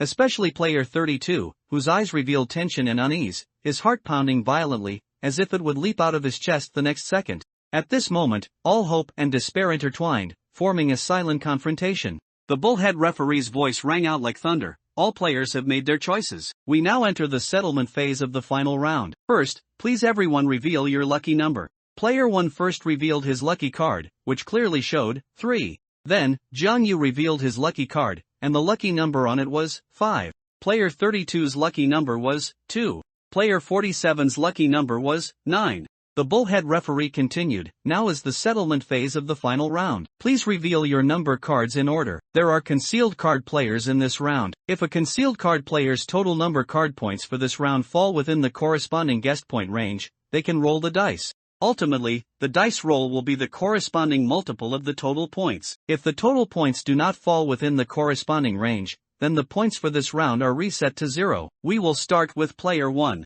Under everyone's gaze, player 1 successively revealed his number cards. The first 9 were 65, 16, 82, 37, 31, 08, 45, 03, 01. The total points from these 9 number cards already amounted to 21 points. But Jiang Yu and the others' hearts were still hanging, because until the last moment, no one knew what the outcome would be. Player 1, with a hint of mockery, flipped over the last number card. The hanging hearts of the few finally died. Player 32 slumped directly into his chair, his face pale. Player 47 also trembled uncontrollably, despair evident in his eyes. Because it was clearly a 33 lucky number grand prize card, corresponding exactly to player 1's lucky number, 3.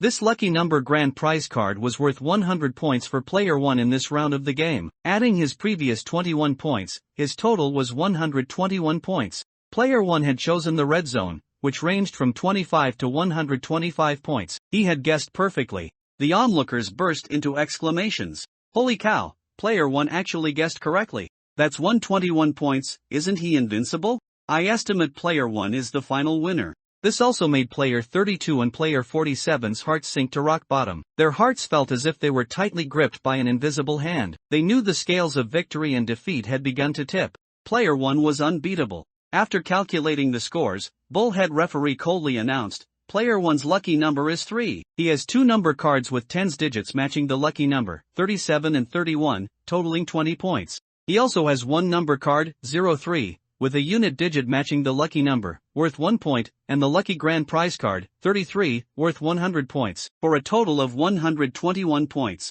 He paused, then continued. Player 1 was a concealed card player this round. According to the rules, player 1's guest zone was the red zone, ranging from 25 to 125 points. Player 1's total score for this round's number cards is 121 points, which falls within this zone. Player 1 can now roll the dice to obtain a corresponding multiplier, further increasing his total score for this round. With that, he gently pushed the dice from the center of the table towards player 1 with both hands, his movements full of ritual. A confident smile appeared on player 1's lips. He easily pinched the dice with his index and middle fingers, tossed it with a slight force, and the dice arced gracefully through the air, landing on the table and spinning continuously before finally stopping at 4 points. At this moment, time seemed to stand still. Everyone's eyes were fixed on the dice, and as the bullhead referee announced the result, the tense atmosphere reached its peak. Player 1's final score for this round is 484 points. This score shocked every player present. Zhang Yu's heart tightened abruptly. He knew that player 1's extremely high score had almost completely crushed the hopes of other players winning.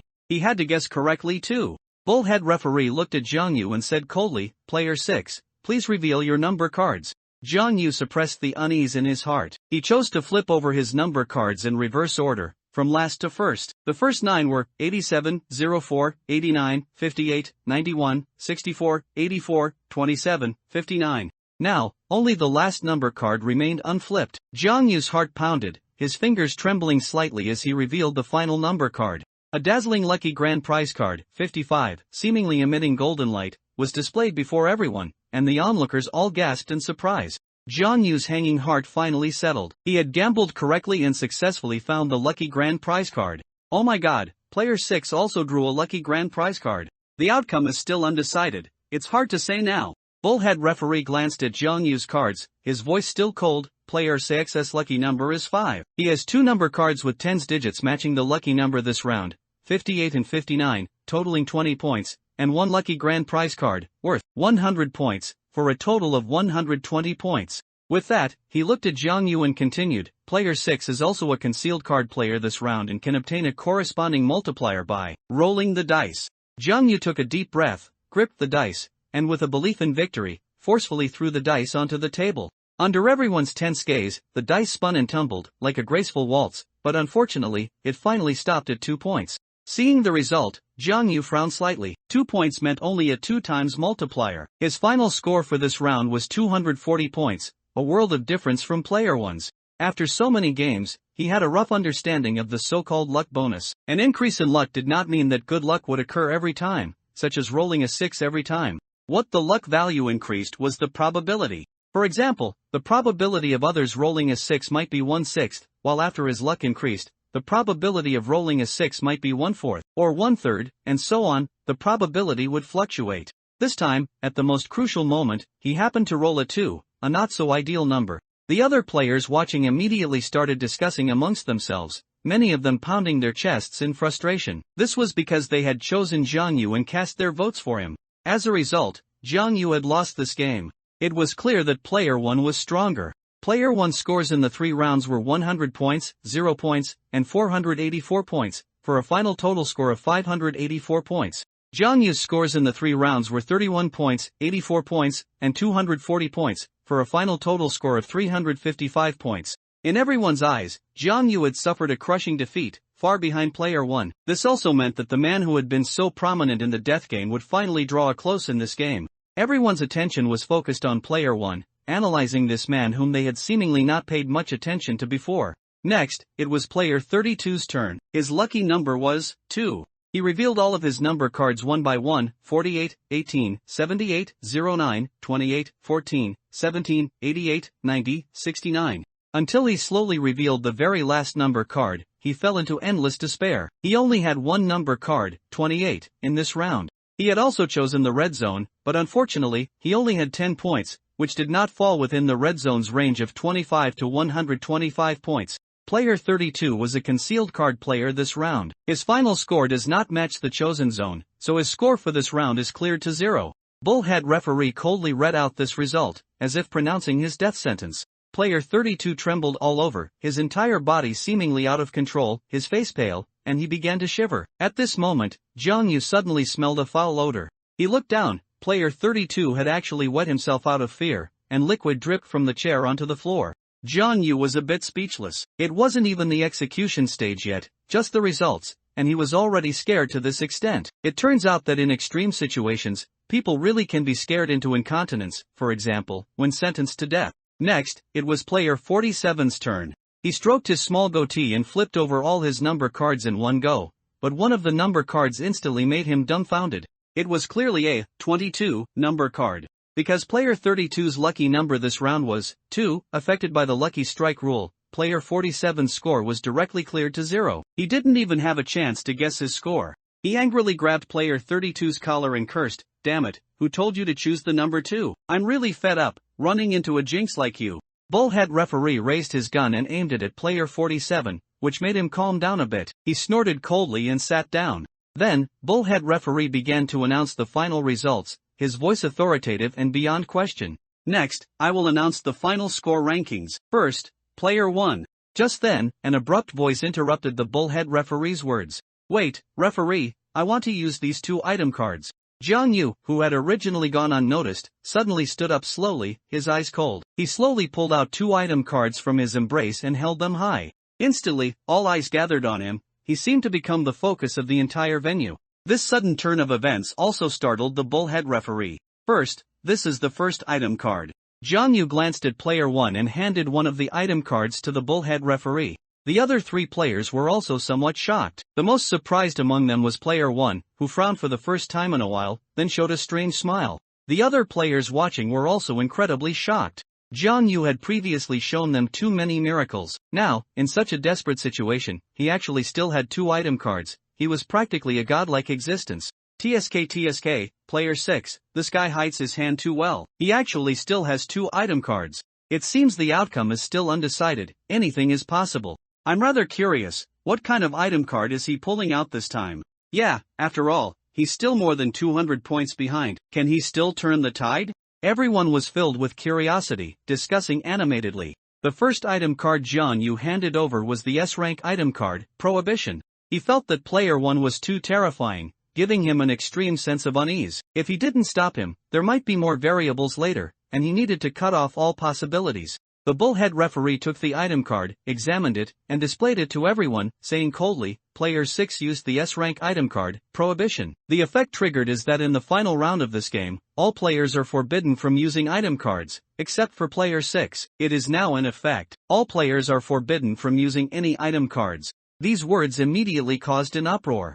Jiang Yu let out a long sigh of relief and handed the second item card to the Bullhead referee. The Bullhead referee looked at Jiang Yu's item card, thought for a moment, then raised the item card and displayed it to all players present. Announcing loudly, player 6 used the S-rank item card, score doubling. The effect triggered is that the current score is doubled. Player S6's total score for this game is 355 points, which becomes 710 points after doubling. Before the Bullhead referee could finish speaking, it immediately caused an uproar on the field. I knew he had a trump card. He's too strong. Player 6 is simply a godlike existence. It's come to this, and he can still make a comeback. For player 32 and player 47, Jiang Yu's use of the item card didn't have much impact on them because their outcome was already decided. The two sat dejectedly in their chairs. For player 1, Jiang Yu's impact on him was the greatest, delivering a fatal counterattack, yet he merely raised an eyebrow, seeming somewhat surprised. The Bullhead referee gestured for everyone to be quiet and then continued to announce, next, I will announce the final score ranking. Player 1,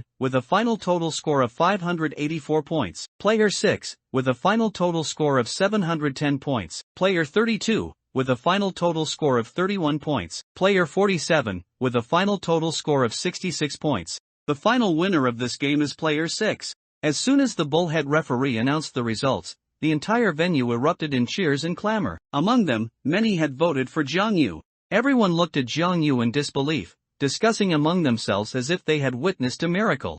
Jiang Yu took a deep breath and stood up. His expression remained calm, but his eyes gleamed with the light of victory, as if he had been crowned king. He looked around, and all the tension and pressure seemed to dissipate at this moment. Player 6, you're really too cool. I made the right choice in picking you. A spectator couldn't help but shout excitedly. He was the one who had chosen Jiang Yu. With Jiang Yu's victory in this round, he would receive an item card as a reward. Yeah, it's an incredible comeback. I really didn't pick the wrong person. Another spectator also said excitedly. Player 1 stood quietly in place, his face still calm. He walked towards Jiang Yu and extended his hand. You won, Player 6, congratulations. In the last round, how did you get the lucky grand prize token?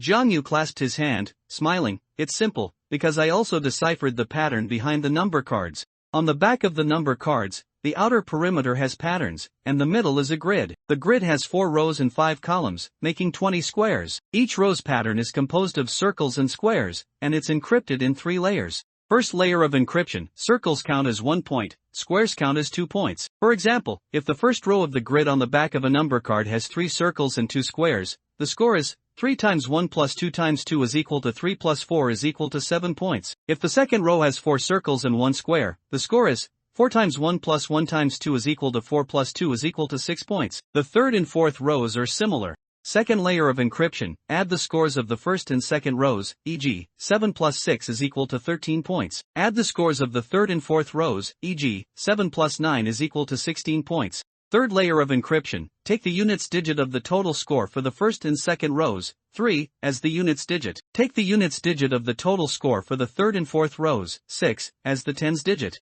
Finally, combine the results, which corresponds to the number on the front of the number card, 63. In the first round, you used this pattern, observed the back of the card, and drew the 66 lucky grand prize token from me. This game actually has nothing to do with luck. Its essence is a test of intelligence. Am I right? Jiang Yu only realized in the final round that player 1 seemed to always inadvertently observe the back of the number cards. But weren't the backs of all number cards the same? He immediately began to analyze quickly, and soon, he discovered that the backs of all number cards used an extremely complex encryption method. Through calculations, he could deduce the number on the front of each card. At that time, when Lucky hand-swapped cards, Jiang Yu's lucky grand prize token was placed as the last card, allowing him to observe the complete back of the card. Player 1 had already discovered this pattern in the first round and quickly drew his lucky grand prize token away. In the second round, Player 1 repeatedly verified the accuracy of this pattern, and by the third round, he applied it directly, successfully drawing a 121-point number card, perfectly landing in the red zone.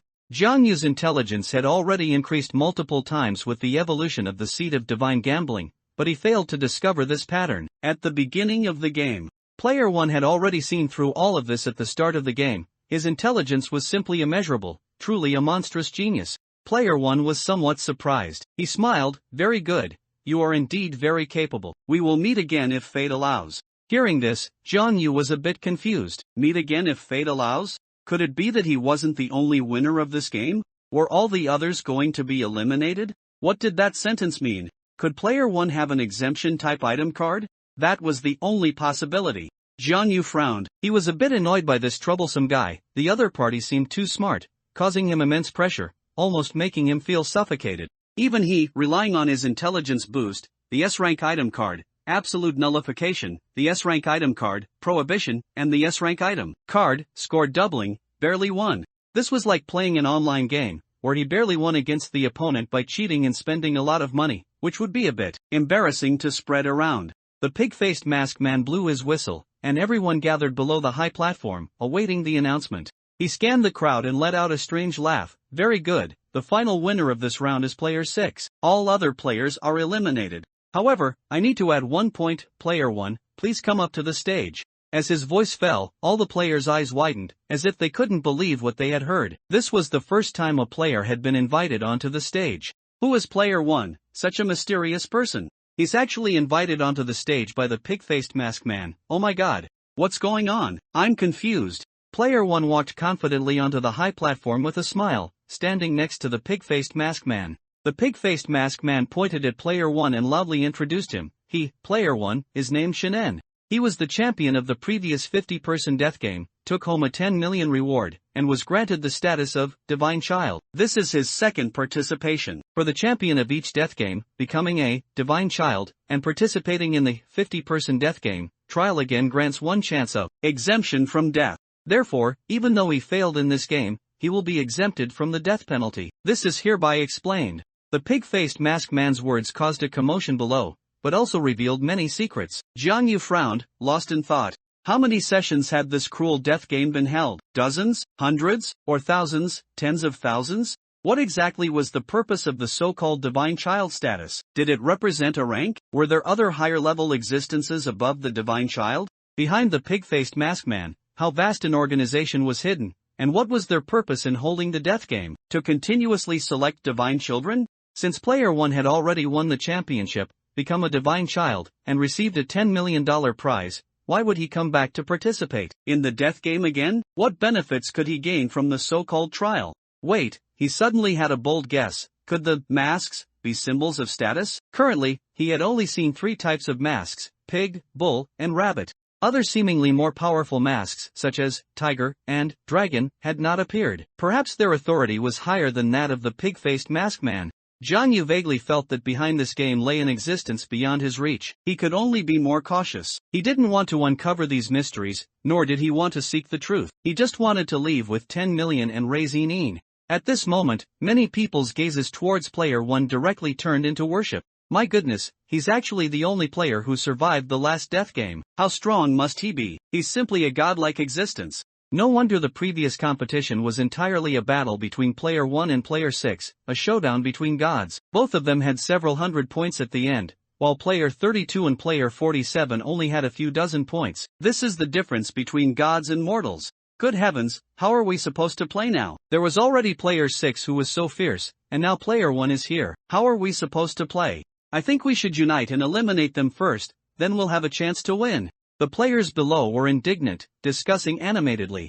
Alright, stop arguing. I like quiet. The pig-faced masked man's cold words rang out, and the hall immediately became silent as an ice cellar, exuding a chilling aura. Now for the punishment phase. Unfortunately, Player 32 and Player 47 are eliminated. There are currently 27 players remaining on the field. I wish you good luck. Saying that, he raised the remote control in his hand. Along with the piercing beeping sound of the metal collars, 2 explosions rang out, and dazzling flames illuminated the hall. The bodies of Player 32 and Player 47 crashed to the ground. Soon, bullhead masked men went to deal with the corpses. Many people covered their eyes, not daring to look at the scene, because this was very likely to be their ultimate fate as well. Now, Player 6, please draw your reward item card. Other players can return to their rooms to rest. We'll meet again tomorrow night at 8 p.m. The pig-faced masked man gestured for his subordinates to hand a pile of item cards to Jiang Yu for him to randomly draw. Jiang Yu chose a card he liked, then followed the crowd back to his room on the 2nd floor.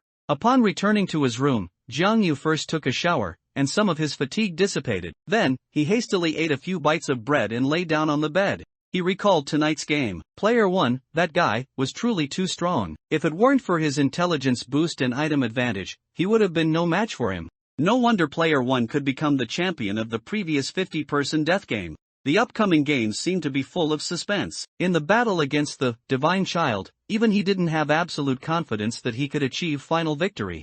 Jiang Yu remembered something and took out the Great Prop card he had just drawn from his pocket. Great Prop card, time extension.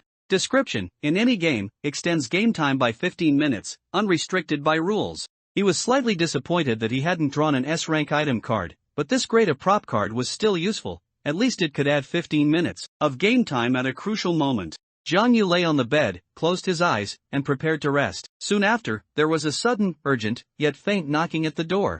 Jiang Yu sat up abruptly, his gaze sharp as he looked at the door, a sense of vigilance rising within him. He slowly got out of bed and walked to the door, asking softly, "Who is it?" "Player number 7, open the door quickly. I have something urgent to tell you." A young woman's voice, clear and anxious, sounded from outside the door. Her tone wasn't loud, but every word was exceptionally clear, as if it could penetrate the door and reach Jiang Yu's ears. Jiang Yu frowned, recalling the voice carefully, and asked, "Are you Player 18, Chan 1? Yes, it's me. Open the door quickly." The anxious voice came again from outside the door. Jiang Yu remembered this familiar voice. It was player 18, who had participated in games like Desperate Zodiac and Eightfold Gate of Life and Death with him before. Despite recognizing her, he still didn't open the door immediately. Instead, he asked in a deep voice, "What's the matter? Just tell me directly from outside, you don't need to come in." His tone carried caution, clearly indicating he hadn't fully lowered his guard. "I'm afraid others will hear. This isn't important to me, but it's very important to you." Player 18's voice came again from outside the door. "It's about himself? What could be so important?" Jiang Yu's brows furrowed. The anxious voice from outside made him feel a hint of unease. He knew deeply that in such an environment, any slight oversight could lead to fatal consequences. He was silent for a moment, weighing the pros and cons. Ultimately, he decided to give her a chance. After all, they had fought side by side in life or death games before, and there was a certain level of trust between them. "All right, I'll open the door, but don't make any rash moves," Jiang Yu said in a low voice, then slowly opened the door. Player 18 stood in the dim corridor, a look of urgency on her face. As soon as she saw Jiang Yu open the door, she rushed into the room and quickly closed it. "Why are you here? What exactly is the matter?" Jiang Yu asked, a hint of vigilance still in his eyes. Player 18 took a deep breath, lowered her voice, and said, "To make a long story short, there's an organization targeting you, the Hunters Alliance. In tomorrow night's game, they will send player number 7 to voluntarily sign up and make a move against you. You absolutely must not team up with player number 7. After she finished speaking, she immediately opened the door. Before leaving, she looked back at Jiang Yu and urged, "Shu, remember what I said. It's very important."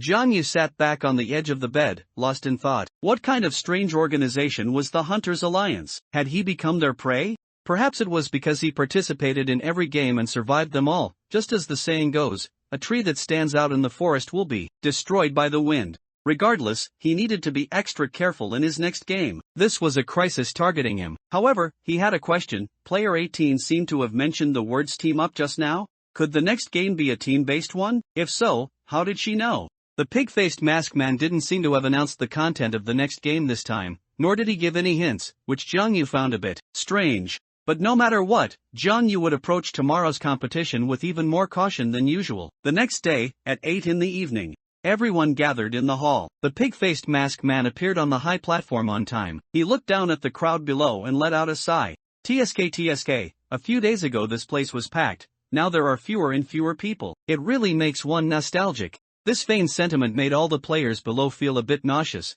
but they could only grit their teeth and glare at him, not daring to utter a single complaint. Who would dare to anger this unpredictable fellow? The pig-faced masked man scanned the crowd and continued. Next, I will announce today's game rules. Please listen carefully. Today's game is King of Blocks. Number of participants, 4 people. Game time, 60 minutes. Game introduction, for participating players freely form 2 teams. The 2 teams of players will be sent to 2 separate rooms. Each room contains 2 boxes of blocks of equal size. After the game begins, the 2 teams of players must start building block towers, competing on the height of their block towers. Rule explanation. Rule 1, if one team falls behind the other team's progress by more than 30 layers, they will be directly eliminated. Rule 2, various obstacles will appear randomly in the game. If a block tower collapses for any reason, it cannot be rebuilt within 10 minutes. Violating this rule will result in direct elimination. Winning condition, after the game time ends, the team with the higher number of layers built wins.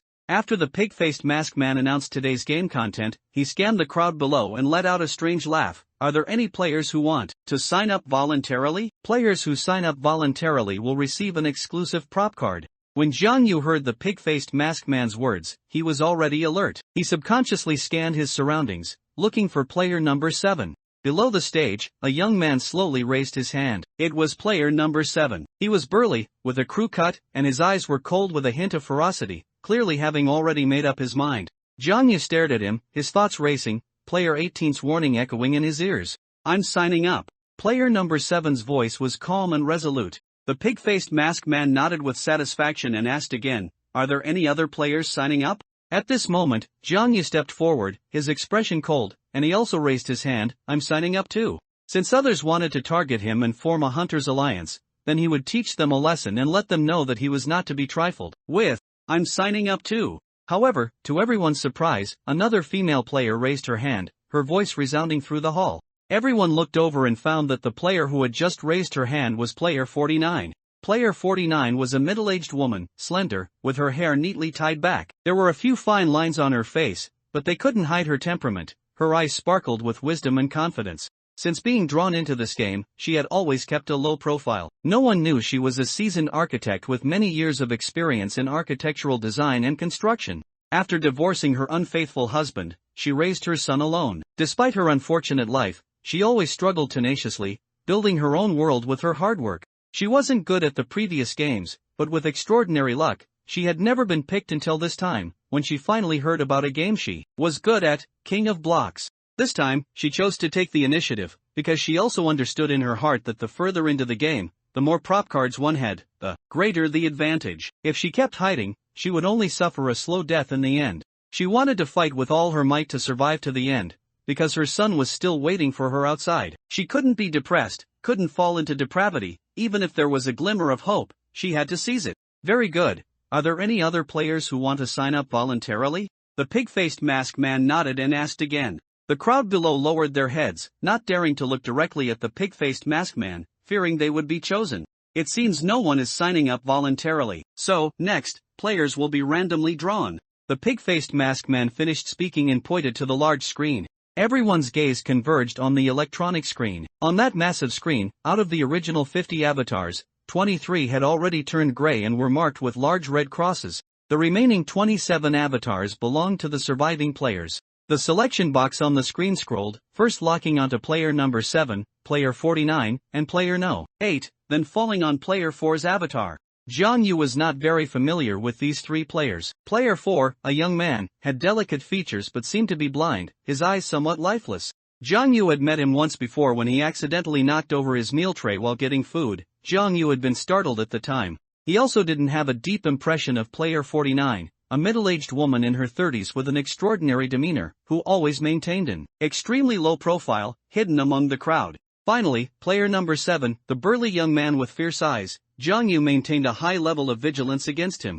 Jiang Yu and the other two received their exclusive item cards and returned to their positions. Jiang Yu took the opportunity to secretly glance at his exclusive item card. Grade B item card, Surveillance. Description: using this item card allows you to know the opponent's current block tower height. Very good, the 4 participating players have been determined, player number 4, player number 6, player number 7, and player 49. Please form your teams. Once teams are formed, you will be taken to 2 separate rooms to play the game, pig-faced masked man announced with satisfaction. As soon as he finished speaking, player number 7 strode over to Jiang Yu, a friendly expression on his face. Player number 6, I'd like to team up with you. Our numbers are consecutive, which I consider a kind of fate. What do you think?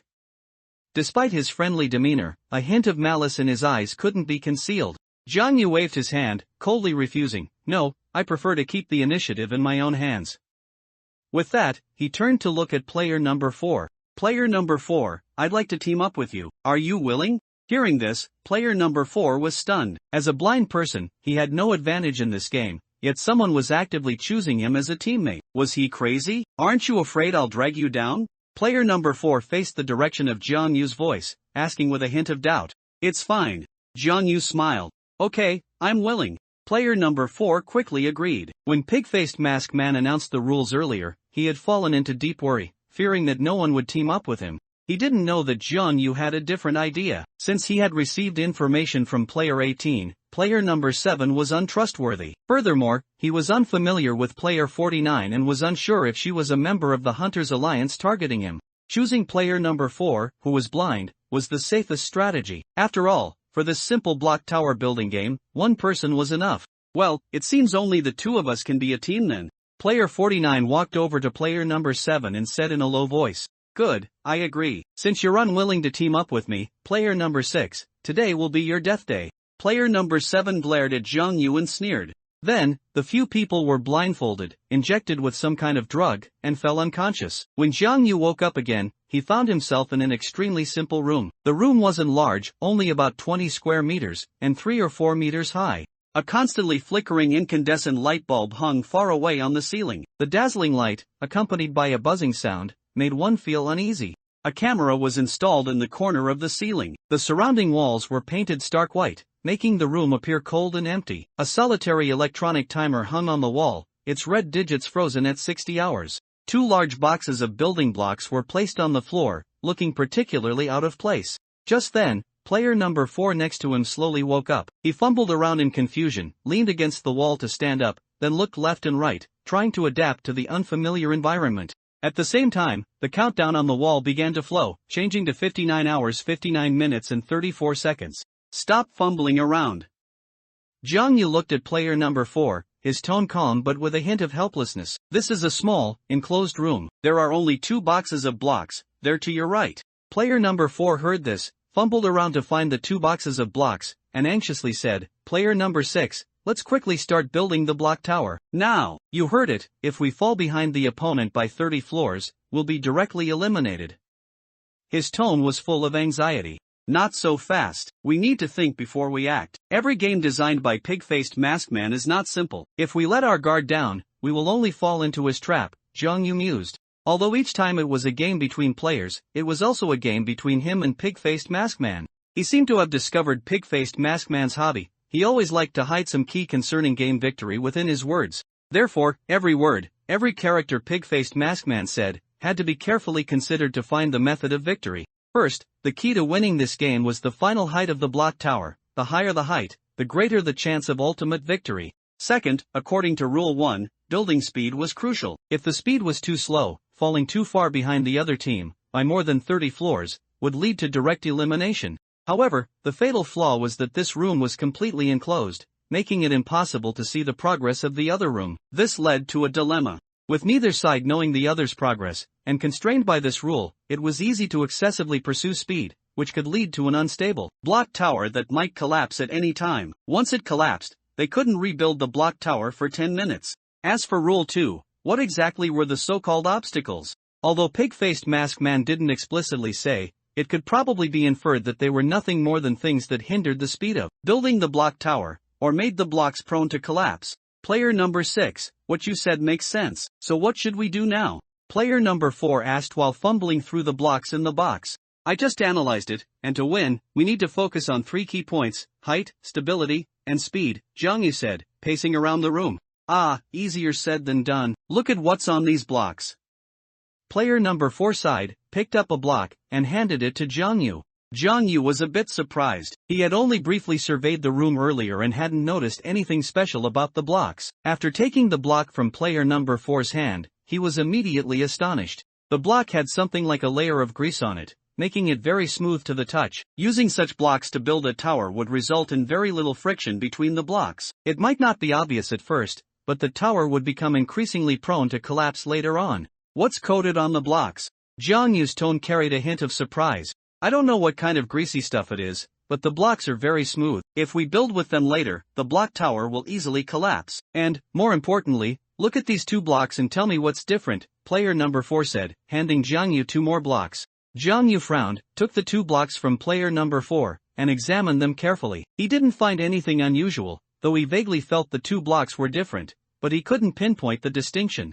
Thinking of this, Jiang Yu shook his head and said, I don't see any difference. Player number 4, what did you find? Player number 4 picked up 2 blocks, placed them in his hands, gently weighed them, then handed them to Jiang Yu, and slowly said, the blocks in these 2 boxes have different weights. The ones on the left are lighter, and the ones on the right are heavier. If you don't feel carefully, you won't notice this detail. This made Jiang Yu extremely surprised, and he suddenly felt a chilling sensation, followed by a wave of lingering fear. How did you find out? Jiang Yu took the blocks from player 4. After carefully feeling them, he discovered it was true. One was light, and one was heavy. He scanned the 2 boxes on the ground and felt a chill. No wonder there were 2 boxes of blocks here. Because I'm blind. You see, a blind person's senses are exceptionally keen. Since I can't see with my eyes, I perceive the world through my nose, ears, hands, and so on. Player 4 spoke these words calmly. So that's it. Thanks to you, player 4. If you hadn't discovered this earlier, it could have been a fatal mistake. Once the center of gravity is high, the block tower would be much more prone to collapsing.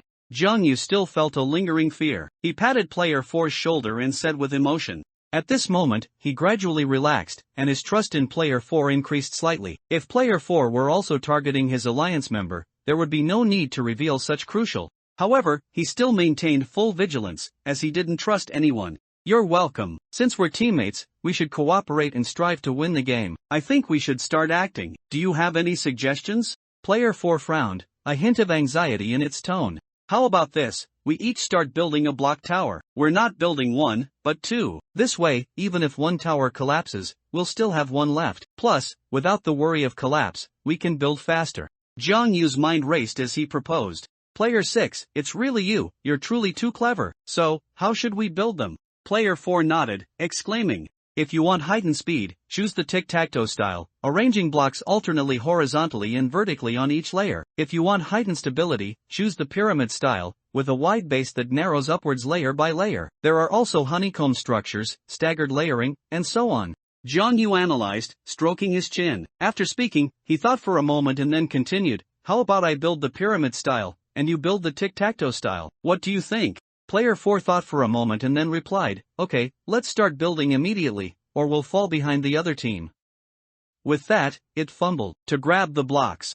Jiang Yu suddenly remembered something and quickly reminded him, remember to place the heavier blocks at the bottom and the lighter blocks at the top. This lowers the center of gravity and makes it less likely to collapse. And when you're building, wipe each block with a piece of cloth to try and remove any oil, increasing the friction between the blocks and ensuring stability. Player 4 perked up its ears, memorizing everything Jiang Yu told it, and then fumbled to begin building. Jiang Yu supervised for a while and found that Player 4 was indeed building very carefully, cautiously feeling each layer and placing the blocks in the optimal position to maximize stability. Only then did he feel at ease to start building his own block tower, but he still maintained a hint of vigilance, guarding against Player 4. Even when building a pyramid structure, it's not necessary to fill every layer with blocks. You only need to find the load-bearing points of the blocks, so that the weight of each layer is distributed among the load-bearing points of the layer below. This allows for quickly building a stable pyramid structure with the fewest blocks. He also moved quickly. Meanwhile, in another room, player number 7 and player 49 had excellent chemistry and cooperated seamlessly. Player 49 was responsible for directing and passing blocks, while player number 7 focused on building the block tower. The block tower they built was extremely simple in shape. On the very bottom layer, 2 blocks were placed vertically, parallel and close to the wall, but with some distance from it. On the next layer up, 2 blocks were also placed vertically, but slightly offset, protruding from the bottom layer and closer to the wall. As the construction progressed, the shape of this block tower gradually resembled a leaning tower, pressed against the wall. The wall acted like a support for the block tower, holding it steadily and preventing it from collapsing. TSK, player 49, how did you come up with this method? You're really something, player number 7 praised while rapidly building with blocks. Player 49, the middle-aged woman number 49, looked up at the ceiling, as if recalling past events, and murmured, that was a deeply memorable accident. I was about 32, at the peak of my career. I remember my birthday was approaching. I stayed up all night drawing blueprints, rushing to meet the deadline. A small mistake made due to fatigue ultimately caused the entire building to tilt. If we chose to demolish the building and rebuild it, the economic losses would be enormous, and my career might be ruined. So, I proposed a bold plan. To build another wall next to the building, a very tall and thick wall, to act as a support. I faced everyone's doubts but ultimately succeeded. That building, that wall, has now become one of the most famous landmarks in Manhwa. Hearing these words, player number 7's eyes widened. He suddenly thought of something and said with a shocked expression, could it be the Tianhua building in Longdu? You designed that? Player 49 smiled and nodded, yes, it was me. Player number 7's eyes widened, his expression filled with shock. He took a deep breath, his confidence greatly boosted, and he said with high spirits, it seems we're going to win. Player 6 is unlucky to have met you. Today, he will die in this game. Middle-aged woman number 49 shook her head, her expression solemn, and said, I've seen that guy play games. He's not simple. We cannot underestimate him. To win against him, we must give it our all. I don't want to die in this game. My son is waiting for me outside. I must win. Time quickly passed, reaching the 40-minute countdown, and both teams of players were building with great enthusiasm. Jiang Yu wiped the sweat from his forehead. Suddenly, he felt a cool breeze. Even a faint cold wind made him instantly stop his movements. This was a sealed room. Where was the wind coming from? His heart tightened as he searched for the source of the wind, but found nothing. He looked around at the walls in confusion. Besides a sealed door, there was nothing else. The wind grew stronger and stronger, gradually forming a vortex in the room, like a whirlwind, making Jiang Yu's hair incredibly messy and his clothes cling tightly to his body. Suddenly, he looked up sharply at the ceiling, his heart sinking, and immediately shouted to player 4. The wind is blowing down from above. Protect the block tower. Be careful it doesn't get blown over. Player 4 quickly covered the block tower in front of it with both hands, like a mother protecting her young child, fearing it would suffer the slightest harm. The pyramid structure Jiang Yu built was very stable, but this deadly wind was extremely strong. He also rushed over and desperately protected his own block tower. At this moment, Jiang Yu suddenly noticed that the tic-tac-toe block tower built by Player 4 had shifted at the base. Because Player 4, being blind, had only protected the upper part of the block tower, the lower part had already begun to misalign and was on the verge of collapse. His heart immediately leaped into his throat, because once the bottom of the block tower collapsed, the upper part would also fall, and all their efforts would be in vain. Jiang Yu suddenly lunged to the ground next to Player 4. He then firmly protected the lower part of Player 4's block tower with both hands, preventing further misalignment, and carefully restored it to its original position. His action was exceptionally bold, a high-stakes gamble. He bet that his pyramid-shaped block tower was stable enough that even a strong wind couldn't destroy it.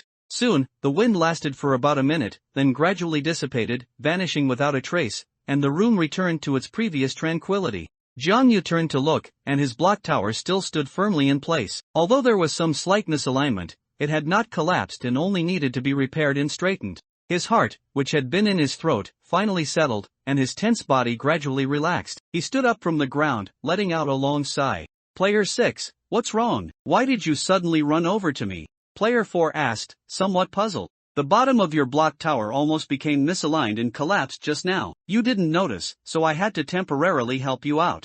Jiang Yu explained. So that's what happened. Thank you, Player 6. Hearing this, Player 4 turned pale with fright, gripped Jiang Yu's hands, and exclaimed with emotion. Alright, now that the wind has stopped, let's start building immediately. Let's not waste any more time. Jiang Yu said with a smile. Okay, I'll start building right away. I just don't know how the other room is progressing. If they exceed us by 30 layers, we'll be eliminated directly. Player 4 sighed. From beginning to end, he always felt a large blade hanging over his head, as if it could fall at any moment, making him uneasy and filled with fear of the unknown. Don't worry, by the middle of the game, I'll check their progress and adjust our strategy accordingly. Jiang Yu comforted him. But didn't you say this room was sealed? How will you check their progress? Player 4 asked, puzzled.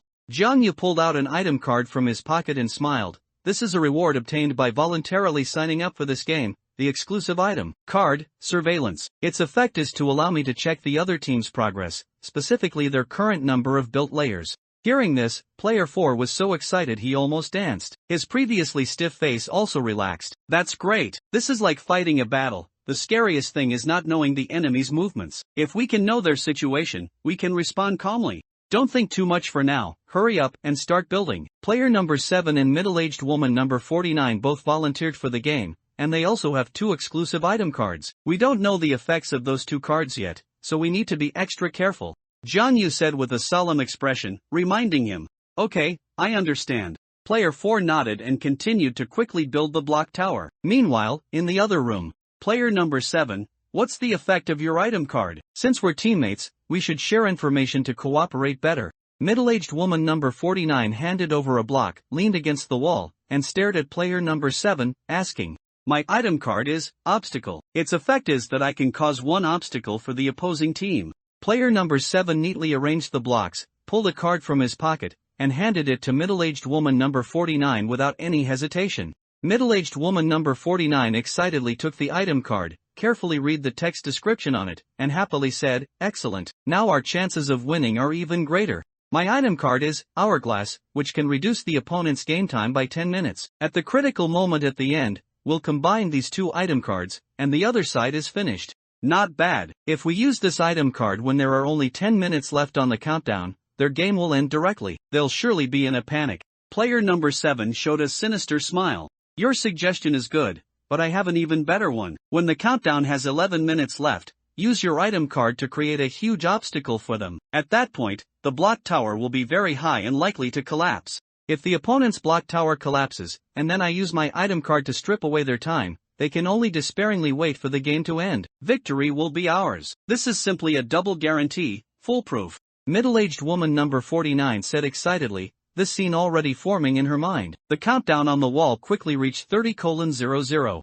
Jiang Yu glanced at the time on the wall, stopped his actions, pulled out the exclusive item card from his pocket, held it high towards the camera in the room, and shouted, referee, I want to use this exclusive item card, surveillance, to get the opponent's current progress. Soon, a cold voice came from somewhere in the room. The other team's block tower is currently 35 layers high. At the same time, player number 7 and middle-aged woman number 49 also heard a voice suddenly ring out in their room. Player 6 has used the exclusive item card, surveillance, and has learned your progress. Your current building height is 35 layers. This is an official announcement. This news greatly shocked middle-aged woman number 49 and player number 7. Middle-aged woman number 49's eyes widened, and she cursed under her breath, "Damn it, we need to speed up." That accursed player 6 used an item card to find out our progress. He's definitely going to make a move. Suddenly, she thought of something and said with relief, "Fortunately, his exclusive item card has no practical effect and cannot interfere with us." Player number 7 nodded and echoed, "Indeed, just knowing our progress is useless. I think we're definitely building faster and higher than them."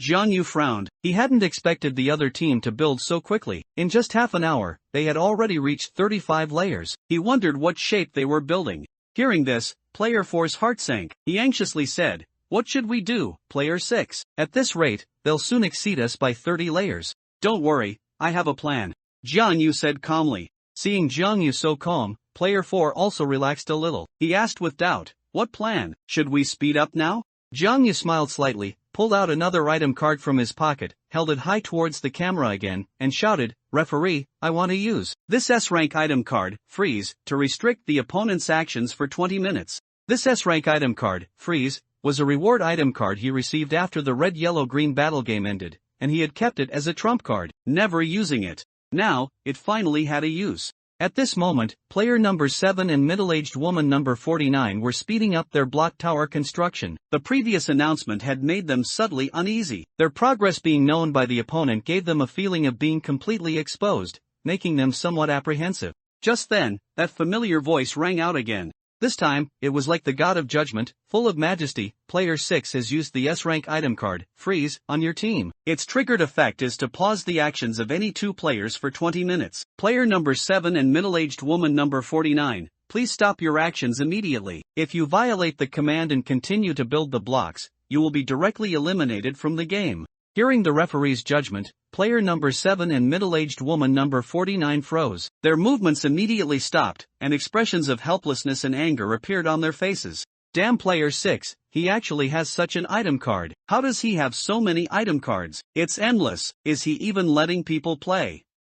Middle-aged woman number 49 said through gritted teeth, "We actually have to pause for 20 minutes. Player number 7 next to her sneered and comforted, "It's okay, have you forgotten we still have 2 exclusive item cards? Soon, it will be his doom." Middle-aged woman number 49 sighed, "You're right. At this point, that's all we can do. We can only use these 2 item cards to catch them off guard." Player number 7 sneered, "Who said there are only 2 item cards? I have another one." Hearing this, middle-aged woman number 49's eyes lit up. She looked at player number 7 in surprise. "Really? That's great. What kind of item card is it? How do you still have an item card?" Player number 7 glanced sideways at middle-aged woman number 49. "I got it as a reward for guessing correctly during the vote. As for what kind of item card it is, you'll find out when the time comes. Don't worry, we're definitely going to win this round." Middle-aged woman number 49's excited expression instantly dimmed upon hearing this. Item cards won from voting are usually C rank, occasionally B rank. How useful can they be? Player number 7 frowned, saying with some impatience, "Having one is better than having none. You'll see." Upon hearing the effect of the item card Jiang Yu used, player 4 was utterly stunned. He widened his eyes. "Holy cow, this item card is too strong. How are the others supposed to play? Good thing I'm your teammate." Jiang Yu looked at his dull eyes and chuckled, "I just got lucky and drew it." "You call this lucky? This is insane. I've been following you before, and you have too many S-rank item cards. It's really enviable." Player 4 shook his head and sighed. Jiang Yu's expression was calm. "They're all earned with my life. I have a reason why I must participate in the death game." He was stating a fact. Since the start of this cruel death game, he had signed up for every single round. This required immense courage. Every game was like dancing on the tip of a knife. He often hung by a thread, capable of losing the game at any moment. He believed he deserved all of this because he had fought for it with his life. "Indeed, I truly admire you. You seem fearless. Could you tell me your reason for having to participate in the game? Perhaps sharing it would make you feel a little better." Player 4 showed a complex expression, a mix of admiration, curiosity, and sympathy. Jiang Yu's expression was serious. It's nothing. Focus on building the block tower. The outcome isn't decided yet. Let's give it our all and just survive until tomorrow first. Alright. The two began their intense building process. Soon, only 11 minutes remained, and the countdown on the wall gradually diminished, nearing its end. At this point, Jiang Yu's pyramid-shaped block tower had reached 18 layers, while Player 4's tic-tac-toe-shaped block tower had already surpassed 20 layers. Just then, a familiar and cold voice suddenly echoed in the room. Player number 7 has used the exclusive item card, Obstacle. The triggered effect is, a difficult level, obstacle appears during the block building process. As soon as the voice fell, the entire room began to shake violently, and the ground trembled incessantly, as if experiencing a magnitude 6 or 7 earthquake. Jiang Yu was somewhat unsteady on his feet. He was greatly surprised. Although this was all within his calculations, he hadn't expected the opponent's item card effect to be so powerful. He quickly steadied his block tower, fearing it would collapse. Then, he noticed Player 4's block tower was already precarious, and he shouted, "Quick, hold onto your block tower. Don't let it fall." Player 4 cried out in alarm and quickly used his hands to support his block tower, but this action was clearly futile. The tic-tac-toe-shaped block tower could not remain stable amidst the violent shaking and was gradually on the verge of collapsing. Jiang Yu's mind raced, and he quickly made a decision, rushing back to Player 4's side. Just like before, he helped him maintain the stability of his block tower. He believed that his pyramid-shaped block tower was stable enough to withstand this tremor. Player 4, hold on, I'll help you. This tremor shouldn't last much longer. Jiang Yu shouted loudly. However, as time passed, the shaking in the room not only didn't weaken but intensified. Cracks began to appear on the walls, dust fell from the ceiling, and the entire room seemed on the verge of collapsing. The room door also opened automatically, revealing the dark corridor outside. I hear rocks cracking. The room is about to collapse. The door's open, let's run. Player 4 said, his face filled with terror, about to let go. Don't run, hold your ground, the room won't collapse. Jiang Yu reprimanded him loudly. He believed that if this game was a competition of the final block tower height, pig-faced masked man would never allow players to die during the game. The room, which could collapse at any moment, and the automatically opening door, must be an illusion. He absolutely could not waver. Once he left the block tower, it would instantly collapse, and all previous efforts would be for naught. Sure enough, when the time came to about 1 minute, the shaking in the room instantly stopped. The cracks on the walls miraculously stopped spreading, dust slowly settled from the ceiling, and the entire room returned to calm. Jiang Yu and Player 4 breathed a sigh of relief. Jiang Yu glanced at the countdown on the wall. 10 hours 38 minutes and 25 seconds. Only 10 minutes and 38 seconds remained. At this moment, the cold voice sounded again. Player 49 has used the exclusive item card, Hourglass. The triggered effect is, reduce game time by 10 minutes. Player 6 and Player 4. Please note that your game countdown has changed. Please pay attention. As soon as the voice fell, the countdown on the wall changed from 10:25 to 0:24. Only 24 seconds left? Jiang Yu looked at the countdown on the wall, momentarily stunned.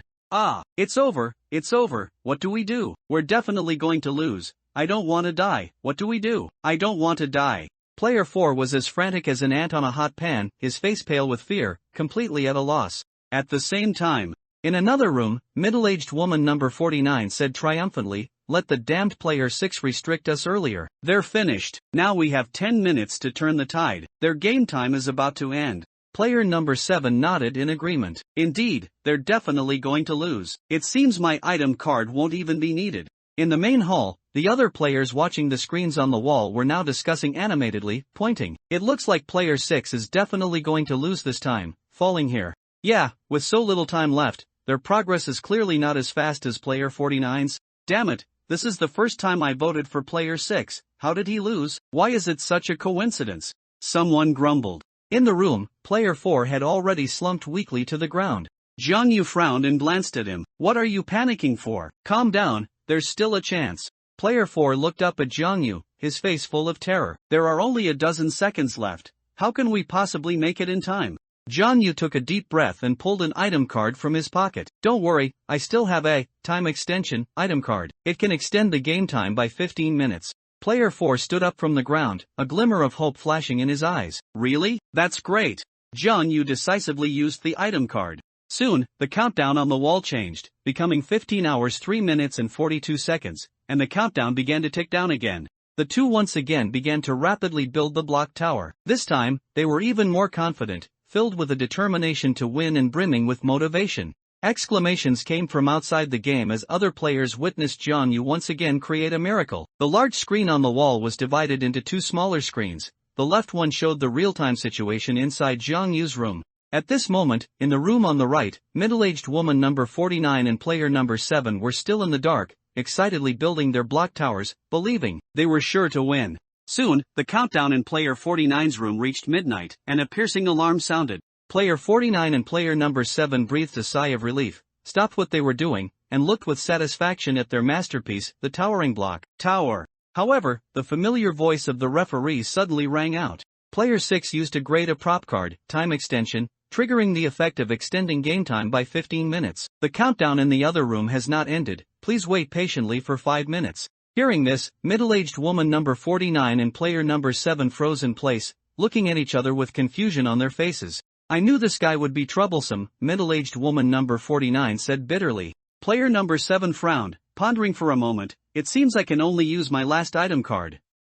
With that, he pulled an item card from his pocket, held it high, and gestured, "Referee, I want to use this item card." Middle-aged woman number 49's eyes lit up, and she asked, "What kind of item card is this?" Player number 7 smiled and said, "This is a grade A prop card, bonus, which can directly grant a 20% bonus. I exchanged 3 C-grade item cards and 1 grade B item card for it with someone else. Whether it's a points game or any other number-related game, it can be applied. In a death game like this, it can increase the number of layers in our block tower." Soon, the referee's voice sounded, "This item card can be used, triggering the effect of gaining a 20% bonus. Currently, the block tower in this room has 45 layers. After receiving an additional 20% bonus, the final number of layers will be 54. At this moment, the audience outside the arena began to hold their breath. Oh my god, player number 7 and player 49 ended up with 54 layers, but player 6 and his partner are still building separately. I see player 4 has only built a little over 30 layers. Aren't they doomed to lose?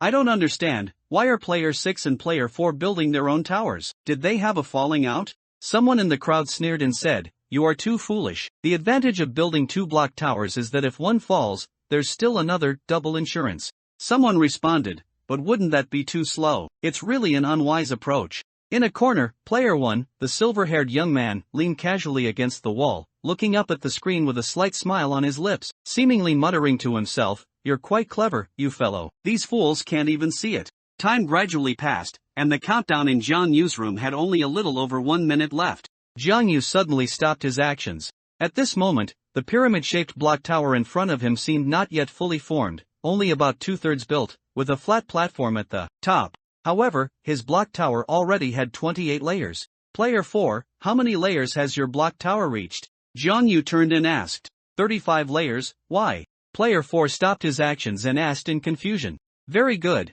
now is the most crucial part. I need you to do something very important, something that concerns whether we can achieve final victory, Jiang Yu said in a deep voice. What is it? Player 4 was clearly a bit confused. I need you to help me. Together, lift your block tower and then place it on top of my block tower. Combining them, Jiang Yu said. Player 4's eyes widened upon hearing this, and he looked at Jiang Yu in surprise. Are you crazy? Won't they all collapse like this? Jiang Yu shook his head firmly. Trust me, this method is our only chance. If successful, our block tower will surpass their height. Time is running out. We must act immediately. Player 4 seemed to feel Jiang Yu's determined gaze and nodded. Okay, I believe you, let's try it together. The two quickly cooperated, carefully lifting player 4's block tower and then slowly moving it onto Jiang Yu's block tower. Jiang Yu's block tower, like a pyramid with its tip cut off, formed a platform, which served as the base. And player 4's block tower was in a grid shape, occupying less space, perfectly fitting onto the platform. Stacking another, taller block tower on top was undoubtedly an extremely risky move, but it was also their only chance. Under Jiang Yu's direction, their movements became increasingly cautious, but also faster. Finally, in the last few seconds of the countdown, they successfully and steadily placed player 4's block tower on Jiang Yu's block tower. The two block towers merged into one, with a half-pyramid shape at the bottom and a grid shape at the top, appearing extremely tall. At this moment, all the players watching the big screen outside were stunned, the hall was silent, and everyone was shocked by Jiang Yu's bold move. This was a life-or-death decision, a block tower game that could only be played once in a lifetime, where the victor became king and the loser became a corpse. Soon, after everyone reacted, they praised him endlessly. Holy cow, no wonder Player 6 and Player 4 built 2 block towers. It turns out they planned to assemble them at the last moment. What a brilliant idea! In the early stages, it ensures the stability of the block tower, even if obstacles are encountered, and in the later stages, it can instantly turn defeat into victory. It must have been Player 6 who came up with this. He's too smart. This is simply a divine maneuver. Inside the room, as the countdown reached 0, a mysterious mist suddenly sprayed from somewhere, and Jiang Yu and Player 4 immediately fainted. When they woke up again, they had already been carried to the hall. In addition, Jiang Yu also saw Player number 7 and Player 49. They were also in the hall and had already woken up. On the high platform, the pig-faced masked man gestured for everyone to be quiet, then began to announce the results of the competition. Next, I will announce the results. Player 4 and Player 6, the final number of layers for their block tower is 63. Player number 7 and Player 49, the final number of layers for their block tower is 54. Unfortunately, Player number 7 and Player 49 are eliminated.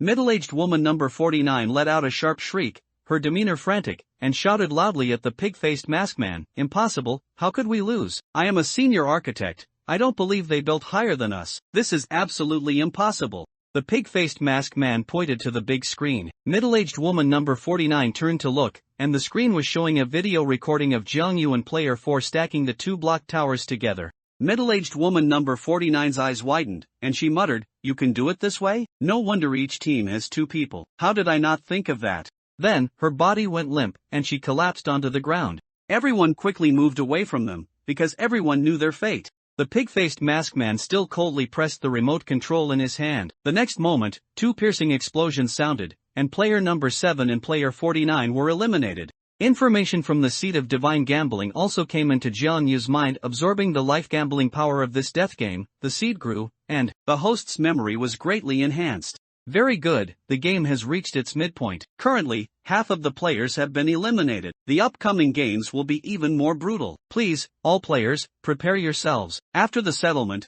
please return to your rooms in an orderly fashion. Tomorrow night at 8, see you there. The pig-faced masked man let out a sinister laugh. Soon, everyone returned to their rooms in order, while Jiang Yu and Player 4 received the item cards awarded for their victory, and the 2 also walked up the stairs to their room. "Your eyes look fine, why can't you see?" Jiang Yu asked curiously. This had been his long-standing question. There are many reasons for blindness. For someone like me, it's due to optic neuritis, so outwardly, there seems to be no problem. Player 4 sighed and said, "I see. Well, what's your name? What do you do for work? Is it convenient to say?" Jiang Yu asked. "My name is Xiao Han, and I'm a blind messer," Player 4 said with a smile. I'm Jiang Yu. This is my first time teaming up with other players. You could say you're a teammate I've fought alongside. I hope I don't encounter you too early in the next games. I don't know what it would feel like to eliminate you with my own hands," Jiang Yu said with a wry smile. "Ah, Jiang Yu, don't blame yourself. For someone like me who can't see, the hope of survival isn't very high to begin with. Thanks to you, I've lived another day, so you don't need to feel guilty." Player 4, on the contrary, was very open-minded and laughed loudly. "Okay, let's both do our best." Jiang Yu patted him on the shoulder and said with a smile, after returning to his room. The smile on Jiang Yu's face immediately vanished, replaced by indifference. In a game like this, who would truly consider anyone a friend? It was nothing more than mutual exploitation. He merely wanted to leave a good impression on Player 4 for now, so that if they met in other games later, he wouldn't be targeted first. What Jiang Yu didn't know was that after Player 4 returned to his room, his smile also vanished, replaced by an icy expression. He walked to the mirror, his eyes vacant, yet he seemed to be quietly looking at himself in the mirror. After a long time, the corners of his mouth curved slightly upwards, but this smile carried a hint of eeriness and sinister intent. Jiang Yu sat on the edge of the bed and looked at the item cards he had obtained in this game. S-rank item card, surprise. Introduction, the gods bestow rewards upon you. Use this item card in the game to receive an unexpected surprise. Jiang Yu's eyes lit up. His luck was too good. It was another S-rank item card, but what exactly would this surprise be? It made him feel a sense of anticipation. He ate a little something, took a shower, then felt an overwhelming wave of fatigue wash over him, and he drowsily lay on the bed and fell asleep. When he woke up again, it was already 5 o'clock the next afternoon. Jiang Yu leaped out of bed, feeling his energy completely restored, and he was full of vigor. A sharp glint appeared in his eyes. There were 25 people left. It was almost over. This cruel game was finally coming to an end. He even did push-ups in the room, then jogged slowly around the room, stretching his muscles, and even felt a sense of anticipation for the game that night. This was also the first time he had experienced such a mindset. Soon, it was 7:30 p.m., the preparation phase before the game began. Zhang Yu opened the door and followed the crowd towards the hall. At this moment, he suddenly heard a piercing scream from outside. He instinctively rushed over to the staircase and saw only a male corpse hanging from the ceiling of the hall. His face was as pale as paper, his eyes slightly open, revealing a deep despair. Zhang Yu's heart tightened. The corpse was already stiff, clearly having been dead for a long time. He was wearing the standard green tracksuit of a player, and the number on his chest was. All the players gathered in the hall, many with terrified expressions, occasionally looking up at the hanging corpse and discussing it with those next to them. At 8 o'clock, the pig-faced masked man appeared punctually on the high platform. He let out a sinister laugh and said with a hint of mockery, "This is the consequence of trying to escape. I remember I said on the first day that once it's night, terrifying things will appear here. But I didn't expect that even at this point, someone would still think of escaping. Should I say he is brave, or foolish?" Then, he coughed twice loudly, interrupting the discussions below, and said sternly, "Tonight's game is about to begin. Please remain quiet." I said, "I like quiet." The hall immediately fell silent. No one dared to anger the pig-faced masked man. Very good. Next, I will announce tonight's game and rules. Please listen carefully. The pig-faced masked man nodded with satisfaction. Tonight's game is called Hide-and-Seek Battle Royale. Game time, 60 minutes. Number of participants, 5 people. Game introduction. Before the game, the identities of the hunter player and 4 cat players will be determined by drawing lots. After the game begins, all participating players will be taken to an abandoned building. The 4 cat players need to complete their respective tasks, most of which are related to opening the door on the top floor. If the door on the top floor is opened, the cat players can leave the building early. Once discovered by the hunter, they may be eliminated. Therefore, cat players should try to avoid direct contact with the hunter. Conversely, the hunter's task is to prevent the 4 cat players from completing their tasks and to fully eliminate them. Rule 1: Cat players cannot severely injure the hunter player, otherwise they will be directly eliminated. Rule 2: If a cat player fails to complete their task when the game ends, they are still considered to have failed. If an eliminated cat player's task is incomplete, that task will be transferred to the cat players currently surviving on the field. Rule 3: Each cat player is equipped with a mobile phone, which will display specific tasks. In addition, before the game, one item can be chosen to interfere with the hunter, including smoke bombs, sound lures, tranquilizer guns, etc.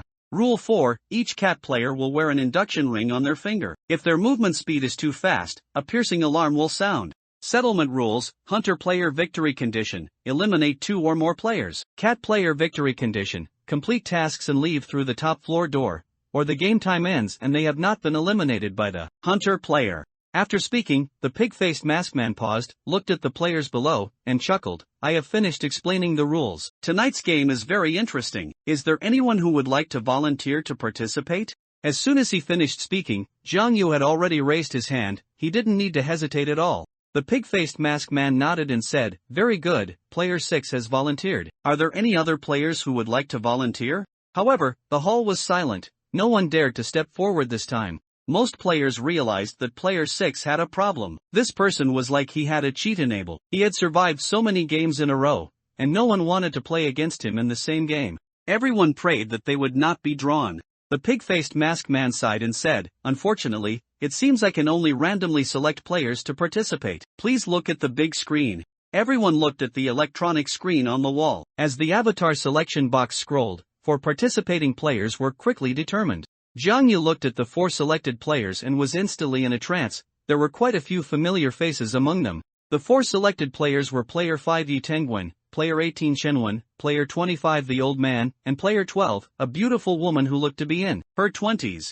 Zhang Yu couldn't help but be attracted to player 12, looking at her a few more times. She possessed an irresistible charm to the opposite sex. Her face was slightly cute, but her eyes were as cold as ice, and her demeanor was alluring, like a rose in the snow, both beautiful and captivating, yet making people afraid to approach. The pig-faced masked man clapped his hands and said, "Very good, the final 5 players have all been confirmed. Please step forward and get ready, you will soon be taken to the game venue." Player 5 Yi Tengwen and the others reluctantly walked out of the crowd. Zhang Yu, Yi Tengwen, and Shenwen exchanged glances, their eyes filled with helplessness, and their faces bearing a bitter smile.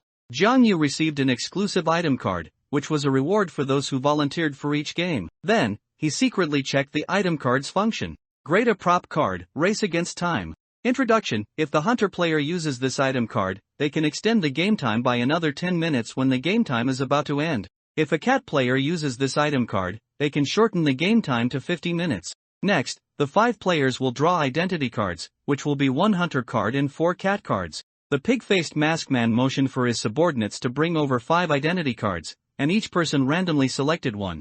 Jiang Yu hesitated for a moment, then flipped open his identity card, instantly widening his eyes in disbelief. His identity was actually the hunter. He would have preferred to be a cat player, but this result was somewhat unexpected for him. He had drawn it with a 1/5 probability.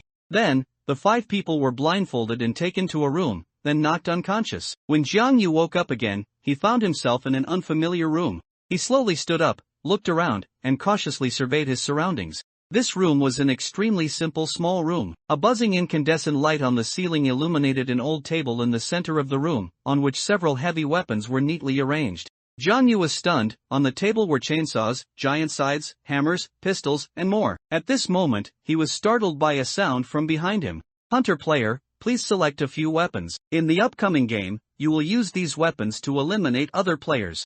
Jiang Yu turned his head and saw 2 bullhead masked men standing behind him, cradling guns, looking at him indifferently. He took a deep breath, feeling a bit dazed. After a long silence, he asked, how exactly does one eliminate other players? By finding them? Or by killing them? One of the bullhead masked men handed Jiang Yu a large transparent plastic bag and, at the same time, spoke in a cold voice, cut off their heads and put them in this bag. That counts as eliminating the opponent. At this moment, Jiang Yu felt a daze. He seemed to understand that the pig-faced masked man's words about the game becoming more cruel later on meant this. Jiang Yu's eyes gradually became firm and cold. He picked up a handgun from the table, holstered it at his waist, then took a sharp, long-handled scythe into his hand. Next, he received a transparent plastic bag from the bullhead masked man's hand and tied it to his waist. At this point, he saw a flashlight still on the table. After a moment of thought, he put the flashlight into his pocket as well. Are you ready? Another bullhead masked man asked. Of course, I'm ready, Jiang Yu replied. You need to wear this, the hunter's headpiece, the bullhead masked man said, taking something from a box behind him and handing it to Jiang Yu. It was a heavy deer head mask with 2 long antlers, each with complex branches, and some dried bloodstains on them. The mask had a slightly yellowish and brownish texture, the deer eyes were hollow black, and the mask's mouth was closed but had some cracks and small scars. From its appearance, it gave a chilling feeling.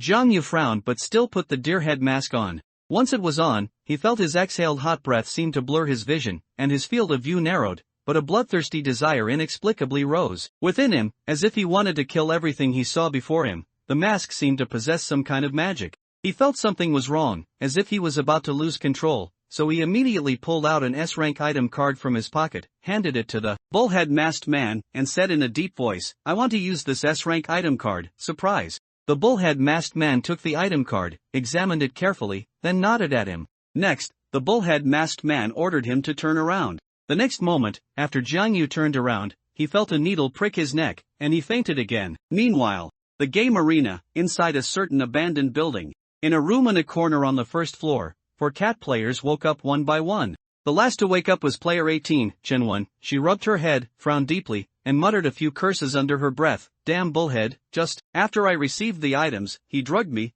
what a headache. At this moment, a cold prompt sounded in a certain part of the room. Greetings, players, welcome to the hide-and-seek battle royale game arena. Your current location is room 101 on the first floor. The hunter player will awaken in room 601 on the 6th floor in 10 minutes. Please, players, prepare yourselves and hide in time. Additionally, each of you has a mobile phone, which can be used to check tasks, communicate, etc. Good luck to you all. Hearing this, everyone fumbled around and found a mobile phone on their person. It was an old button phone, a kind of antique rarely seen in this day and age. Player 18, Chenwen, played with the phone for a while, then looked down at her phone, frowned, and said, this phone has no signal and only 3 functions. The first is the taskbar, which displays one's tasks. The second is the chat bar, where you can type and communicate with other players. The third is the radar, which will show the exact coordinates of other cat players. What do you plan to do now? What are your thoughts? Player 5, Yi Tengwen, stepped forward and suggested, I think we should cooperate to have a chance to survive. According to the rules the pig-faced man mentioned, there are only 2 ways. First, complete the tasks and leave through the top floor gate early. Second, complete the tasks and hide until the game ends. I believe the first method is teamwork, and the second method is solo operation. If everyone chooses to operate solo and only cares about their own safety, I believe player 6 will find us one by one and eliminate us. In the corner, a gloomy-faced old man number 25, Shen Luoning, leaned against the wall, hunched over, a hint of sharpness in his eyes, and slowly began. Indeed, I participated in a game with that guy, player 6. He's a terrifying fellow.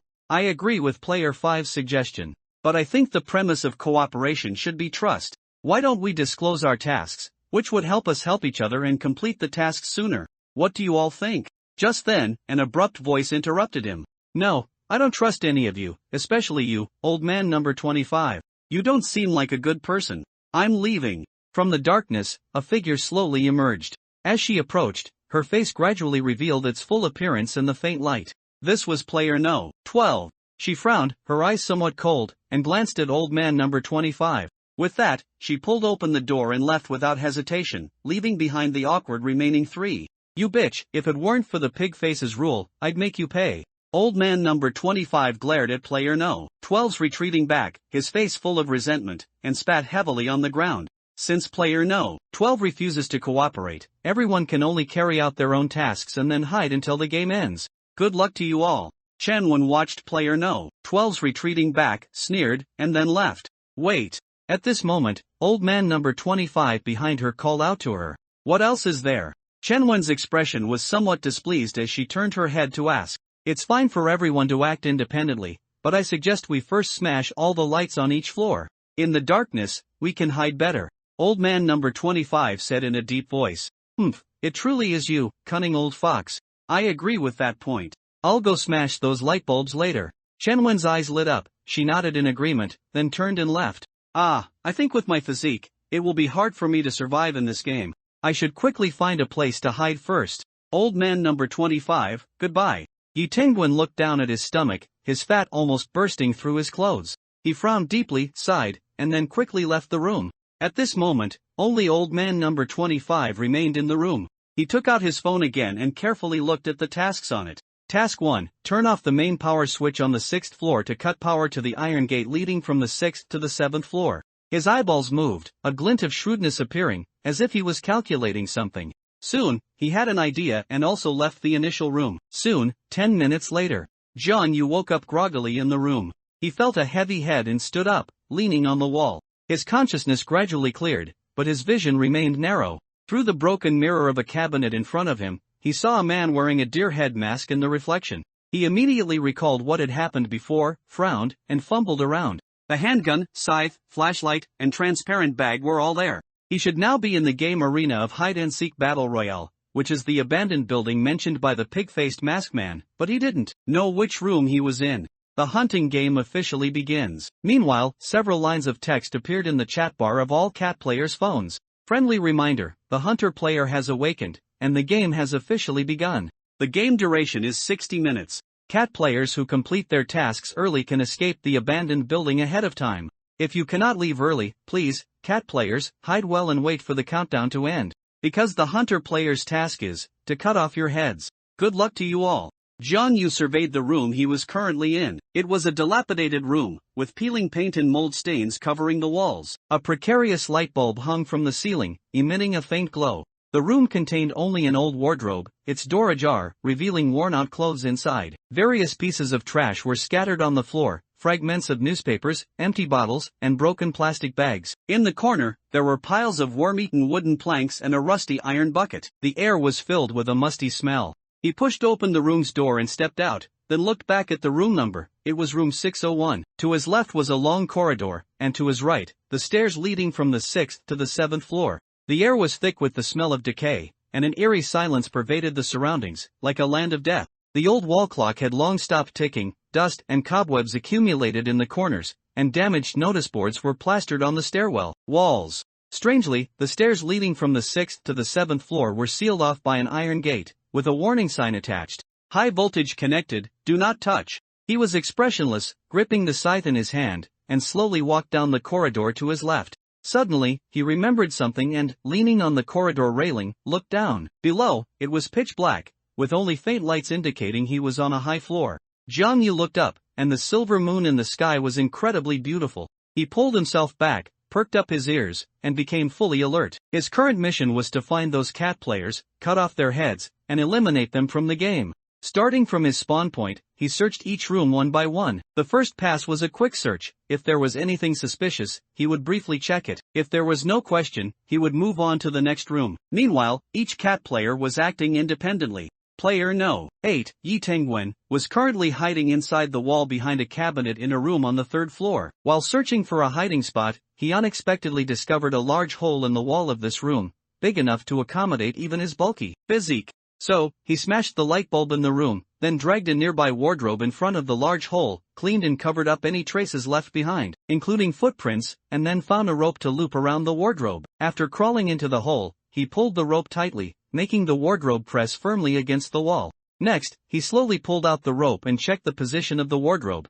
ensuring there were no gaps that could be detected from outside. A perfectly sealed hiding spot was thus formed. He tried to forcefully pull off the ring on his index finger, but it seemed to have taken root in his flesh, becoming one with him, impossible to remove. If he tried to pull it off, he would only feel a piercing pain, as if he might faint at any moment. He could only give up and took out his phone again to look at the mission. The phone's light illuminated his face, making him look somewhat eerie in the darkness. Mission 2, find the key to the iron gate leading from the 6th to the 7th floor. He rubbed his head, feeling a headache, and cursed inwardly, where am I supposed to find it? In such a large building, finding a tiny key is harder than ascending to heaven. Player 18, Chen 1, was currently hiding at the end of the corridor on the 4th floor, near the stairs, carefully listening to the surrounding movements. Her thoughts differed from other players. She believed that hiding in a fixed location, such as a room, would leave her no chance to escape if discovered. A better option was to hide near the stairs, listening for the hunter's movements. Once she detected the hunter approaching, she could quickly escape, giving her a chance to survive. She took out her phone again to check the mission, a smile playing on her lips. There was no tension on her face, she seemed to be confident, and she tucked her phone back into her pocket. Mission 3, find a walkie-talkie to get the password for the top floor's main door.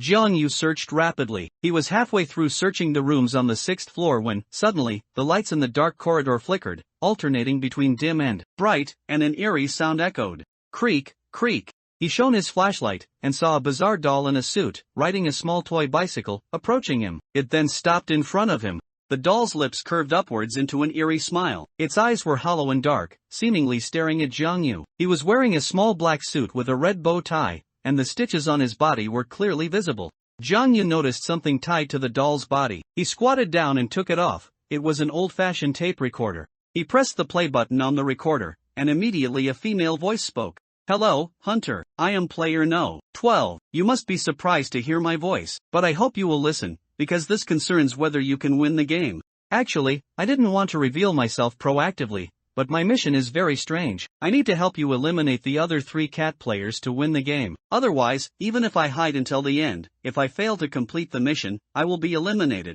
Therefore, I must act proactively. I know you might not trust me, but I still want to try to cooperate with you. I can tell you the exact location of player No. 8 as a token of my sincerity. I secretly followed him, and according to the radar, he hasn't moved. So, he is currently hiding in room 306. Once you eliminate him, return to the 6th floor, and I will be very willing to cooperate further with you. Under the eerie deer head mask, Jiang Yu narrowed his eyes. These words made him somewhat tempted. He hadn't expected player No. 12 to be assigned an informer-like role. Could this perhaps be the skill effect of the S-rank item card, surprise? Before the other cat players discovered her informer identity, he would have a significant advantage. He decided to trust her words for now. Since cat players were forbidden from harming the hunter, he didn't need to worry about the other party hurting him. Having a clear objective to search for was better than aimlessly searching like a headless fly. Soon, Jiang Yu arrived on the 3rd floor. The corridor light seemed to have been deliberately smashed, leaving it in darkness. He raised his flashlight, and through the eyes of the deer head mask, searched for the room numbers. Finally, he arrived in front of a room, and the room number on it was indeed 306.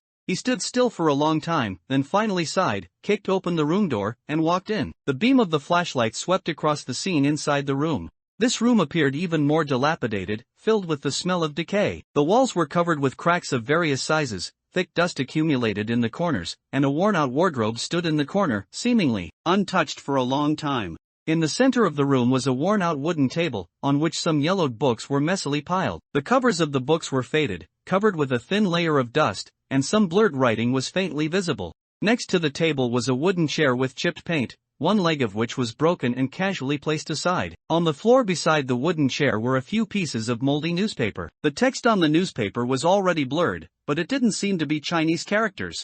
Jiang Yu looked down and found some faint traces, although these traces seemed to have been deliberately concealed. After kicking aside the debris, he saw a footprint, somewhat messy, as if someone had been searching for something inside the room. Then, he saw traces of some item being dragged. Player No. 12 had not deceived him, it indeed looked like someone had been here. Yi Tengwen, Player No. 5, was originally hiding in a large hole in the wall, his body bent and hunched, conforming to the shape of the hole, extremely careful, not daring to make a sound. At this moment, he suddenly heard the hunter's footsteps coming from the corridor, getting closer and closer, each step drumming in his heart. Then, the footsteps seemed to stop outside the room where he was hiding. He felt his heart pounding wildly in his chest, almost breaking through it. He quickly held his breath, so tense that even the air seemed to solidify. The silence outside the door was like a prelude to despair, almost causing him to collapse. Then, he heard a bang as the door was kicked open and the hunter walked in. He was so nervous his palms were sweating, his whole body stiff, not daring to make a sound. How did he find this place so quickly? The game had only just begun a few minutes ago. Yi Tengwen was filled with extreme confusion. At this moment, he could only brace himself and continue to hide here, his heartbeat deafening in his ears like thunder. He heard the hunter pacing inside the room, and his unease grew. He kept praying, "Go, leave quickly, hurry up and go." Just then, his phone suddenly vibrated faintly. He was so startled he almost cried out, but he covered his mouth, forcing himself to hold it in, and quickly turned off his phone. He felt as if his heart was about to leap out of his throat, and cold sweat streamed down his forehead. At this moment, he heard the hunter's voice. It was Player 6, Jiang Yu, with whom he had previously interacted. "Come out, Player No. 5, Fatty, I know you're here, stop hiding." Yi Tingwen's heart sank. How did the hunter know someone was here? And how could he accurately state his player number? Fear and confusion surged in his mind. He gritted his teeth, clinging to a last shred of hope. He widened his eyes, held his breath, and covered his mouth, not daring to make a sound. It must be the other party trying to trick him. He absolutely couldn't go out, he would just hide here. He made up his mind, gritted his teeth, curled up his body, not daring to move. But the next moment, the cabinet in front of him was kicked over with force. He looked up and saw a terrifying man in a deer head mask standing before him, pointing a pistol and a flashlight at him with his left hand, holding a gleaming scythe in his right hand, and a transparent plastic bag tied around his waist. Fear instantly swept through his entire body. His pupils sharply contracted, and his breathing became rapid. Then, the man in the deer head mask raised the pistol and aimed it at him. "Ah!" Yi Tengwen screamed, lunged forward, burst through the door, and ran wildly forward, the ring on his finger emitting a piercing alarm. His footsteps were erratic, his heart pounded, and his vision blurred. He dared not look back, only hearing the sound of gunshots, bullets whistling past his ears like the whispers of death. The next moment, a sharp pain shot through his leg, and he stumbled and fell to the ground. Yi Tengwen looked down and saw that his calf had been shot, blood soaking his clothes. He endured the intense pain, leaned against the wall to stand up, and limped forward, tears unconsciously welling up, blurring his vision. At this moment, the desire to survive was stronger than ever. The footsteps behind him were steady, getting closer and closer, and his strength was rapidly failing. Finally, he collapsed near the stairs, but he crawled forward unwillingly, his face full of despair. "Why bother? This will only increase your suffering. It's better to die quickly and be freed from this game." A cold voice came from behind. Yi Tengwen looked back and saw the man in the deer head mask coldly watching his struggle. "Jiang Yu, please let me go. You only need to eliminate 3 people. I helped you in the 100-meter abyss game before, and we even chatted. Do you remember me? I'm the one with depression. Didn't you say you wanted me to live well? Please, go find others first. I don't want to die." Yi Tengwen turned around, crawled under Jiang Yu, hugged his calf, his face streaked with tears, and spoke in a pleading tone. He recalled the first time he met Jiang Yu. The other party looked only about 20 years old, extremely thin, as if suffering from long-term malnutrition. But he had a clean and somewhat handsome appearance, and his speech was so approachable. At that time, the other party even encouraged him that even with depression, he should live well, which greatly encouraged him. "You helped me, thank you, but I still have to kill you. I'm sorry, I also want to live."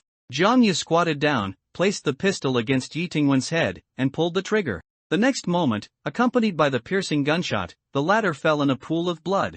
Instantly, as the gunshot exploded in his ears, it felt as if a severe ringing appeared. Jiang felt a moment of daze. He felt a bit unfamiliar with himself, as if he didn't recognize himself anymore, and the pistol fell to the ground. He recalled the night he participated in the 100-meter abyss, as if it were just yesterday. The fatty who had been laughing and talking with him was now lying in a pool of blood, his eyes rolled back, eyeballs protruding, his face filled with despair, clutching his ankle tightly. His emotions were incredibly complex, guilt mixed with a hint of pity, and a trace of humanity deep within him seemed to awaken. However, he quickly suppressed it. This gunshot also startled the other players. Player 18, hiding in the stairwell in the distance, seemed to sense it. She felt a bone-chilling coldness and shivered. Just then, her phone in her pocket vibrated slightly. She took it out and her eyes widened instantly. A new task had appeared in her phone's taskbar. Task 2, find the key to the iron door leading from the 6th floor to the 7th floor. However, she showed an intriguing expression, not nervous at all, but slowly hid herself in the darkness, disappearing from sight. After a long while, Jiang took a deep breath, trying to calm himself down. After a moment, he finally stood up, his gaze once again becoming stern. He bent down, cut off Yi Tingwen's head, put it into the plastic bag tied to his waist, and secured it. Then, he fumbled around and found Yi Tingwen's phone. At this moment, the phone automatically shut down and could not be turned on. It seemed that after the phone's owner was eliminated, the phone would lose its function. He had originally wanted to use the phone, but it seemed there was no chance now. After Jiang finished organizing, he returned to the 6th floor. Player No. 12 had not lied to him. Since that was the case, it would be better to cooperate with him and eliminate player 18 and old man number 25 one by one, then he could win this game. At the same time, old man number 25 was in room 103 on the 1st floor. He found a rusty cleaver in the room, tucked it into his clothes, and then pricked up his ears, listening carefully for any movement. His reasoning was this: since the hunter was born in room 601 on the 6th floor, he would definitely search floor by floor downwards. This was human habitual thinking. The hunter couldn't possibly run to the 1st floor and then search upwards one by one. So, he had hidden on the 1st floor from the beginning, never leaving, while also searching for some potentially useful items. His task was relatively simple: turn off the main power switch on the 6th floor to cut power to the iron door leading from the 6th floor to the 7th floor. The location was relatively clear: the power switch must be somewhere on the 6th floor. Since the others weren't planning to cooperate, or didn't want to complete the task early and then leave through the top floor's main door, he only needed to hide until the last moment, then go to the 6th floor and turn off the power switch to win the game.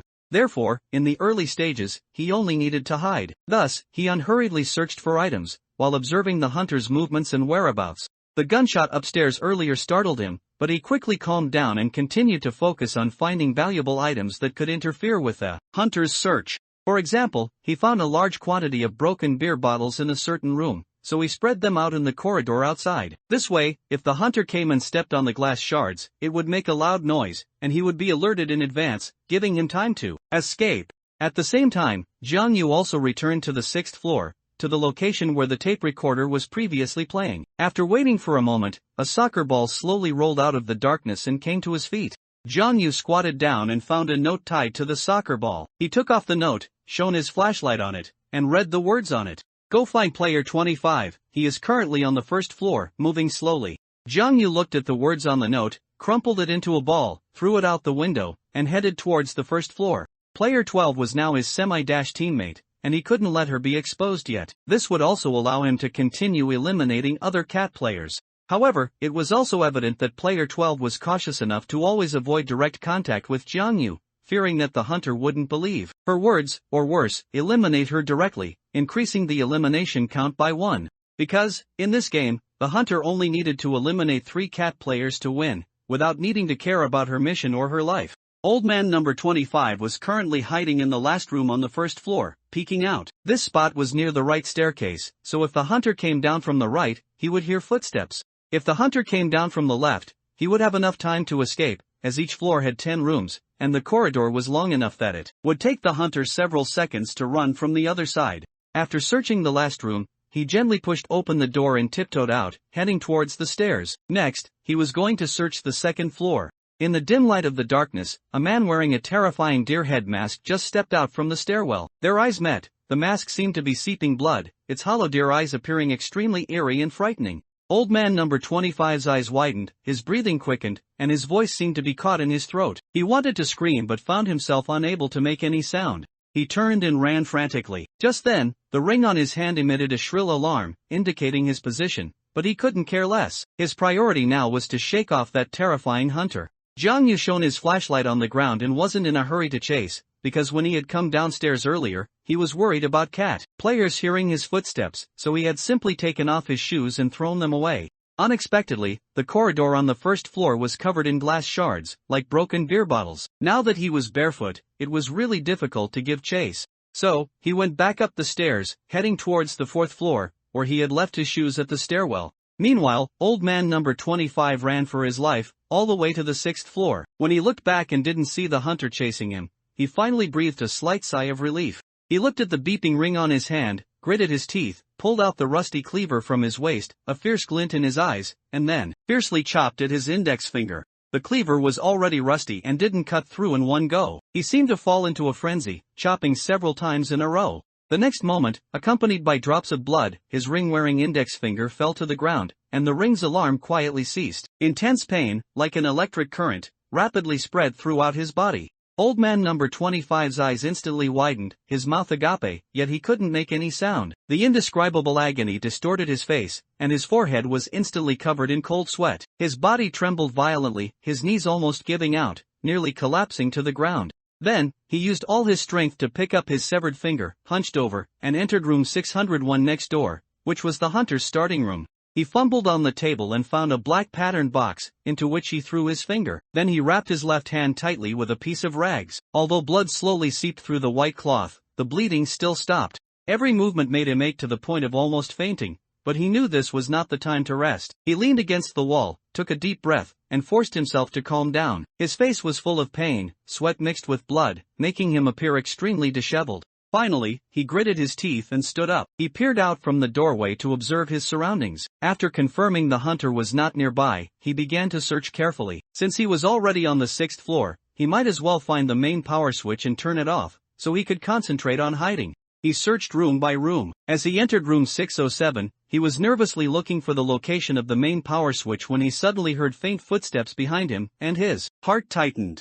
He spun around abruptly, only to find it was the aloof player 12, who stood leaning against the doorway with her arms crossed, staring coldly at him. Old man number 25 was both surprised and slightly relieved, but still remained vigilant. He hunched his body, tightly gripping the rusty cleaver in his hand, and watched player 12 suspiciously, trying to read something from her expression. "You damn girl, you scared this old man to death. What are you doing here?" he asked in a low voice, his voice trembling slightly from the pain. Player 12 chuckled softly, entered the room, and casually closed the door. She said coldly, "What are you looking for? Perhaps I can help you." Old man number 25 frowned, looking at player 12 with a hint of suspicion. "Why, didn't you refuse to cooperate with us before? Oomph, would you be so kind?"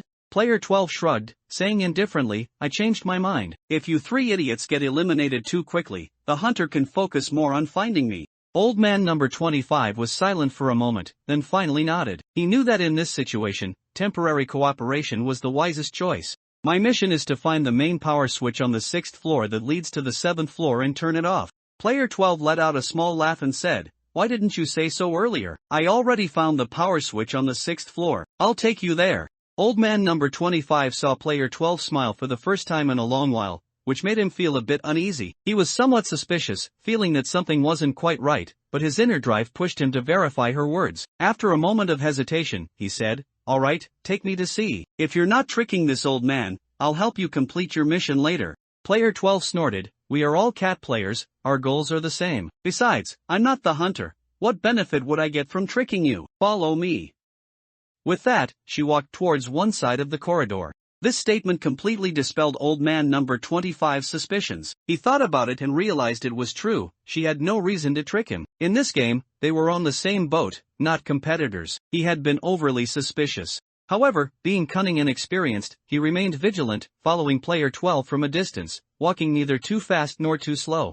Player 12 led old man number 25 to the end of the corridor and pointed to an iron electrical box on the wall, saying, "The main power switch for the sixth floor is right here, but it's a bit high." "Ah, good job, little girl." Old man number 25 laughed heartily, finally believing player 12. It seemed she hadn't deceived him. He picked up an iron rod from the corner, then brought over a chair. Standing on the chair, he tiptoed and forcefully pried open the box lid, revealing a tangle of wires and switches inside. Found it! Old man number 25 whispered, a flicker of excitement in his eyes. He quickly inspected the electrical box and gently flipped a switch.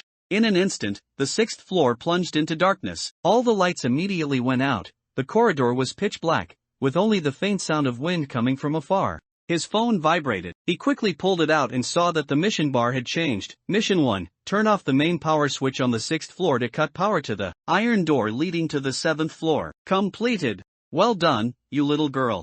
No sooner had he praised her than he suddenly felt a sharp pain in his back. He turned in astonishment to see player 12 holding a tranquilizer gun, aiming it coldly at him. You. He had only uttered one word when, the next moment, he felt the world spin, and he lost consciousness, falling off the stool and collapsing to the ground. You what, you? I'm the mole, you idiot. Originally, this short-acting tranquilizer gun was for the hunter, if not for this damn traitor mission.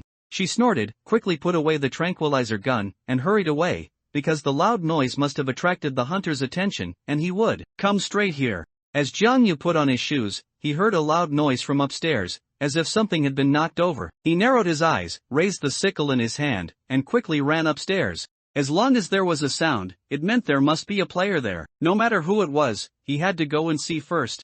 Arriving on the 6th floor, he saw a player lying on the ground. He swept his flashlight over him. It was old man number 25. Jianyu had some impression of him, as he had participated in the red-yellow-green battle death game with him before. The old man who claimed his wife had cancer. Currently, he lay unconscious on the ground, as if he had been knocked out. Moreover, his hand was wrapped in white cloth, from which a lot of blood had seeped out, staining the outside white cloth red.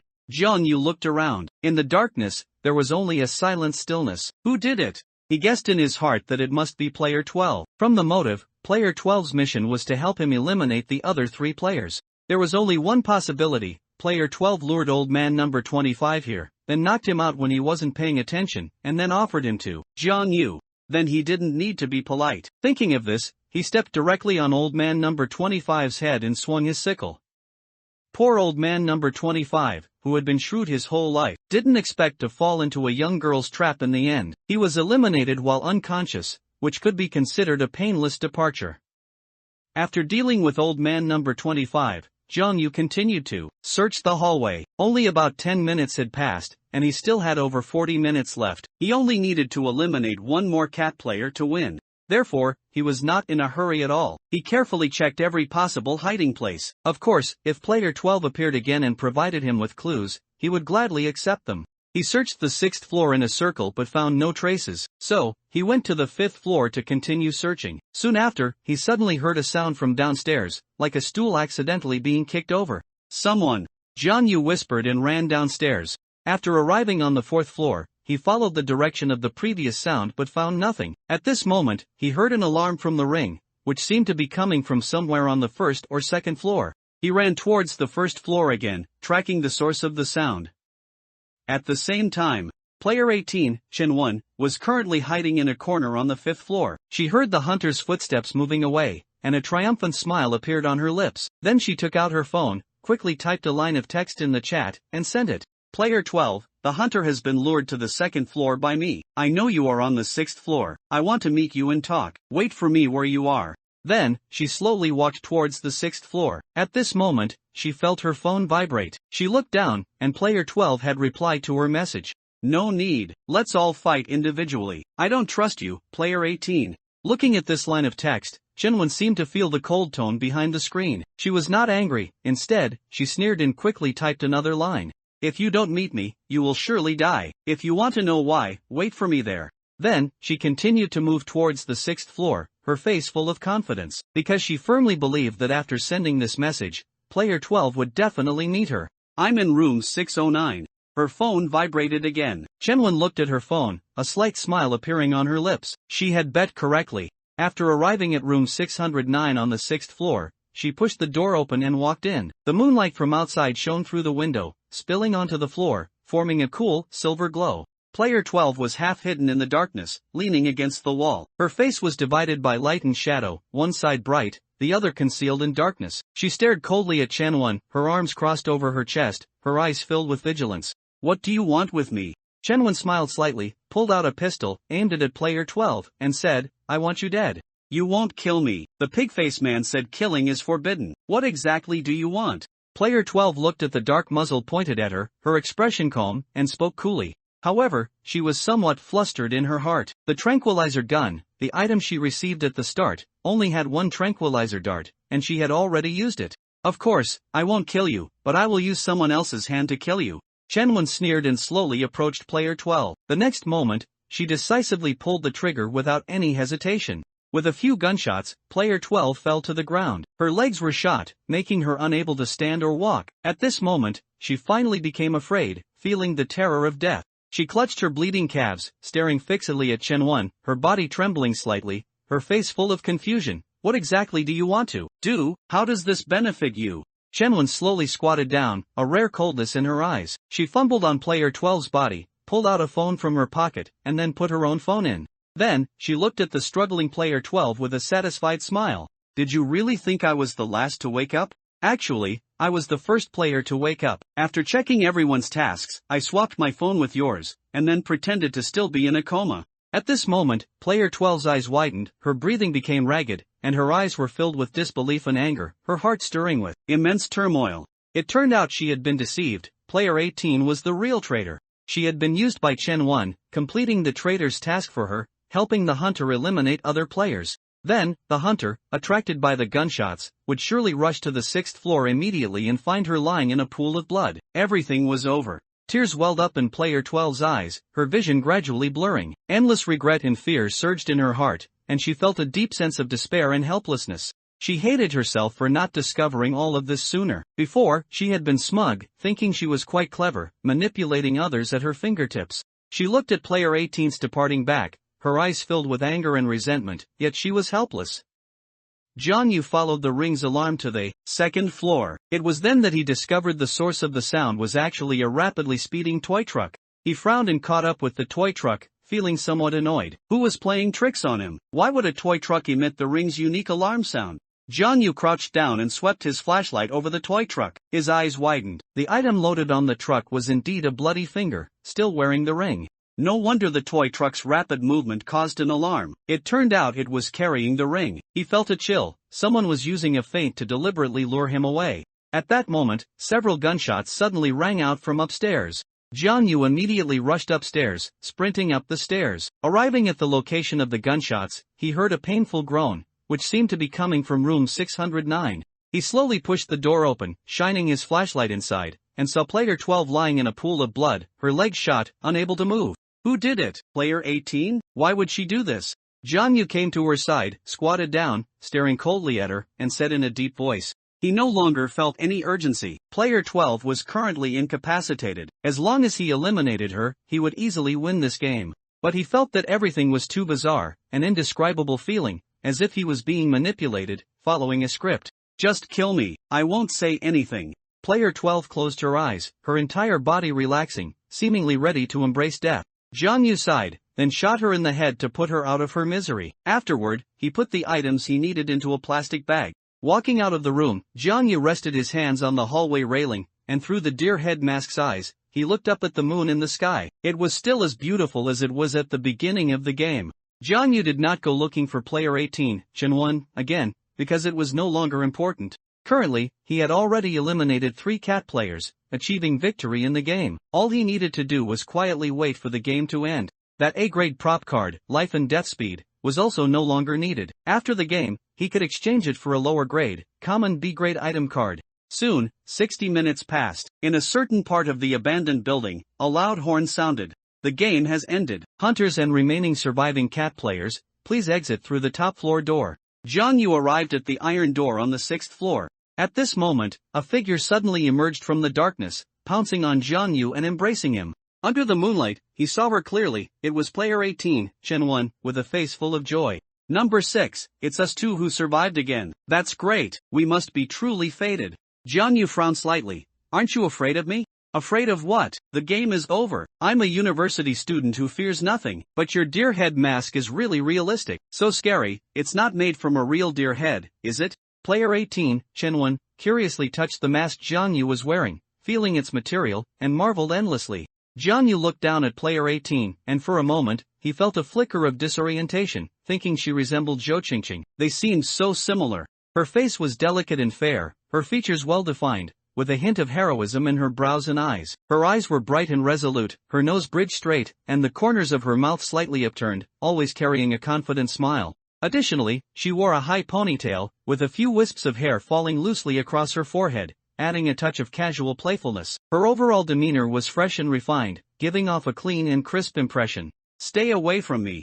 Jianyu's expression was cold. After pushing her away, he turned and walked towards the top floor. The iron door leading from the 6th to the 7th floor also opened automatically. Arriving at the center of the top floor, a large door stood in the middle, with an electronic keypad on the adjacent wall. At this moment, the top floor door also opened automatically. Jianyu and player 18 walked in. Inside was endless darkness, accompanied by a wave of dizziness. When Jianyu woke up again, he was already in the hall. The pig-faced masked man clapped on the high platform and said to Jianyu, "Number 6, it's the first time I've seen a player as fearless as you, still alive. You truly have a tough life."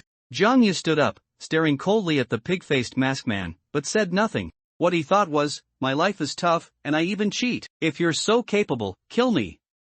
However, for the sake of the bigger picture, angering the pig-faced masked man would not end well, so he held back. The pig-faced masked man did not get angry. Instead, he looked at the others and said passionately, "Let us congratulate tonight's winning players, number 6, number 18. They brilliantly fulfilled the winning conditions. Congratulations to them. It is with regret that we must bid farewell to players number 5, number 12, and number 25. Warm applause erupted from below. Everyone watched Jianyu and girl number 18, but everyone's eyes were so complex and unfathomable. Some people showed envy, some were indifferent, and many more held silent hostility. Information from the seat of divine gambling also appeared in Jianyu's mind, absorbing the life gambling power of this round. The host's memory has improved. The pig-faced masked man continued, "So, as per custom, we will present prop card rewards to the winners."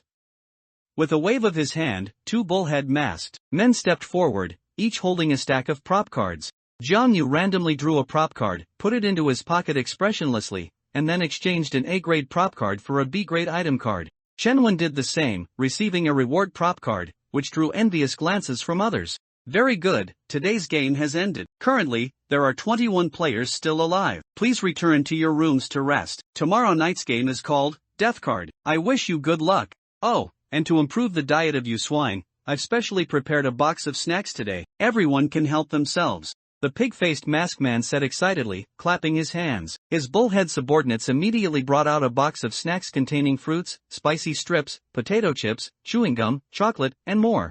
Immediately, many players rushed to snatch them, but some players felt there was a trick, not believing the pig-faced masked man could be so kind. They resisted their strong desires and walked towards their rooms. Jianyu had no interest in these snacks. He even saw boy number 34 rush to grab snacks, and couldn't help but feel a hint of disdain in his eyes. He went up the stairs to the 2nd floor, and just as he was about to return to his room, player 1 was leaning against the doorway, hands in his pockets. He saw Jianyu approaching and gave a meaningful smile. "I have something to tell you, and I believe you'll be interested." This person was Shinen, the champion of the previous 50-person death game. His full head of silver hair and handsome face were his unique features, making one think of a cosplayer at an anime convention. "What is it?"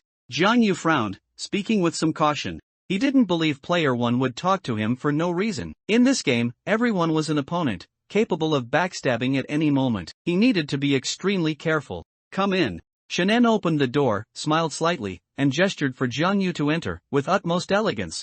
Jianyu hesitated for a moment but still walked in. His intuition told him that this matter was very important to him. As soon as he entered, Jianyu was stunned, his eyes wide. It turned out that where he had lived before was truly a pigsty. In a room of the same size, Shinen's room had everything. The bookshelves were lined with various books, from classic literature to modern novels. There was even a dedicated fitness area with a treadmill, dumbbells, and more, as well as a lounge area with a coffee machine, a large screen, and so on. It was simply luxurious. Was this guy here on vacation? 2 minutes later, Jianyu walked out of the room, his brows tightly furrowed, looking somewhat dejected. Through the crack in the door, he turned back and asked, "Why did you tell me these things? If you didn't, wouldn't it be more beneficial for you?" From behind the door, Shinen said lightly, "I'm not convinced to lose to you."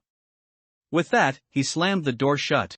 Jiang Yu gave a wry smile, rubbed his nose, and walked towards his room. What a strange guy, but what Player 1 had just told him was indeed very helpful. Back in his room, he ate a few pieces of dry, hard bread, his eyes growing increasingly hazy. He chugged a few more mouthfuls of water, and after showering, lay on the bed, tossing and turning, unable to sleep. What Player 1 had told him was simply too shocking. He sighed, deciding not to dwell on the matter anymore. Since he couldn't sleep, Jiang Yu simply sat up, leaning against the headboard, and recalled the events of the evening's game. After quick deduction, the truth gradually emerged in his mind. Player 12, that aloof beauty, first told him the location of Player 5, Yi Tenguin, guiding him to eliminate Player 5. Then, she told him the location of Old Man number 25. When he went to the first floor to chase Old Man number 25, he accidentally forced him to the 6th floor.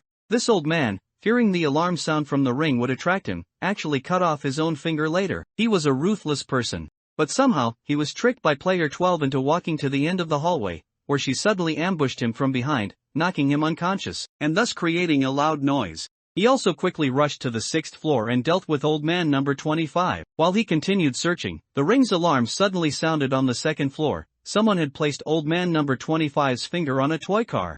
He fell for the lure the tiger out of its mountain lair tactic, was drawn to the 2nd floor, and found the severed finger and ring on the toy car. At that moment, gunshots rang out from upstairs. When he rushed upstairs, Player 12 was already lying in a pool of blood, shot in both legs. Player 12 would never shoot herself in the legs. If she hadn't wanted to live from the beginning, she wouldn't have helped him eliminate Player 5 and Player 25. Her will to survive was very strong, and she had no motive. Moreover, most importantly, he hadn't found the gun at the scene either. Therefore, Player 12 being shot must have been Player 18, Chen Wen, who fired the gun. But why would Chen Wen do such a thing? Jiang Yu fell into deep thought. He couldn't understand. It didn't make sense. Could it be that Chen Wen was also an internal spy? Was her mission to shoot Player 12? No, with one internal spy among 4 cat players, the difficulty for the cat players was already great enough. There absolutely couldn't be 2 internal spies. Then what motive did Chen Wen have to do this? Suddenly, a bold idea flashed in Jiang Yu's mind,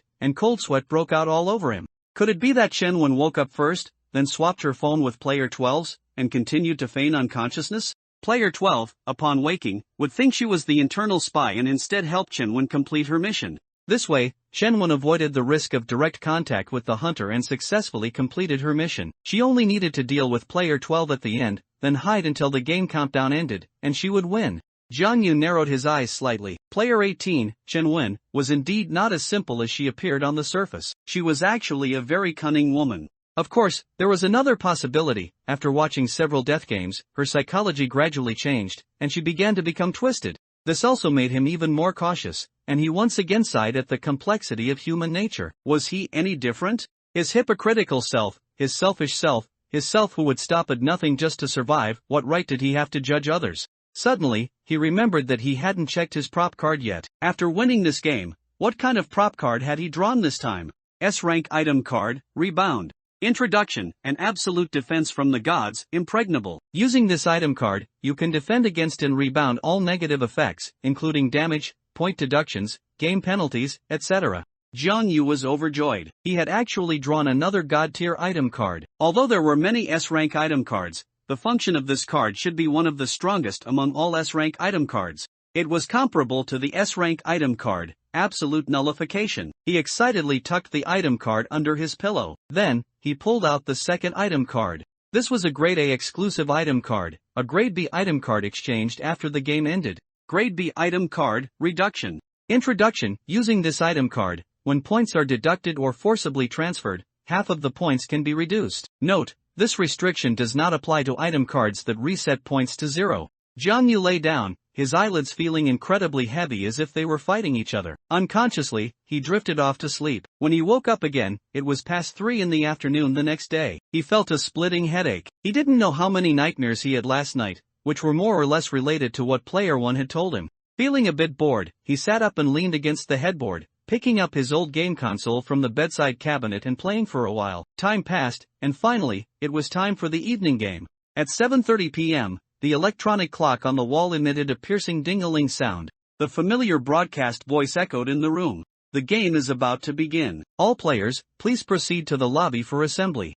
Jiang Yu got out of bed, put on his shoes, and walked towards the lobby. He couldn't help but feel a hint of anticipation for today's game. Death card. What kind of game would dare to be named after death? 8 p.m. In the lobby, all the players had gathered. Compared to the start of the game, there were significantly fewer players now, and the crowd was gradually thinning out. Each player maintained a distance of at least 1 meter from each other, and everyone looked vigilant, wary of others around them. The pig-faced masked man appeared on the high platform on time, and as usual, with a strange laugh, greeted all the players. Hee, good evening, players. Tonight's game is called Death Card. It's a very simple game. Next, I will announce the game rules. Please listen carefully, players, I will only explain it once. All the players looked at the pig-faced masked man. Although they hated that face immensely, when it came to the rules that concerned their survival, everyone was incredibly serious, perking up their ears and listening with utmost attention, fearing they might miss a single word, or even a single character. The pig-faced masked man began to read out the rules. His voice was still cold, as if he was proclaiming the rules of death. Game name, Death Card.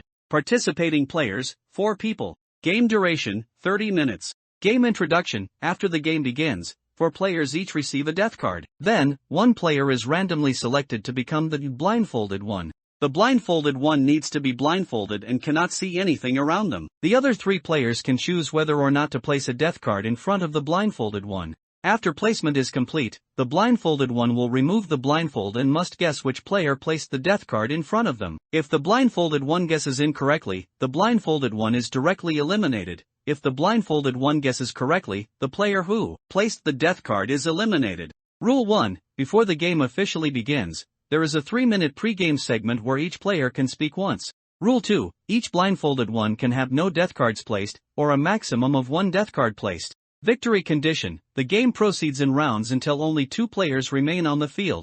The pig-faced masked man paused slightly, then looked in Jiang Yu's direction and spoke again. The rules have been explained, everyone. Are there any players who wish to volunteer for the game? Oh, and from now on, even if you volunteer for the game, you will no longer receive item cards. Among the crowd, Jiang Yu frowned. The last sentence was clearly aimed at him. Previously, every time he volunteered, he would receive a reward, which was an exclusive item card. Now, even this last benefit was gone. It must be the pig-faced masked man deliberately trying to annoy him, but Jiang Yu was helpless. Even without the item card reward, he had to risk his life to sign up.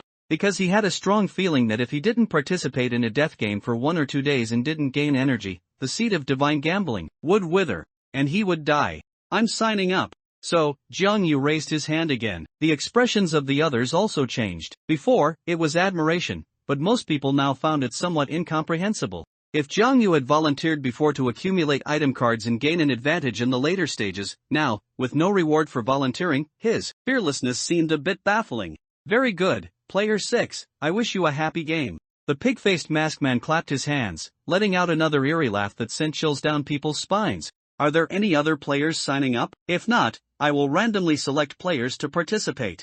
The pig-faced masked man scanned the crowd below. Everyone lowered their heads, fearing that the pig-faced masked man would misunderstand, thinking they wanted to participate in the game. Everyone prayed not to be chosen. Alas, you truly disappoint me. It seems I can only randomly select players. Please look at the big screen, everyone. The pig-faced masked man sighed, pointing to the large electronic screen on the wall. All the players looked at the screen. Most of the original 50 avatars had red crosses over them, leaving only a few players' avatars still vividly flickering. As the avatar lock frame rapidly scrolled, soon, the other 3 players were also selected, namely player 10, player 18, and player 45. Selected players, please step forward. The pig-faced masked man ordered. The few people stepped out and stood at the front of the line. Player 10 was a middle-aged man, tall and upright, wearing rimless glasses, with sharp and focused eyes. Player 18 was Chen Wen, whom Jiang Yu was very familiar with. They had participated in many games together, and now, it was such a coincidence again. Seeing herself chosen, Chen Wen didn't feel scared. Instead, she rushed to Jiang Yu with an excited look, directly pouncing on him and hugging him, exclaiming, "This is great, Jiang Yu. We're playing together again." Jiang Yu frowned and pushed her away. Please have some boundaries. Oh, you cold-hearted fellow. Chen Wen squatted on the ground in a huff, hugging her knees and drawing circles. Player 45's physique was significantly weaker than the other players. His skin was pale, his cheeks sunken, and deep dark circles were under his eyes, revealing endless fatigue and despair. His lips were chapped and almost bloodless. What was strange was that his right shoulder was highly raised, exceeding his shoulder, like a congenital deformity.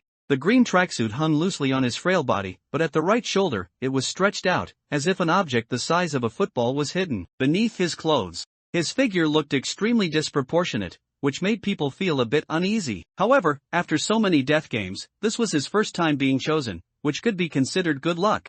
Attention, players. To ensure the game is not interfered with by other players, I will have someone take you to a separate room to conduct this death game. Please prepare yourselves. The pig-faced masked man waved his hand, and immediately, several of his subordinates came to Jiang Yu and the others, blindfolding them.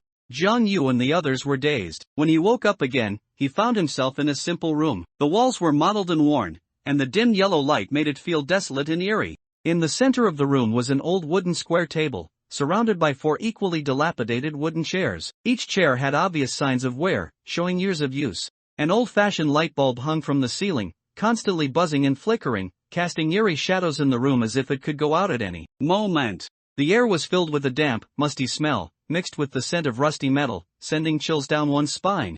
A small surveillance camera was installed in the corner of the room, its cold lens silently watching everything in the room, recording every subtle movement.